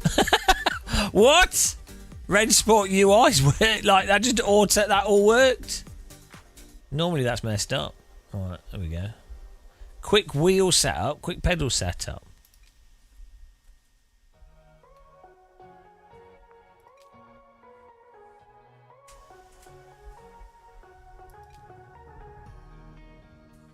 We don't have a clutch, so we can use this.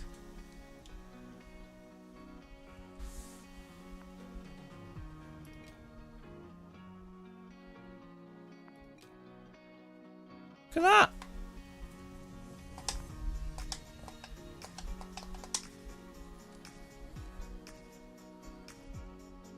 Okay.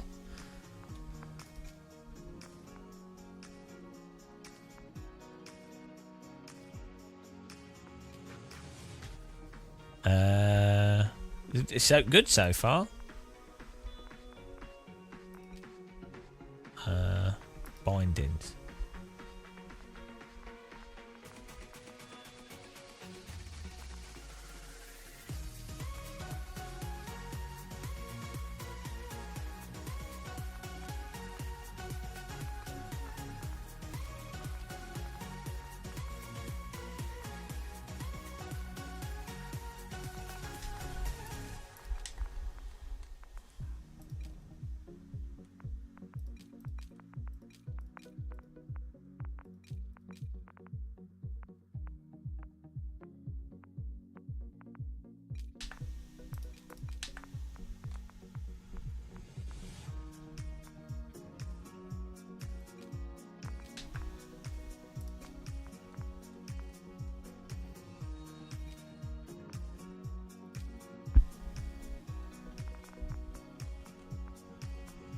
Got indicators.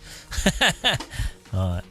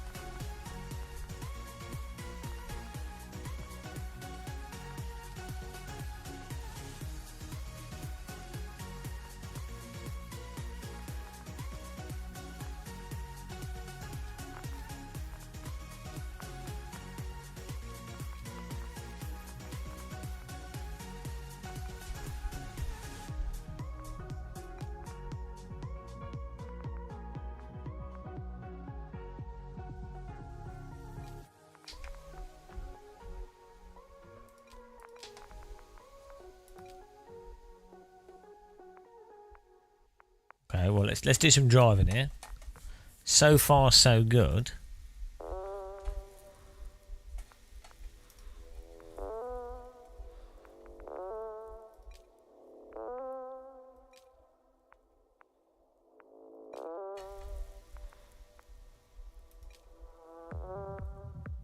What's going on here? Oh.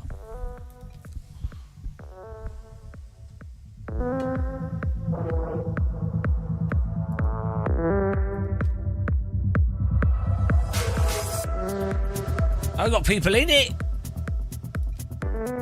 Registrieren. Here we go. Can we voice chat in this? Hello. Can we? How do we?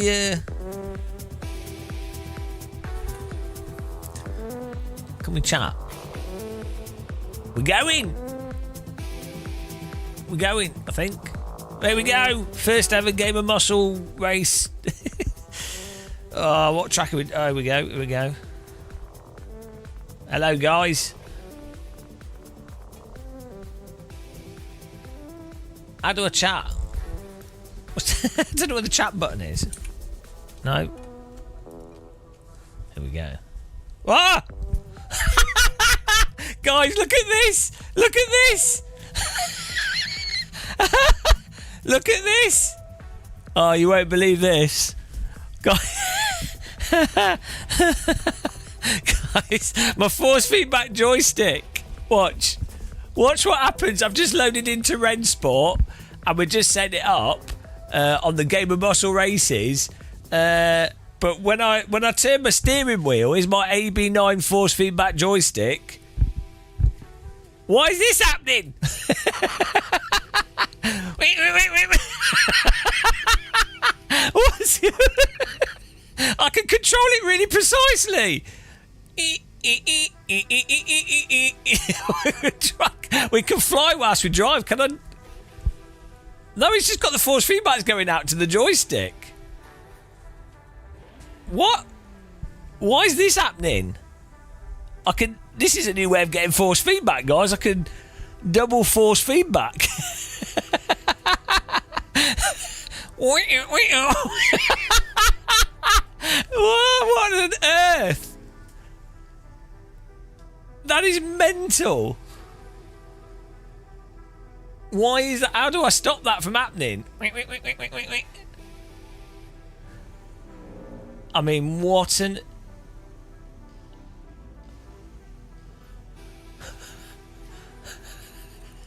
That's me entertained. Hang on, let's turn this joystick off. Oh, that's so dumb. Because it's flopping all over the place. Ah! Oh, that's practice. Okay. Golden Age. Well, I've never... That's the first.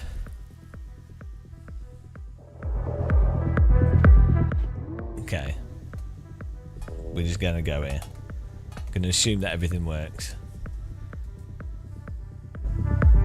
Welcome to... Whoa! Whoa! Bloody hell, what's going on? Oh, my wheel's back. My force feedback's back to front. Hang on. How do you change that? Force feedback. Invert. Let's turn this down. Turn that up. There we go. Force feedback on the joystick. Ah, we had to drive from the joystick force feedback, obviously.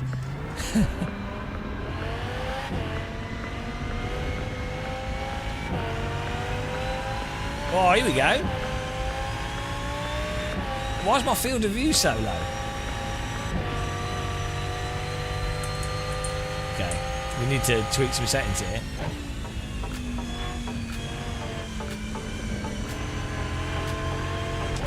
Oh, I need to add lock to horizon, bloody hell. The controls are working though.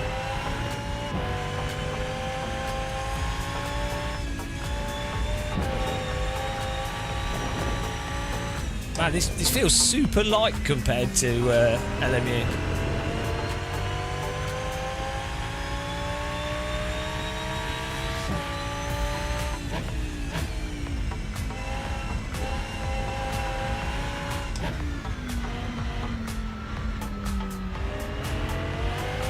Right, we need to fix the camera. Where is it? Edit camera.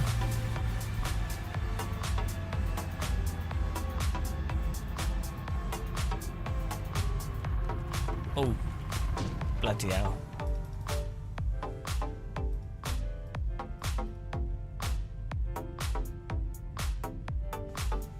Hang on, we got locked horizon on, but why is it not working?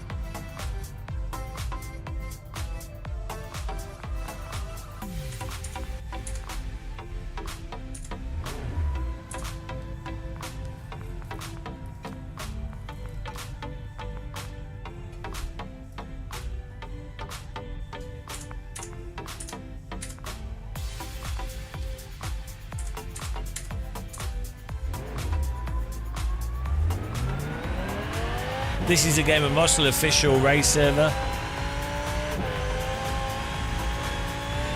Oh, here we go.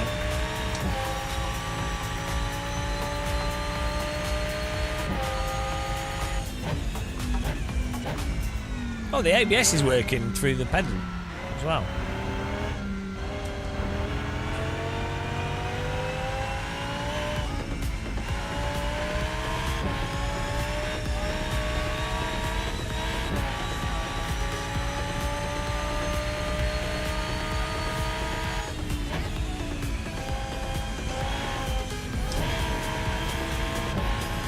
Yeah, you can get on this for free.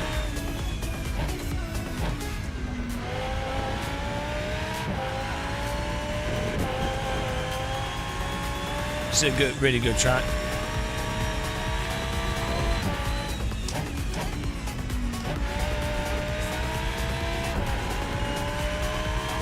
It's actually quite good. I've only played this on other people's equipment. Need to turn my force feedback up there.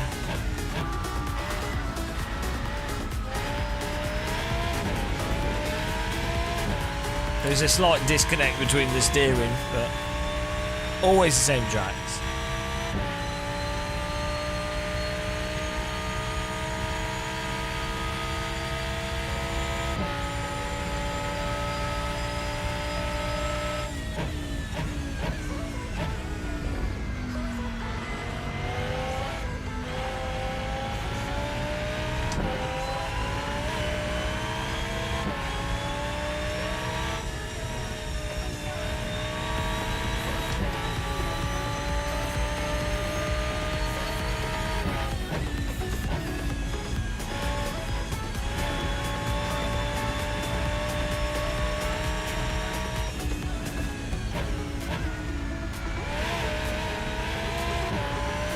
Go!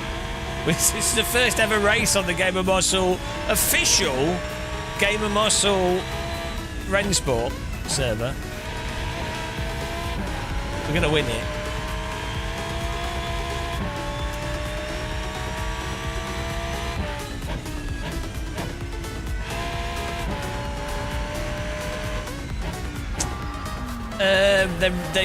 They're releasing Rensport on console as cross-play, so you'll be able to play.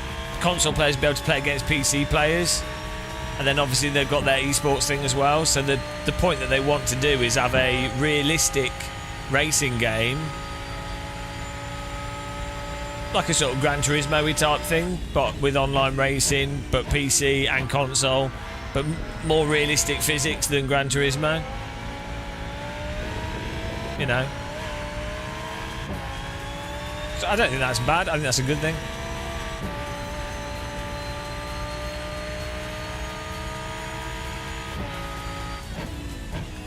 If it's at the moment you can play this for free.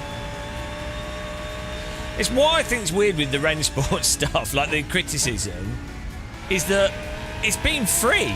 Like, you can play it for free. So it's like, well, why do you mind that? Like, personally, I much prefer AC's physics, but I prefer how this drives to iRacing. You know, I prefer how this drives to ACC. My only sticking point with Ren Sport for me has been that it's Unreal Engine, and so I found it hard to run at 4K on my sim rig setup. That was my big issue. But yeah, free to play. Yeah, but you don't need. Yeah, and you don't need to buy the cars. You can just buy one car, or there's free cars. So that's the thing. It's like, I get it. I know I don't know how to change it. Well, we need a mod to change the game to Ren Sport. I get it that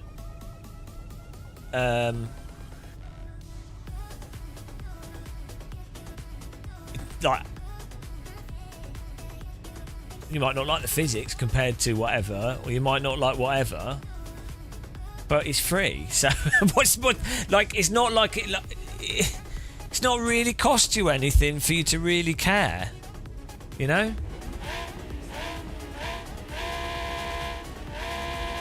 The Ren Sport backlash is really weird. That I think you could. It's perfectly fine to be like, oh, I don't like the physics. I can't get the good frame rate with it. I don't like the idea of microtransactions. You know, whatever. Like, actual criticism, totally fine. But the whole sort of, I mean, in fairness, like, I know the developer. I've worked on projects with them. So maybe I'm just totally biased. You know? Maybe I'm, you know, I have done sponsored projects with them. I've done sponsored projects with iRacing, though, and other things, so... I mean, I've made more money out of iRacing than I have Ren Sport, but still. But yeah, let's say I'm completely biased. It's like the race room... weird race room thing that lots of people agree that race room's really good, but then no one plays it.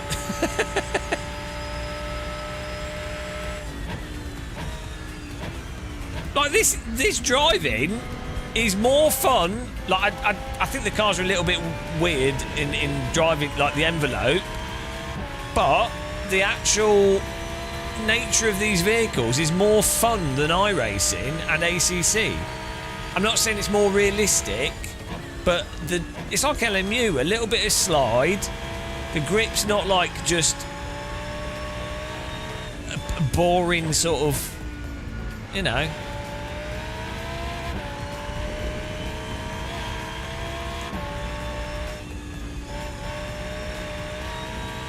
Man, this has totally different grip profile than what I'm used to, though. We'd have to totally reload physics.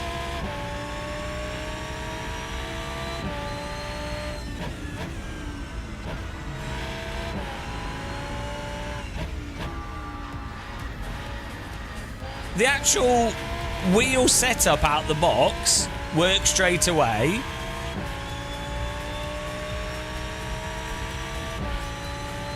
I don't think it is. Novotny, I think your computer's broken.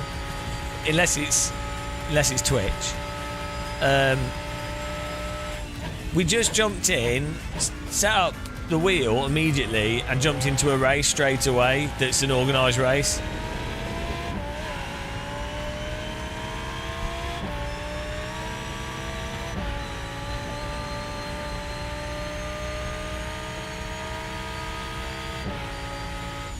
So,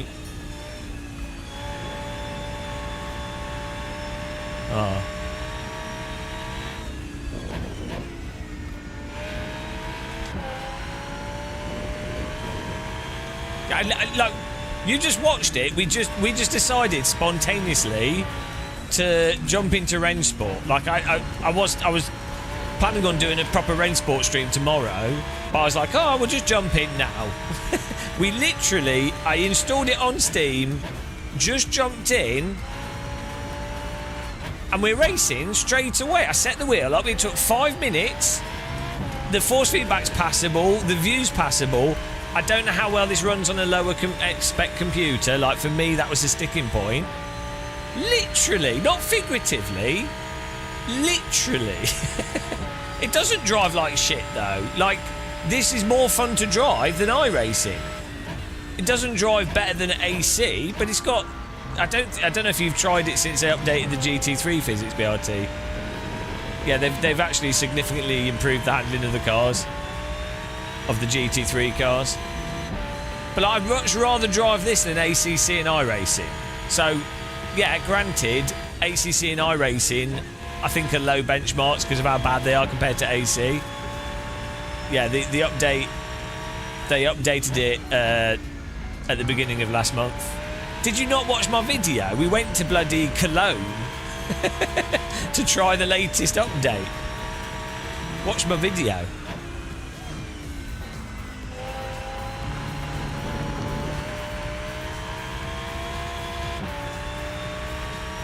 And now it has official Gamer Muscle ranked servers in the game. So, you know, that's probably why no one will play it. We've cursed it. This is good. I'm actually surprised. Like, because I didn't get to test it online. I'm surprised that this is actually... Yeah, I mean, say it's a shill, that's fine. I have been paid by them. I'm not being paid now. I say I've been paid by other people as well, but just assume I'm shilling. That's fine. Like, I want people to assume I'm just shilling everything. I'm genuinely surprised that we just jumped in and we're having an okay driving here. I don't know about ranking and stuff, but there was people racing.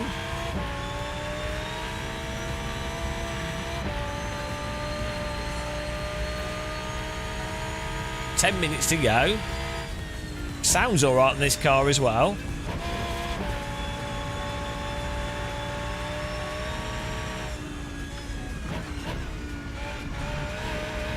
The suspension's working well over bumps.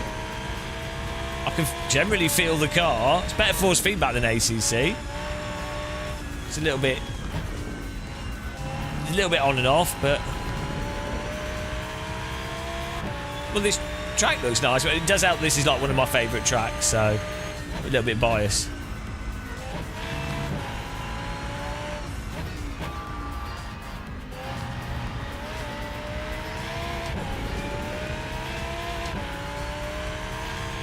Well, you might as well be RT. Why not? What they do RAM? Maybe I should do that. It's a good idea. Yeah, go for it.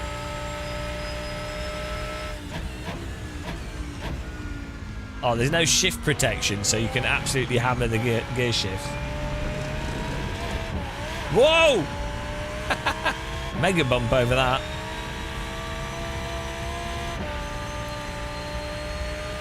This is for the podium. We have to get on this guy.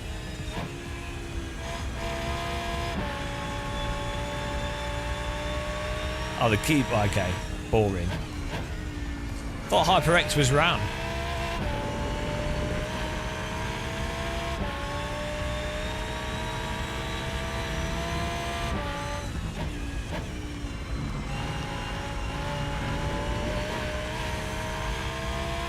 Ah, oh, penalty. What? Oh, okay.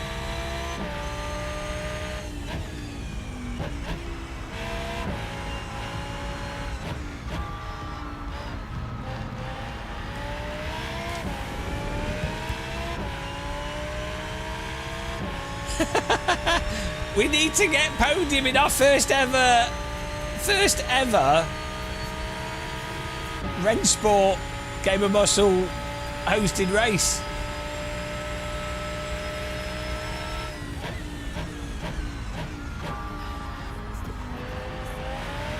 I can't get past him. This is better handling than Project Cars 2 as well, actually.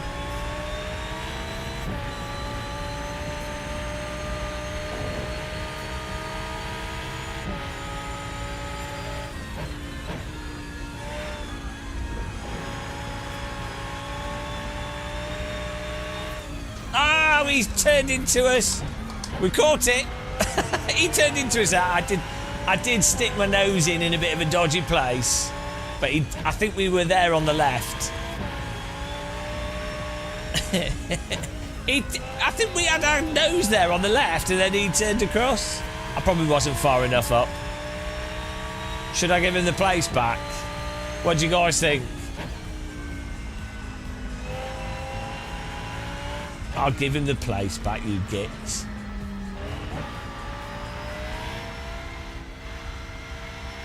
Where's he gone? There he is.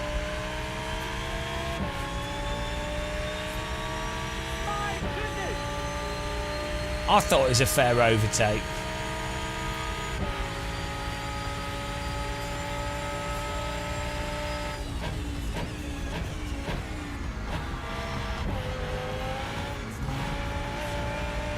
It's a BMW that he's driving, so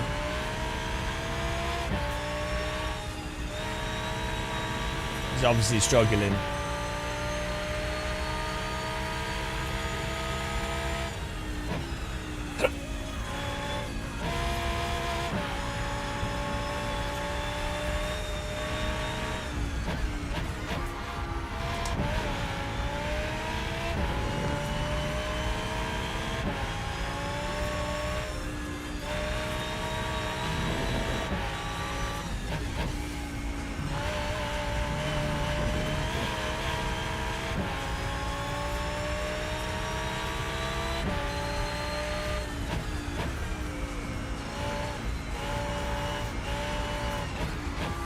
But yeah, guys, download Rennsport for free, and then you can join us if we race it again.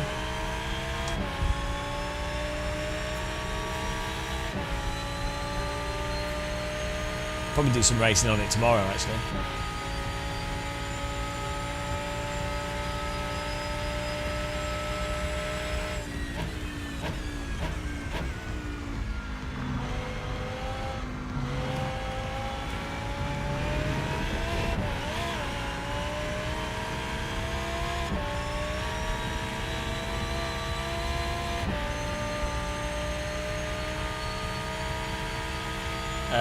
Now LMU's got more realistic handling.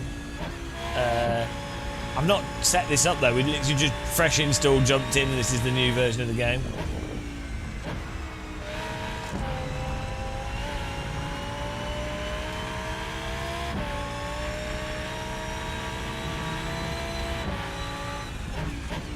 As I say, I find this more enjoyable to drive than ACC and iRacing. It's, LMU's more consistent, and yeah, I think this drives better than AMS2. I would say this is worse than LMU in it's less realistic than LMU, and it's obviously worse than AC1 and AMS1 in a realism sense. But it's got a nice bit of controllable slip, force feedback telling me what the car's doing. So from a pure driving game perspective, I quite like how this handle. It has like a sort of. I think it uses ISI. I think it uses R Factor 2 tyre model under the hood, so it has that kind of tyre behaviour. But then it's obviously their own other physics that they're doing as well.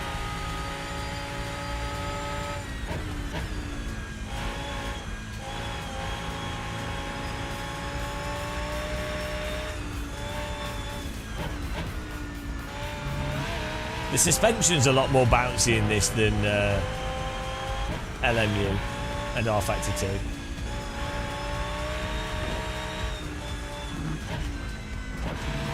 Which is weird.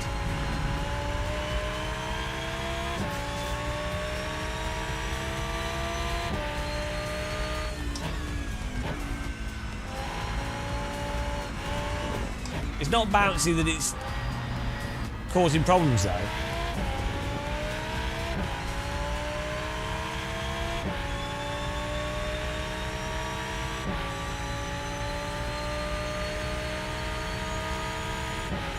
No, we're going to beat him. We've got a minute.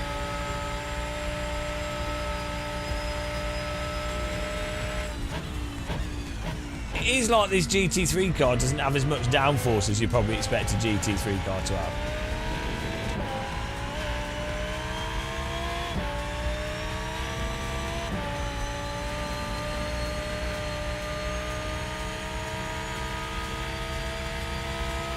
What's he doing?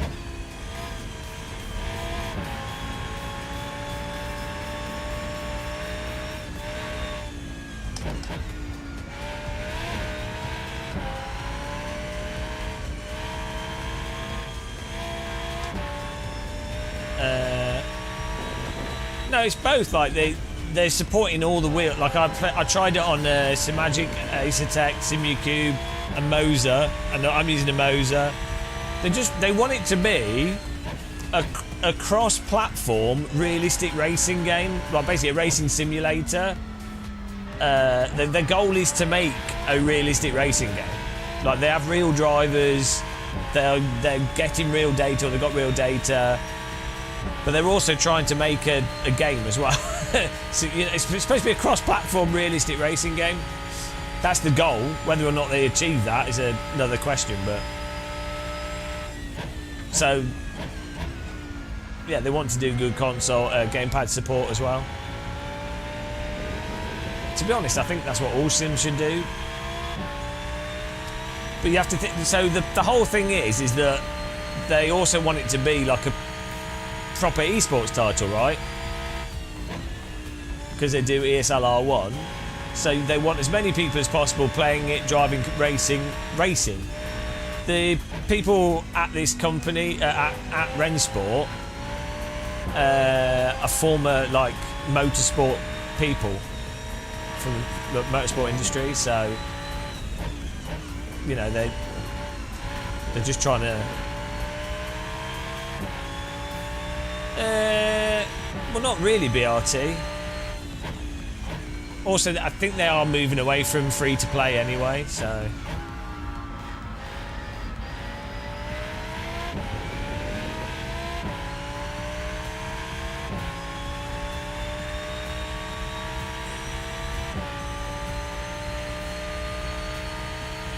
I don't think you can do pay to win with driving games because it just fundamentally breaks them.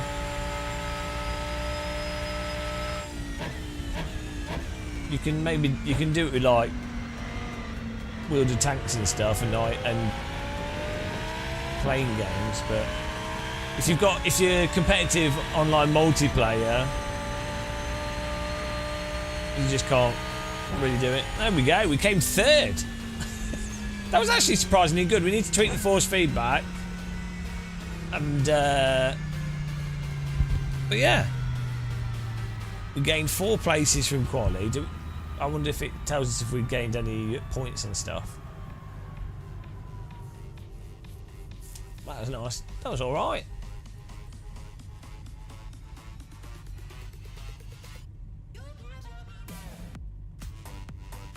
What's going on here? It just says finish. Finish!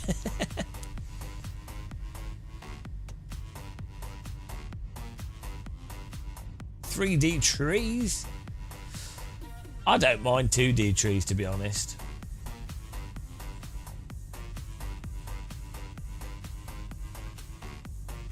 What is going on here? We're just waiting.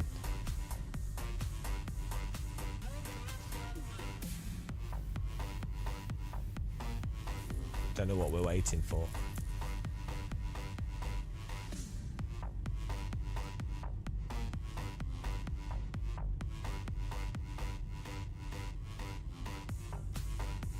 What happens now? See, do we just click exit to main menu? I don't get it. Okay, I'm exiting to main menu.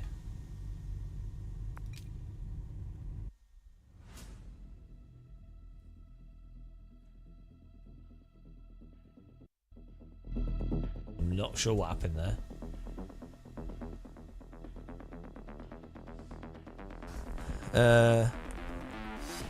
Yeah, I don't know what was going on there, but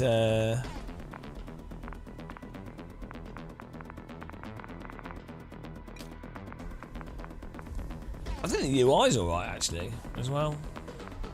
A bit console-y.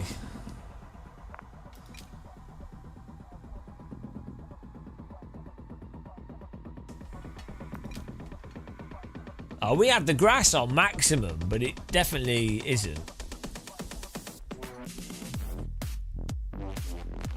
We need the grass needs to be better.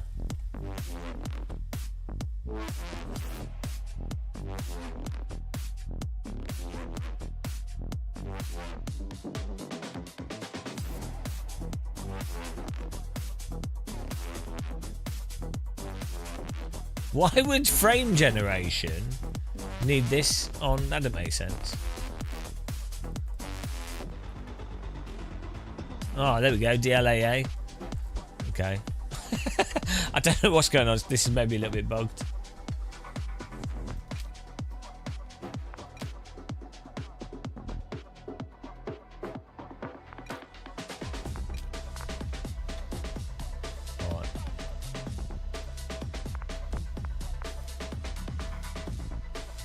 I like this. I said to them with this UI, you should be able to click the car and spin it like R-Factor 1. It's nicely presented. You know? The way the camera's moving about is very console-y. It's very console. Yeah, I actually like. Well, actually, it's got a bit weird iRacing's UI, but generally, how iRacing works, looks, and everything, I don't mind. It's just the netcode and the tire model.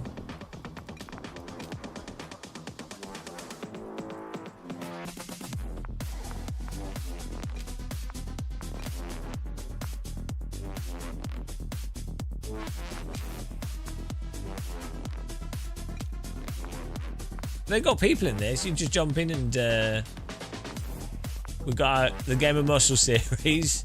And why am I still registered? Hang on, what's going on here? Is that rejoin? Hang on. It's finished.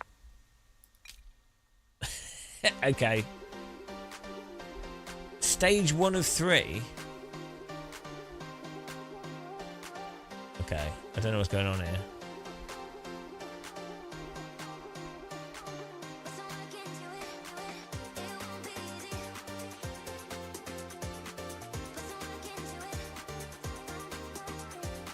What? Put your frame rate from 0 to what you want. It's a known bug. We don't have any problem loading into the game, though. What are you talking about? You're talking to me? I'm confused. Oh, this.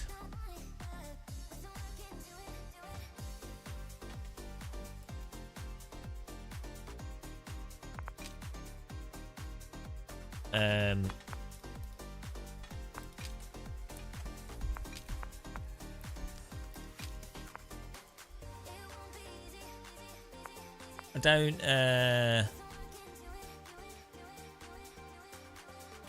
don't understand why we rate. That was a 7:30 race. Oh, okay. But why does it still say that we're in it? Were we meant to have another race? Hang on. I'm confused. 5 lap.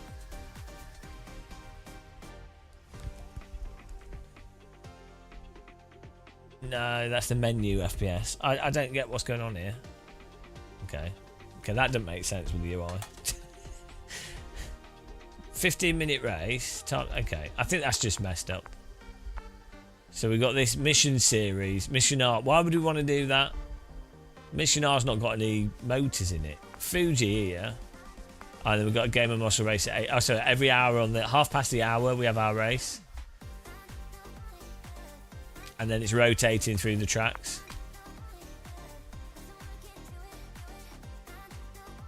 So registered to that. I don't know where's your rating. We're level 0. I'm not sure what's going on here.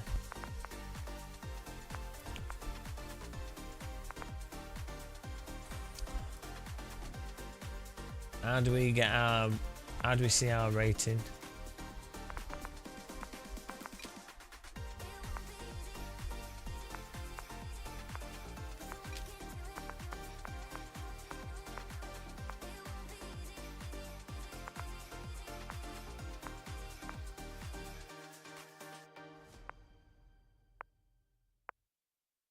Oh, we don't have the driver ranking thing yet.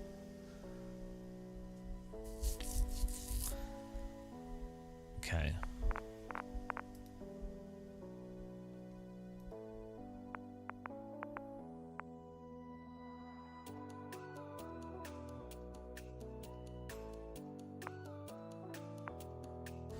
Yeah, I mean they need. The thing is, if you want people to get hooked on doing the multiplayer racing, you need your rating to go up. You need numbers to go up. Even in early access, they should have. I don't know why they don't have it show, because otherwise people will be like, "Oh, why do I care? Why am I doing a race?" Because they want to see the numbers go up.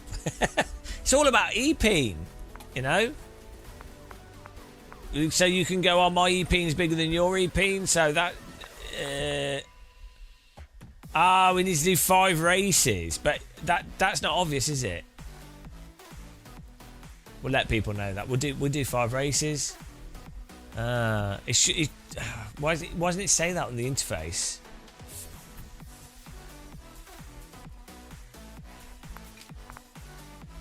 Oh well, we can do 5 races. The numbers going up is what it's all about.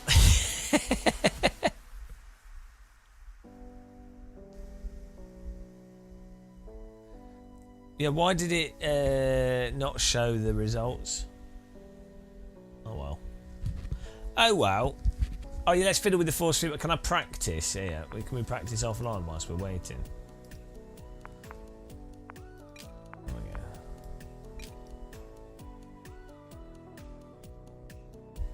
Oh. No. Oh. Okay. Right, we can check this. Right, let's get this in. But no, we jumped in, and I'm surprised that it was. We haven't done 10 hours of force feedback fiddling. So what's that about? Oh, okay. Why can't I change the force feedback here? Oh, okay. Right, turn that up.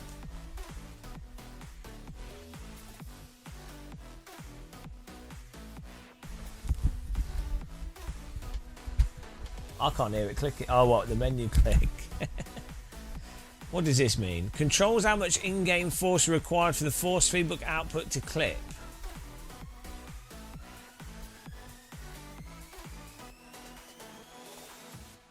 In the case you think force feedback clips too often or gets too close to clipping, reduce the value until it matches expectations.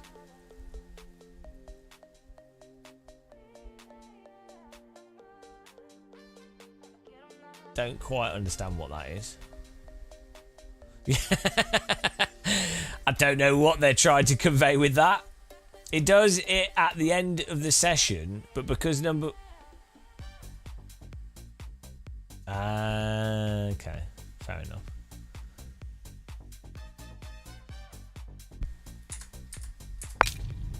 Oh yeah, that clicks well loud. What's that?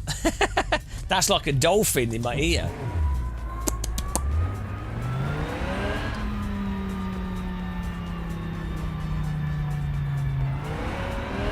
Oh, that's a bit better.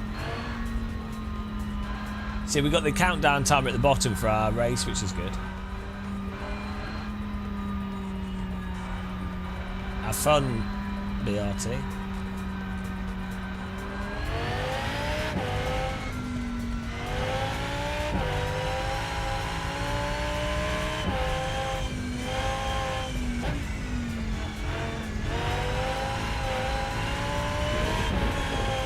Yeah, they massively improved the force feedback from how it was in the other versions.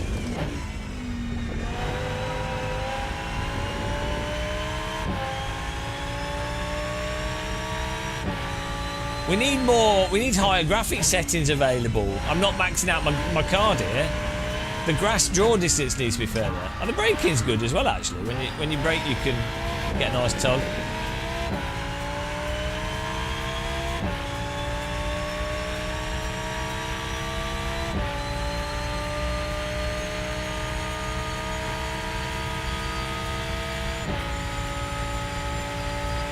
think we can have some good races in this.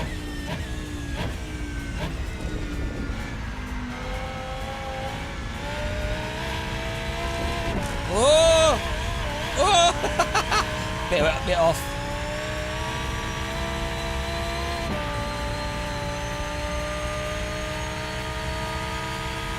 Yeah, the thing that's standing out to me at the moment that's a bit off is the bounciness of the suspension. And it also feels like there's a little bit of a delayed response to the steering. I might speed my steering up.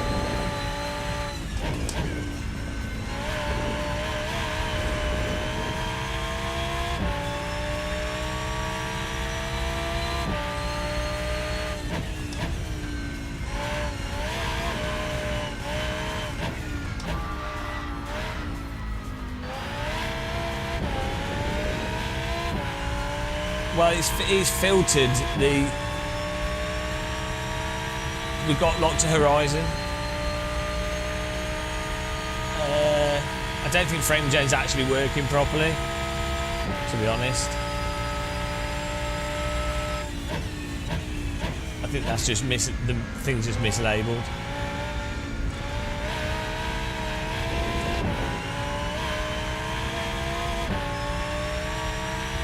This is the Audi.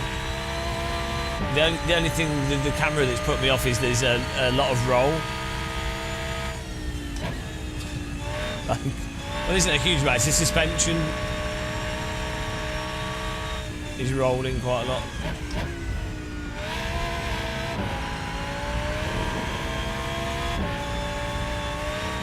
Feels like I'm driving a dune buggy.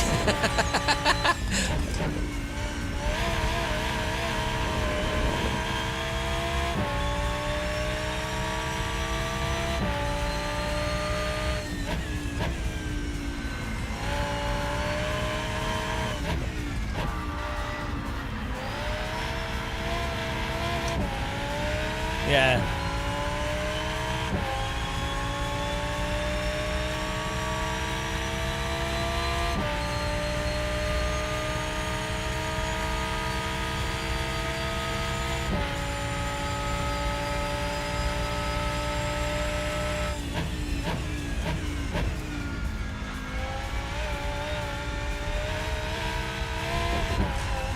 Bloody hell. It's also like we don't have much downforce.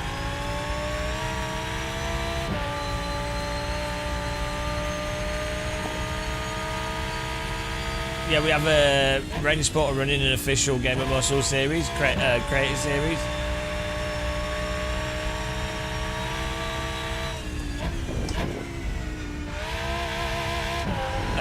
We've got tracks that I like running.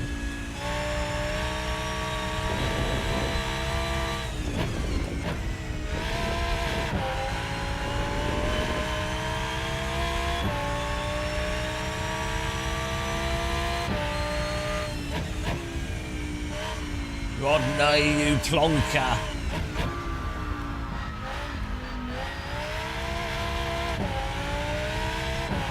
Chilling for Rens, chilling for Red Sport. Shell ban. I don't know how they'll do VR with this. Would it be an Unreal 5? That's the problem. But I could. Yeah, I don't think it's the camera roll. I think it's the. I think it's woo! Broken wrist. I think it's yeah,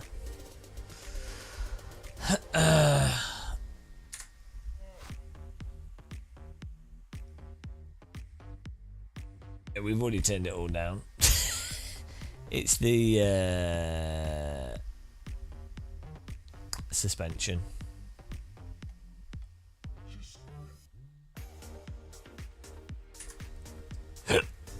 I turn all rolling stuff off. The pace car is out of control. Oh, that click is mental, you're right. Is that a menu click or is that actually The pace car car is out of Thanks, control. Lido. King Jareth, welcome. Is the click the sim, or is that my tactile transducer going through the headset?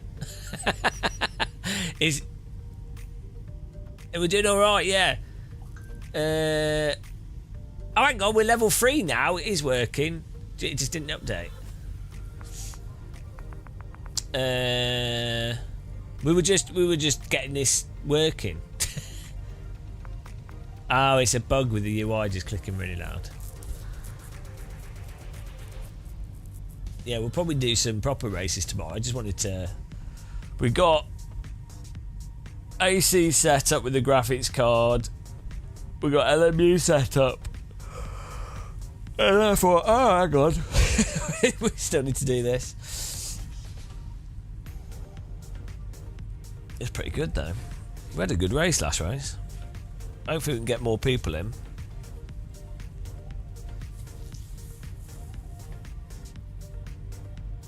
Yeah, everything's on Ultra. No, but the wheel works straight away. That's... Like... This is the thing. How many games now, when you load them up... Like... The only thing that's stupid with the UI on this is when you do the button binding and you have to click that, the extra button.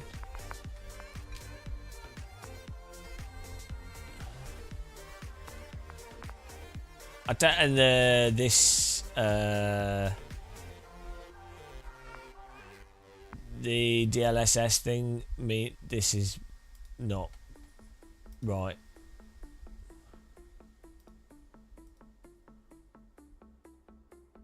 That you have to have frame gen off. Reflex should work with frame gen not on, so that's weird. Yeah, it doesn't matter if VSync's on because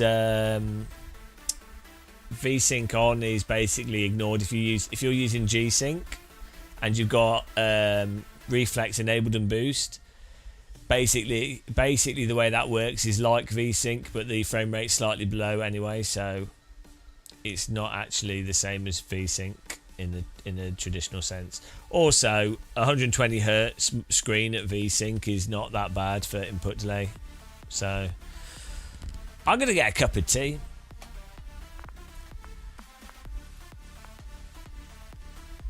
And then we'll do another race. Get some footage. But yeah, what Rensport need to do is get a Mazda MX-5, right? And do... I don't know what the maximum number of cars they can have, but like... Just MX-5 racing every 30 minutes. Every 30 minutes, it's an MX-5. Yeah, and ideally it's like a 30-car grid or something, 35-car grid, or even 50-car grid if possible. But like every 30 minutes, it's an MX-5 race with the ranking, and it tracks your score. That like no other sim has that. Like there's lots of sims that have GT3. There's lots of sims that have, like whatever. And basically, historically, with the driving sims and games, low fuel, Live for Speed, the FBM. Yeah, but the M2's shit, Lee. It might drive fine. Like, the car in reality's dull. You know, don't say it. That's the problem. But it could be like a Formula Ford or an F4 car, or a Radical SR3 or something. But like ideally, MX-5 licensing wise would be spot on. And so Live for Speed. Everyone just drove the. Thanks for following. Welcome. Everyone just drove that Fox car, and that was it. Fox car BLGP, one track. That was all they did. It was like, and the reason why was it was like, oh, I load up Live for Speed, I can have a race any time of the day. Right, there you go. Le Mans Ultimate now, it's like if I want to do GT3 or I want to do LMP2, I will just load up Le Mans Ultimate, and I know there will be people there to drive that, and that's the key thing, is it has to always have people on it. And that's the thing with iRacing. It's like, for a lot of people, the problem is they haven't bought it, it's too expensive. And then for me, I mean, I don't like it now anyway. I just decided I hate it. Even I actually genuinely fully hate it now. I put up with it before, but now I don't even enjoy it. I don't even think it's entertaining for live streams. But like before, I'd be like, oh, I like the F4 car, I like Alton Park, I like certain tracks. So, you know, when it's on those tracks, I'll drive it. And to be fair, actually, for oval and events, there you go, iRacing. But there's nothing. I mean, ACC as well is like the default GT3 thing, but I think people are moving away from that generally. So yeah, and MX5. I still have the GTs, obviously still have those cars, but MX5 every 30 minutes.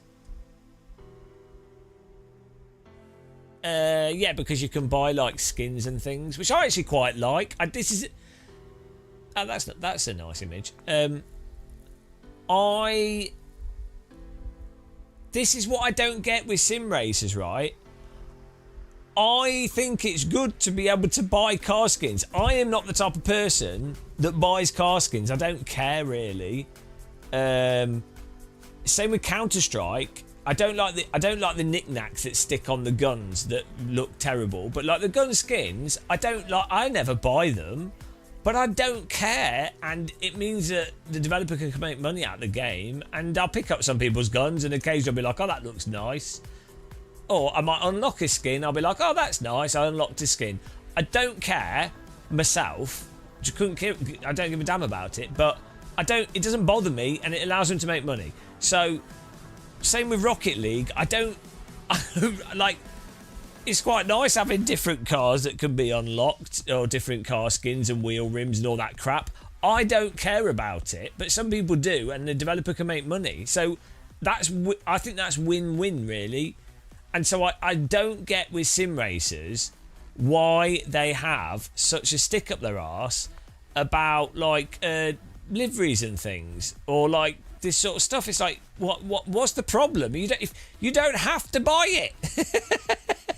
Do you know what I mean? It's what's the problem? It's ideal. Oh, it doesn't look like the real car. It's like, who cares? It's not real. It's a game. See, and sim racers are so weird like that, and they don't realise it's the whole thing of them going, oh, we have to have realistic, we have to have open setups.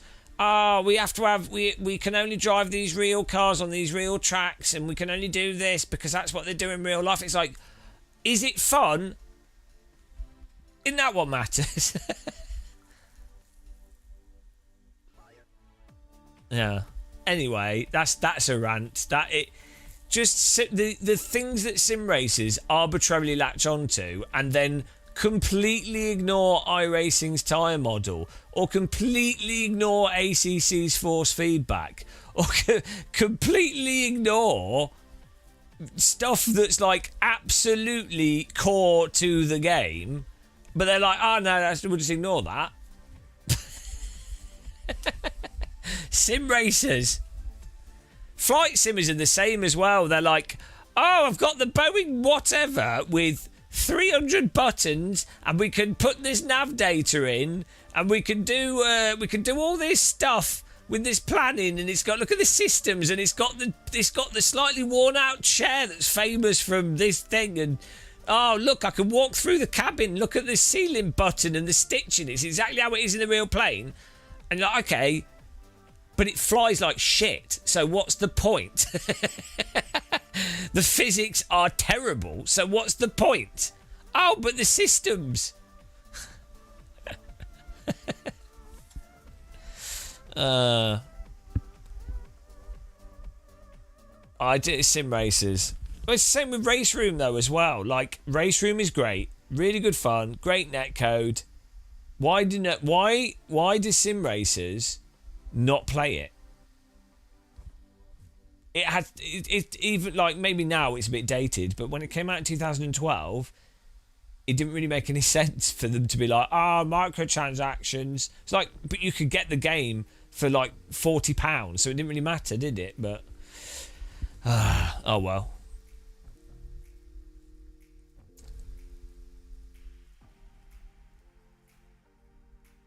But yeah, this needs an MX5, let's be honest. Let's be honest.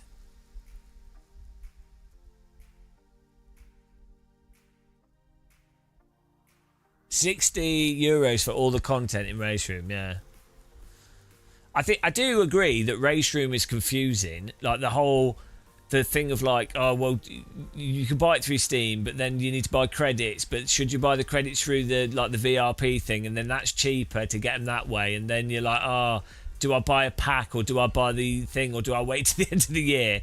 So I get that that's confusing to the consumer. I think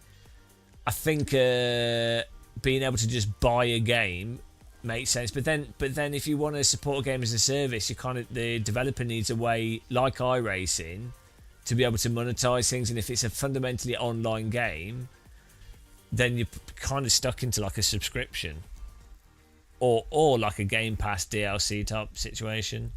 But then obviously the DLC stuff will always have less people in it. So then you're always going to need like free content for the base game, or like the stock stuff will become the predominant stuff, like what's happening with LMU and some other games.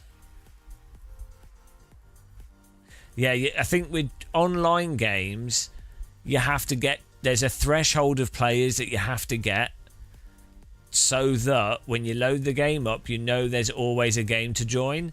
And if a game drops below that, it's exactly the same as when you seed a server, like a Armour server, or Hell Let Loose or something. You have to get a server going, and you have to have it so there's like at least 30 people, and it doesn't drop below 20 people. And maybe it's a 50-man server, but if a server drops below 15 people, it kills the server, and then you have to seed it again.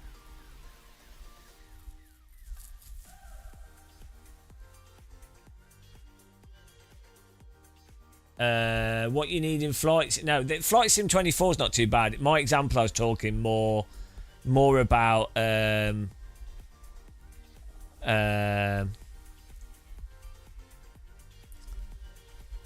like older flight sims. There are actually the larger jet planes, especially some of the mod jet planes, aren't that bad. The pace car is out of control. Mr. Boo Boo, thanks for following. Hello, but yeah, we've only been going for 9 hours and 30 minutes, and we only did a 12-hour live stream yesterday. I've actually really screwed myself because you can hear my voice. The pace car is out of control. Gavin 24, hello. You can hear my voice is wrecked. I took some painkillers, but yeah, probably. We'll need to. Hopefully, we can stream. I want to do some more races in this tomorrow, and I also want to do some flight sim. Hello, did I just crash the game? Oh, yeah, I did. My alt tabbing. Just need to restart this. You've killed the game. Oh, hang on. Does Rain Sport work with SimHub yet?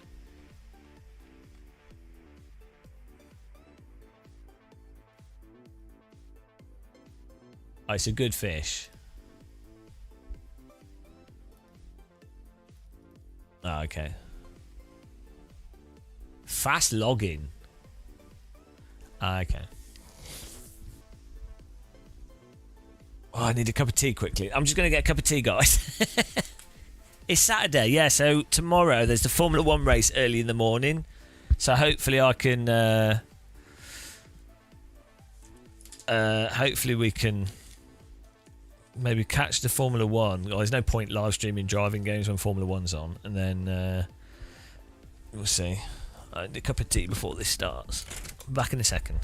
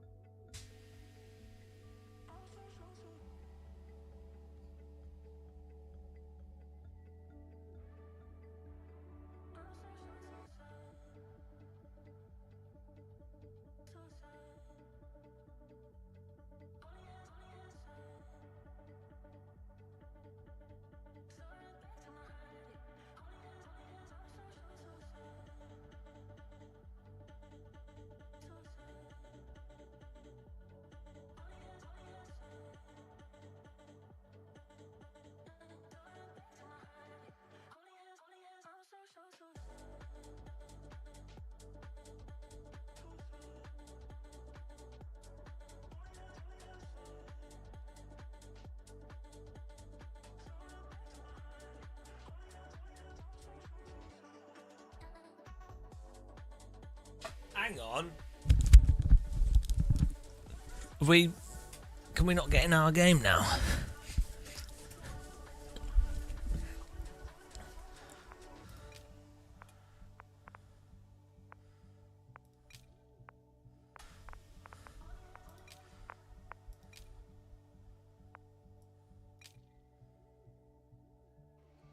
There we go. Easy, easy.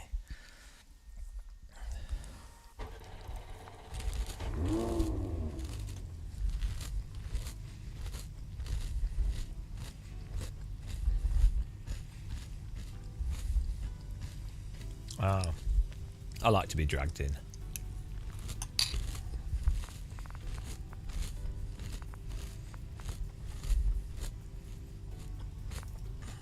Why can't I go on track?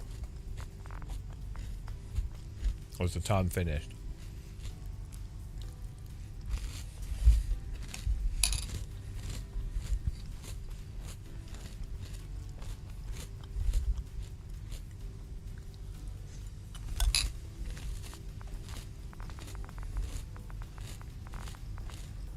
Who's Roan?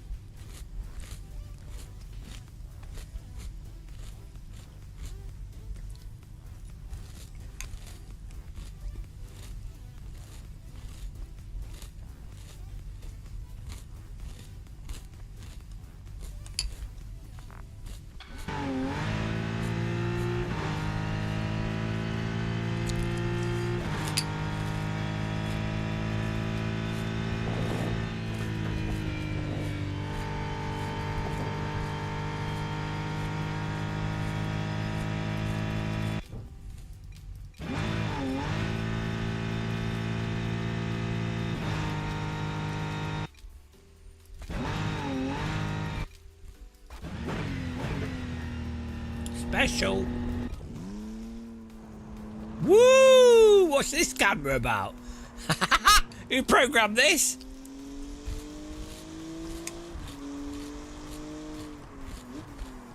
Bloody hell.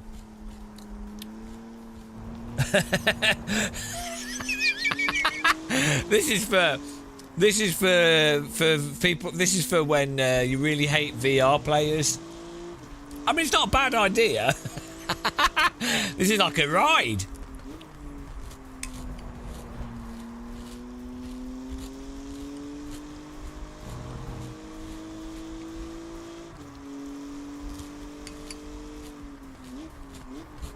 Woo! This in VR would be intense. You can tell it's a German drone pilot. They've been listening to the Schlager. They've been out partying. Cologne party festival. Right, festival's over. Time to fly the drone around Spa.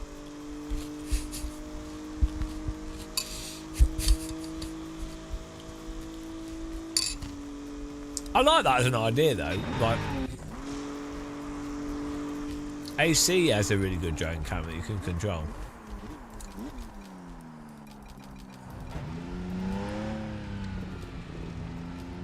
There we go.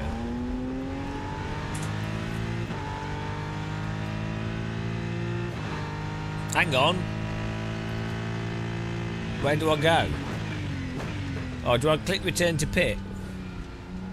I'm confused here.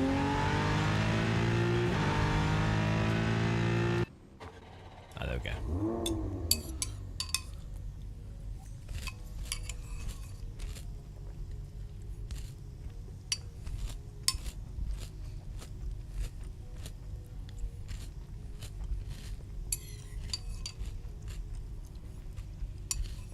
We got this.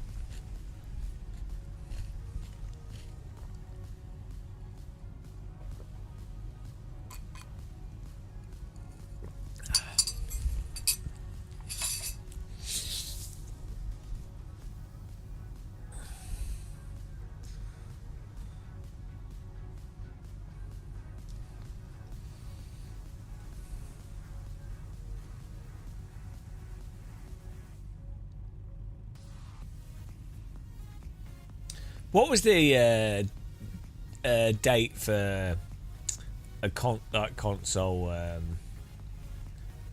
launch? Was it the end of this year? Or is it early next year? Late 20, yeah.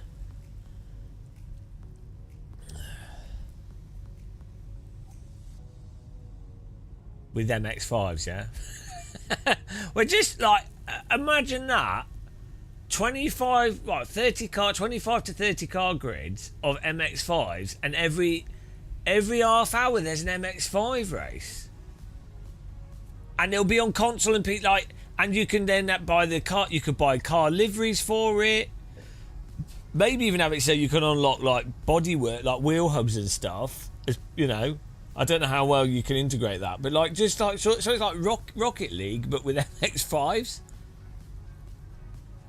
And as you play, you get credits for playing or doing what you know. Oh, I've unlocked a new livery. I've unlocked a new wheel hub. I don't know. In my mind, I think that would do well. But I think crucially though is that thing of it is for multiplayer racing games. I think I might be in a different split. For multiplayer racing games, the crucial thing is you have the idea in your head of going, oh, I feel like doing a race. And so in my mind, like I don't play AC online, even though I really prefer, I really like how it drives. But I'm like, I have to set up a server to, you know, we run a server and everything. But basically, now it's like, if I feel like racing, it'll be like, LMU, because I know there's going to be a race every 30 minutes. I know I'll be able to load it up. Same with iRace. I'll be like, I know there will be a race that I can join straight away. And I think that's the crux of it. Same with Counter-Strike.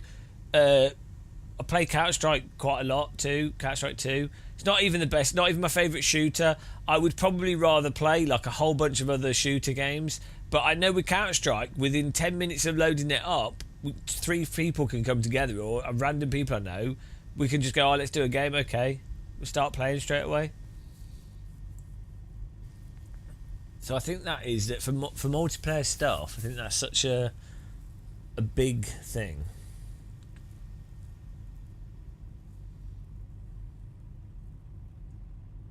How do you know which split you're in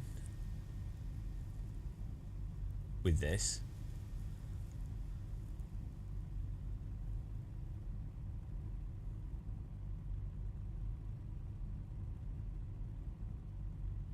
Look at the drivers. Oh, what the ratings of them.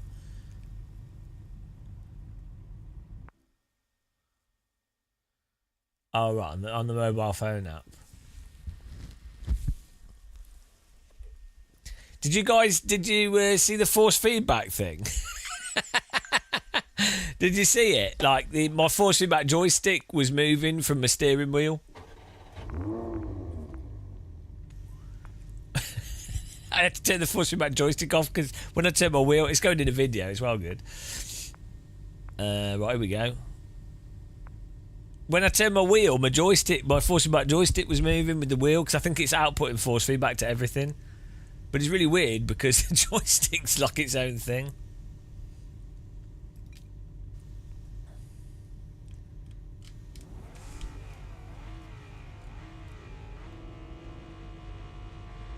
Here we go.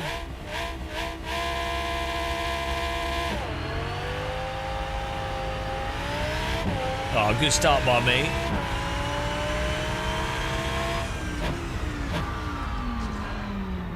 Oh, hello.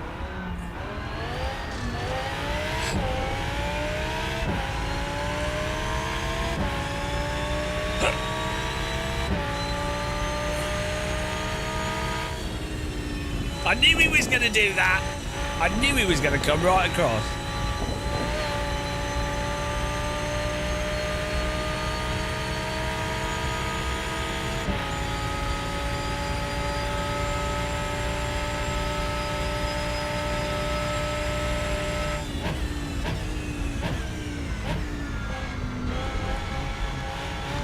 Whoa! Goodbye.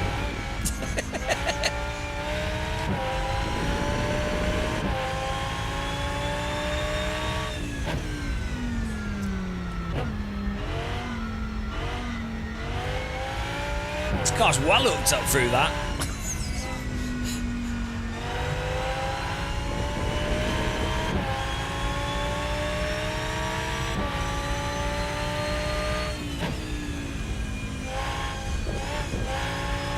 This looks alright on my budget graphics card.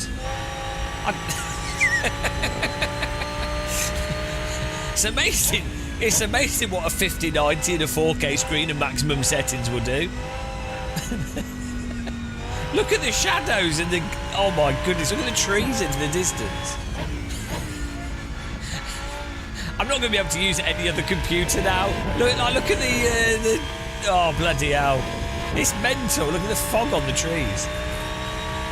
It's a bit dark though. Have I got headlights?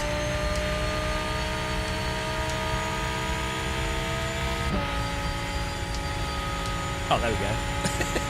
I've got headlights.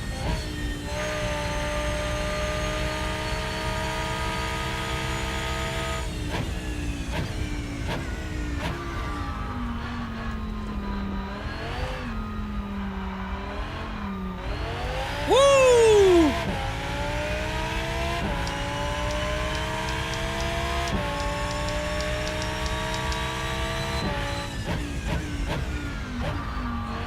The field of view's messed up on this for me.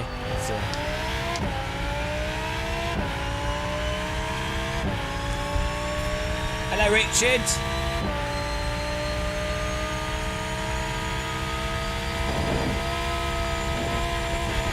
The grass draw distance needs to be increased on the ultra setting. Like the grass is the grass is too close. God damn it! I want the grass to be 100% detail all the way. The grass is the most important part of any game. Absolute criminal that I can see the grass loaded in. It's loaded in smoothly, but I need. We're running DLSS as well, DLAA. Oh my goodness. Yeah. Well, to be fair, it is a bit long. I mean, I do like that. Woo! I do like long grass in games, but it is definitely a bit too long. AC, do you remember when they first added grass to Content Manager and the grass was like, it was like knee height? So Brands Hatch and tracks look like post-apocalypse tracks. And if you play Microsoft Flight Sim and you go like round the Nordschleife, the grass is like on the track up to your head. There's also a block of flats on Donington.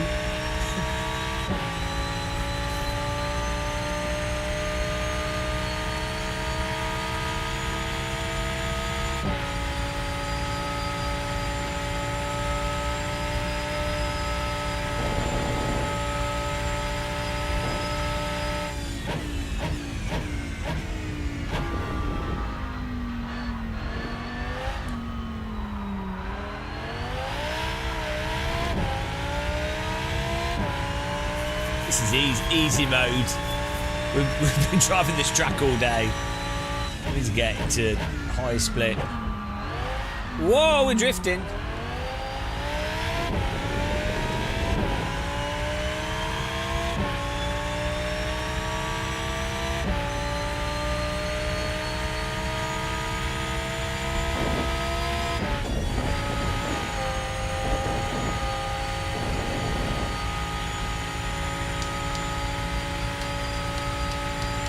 Oh, I see. Oh, we can have the headlights further away. Amazing.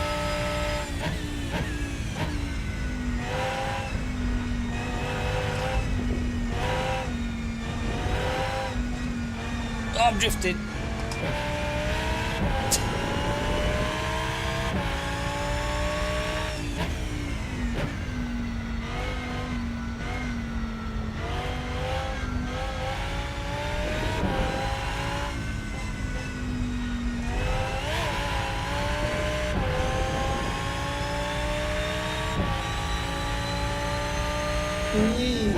Hello, thanks for subscribing. Welcome, Talbot.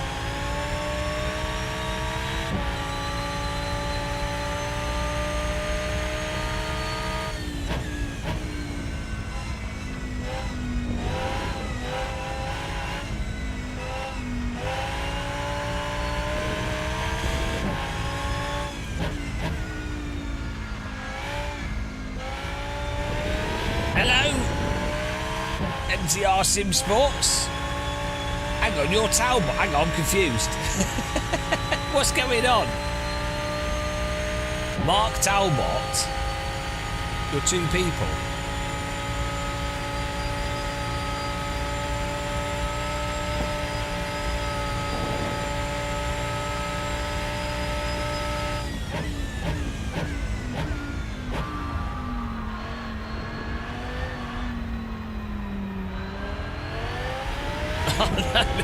What? Are you in the top split?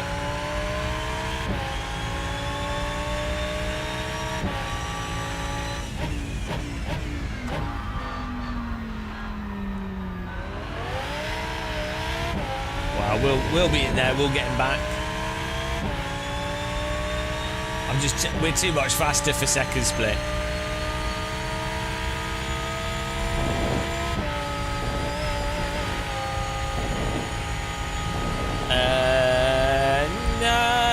Different tracks.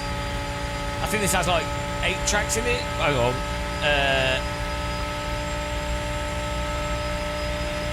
It might have more actually. I'm not sure. How many tracks does? And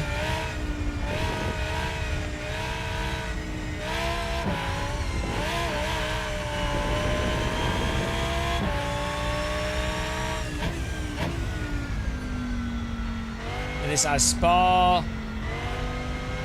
Hockenheim, Nürburgring GP, 13. Slowly going through them. Well, Goodwood's the only track you need. Has LMU only got 7 tracks? Thing is, Le Mans is a really nice track. I could just drive Le Mans. Imola's a really good track. Interlagos is a really good track.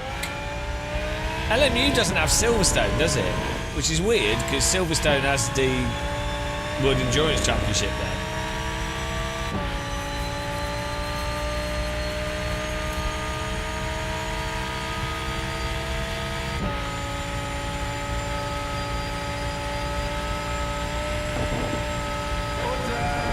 Order!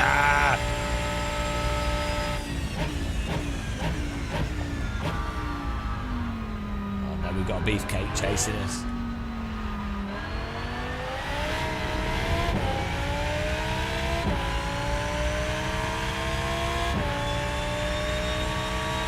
Guys, we're getting the points. We're getting the points. King Muscle. Oh, what about that city track that's in this?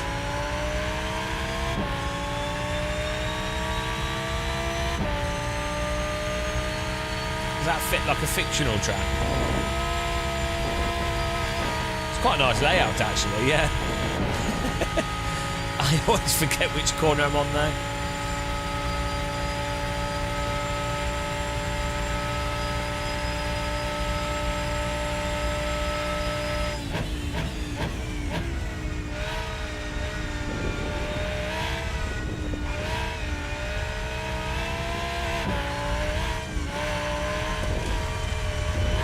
Whoops!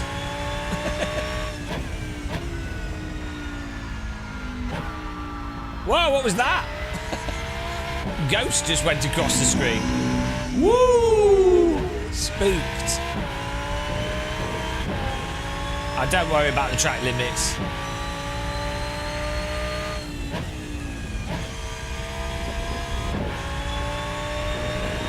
It is actually crazy the quality of racetracks in Sims. Like just, even like AC1, LMU, iRacing, R Factor 2,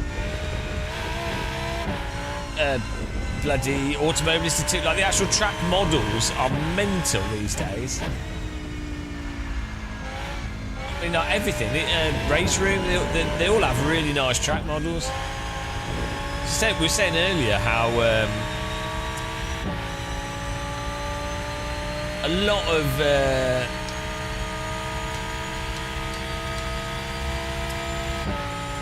in the past, like R-Factor 1 days, in sort of 2000s, before like 2010, a lot of the sims had horrendous quality tracks. You just accepted it.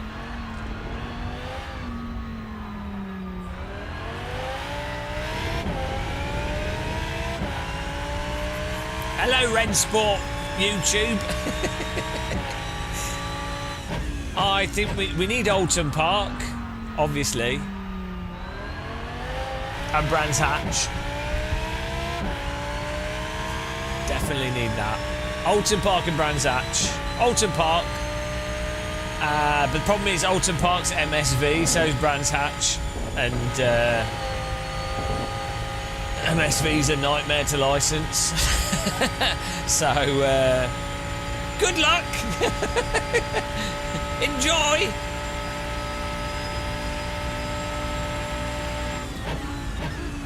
Tell you what, Bedford Autodrome would be a good one, and probably, I mean, that's still Baz Palmer, so probably still hard to license.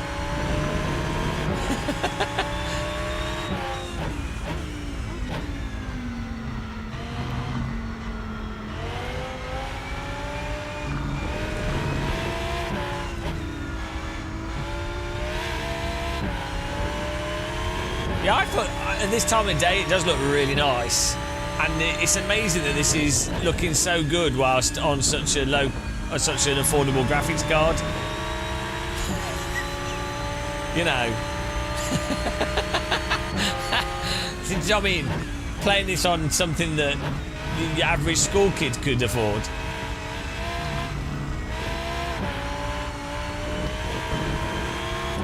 To be fair, with the way that the markets are going and inflation,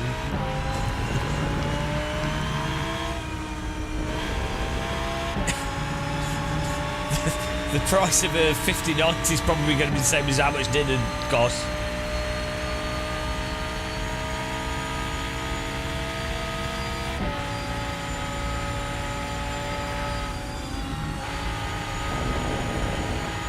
Side by side, new.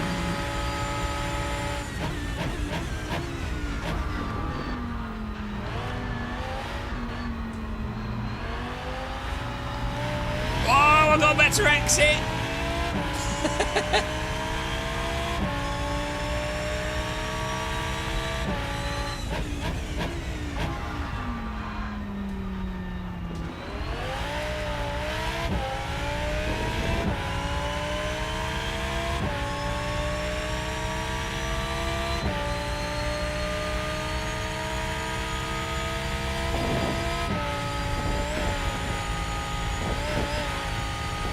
I'd ban my kids watch.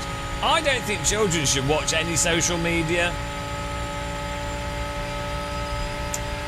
I would ban my kids from having a phone. In fact, if I had children, I would. I'm going to move to like a rural village with no phone or internet, so they can grow up like the caveman that like I did.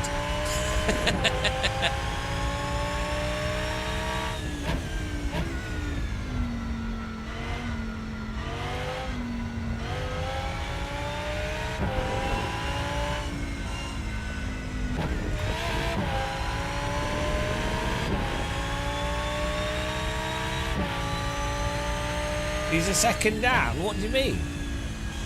I'm not. I can't even see him. I'm just driving how I normally drive.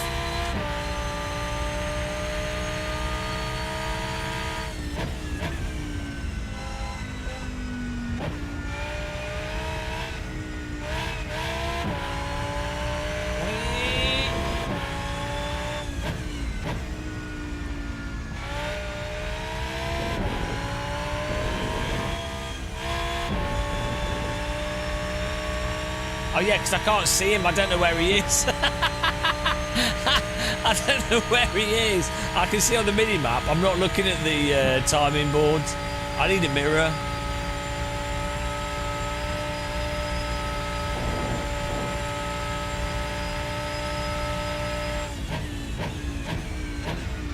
Don't worry about it. It's all fine.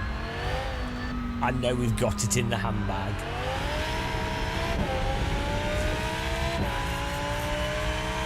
I don't know. I didn't turn it on. What a win! Plus 10 places. Right, so are we going to get points here? I don't care about anything else. I just need numbers to go up. It's the only reason I play iRacing. Numbers going up. It's Counter-Strike as well. Just want to see numbers get bigger. I could buy a calculator and just push the plus button, but this is it. You know, I like to make it tricky. Oh, my tea! Bloody hell! Yes, tea time with milk, you shits. Bloody Germans that don't know how to make tea, or they won't put milk in it. I do like herbal tea. Don't get me wrong. Nothing wrong with the green tea, but I drink tea with milk in it. It's grand.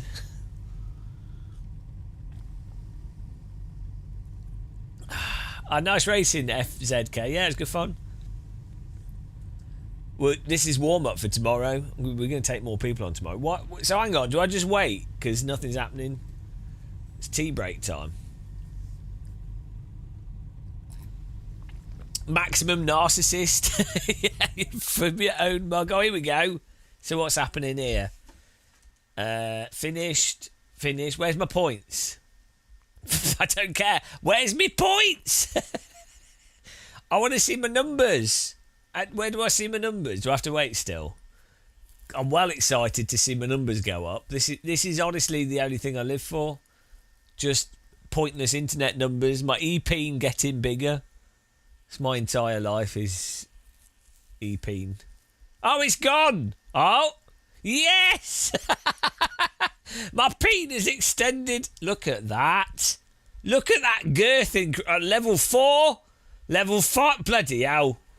Like the Starship Enterprise there. Absolutely poning the peen.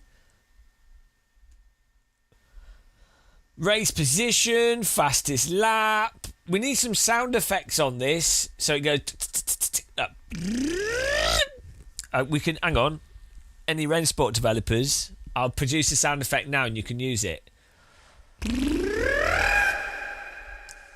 Or maybe something more like...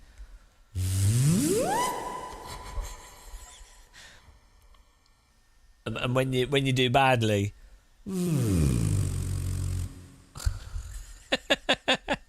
And then when you win a race... Congratulations, you are the winner. Whoa.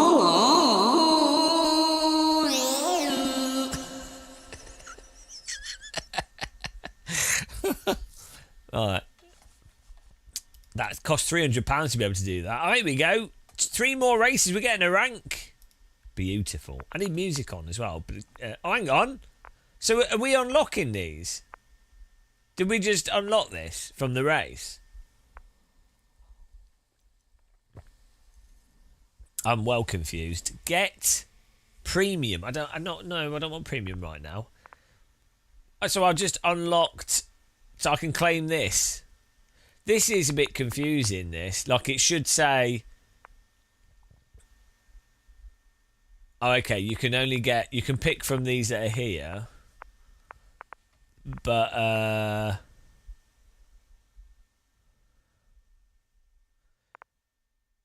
maybe if it just... I don't know, something about this makes it confusing. Like, do we unlock that?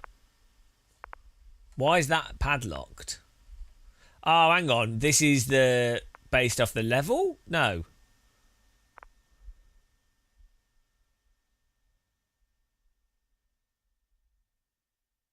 Hang on, I'm well confused. Oh, we have to use these... Okay. Why is it padlocked?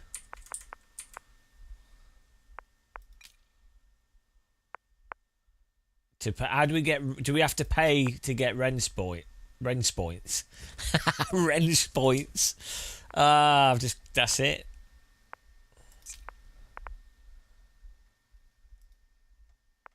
Rens points. You need Rens points. Rens points. Yeah, no, I get that that's free, but why is it padlocked?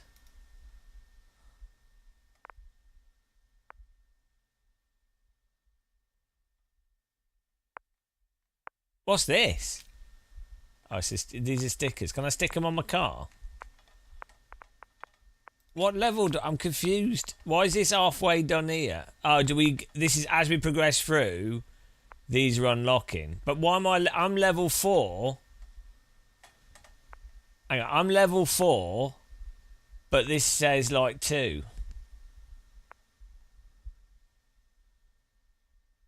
Or is it a separate it's not that level, it's another level. Okay. I think that's a little bit confusing. Well, it is for me because I'm not very bright, but... So hang on, do I get this for free? I've already got it. I don't need to do anything. Hang on, I'll get premium. I just claim, enter. I've claimed it, there we go. Okay. Wow. Battle Pass lets you put machine guns on your car. It's very controversial, but I think it's good for gameplay, so... Hang on, let's alt-tab this and see what happens. Will it crash when we alt-tab? No, we're good. Let's get some music back on here, guys. We're going to do the next race here.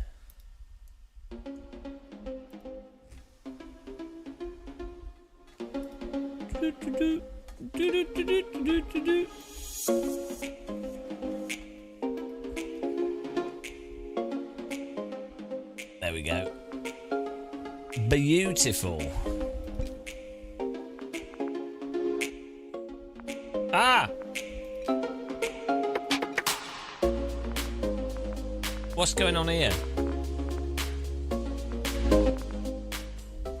Why is it moving by itself? Nürburgring. Sign up. Yeah, Jake, this is the thing that I don't get. It's free. I never understood it with the Renspot thing. Like, no, the weird thing is, it makes sense to be like, oh, I don't like the handling. I don't like how well it performs. I don't like whatever. Like, a specific thing.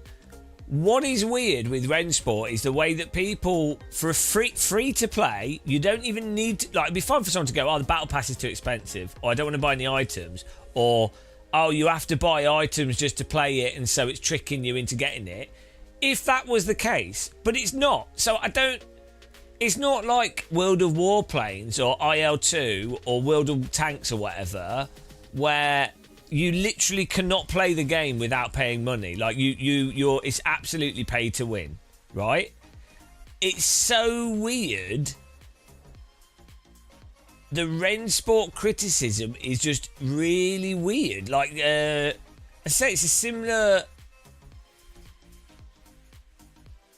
It's like the opposite of the Evo thing, where Evo, you criticise Evo fairly and go, look, guys, Kunos are launching the full game, the early access, find his early access price, but it doesn't run, but you can't access stuff, you've paid money, you can't access the basic features. And then people go, oh, it's early access. But it's like, but you bought it. So... that's what's weird is that not all sim racers, but a lot of sim racers are just really inconsistent. Not even sim racers. A lot of people are ridiculously inconsistent with their criticisms of stuff. Yeah, well, what doesn't make sense with that is, so they do the esports thing, and you can be like, oh, okay, maybe, I think it's fine to say.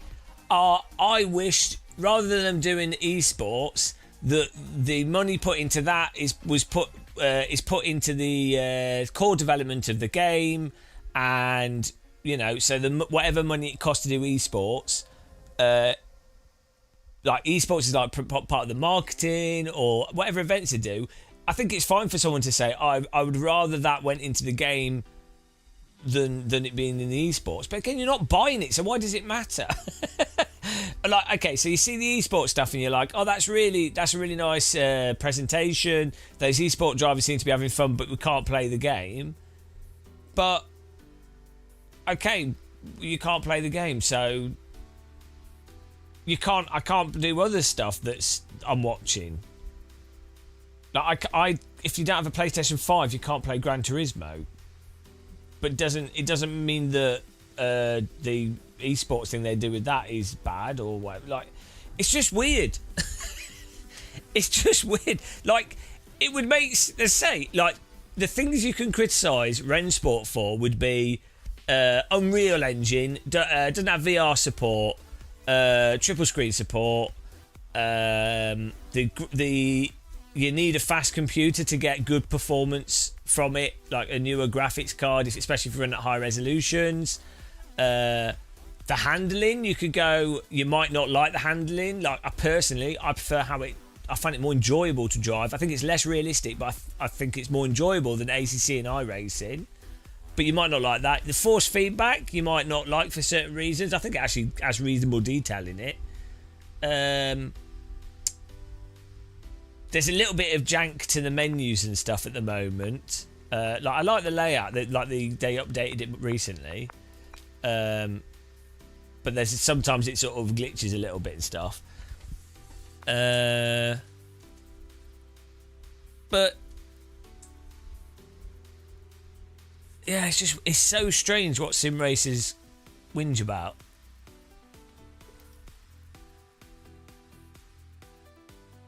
Yeah, okay, yeah. To be fair, yeah, the original Rensport Summit event they did was too like, oh, we're going to do this, we're going to do this, we're going to do this. And so that set a very high preemptive benchmark. So I think, and then they didn't meet the expectations set by that event.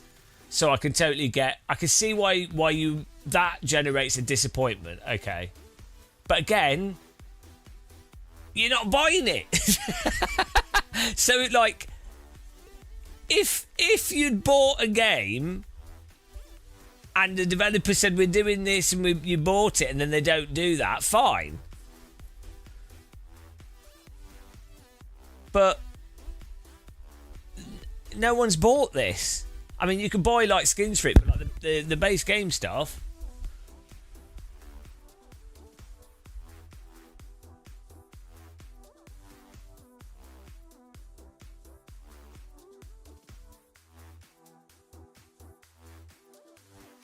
Yeah, I do think if they did like the credit system in this, I think you should always have a way to be able to earn credits that can buy the same stuff that you can buy with money, even if it is grindy. And I think weirdly, with a racing game, a driving game, I don't mind the grindy part of it. To be able to get stuff for free, even if it's overly grindy, like massively disproportionate to get it for free. It's because if it's to get stuff that doesn't affect the actual gameplay. The problem is when you have grindy stuff that affects the gameplay. Well, it is and it isn't. It depends on the type of game. Like, iRacing is entirely a grind to get iRating, but I quite enjoy that. I quite enjoy Gran Turismo grinding through certain things. So it depends if what it is, if the mechanics, if the actual base game mechanics, like the physics and the actual base gameplay are intrinsically enjoyable, then having a grindy motivation to continue doing the enjoyable thing, it's not a problem. When grinding's a problem is when you have like a story or a single player type game and you're being forced to do a non-novel thing that's intrinsically not enjoyable. that is when that's when grinding is bad. So like if you're playing God of War or some like third-person adventure game, and it's like, oh, here's an enemy, oh, you killed him, here's 2 of the same enemy, you killed them, oh, here's the same enemy again, but their health is twice as much. It's like, how's that fun? It's not fun, is it? But with a driving game, it's like, well, you enjoy, like in Gran Turismo, it's fun. Or cruising, for example, that whole thing is just grinding. That's just driving around the same track. But that's fun, just driving around, because that's an enjoyable thing. Or Euro Truck Sim. The whole of Euro Truck Sim is grinding. So it entirely depends on the type of game. Horrible opinion. Yeah, sorry for giving a good rounded game design view of grinding and the context of where it works and where it doesn't. You just haven't played enough Japanese games, you loser. Yeah, Japanese will take grinding to another level. I mean, Ikarigura, or like some of those shooters are so painful. They're not grinding they're grinding in the sense that it's physically impossible to play them without becoming a god at. Yeah, well, that's what I'm saying, Floyd, Dan. It's if it feels like a grind. You can have something that's grindy, but you can make it not feel like it if the intrinsic mechanics are there.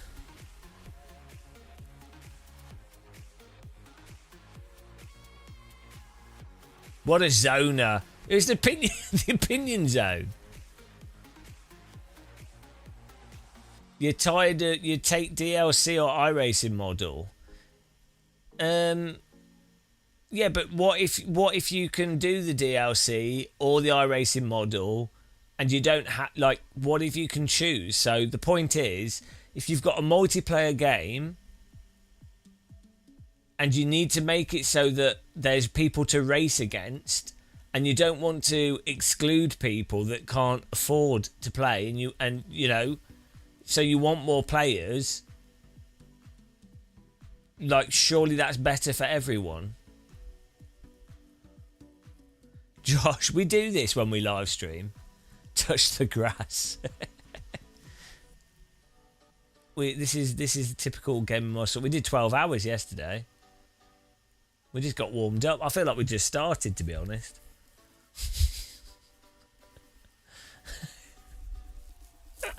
This was just the beginning.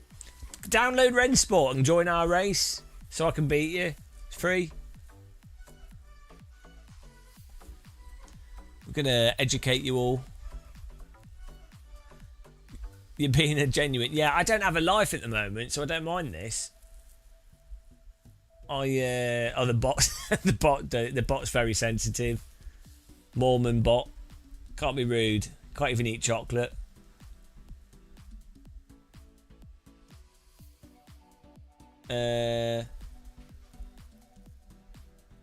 No, it's always been the same. It's just... But it has stopped us getting spammed with, like, crap. So, yeah, sure it's harsh, but it's actually worked well. We haven't had Natalie Santos. We haven't had someone try it. We haven't had links pasted with...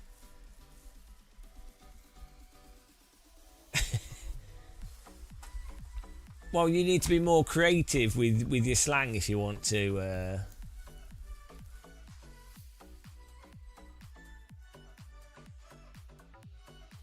Don't blame me.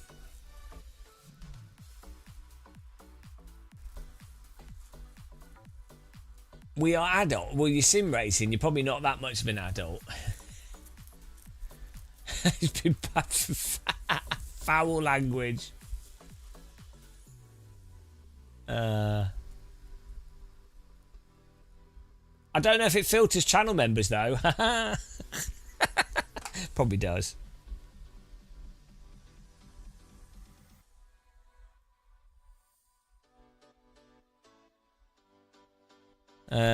Most people don't even know the difference between most sim games, and most people sim race casually. Exactly, yeah. I think a lot of sim racers overestimate the degree to which other people care about how realistic or how a thing drives. Like most people see a racing game as racing game. Like genuinely, the vast majority of people, like almost all people that play racing games, would struggle to see the difference between F1 and AC, or iRacing and F1, or Gran Turismo and iRacing. Like they most people just don't know or care. They're like, oh, I want to do a race. Like even Forza Horizon, they'll be like, oh, it's got off-road, it's chase cam maybe, okay, and it's not marketed as a sim. But genuinely, like I was like, the thing is, I was never a car person. I'm still not a car person. I like race cars, and I like racing. I like sim racing, I like force feedback, and I like technology and gaming and stuff. I like that. That's why I do it. But I was, until 2006, for me, racing games were all just racing games. Like I even, so someone I knew had Gran Turismo on the PS2, I think it was. Yeah, the PS2, the one that had the disc that smelled of rubber, and I thought it was intimidating. So, like, I in my mind, I was like, oh, Gran Turismo, that's a proper simulator, and all the different cars and car setups, like it, just the idea of it, because I had no context. Weirdly, it from my perspective, Gran Turismo was more like presented like what a sim was than I played Colin McRae Rally and stuff. And even like Richard Burns ran a whole bunch of stuff, but I just didn't have a context for anything.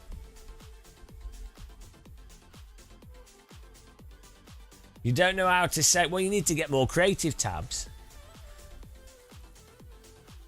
Yeah, it's funny how it does go the other way as well. When you've got sim racers that do a lot of sim racing that don't realise the aspects of iRacing or ACC or whatever sim. They don't realise the aspects of their supposedly more realistic simulator that's actually less realistic than Forza. So it goes both ways as well. There's the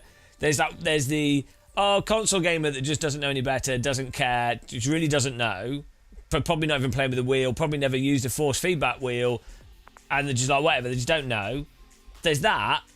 Then there's this sort of sim racer that kind of watches YouTube videos and starts getting into it, and they're sort of like, they're just having fun sim racing, they've got a wheel. Again, they don't really know, but they're just having fun. They kind of know it's more realistic or slightly different. Fine. But then you do have this, like, people that have sort of been sim racing for like 2 to 4 years or something, that then get into iRacing or something, or just get into one simulator, and then just lap up the iRacing's also the most realistic, or F1 is the most real. Do you know what I mean? They just, whatever they happen to have attached themselves to is what they then and they then think it's genuinely, oh, Max Verstappen plays iRacing or whatever, so they're like, oh yeah, it's that means it's real. So there's a weird, it's weird. Oh, people are getting in here, get in there. The normal. This is Rennsport, or say it like the Germans. Hallo! Duna Kebab, keine Zwiebeln, Spangort Simulator. Ich bin ein Rennsport. I don't like ACC, but I do like the normal. So that is amazing. So it's probably one of the, well, one of the or not the best simulation to practice, like even F1 or GT mods. What does Max Verstappen know? All Germans have reverb, yeah. Hallo! Hallo, ich bin Robo-German. Ich heißt Willst du bist da heute frei? Bit of Rammstein there. I don't know if that's what he says, but that's what it sounds like in my head.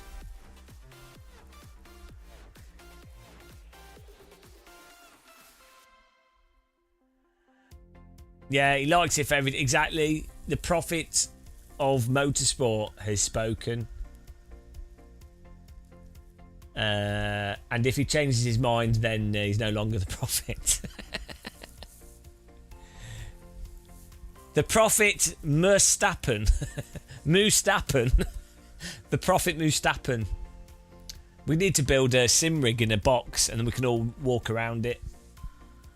That'd be well good. What's it called? Not the kebab. What's it called? What's the Mecca, the rock, the Mohammed rock thing? What's it called? It's not kebab or something. It's a kebab. What's it called? We need a sim racing one where there's a sim rig in the middle and we all walk around the glorious sim rig. The Rock of Kebab. I mean, that'd be really good if it was a kebab shop in the middle of Mecca.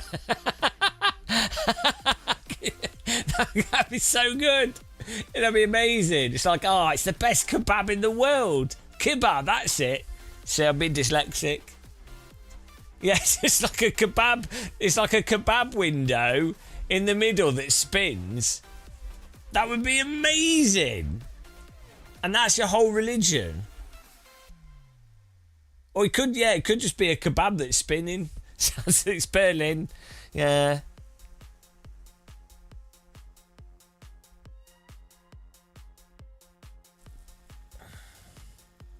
Have you seen the clock that's at Mecca? It's insane. Like, I was watching a documentary the other day about the construction of the Mecca clock tower building. There's also a hotel. It is absolutely mental. Like, it's so chonky and also like ridiculously tall. It's so like the clock face as well is huge. It's mental. I'd love to sneak into Mecca just to look at that, but you're not allowed to because I'm not a Muslim. But all the workers on that clock tower had to become Muslims because you're not allowed to be in Mecca unless you're a Muslim.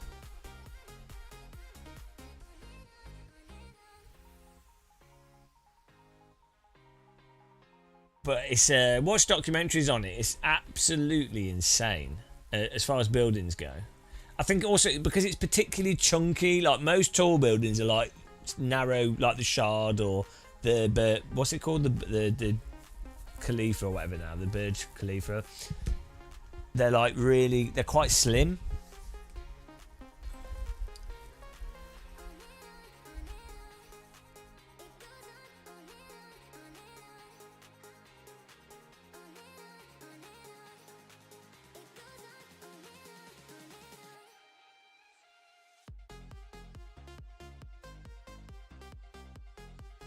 Oh, yeah.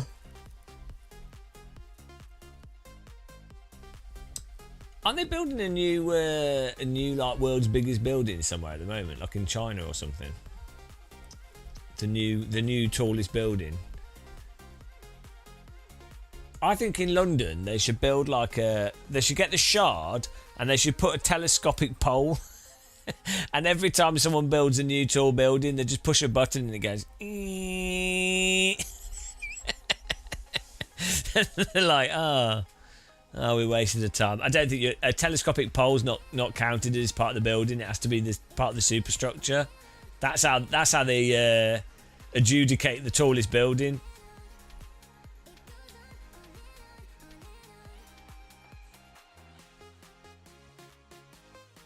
One brick at a time. What have you seen? I forgot what it's called. Forget that. Scratch that. A bigger Ben. Big Ben. We could call it Bigger Big Ben. We could call it the biggest Big Ben. Even bigger Big Ben. And build it next to it. On the other side of the river, the even bigger Big Ben. and then on the other side they can build an even bigger Big Ben. And then on the other side they can build an even bigger than the even bigger Big Ben. And it can keep going until all of London is bigger Big Bens. Right, I need to get ChatGPT to draw that. Here we go. Oh, I can't alt tab. I'll do it on my phone. Oh, where's my phone? Right. ChatGPT, here we go.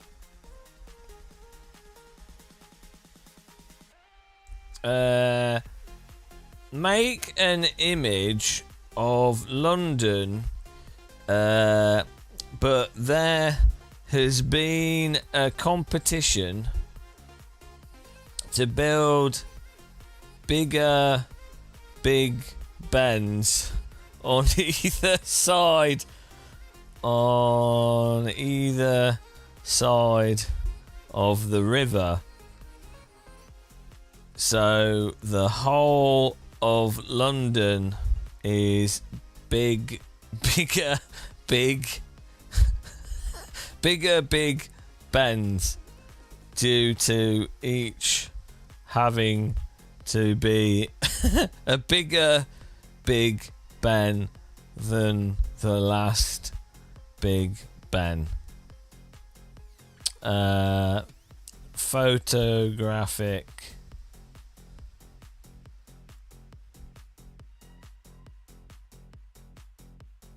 realistic aerial photo of this. Here we go. Make an image of London, but there's been a competition to build bigger Big Bens on either side of the river, so the whole of London is bigger Big Bens, due to each having to be bigger Big Ben than the last Big Ben. I spelt it Bug Ben because of the spell checker on the phone, so hopefully ChatGPT detected that. Oh no, it's going to be Bug Bens everywhere.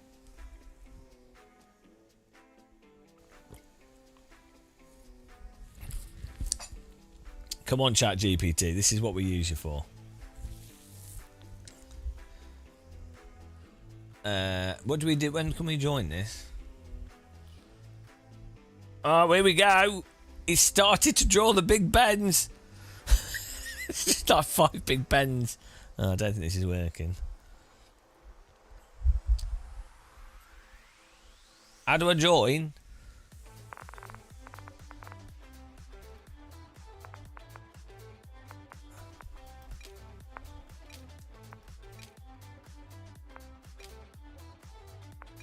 Oh, what's going on?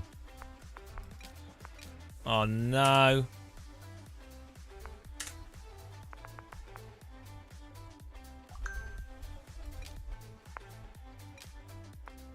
Oh, there we go. Oh, look. It did it. This was worth burning down some trees.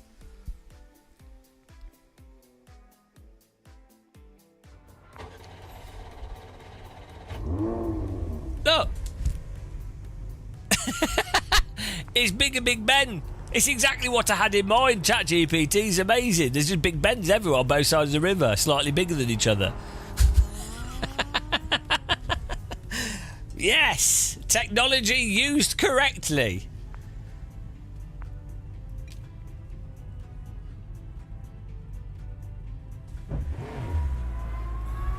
Oh, hang on, can we change car setup stuff?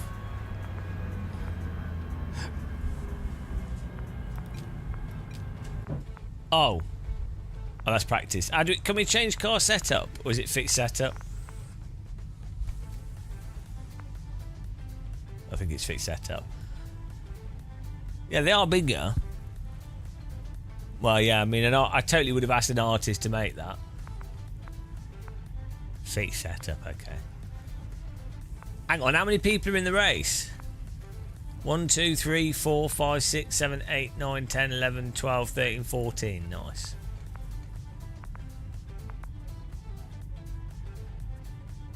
Hang on, Marcel, have we got viewers joining this race? Tim Island, did you guys download this? I like how I'm the only driver from North Korea. James West, a common name in North Korea. You'd be surprised. Kim Jong James West.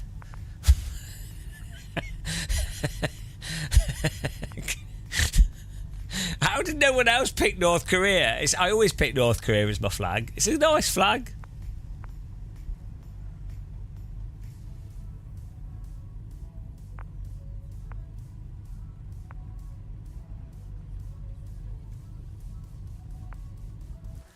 This is Rennsport.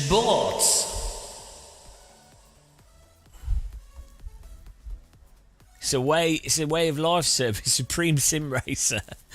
Supreme Commander of the Sim Ring. Oh, hang on, next stage. Waiting for other players. Here we go, let's do this.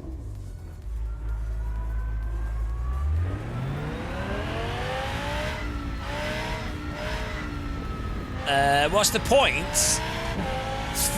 to race online in a game that's going to have cross play between console and PC, so there should be shitloads of people to race against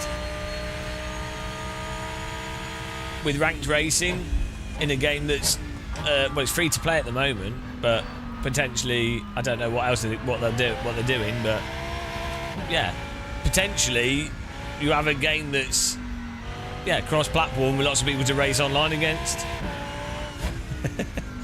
That's more realistic than Gran Turismo.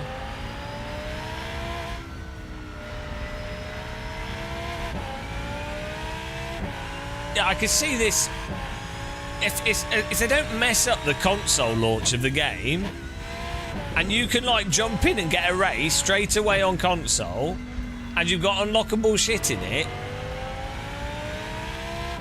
people be like, I mean, obviously it depends how well other stuff does as well, but on console, there's people that are desperate for something that's not Gran Turismo. Basically, like, this drives so much better than Gran Turismo.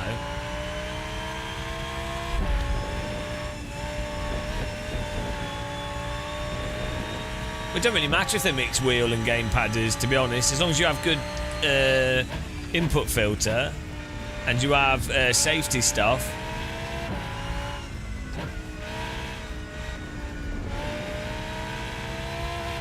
Oh, I forgot to enable... Oh, we're running at 100... I forgot to enable bloody G-Sync.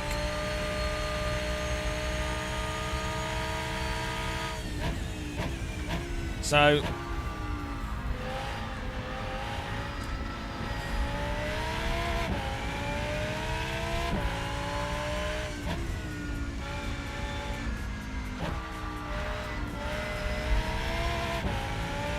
Well, Richard, don't play it then. It's like, if you're like a hardcore PC sim racer that already plays, like, you know, you can be playing LMU and AC or whatever, then that's great. But like, you know,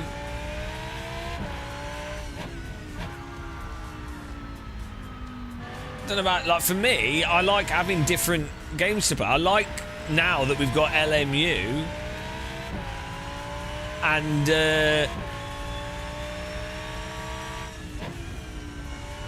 I would like there to be more games with just online, more racing games with online ranking, to be honest. I wish Race Room had like built-in ranked racing. I wish AC had it, you know, because I guess I'd probably do more sim racing than most people, so I do get a little bit bored of, like, I'm done with iRacing. And even AC, I really enjoy AC. I love the different cars. I like how it handles. It's got really good force feedback and everything, and I really love it. But when I play iRacing, AC for ages, I even want to play like iRacing just to like mix things up, you know. So, like,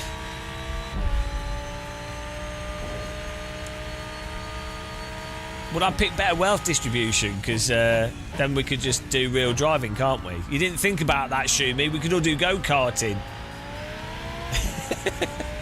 If billionaires were taxed appropriately, all of us would be able to afford proper go-karting easy. You fool!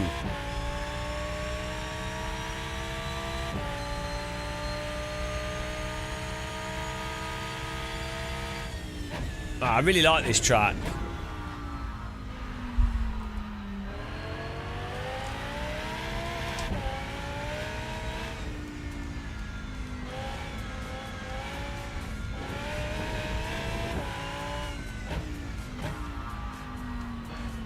No, but if there's wealth quality, then it'd be like the go-kart tracks in like Spain.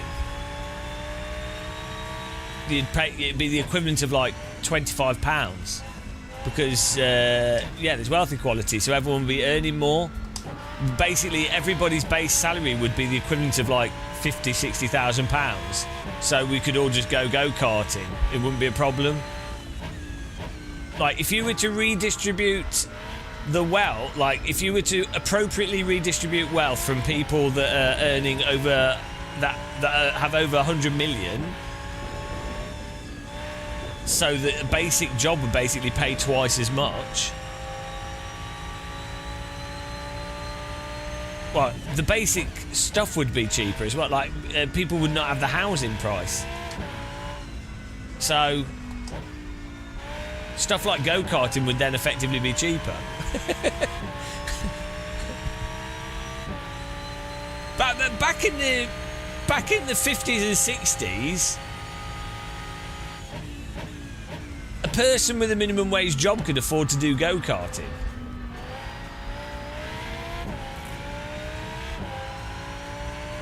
Something happened round about the 70s. Like some kind of like, I don't know, I'm thinking like Ronald McDonald and Margaret something or other.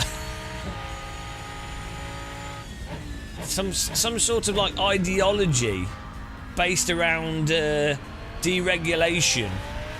Something, you know. Yeah, that's the problem, Ian, isn't it?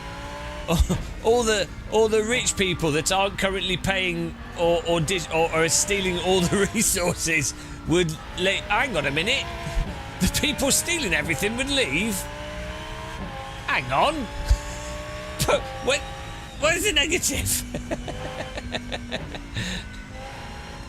What's funny is, like, even someone with like 10 million, 20 million is not actually that rich compared to the way this scales.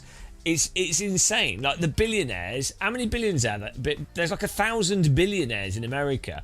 When you've got a billion, we're not talking like, oh, someone's got 200 million or 50 million, which is a lot of money, generally speaking. We're talking a billion. That's what's insane about the whole thing. Is like, they're billionaires. Like, just shouldn't exist.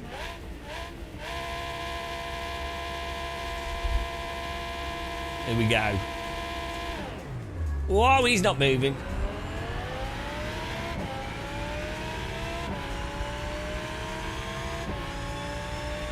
I think it's funny how... Whoa, me brakes! I think it's funny how it's framed as if, like, someone that's thinks that people that are earning over, like, 200,000 a year should maybe pay more. People with, like, 100 million should be paying substantially more. And it's, like, framed as if that view is some controversial socialist view. It's like, hang on, we're not talking about, you know... We're talking about people that have hundreds of millions. It's not really socialist. It's like what's required for capitalism to function. Oh well. It is what it is.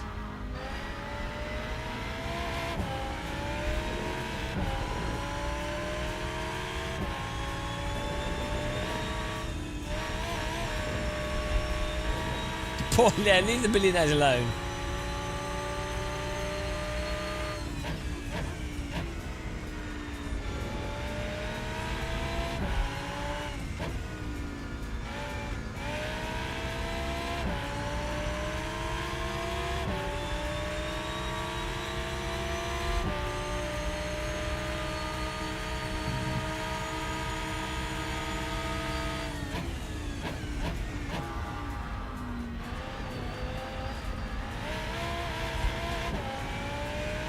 I'm going full attack.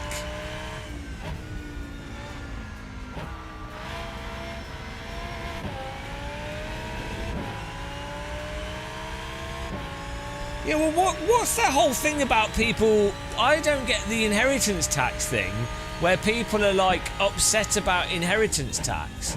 Like, at the moment in the UK, you can inherit like 250 or it's £280,000 worth of property before you pay any tax, and it's like, well, okay, and then when what you do pay tax on, it's like I think it's 40% tax rate.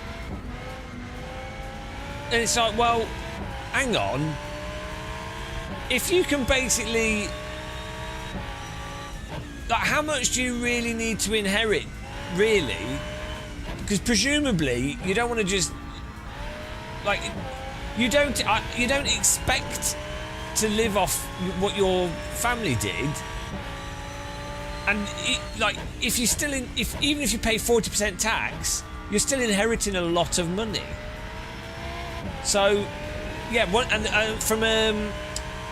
basically from a retirement perspective, once you've got, if you've got 1.2 mil in liquidity, so you can invest, so you don't need to spend that money. But once you've got 1.2 million invested, that's enough for you to retire from. Basically, that's like the golden target.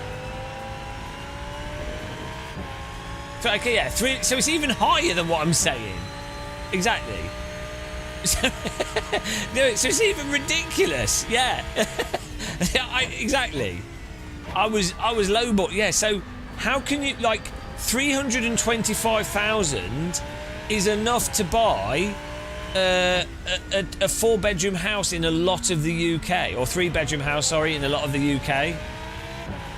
That's it. So like a bog standard flat is like around about 180,000, like a very basic flat in a lot of places. Maybe even like 150, and a bog standard 2-bedroom terrace house is sort of between 180 and 250. And then your 3-bedroom houses in the UK, not like I'm saying, not in shithole areas, you're talking sort of 310 to 400. So what more do you need? like it's ridiculous. And the people complaining are like, it's like, well, hang on, what do you do? Work, just earn money. So I really don't get why people seem to be so less wealthy people as well seem to be so protective of inheritance tax. That's what's weird. I think people just are so economically illiterate, they don't realise they just don't realise at all that inheritance only applies after, say, like 350 and then 40%. So it's irrelevant.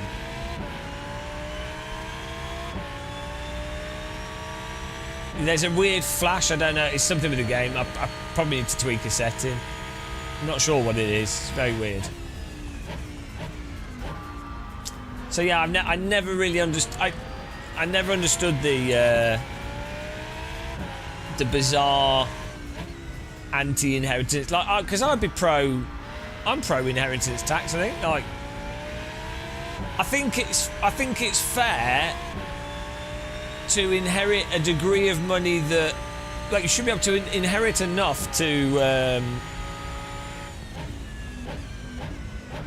like pay for all the stuff involved with people dying and care costs and things. And but I think the estate should just do all that. Like, you probably shouldn't inherit anything, to be honest. Like, you should have all the basics covered. But also, before people die, they can gift X amount of money tax-free as well. So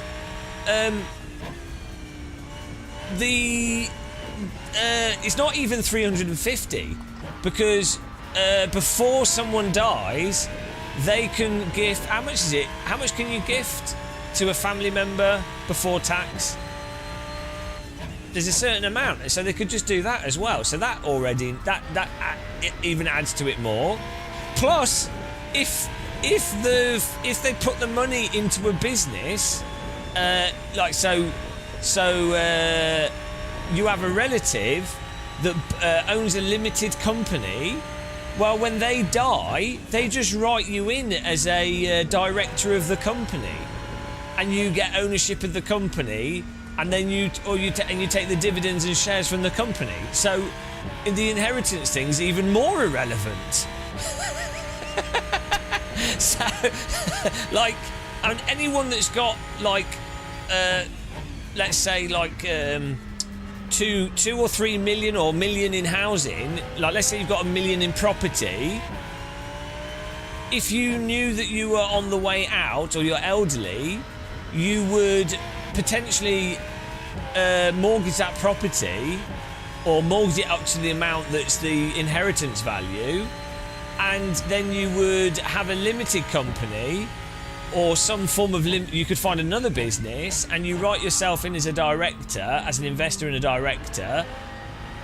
There you go, you've just negated inheritance tax. It probably doesn't work like that. I'm just freestyling tax evasion. But yeah, I'm pretty sure they avoid. That's how people avoid inheritance tax. Isn't that how the farmer thing worked as well? That it turned out that farms basically avoided inheritance tax because they were perceived as businesses. Yeah, it's legal tax avoidance rather than tax evasion. But yeah, I don't get people getting worked up about inheritance tax. Poor people getting worked up about it. It's really weird.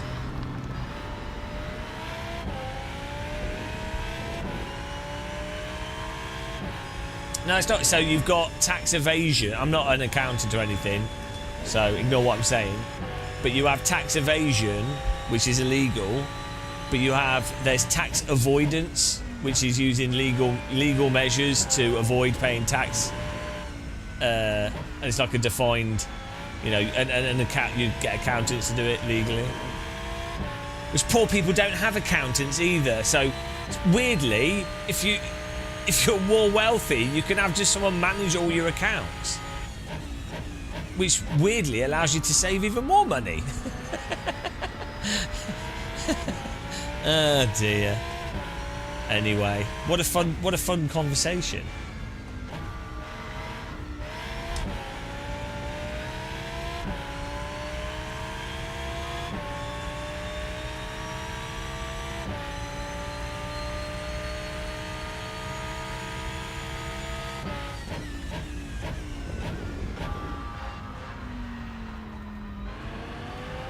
Yeah, well, you get poverty tax, don't you? It's like the whole thing of if you can't afford a washing machine, you then have to use a laundrette, and that's just way more expensive than having a washing machine. Or if you can't afford to buy a house, you can't get a mortgage. Mortgages are cheaper than rent. So just by having enough money to buy a house, you end up saving more than if you were renting, and because your money's also going into the house rather than, so it's a double thing. Like your mortgage is less than rent, and that you own that, so you're not even spending the money. You're spending the interest on the mortgage. You're not, but you're so. What I don't know what, like 15% of what you spend is lost rather than 100% of what you spend. So. It's crazy.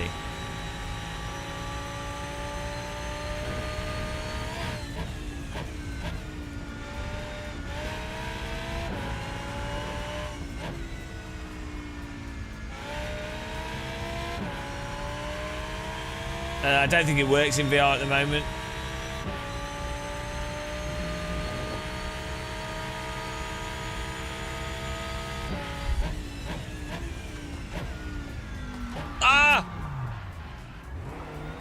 I'm sorry. Mama just killed a man. Sorry. Whoops. Sorry. I couldn't slow down anymore.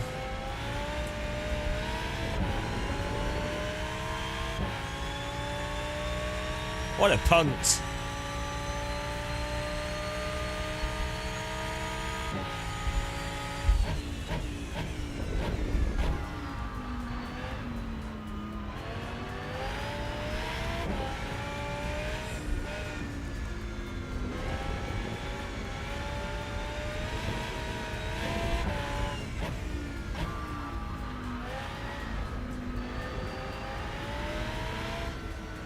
What's that? You can try Rent Sport for free, so.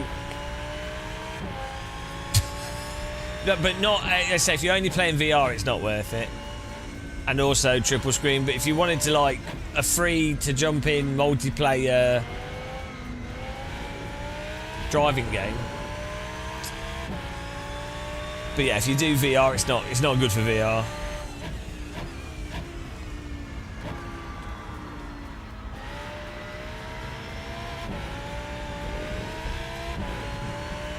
I mean, your time's not free, so like even when a game is free to play, you know, you still like you might want to spend that time doing something else. So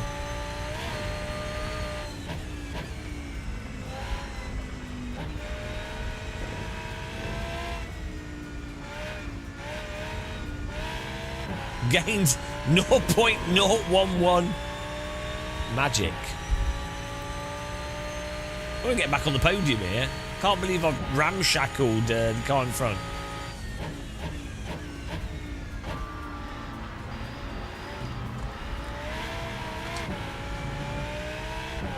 I prefer how this drives to AMS2 and ACC. There's something a little bit wonky about the handling though.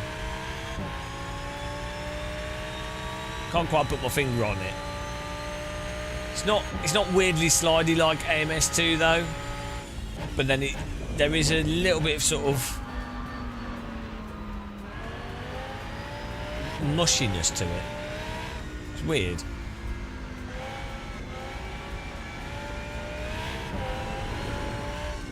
But it's quite nice. It's nice to race, and it's not. You know, you've got nice lift off oversteer, nice throttle. I think it's just like a little bit. It's not as sharp as I like. Yeah, like the tyres feel more like road tyres than slicks or something.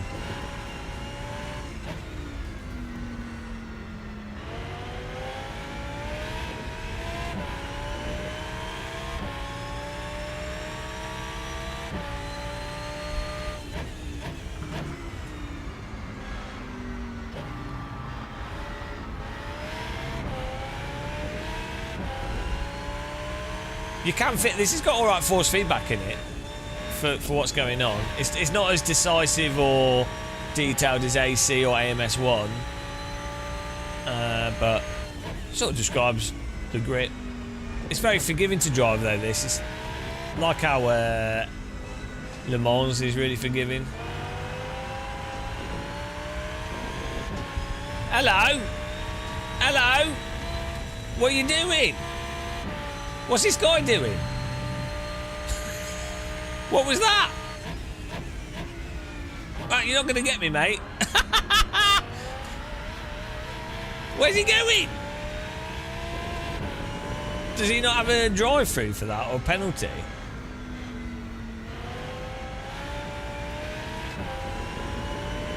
How does that work?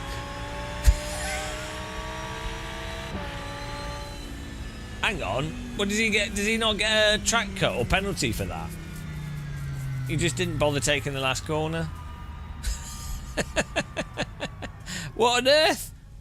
Also, he was just absolutely shackling me. I don't know who it was. Rewind the stream, find out who it was. It's terrible driving. Hello, Andrew McCormick, how's it going? Oh dear.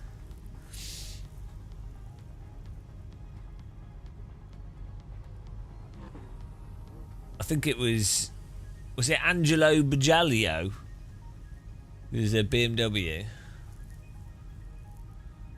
Yeah. But how come he finishes in front? How does that work? The pace car is out of control. Because he completely got the chicane. I guess it didn't tally up, so... Yeah. I don't know how... how that works for track cuts with stuff. Oh well. He can find himself with a cool down. Wait until the race finishes. Oh, okay. We're waiting. You can report people in this. There we go. We're going to report him. Angelo Bagelio. Bagelli, get out of Mauricio.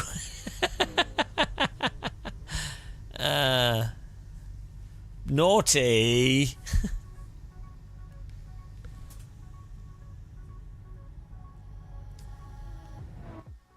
Oh, here we go. I know he didn't get it. Because we came third. So what, hang on. Bagelio got demoted to 6th, so it did work. How do we report him? Because see a player card. Report player. Reason. Cheating. Griefing. Send report. Reported! Bagelio to... Was that the right person? Did we report the wrong person? We reported. That's easier than iRacing reporting. Can you believe it? And he did get penalised. We got a podium in the end. Yeah, we penalised him. Penalised. You have been penalised, Angelo. Penalised harder than you can ever imagine. Enjoy the penalisation. I am penalised, bot. You will be penalised. I have penalised you. Penalised. Penalised. Well, he deserved it. I didn't take him out on purpose. 2 more races to get our rank. That was good though. I think we had that was quite fun racing, especially the second one in the higher rank. And then we unlock stuff as we go through. So like. Dive bomb, there we go, we need that. If you have stickers here, can you stick these on the car? Hang on. Can I stick it on my car? Here's my garage, car collection. What we're driving, what am I driving? Audi. Is that what I'm driving? Change livery. Okay. How do I put it on? Esports. Oh, look at that. Oh, we can spin the car in this screen. Look at that. Okay, how do I put...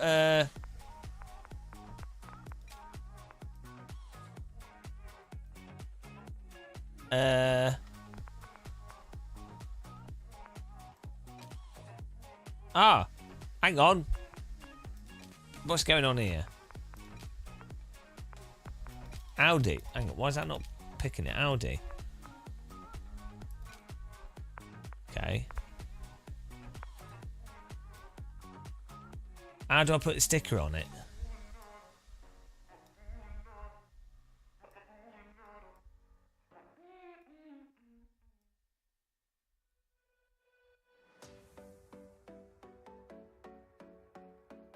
What? I don't know how stickers work. What do I do? I've owned car. Oh, the first garage screen. Okay. Oh, sticker. It's underneath my chat window. I can't see it because I have a physical... Look. This is what I see. We have this monitor. It's like I'm over here as well. The monitor's... See, I'm not that dumb. I might be dumb, but I'm not that dumb.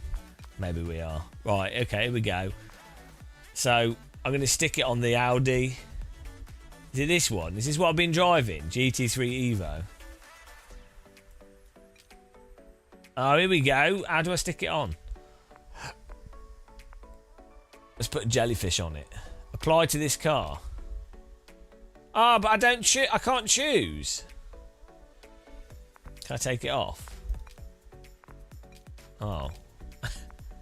Ah, no.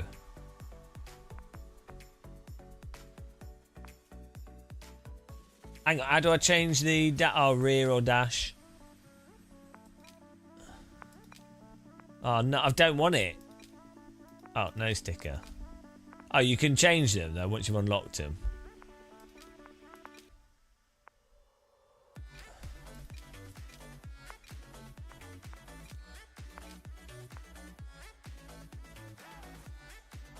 Right, when are we getting a Game of Muscle logo on here?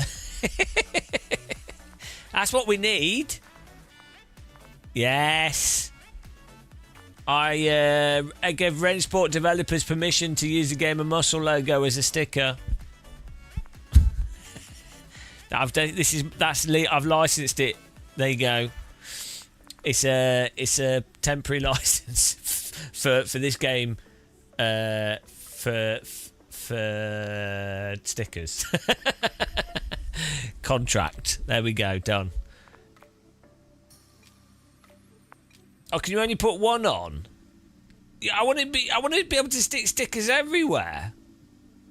I want to put stickers all over the place. Okay. Well, there's potential there. It's a bit rubbish at the moment. How can I change this car to my car? I want this to be my Audi. Why is it not my Audi?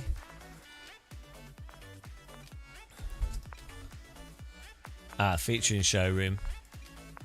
There we go. Look at this. And we can rotate it. This should be rotating up by default really slowly. Like this. Like you shouldn't have to click on it. Just have it rotating like this.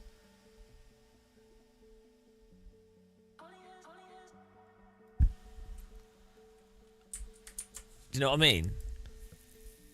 And when you click on it, it stops. Yeah, and R factor 1 and R factor 2 rotating speed. But yeah, like a really slow rotation like this would be, that's sweet. Look. It should just be like this.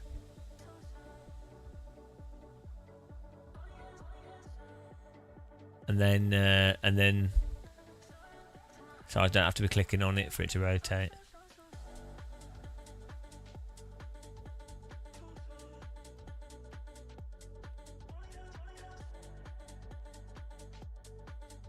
Also, you could have these wheels still linked up to the steering wheel, so you could turn your wheel. Or you turn your wheel and the car rotates left and right in the speed. These are pointless ideas that are wasting everyone's time, but I like them. I think they're good ideas. Imagine that you turn your steering wheel and it starts spinning up. Oh, I'd just be sat here going, whoa. That would make Rensport worth it for everyone. You could just be like, oh, I'm turning my wheel, and the car be like, Yeah, everyone has ideas for better or worse. Look, don't be mean.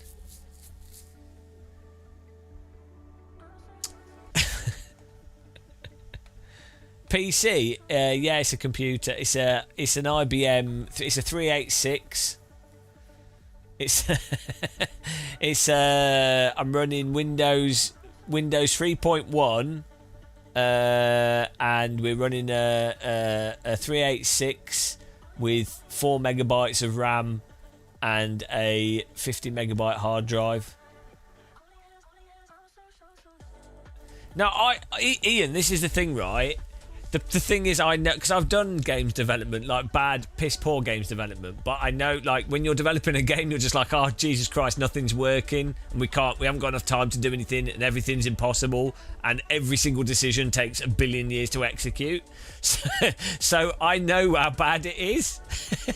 I know how awful even the smallest ideas is. So ironically, when I do games design, I am like, what is absolutely the least effort, maximum effect games design? Like, what can we do that requires nothing, that gets a really good effect in the game? Like, the most cost-effective stuff, because I used to do, like, shitty mobile games and web games and stuff, so it was, like, no budget anyway. So I'd have to, like, be really creative with trying to make stuff seem that is better than it actually is. But I'm not a game developer now, so I could just say random pointless shit and annoy developers.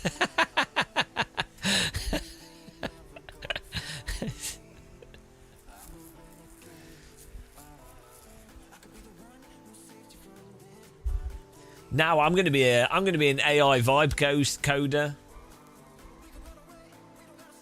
Right, I had fun with this. We got to get this rating. We'll do some more of this tomorrow on our races. If I'm awake, if I'm not dead from doing too much streaming. But probably need to get some rest now, to be honest. But thanks to everyone for supporting us today. It's been good fun. Yeah, we've got a bit of animated paint job going on. I like that. I seem to like all the stuff that everyone else hates in Rensport, which is weird, but there you go. Sorry, Buster. We've been streaming for 11 hours again, and we did 12 hours yesterday. We're streaming too much. But yeah, thanks for watching and taking part and joining us and stuff today. It's good fun. It's fun streaming. We did a lot of LMU. It was good.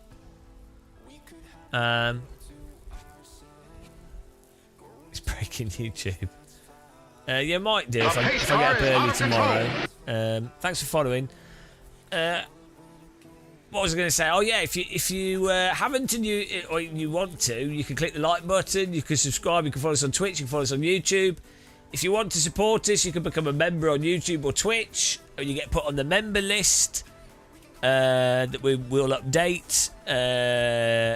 Really appreciate that. And you don't get adverts on Twitch if you become a member on Twitch. On YouTube, there's hardly any adverts anyway. What else? That's it really. I'll probably catch you guys soon for some more racing. But thanks for watching. We need to raid someone actually to finish. I'm well bad at this streaming lark. Yeah, but if you do, you can get Rensport for free if you want to join us tomorrow. It only took me like half an hour to download it actually. So I think the content we're running on our races is all free content, or it's free for those races at least.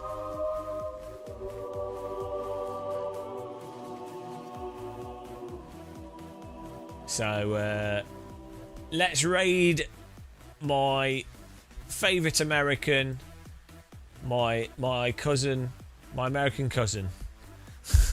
Have a good night, guys. Can we spam some tea emojis in Matt Malone's chat? That'd be awesome. Just absolutely spam tea emojis. Bye.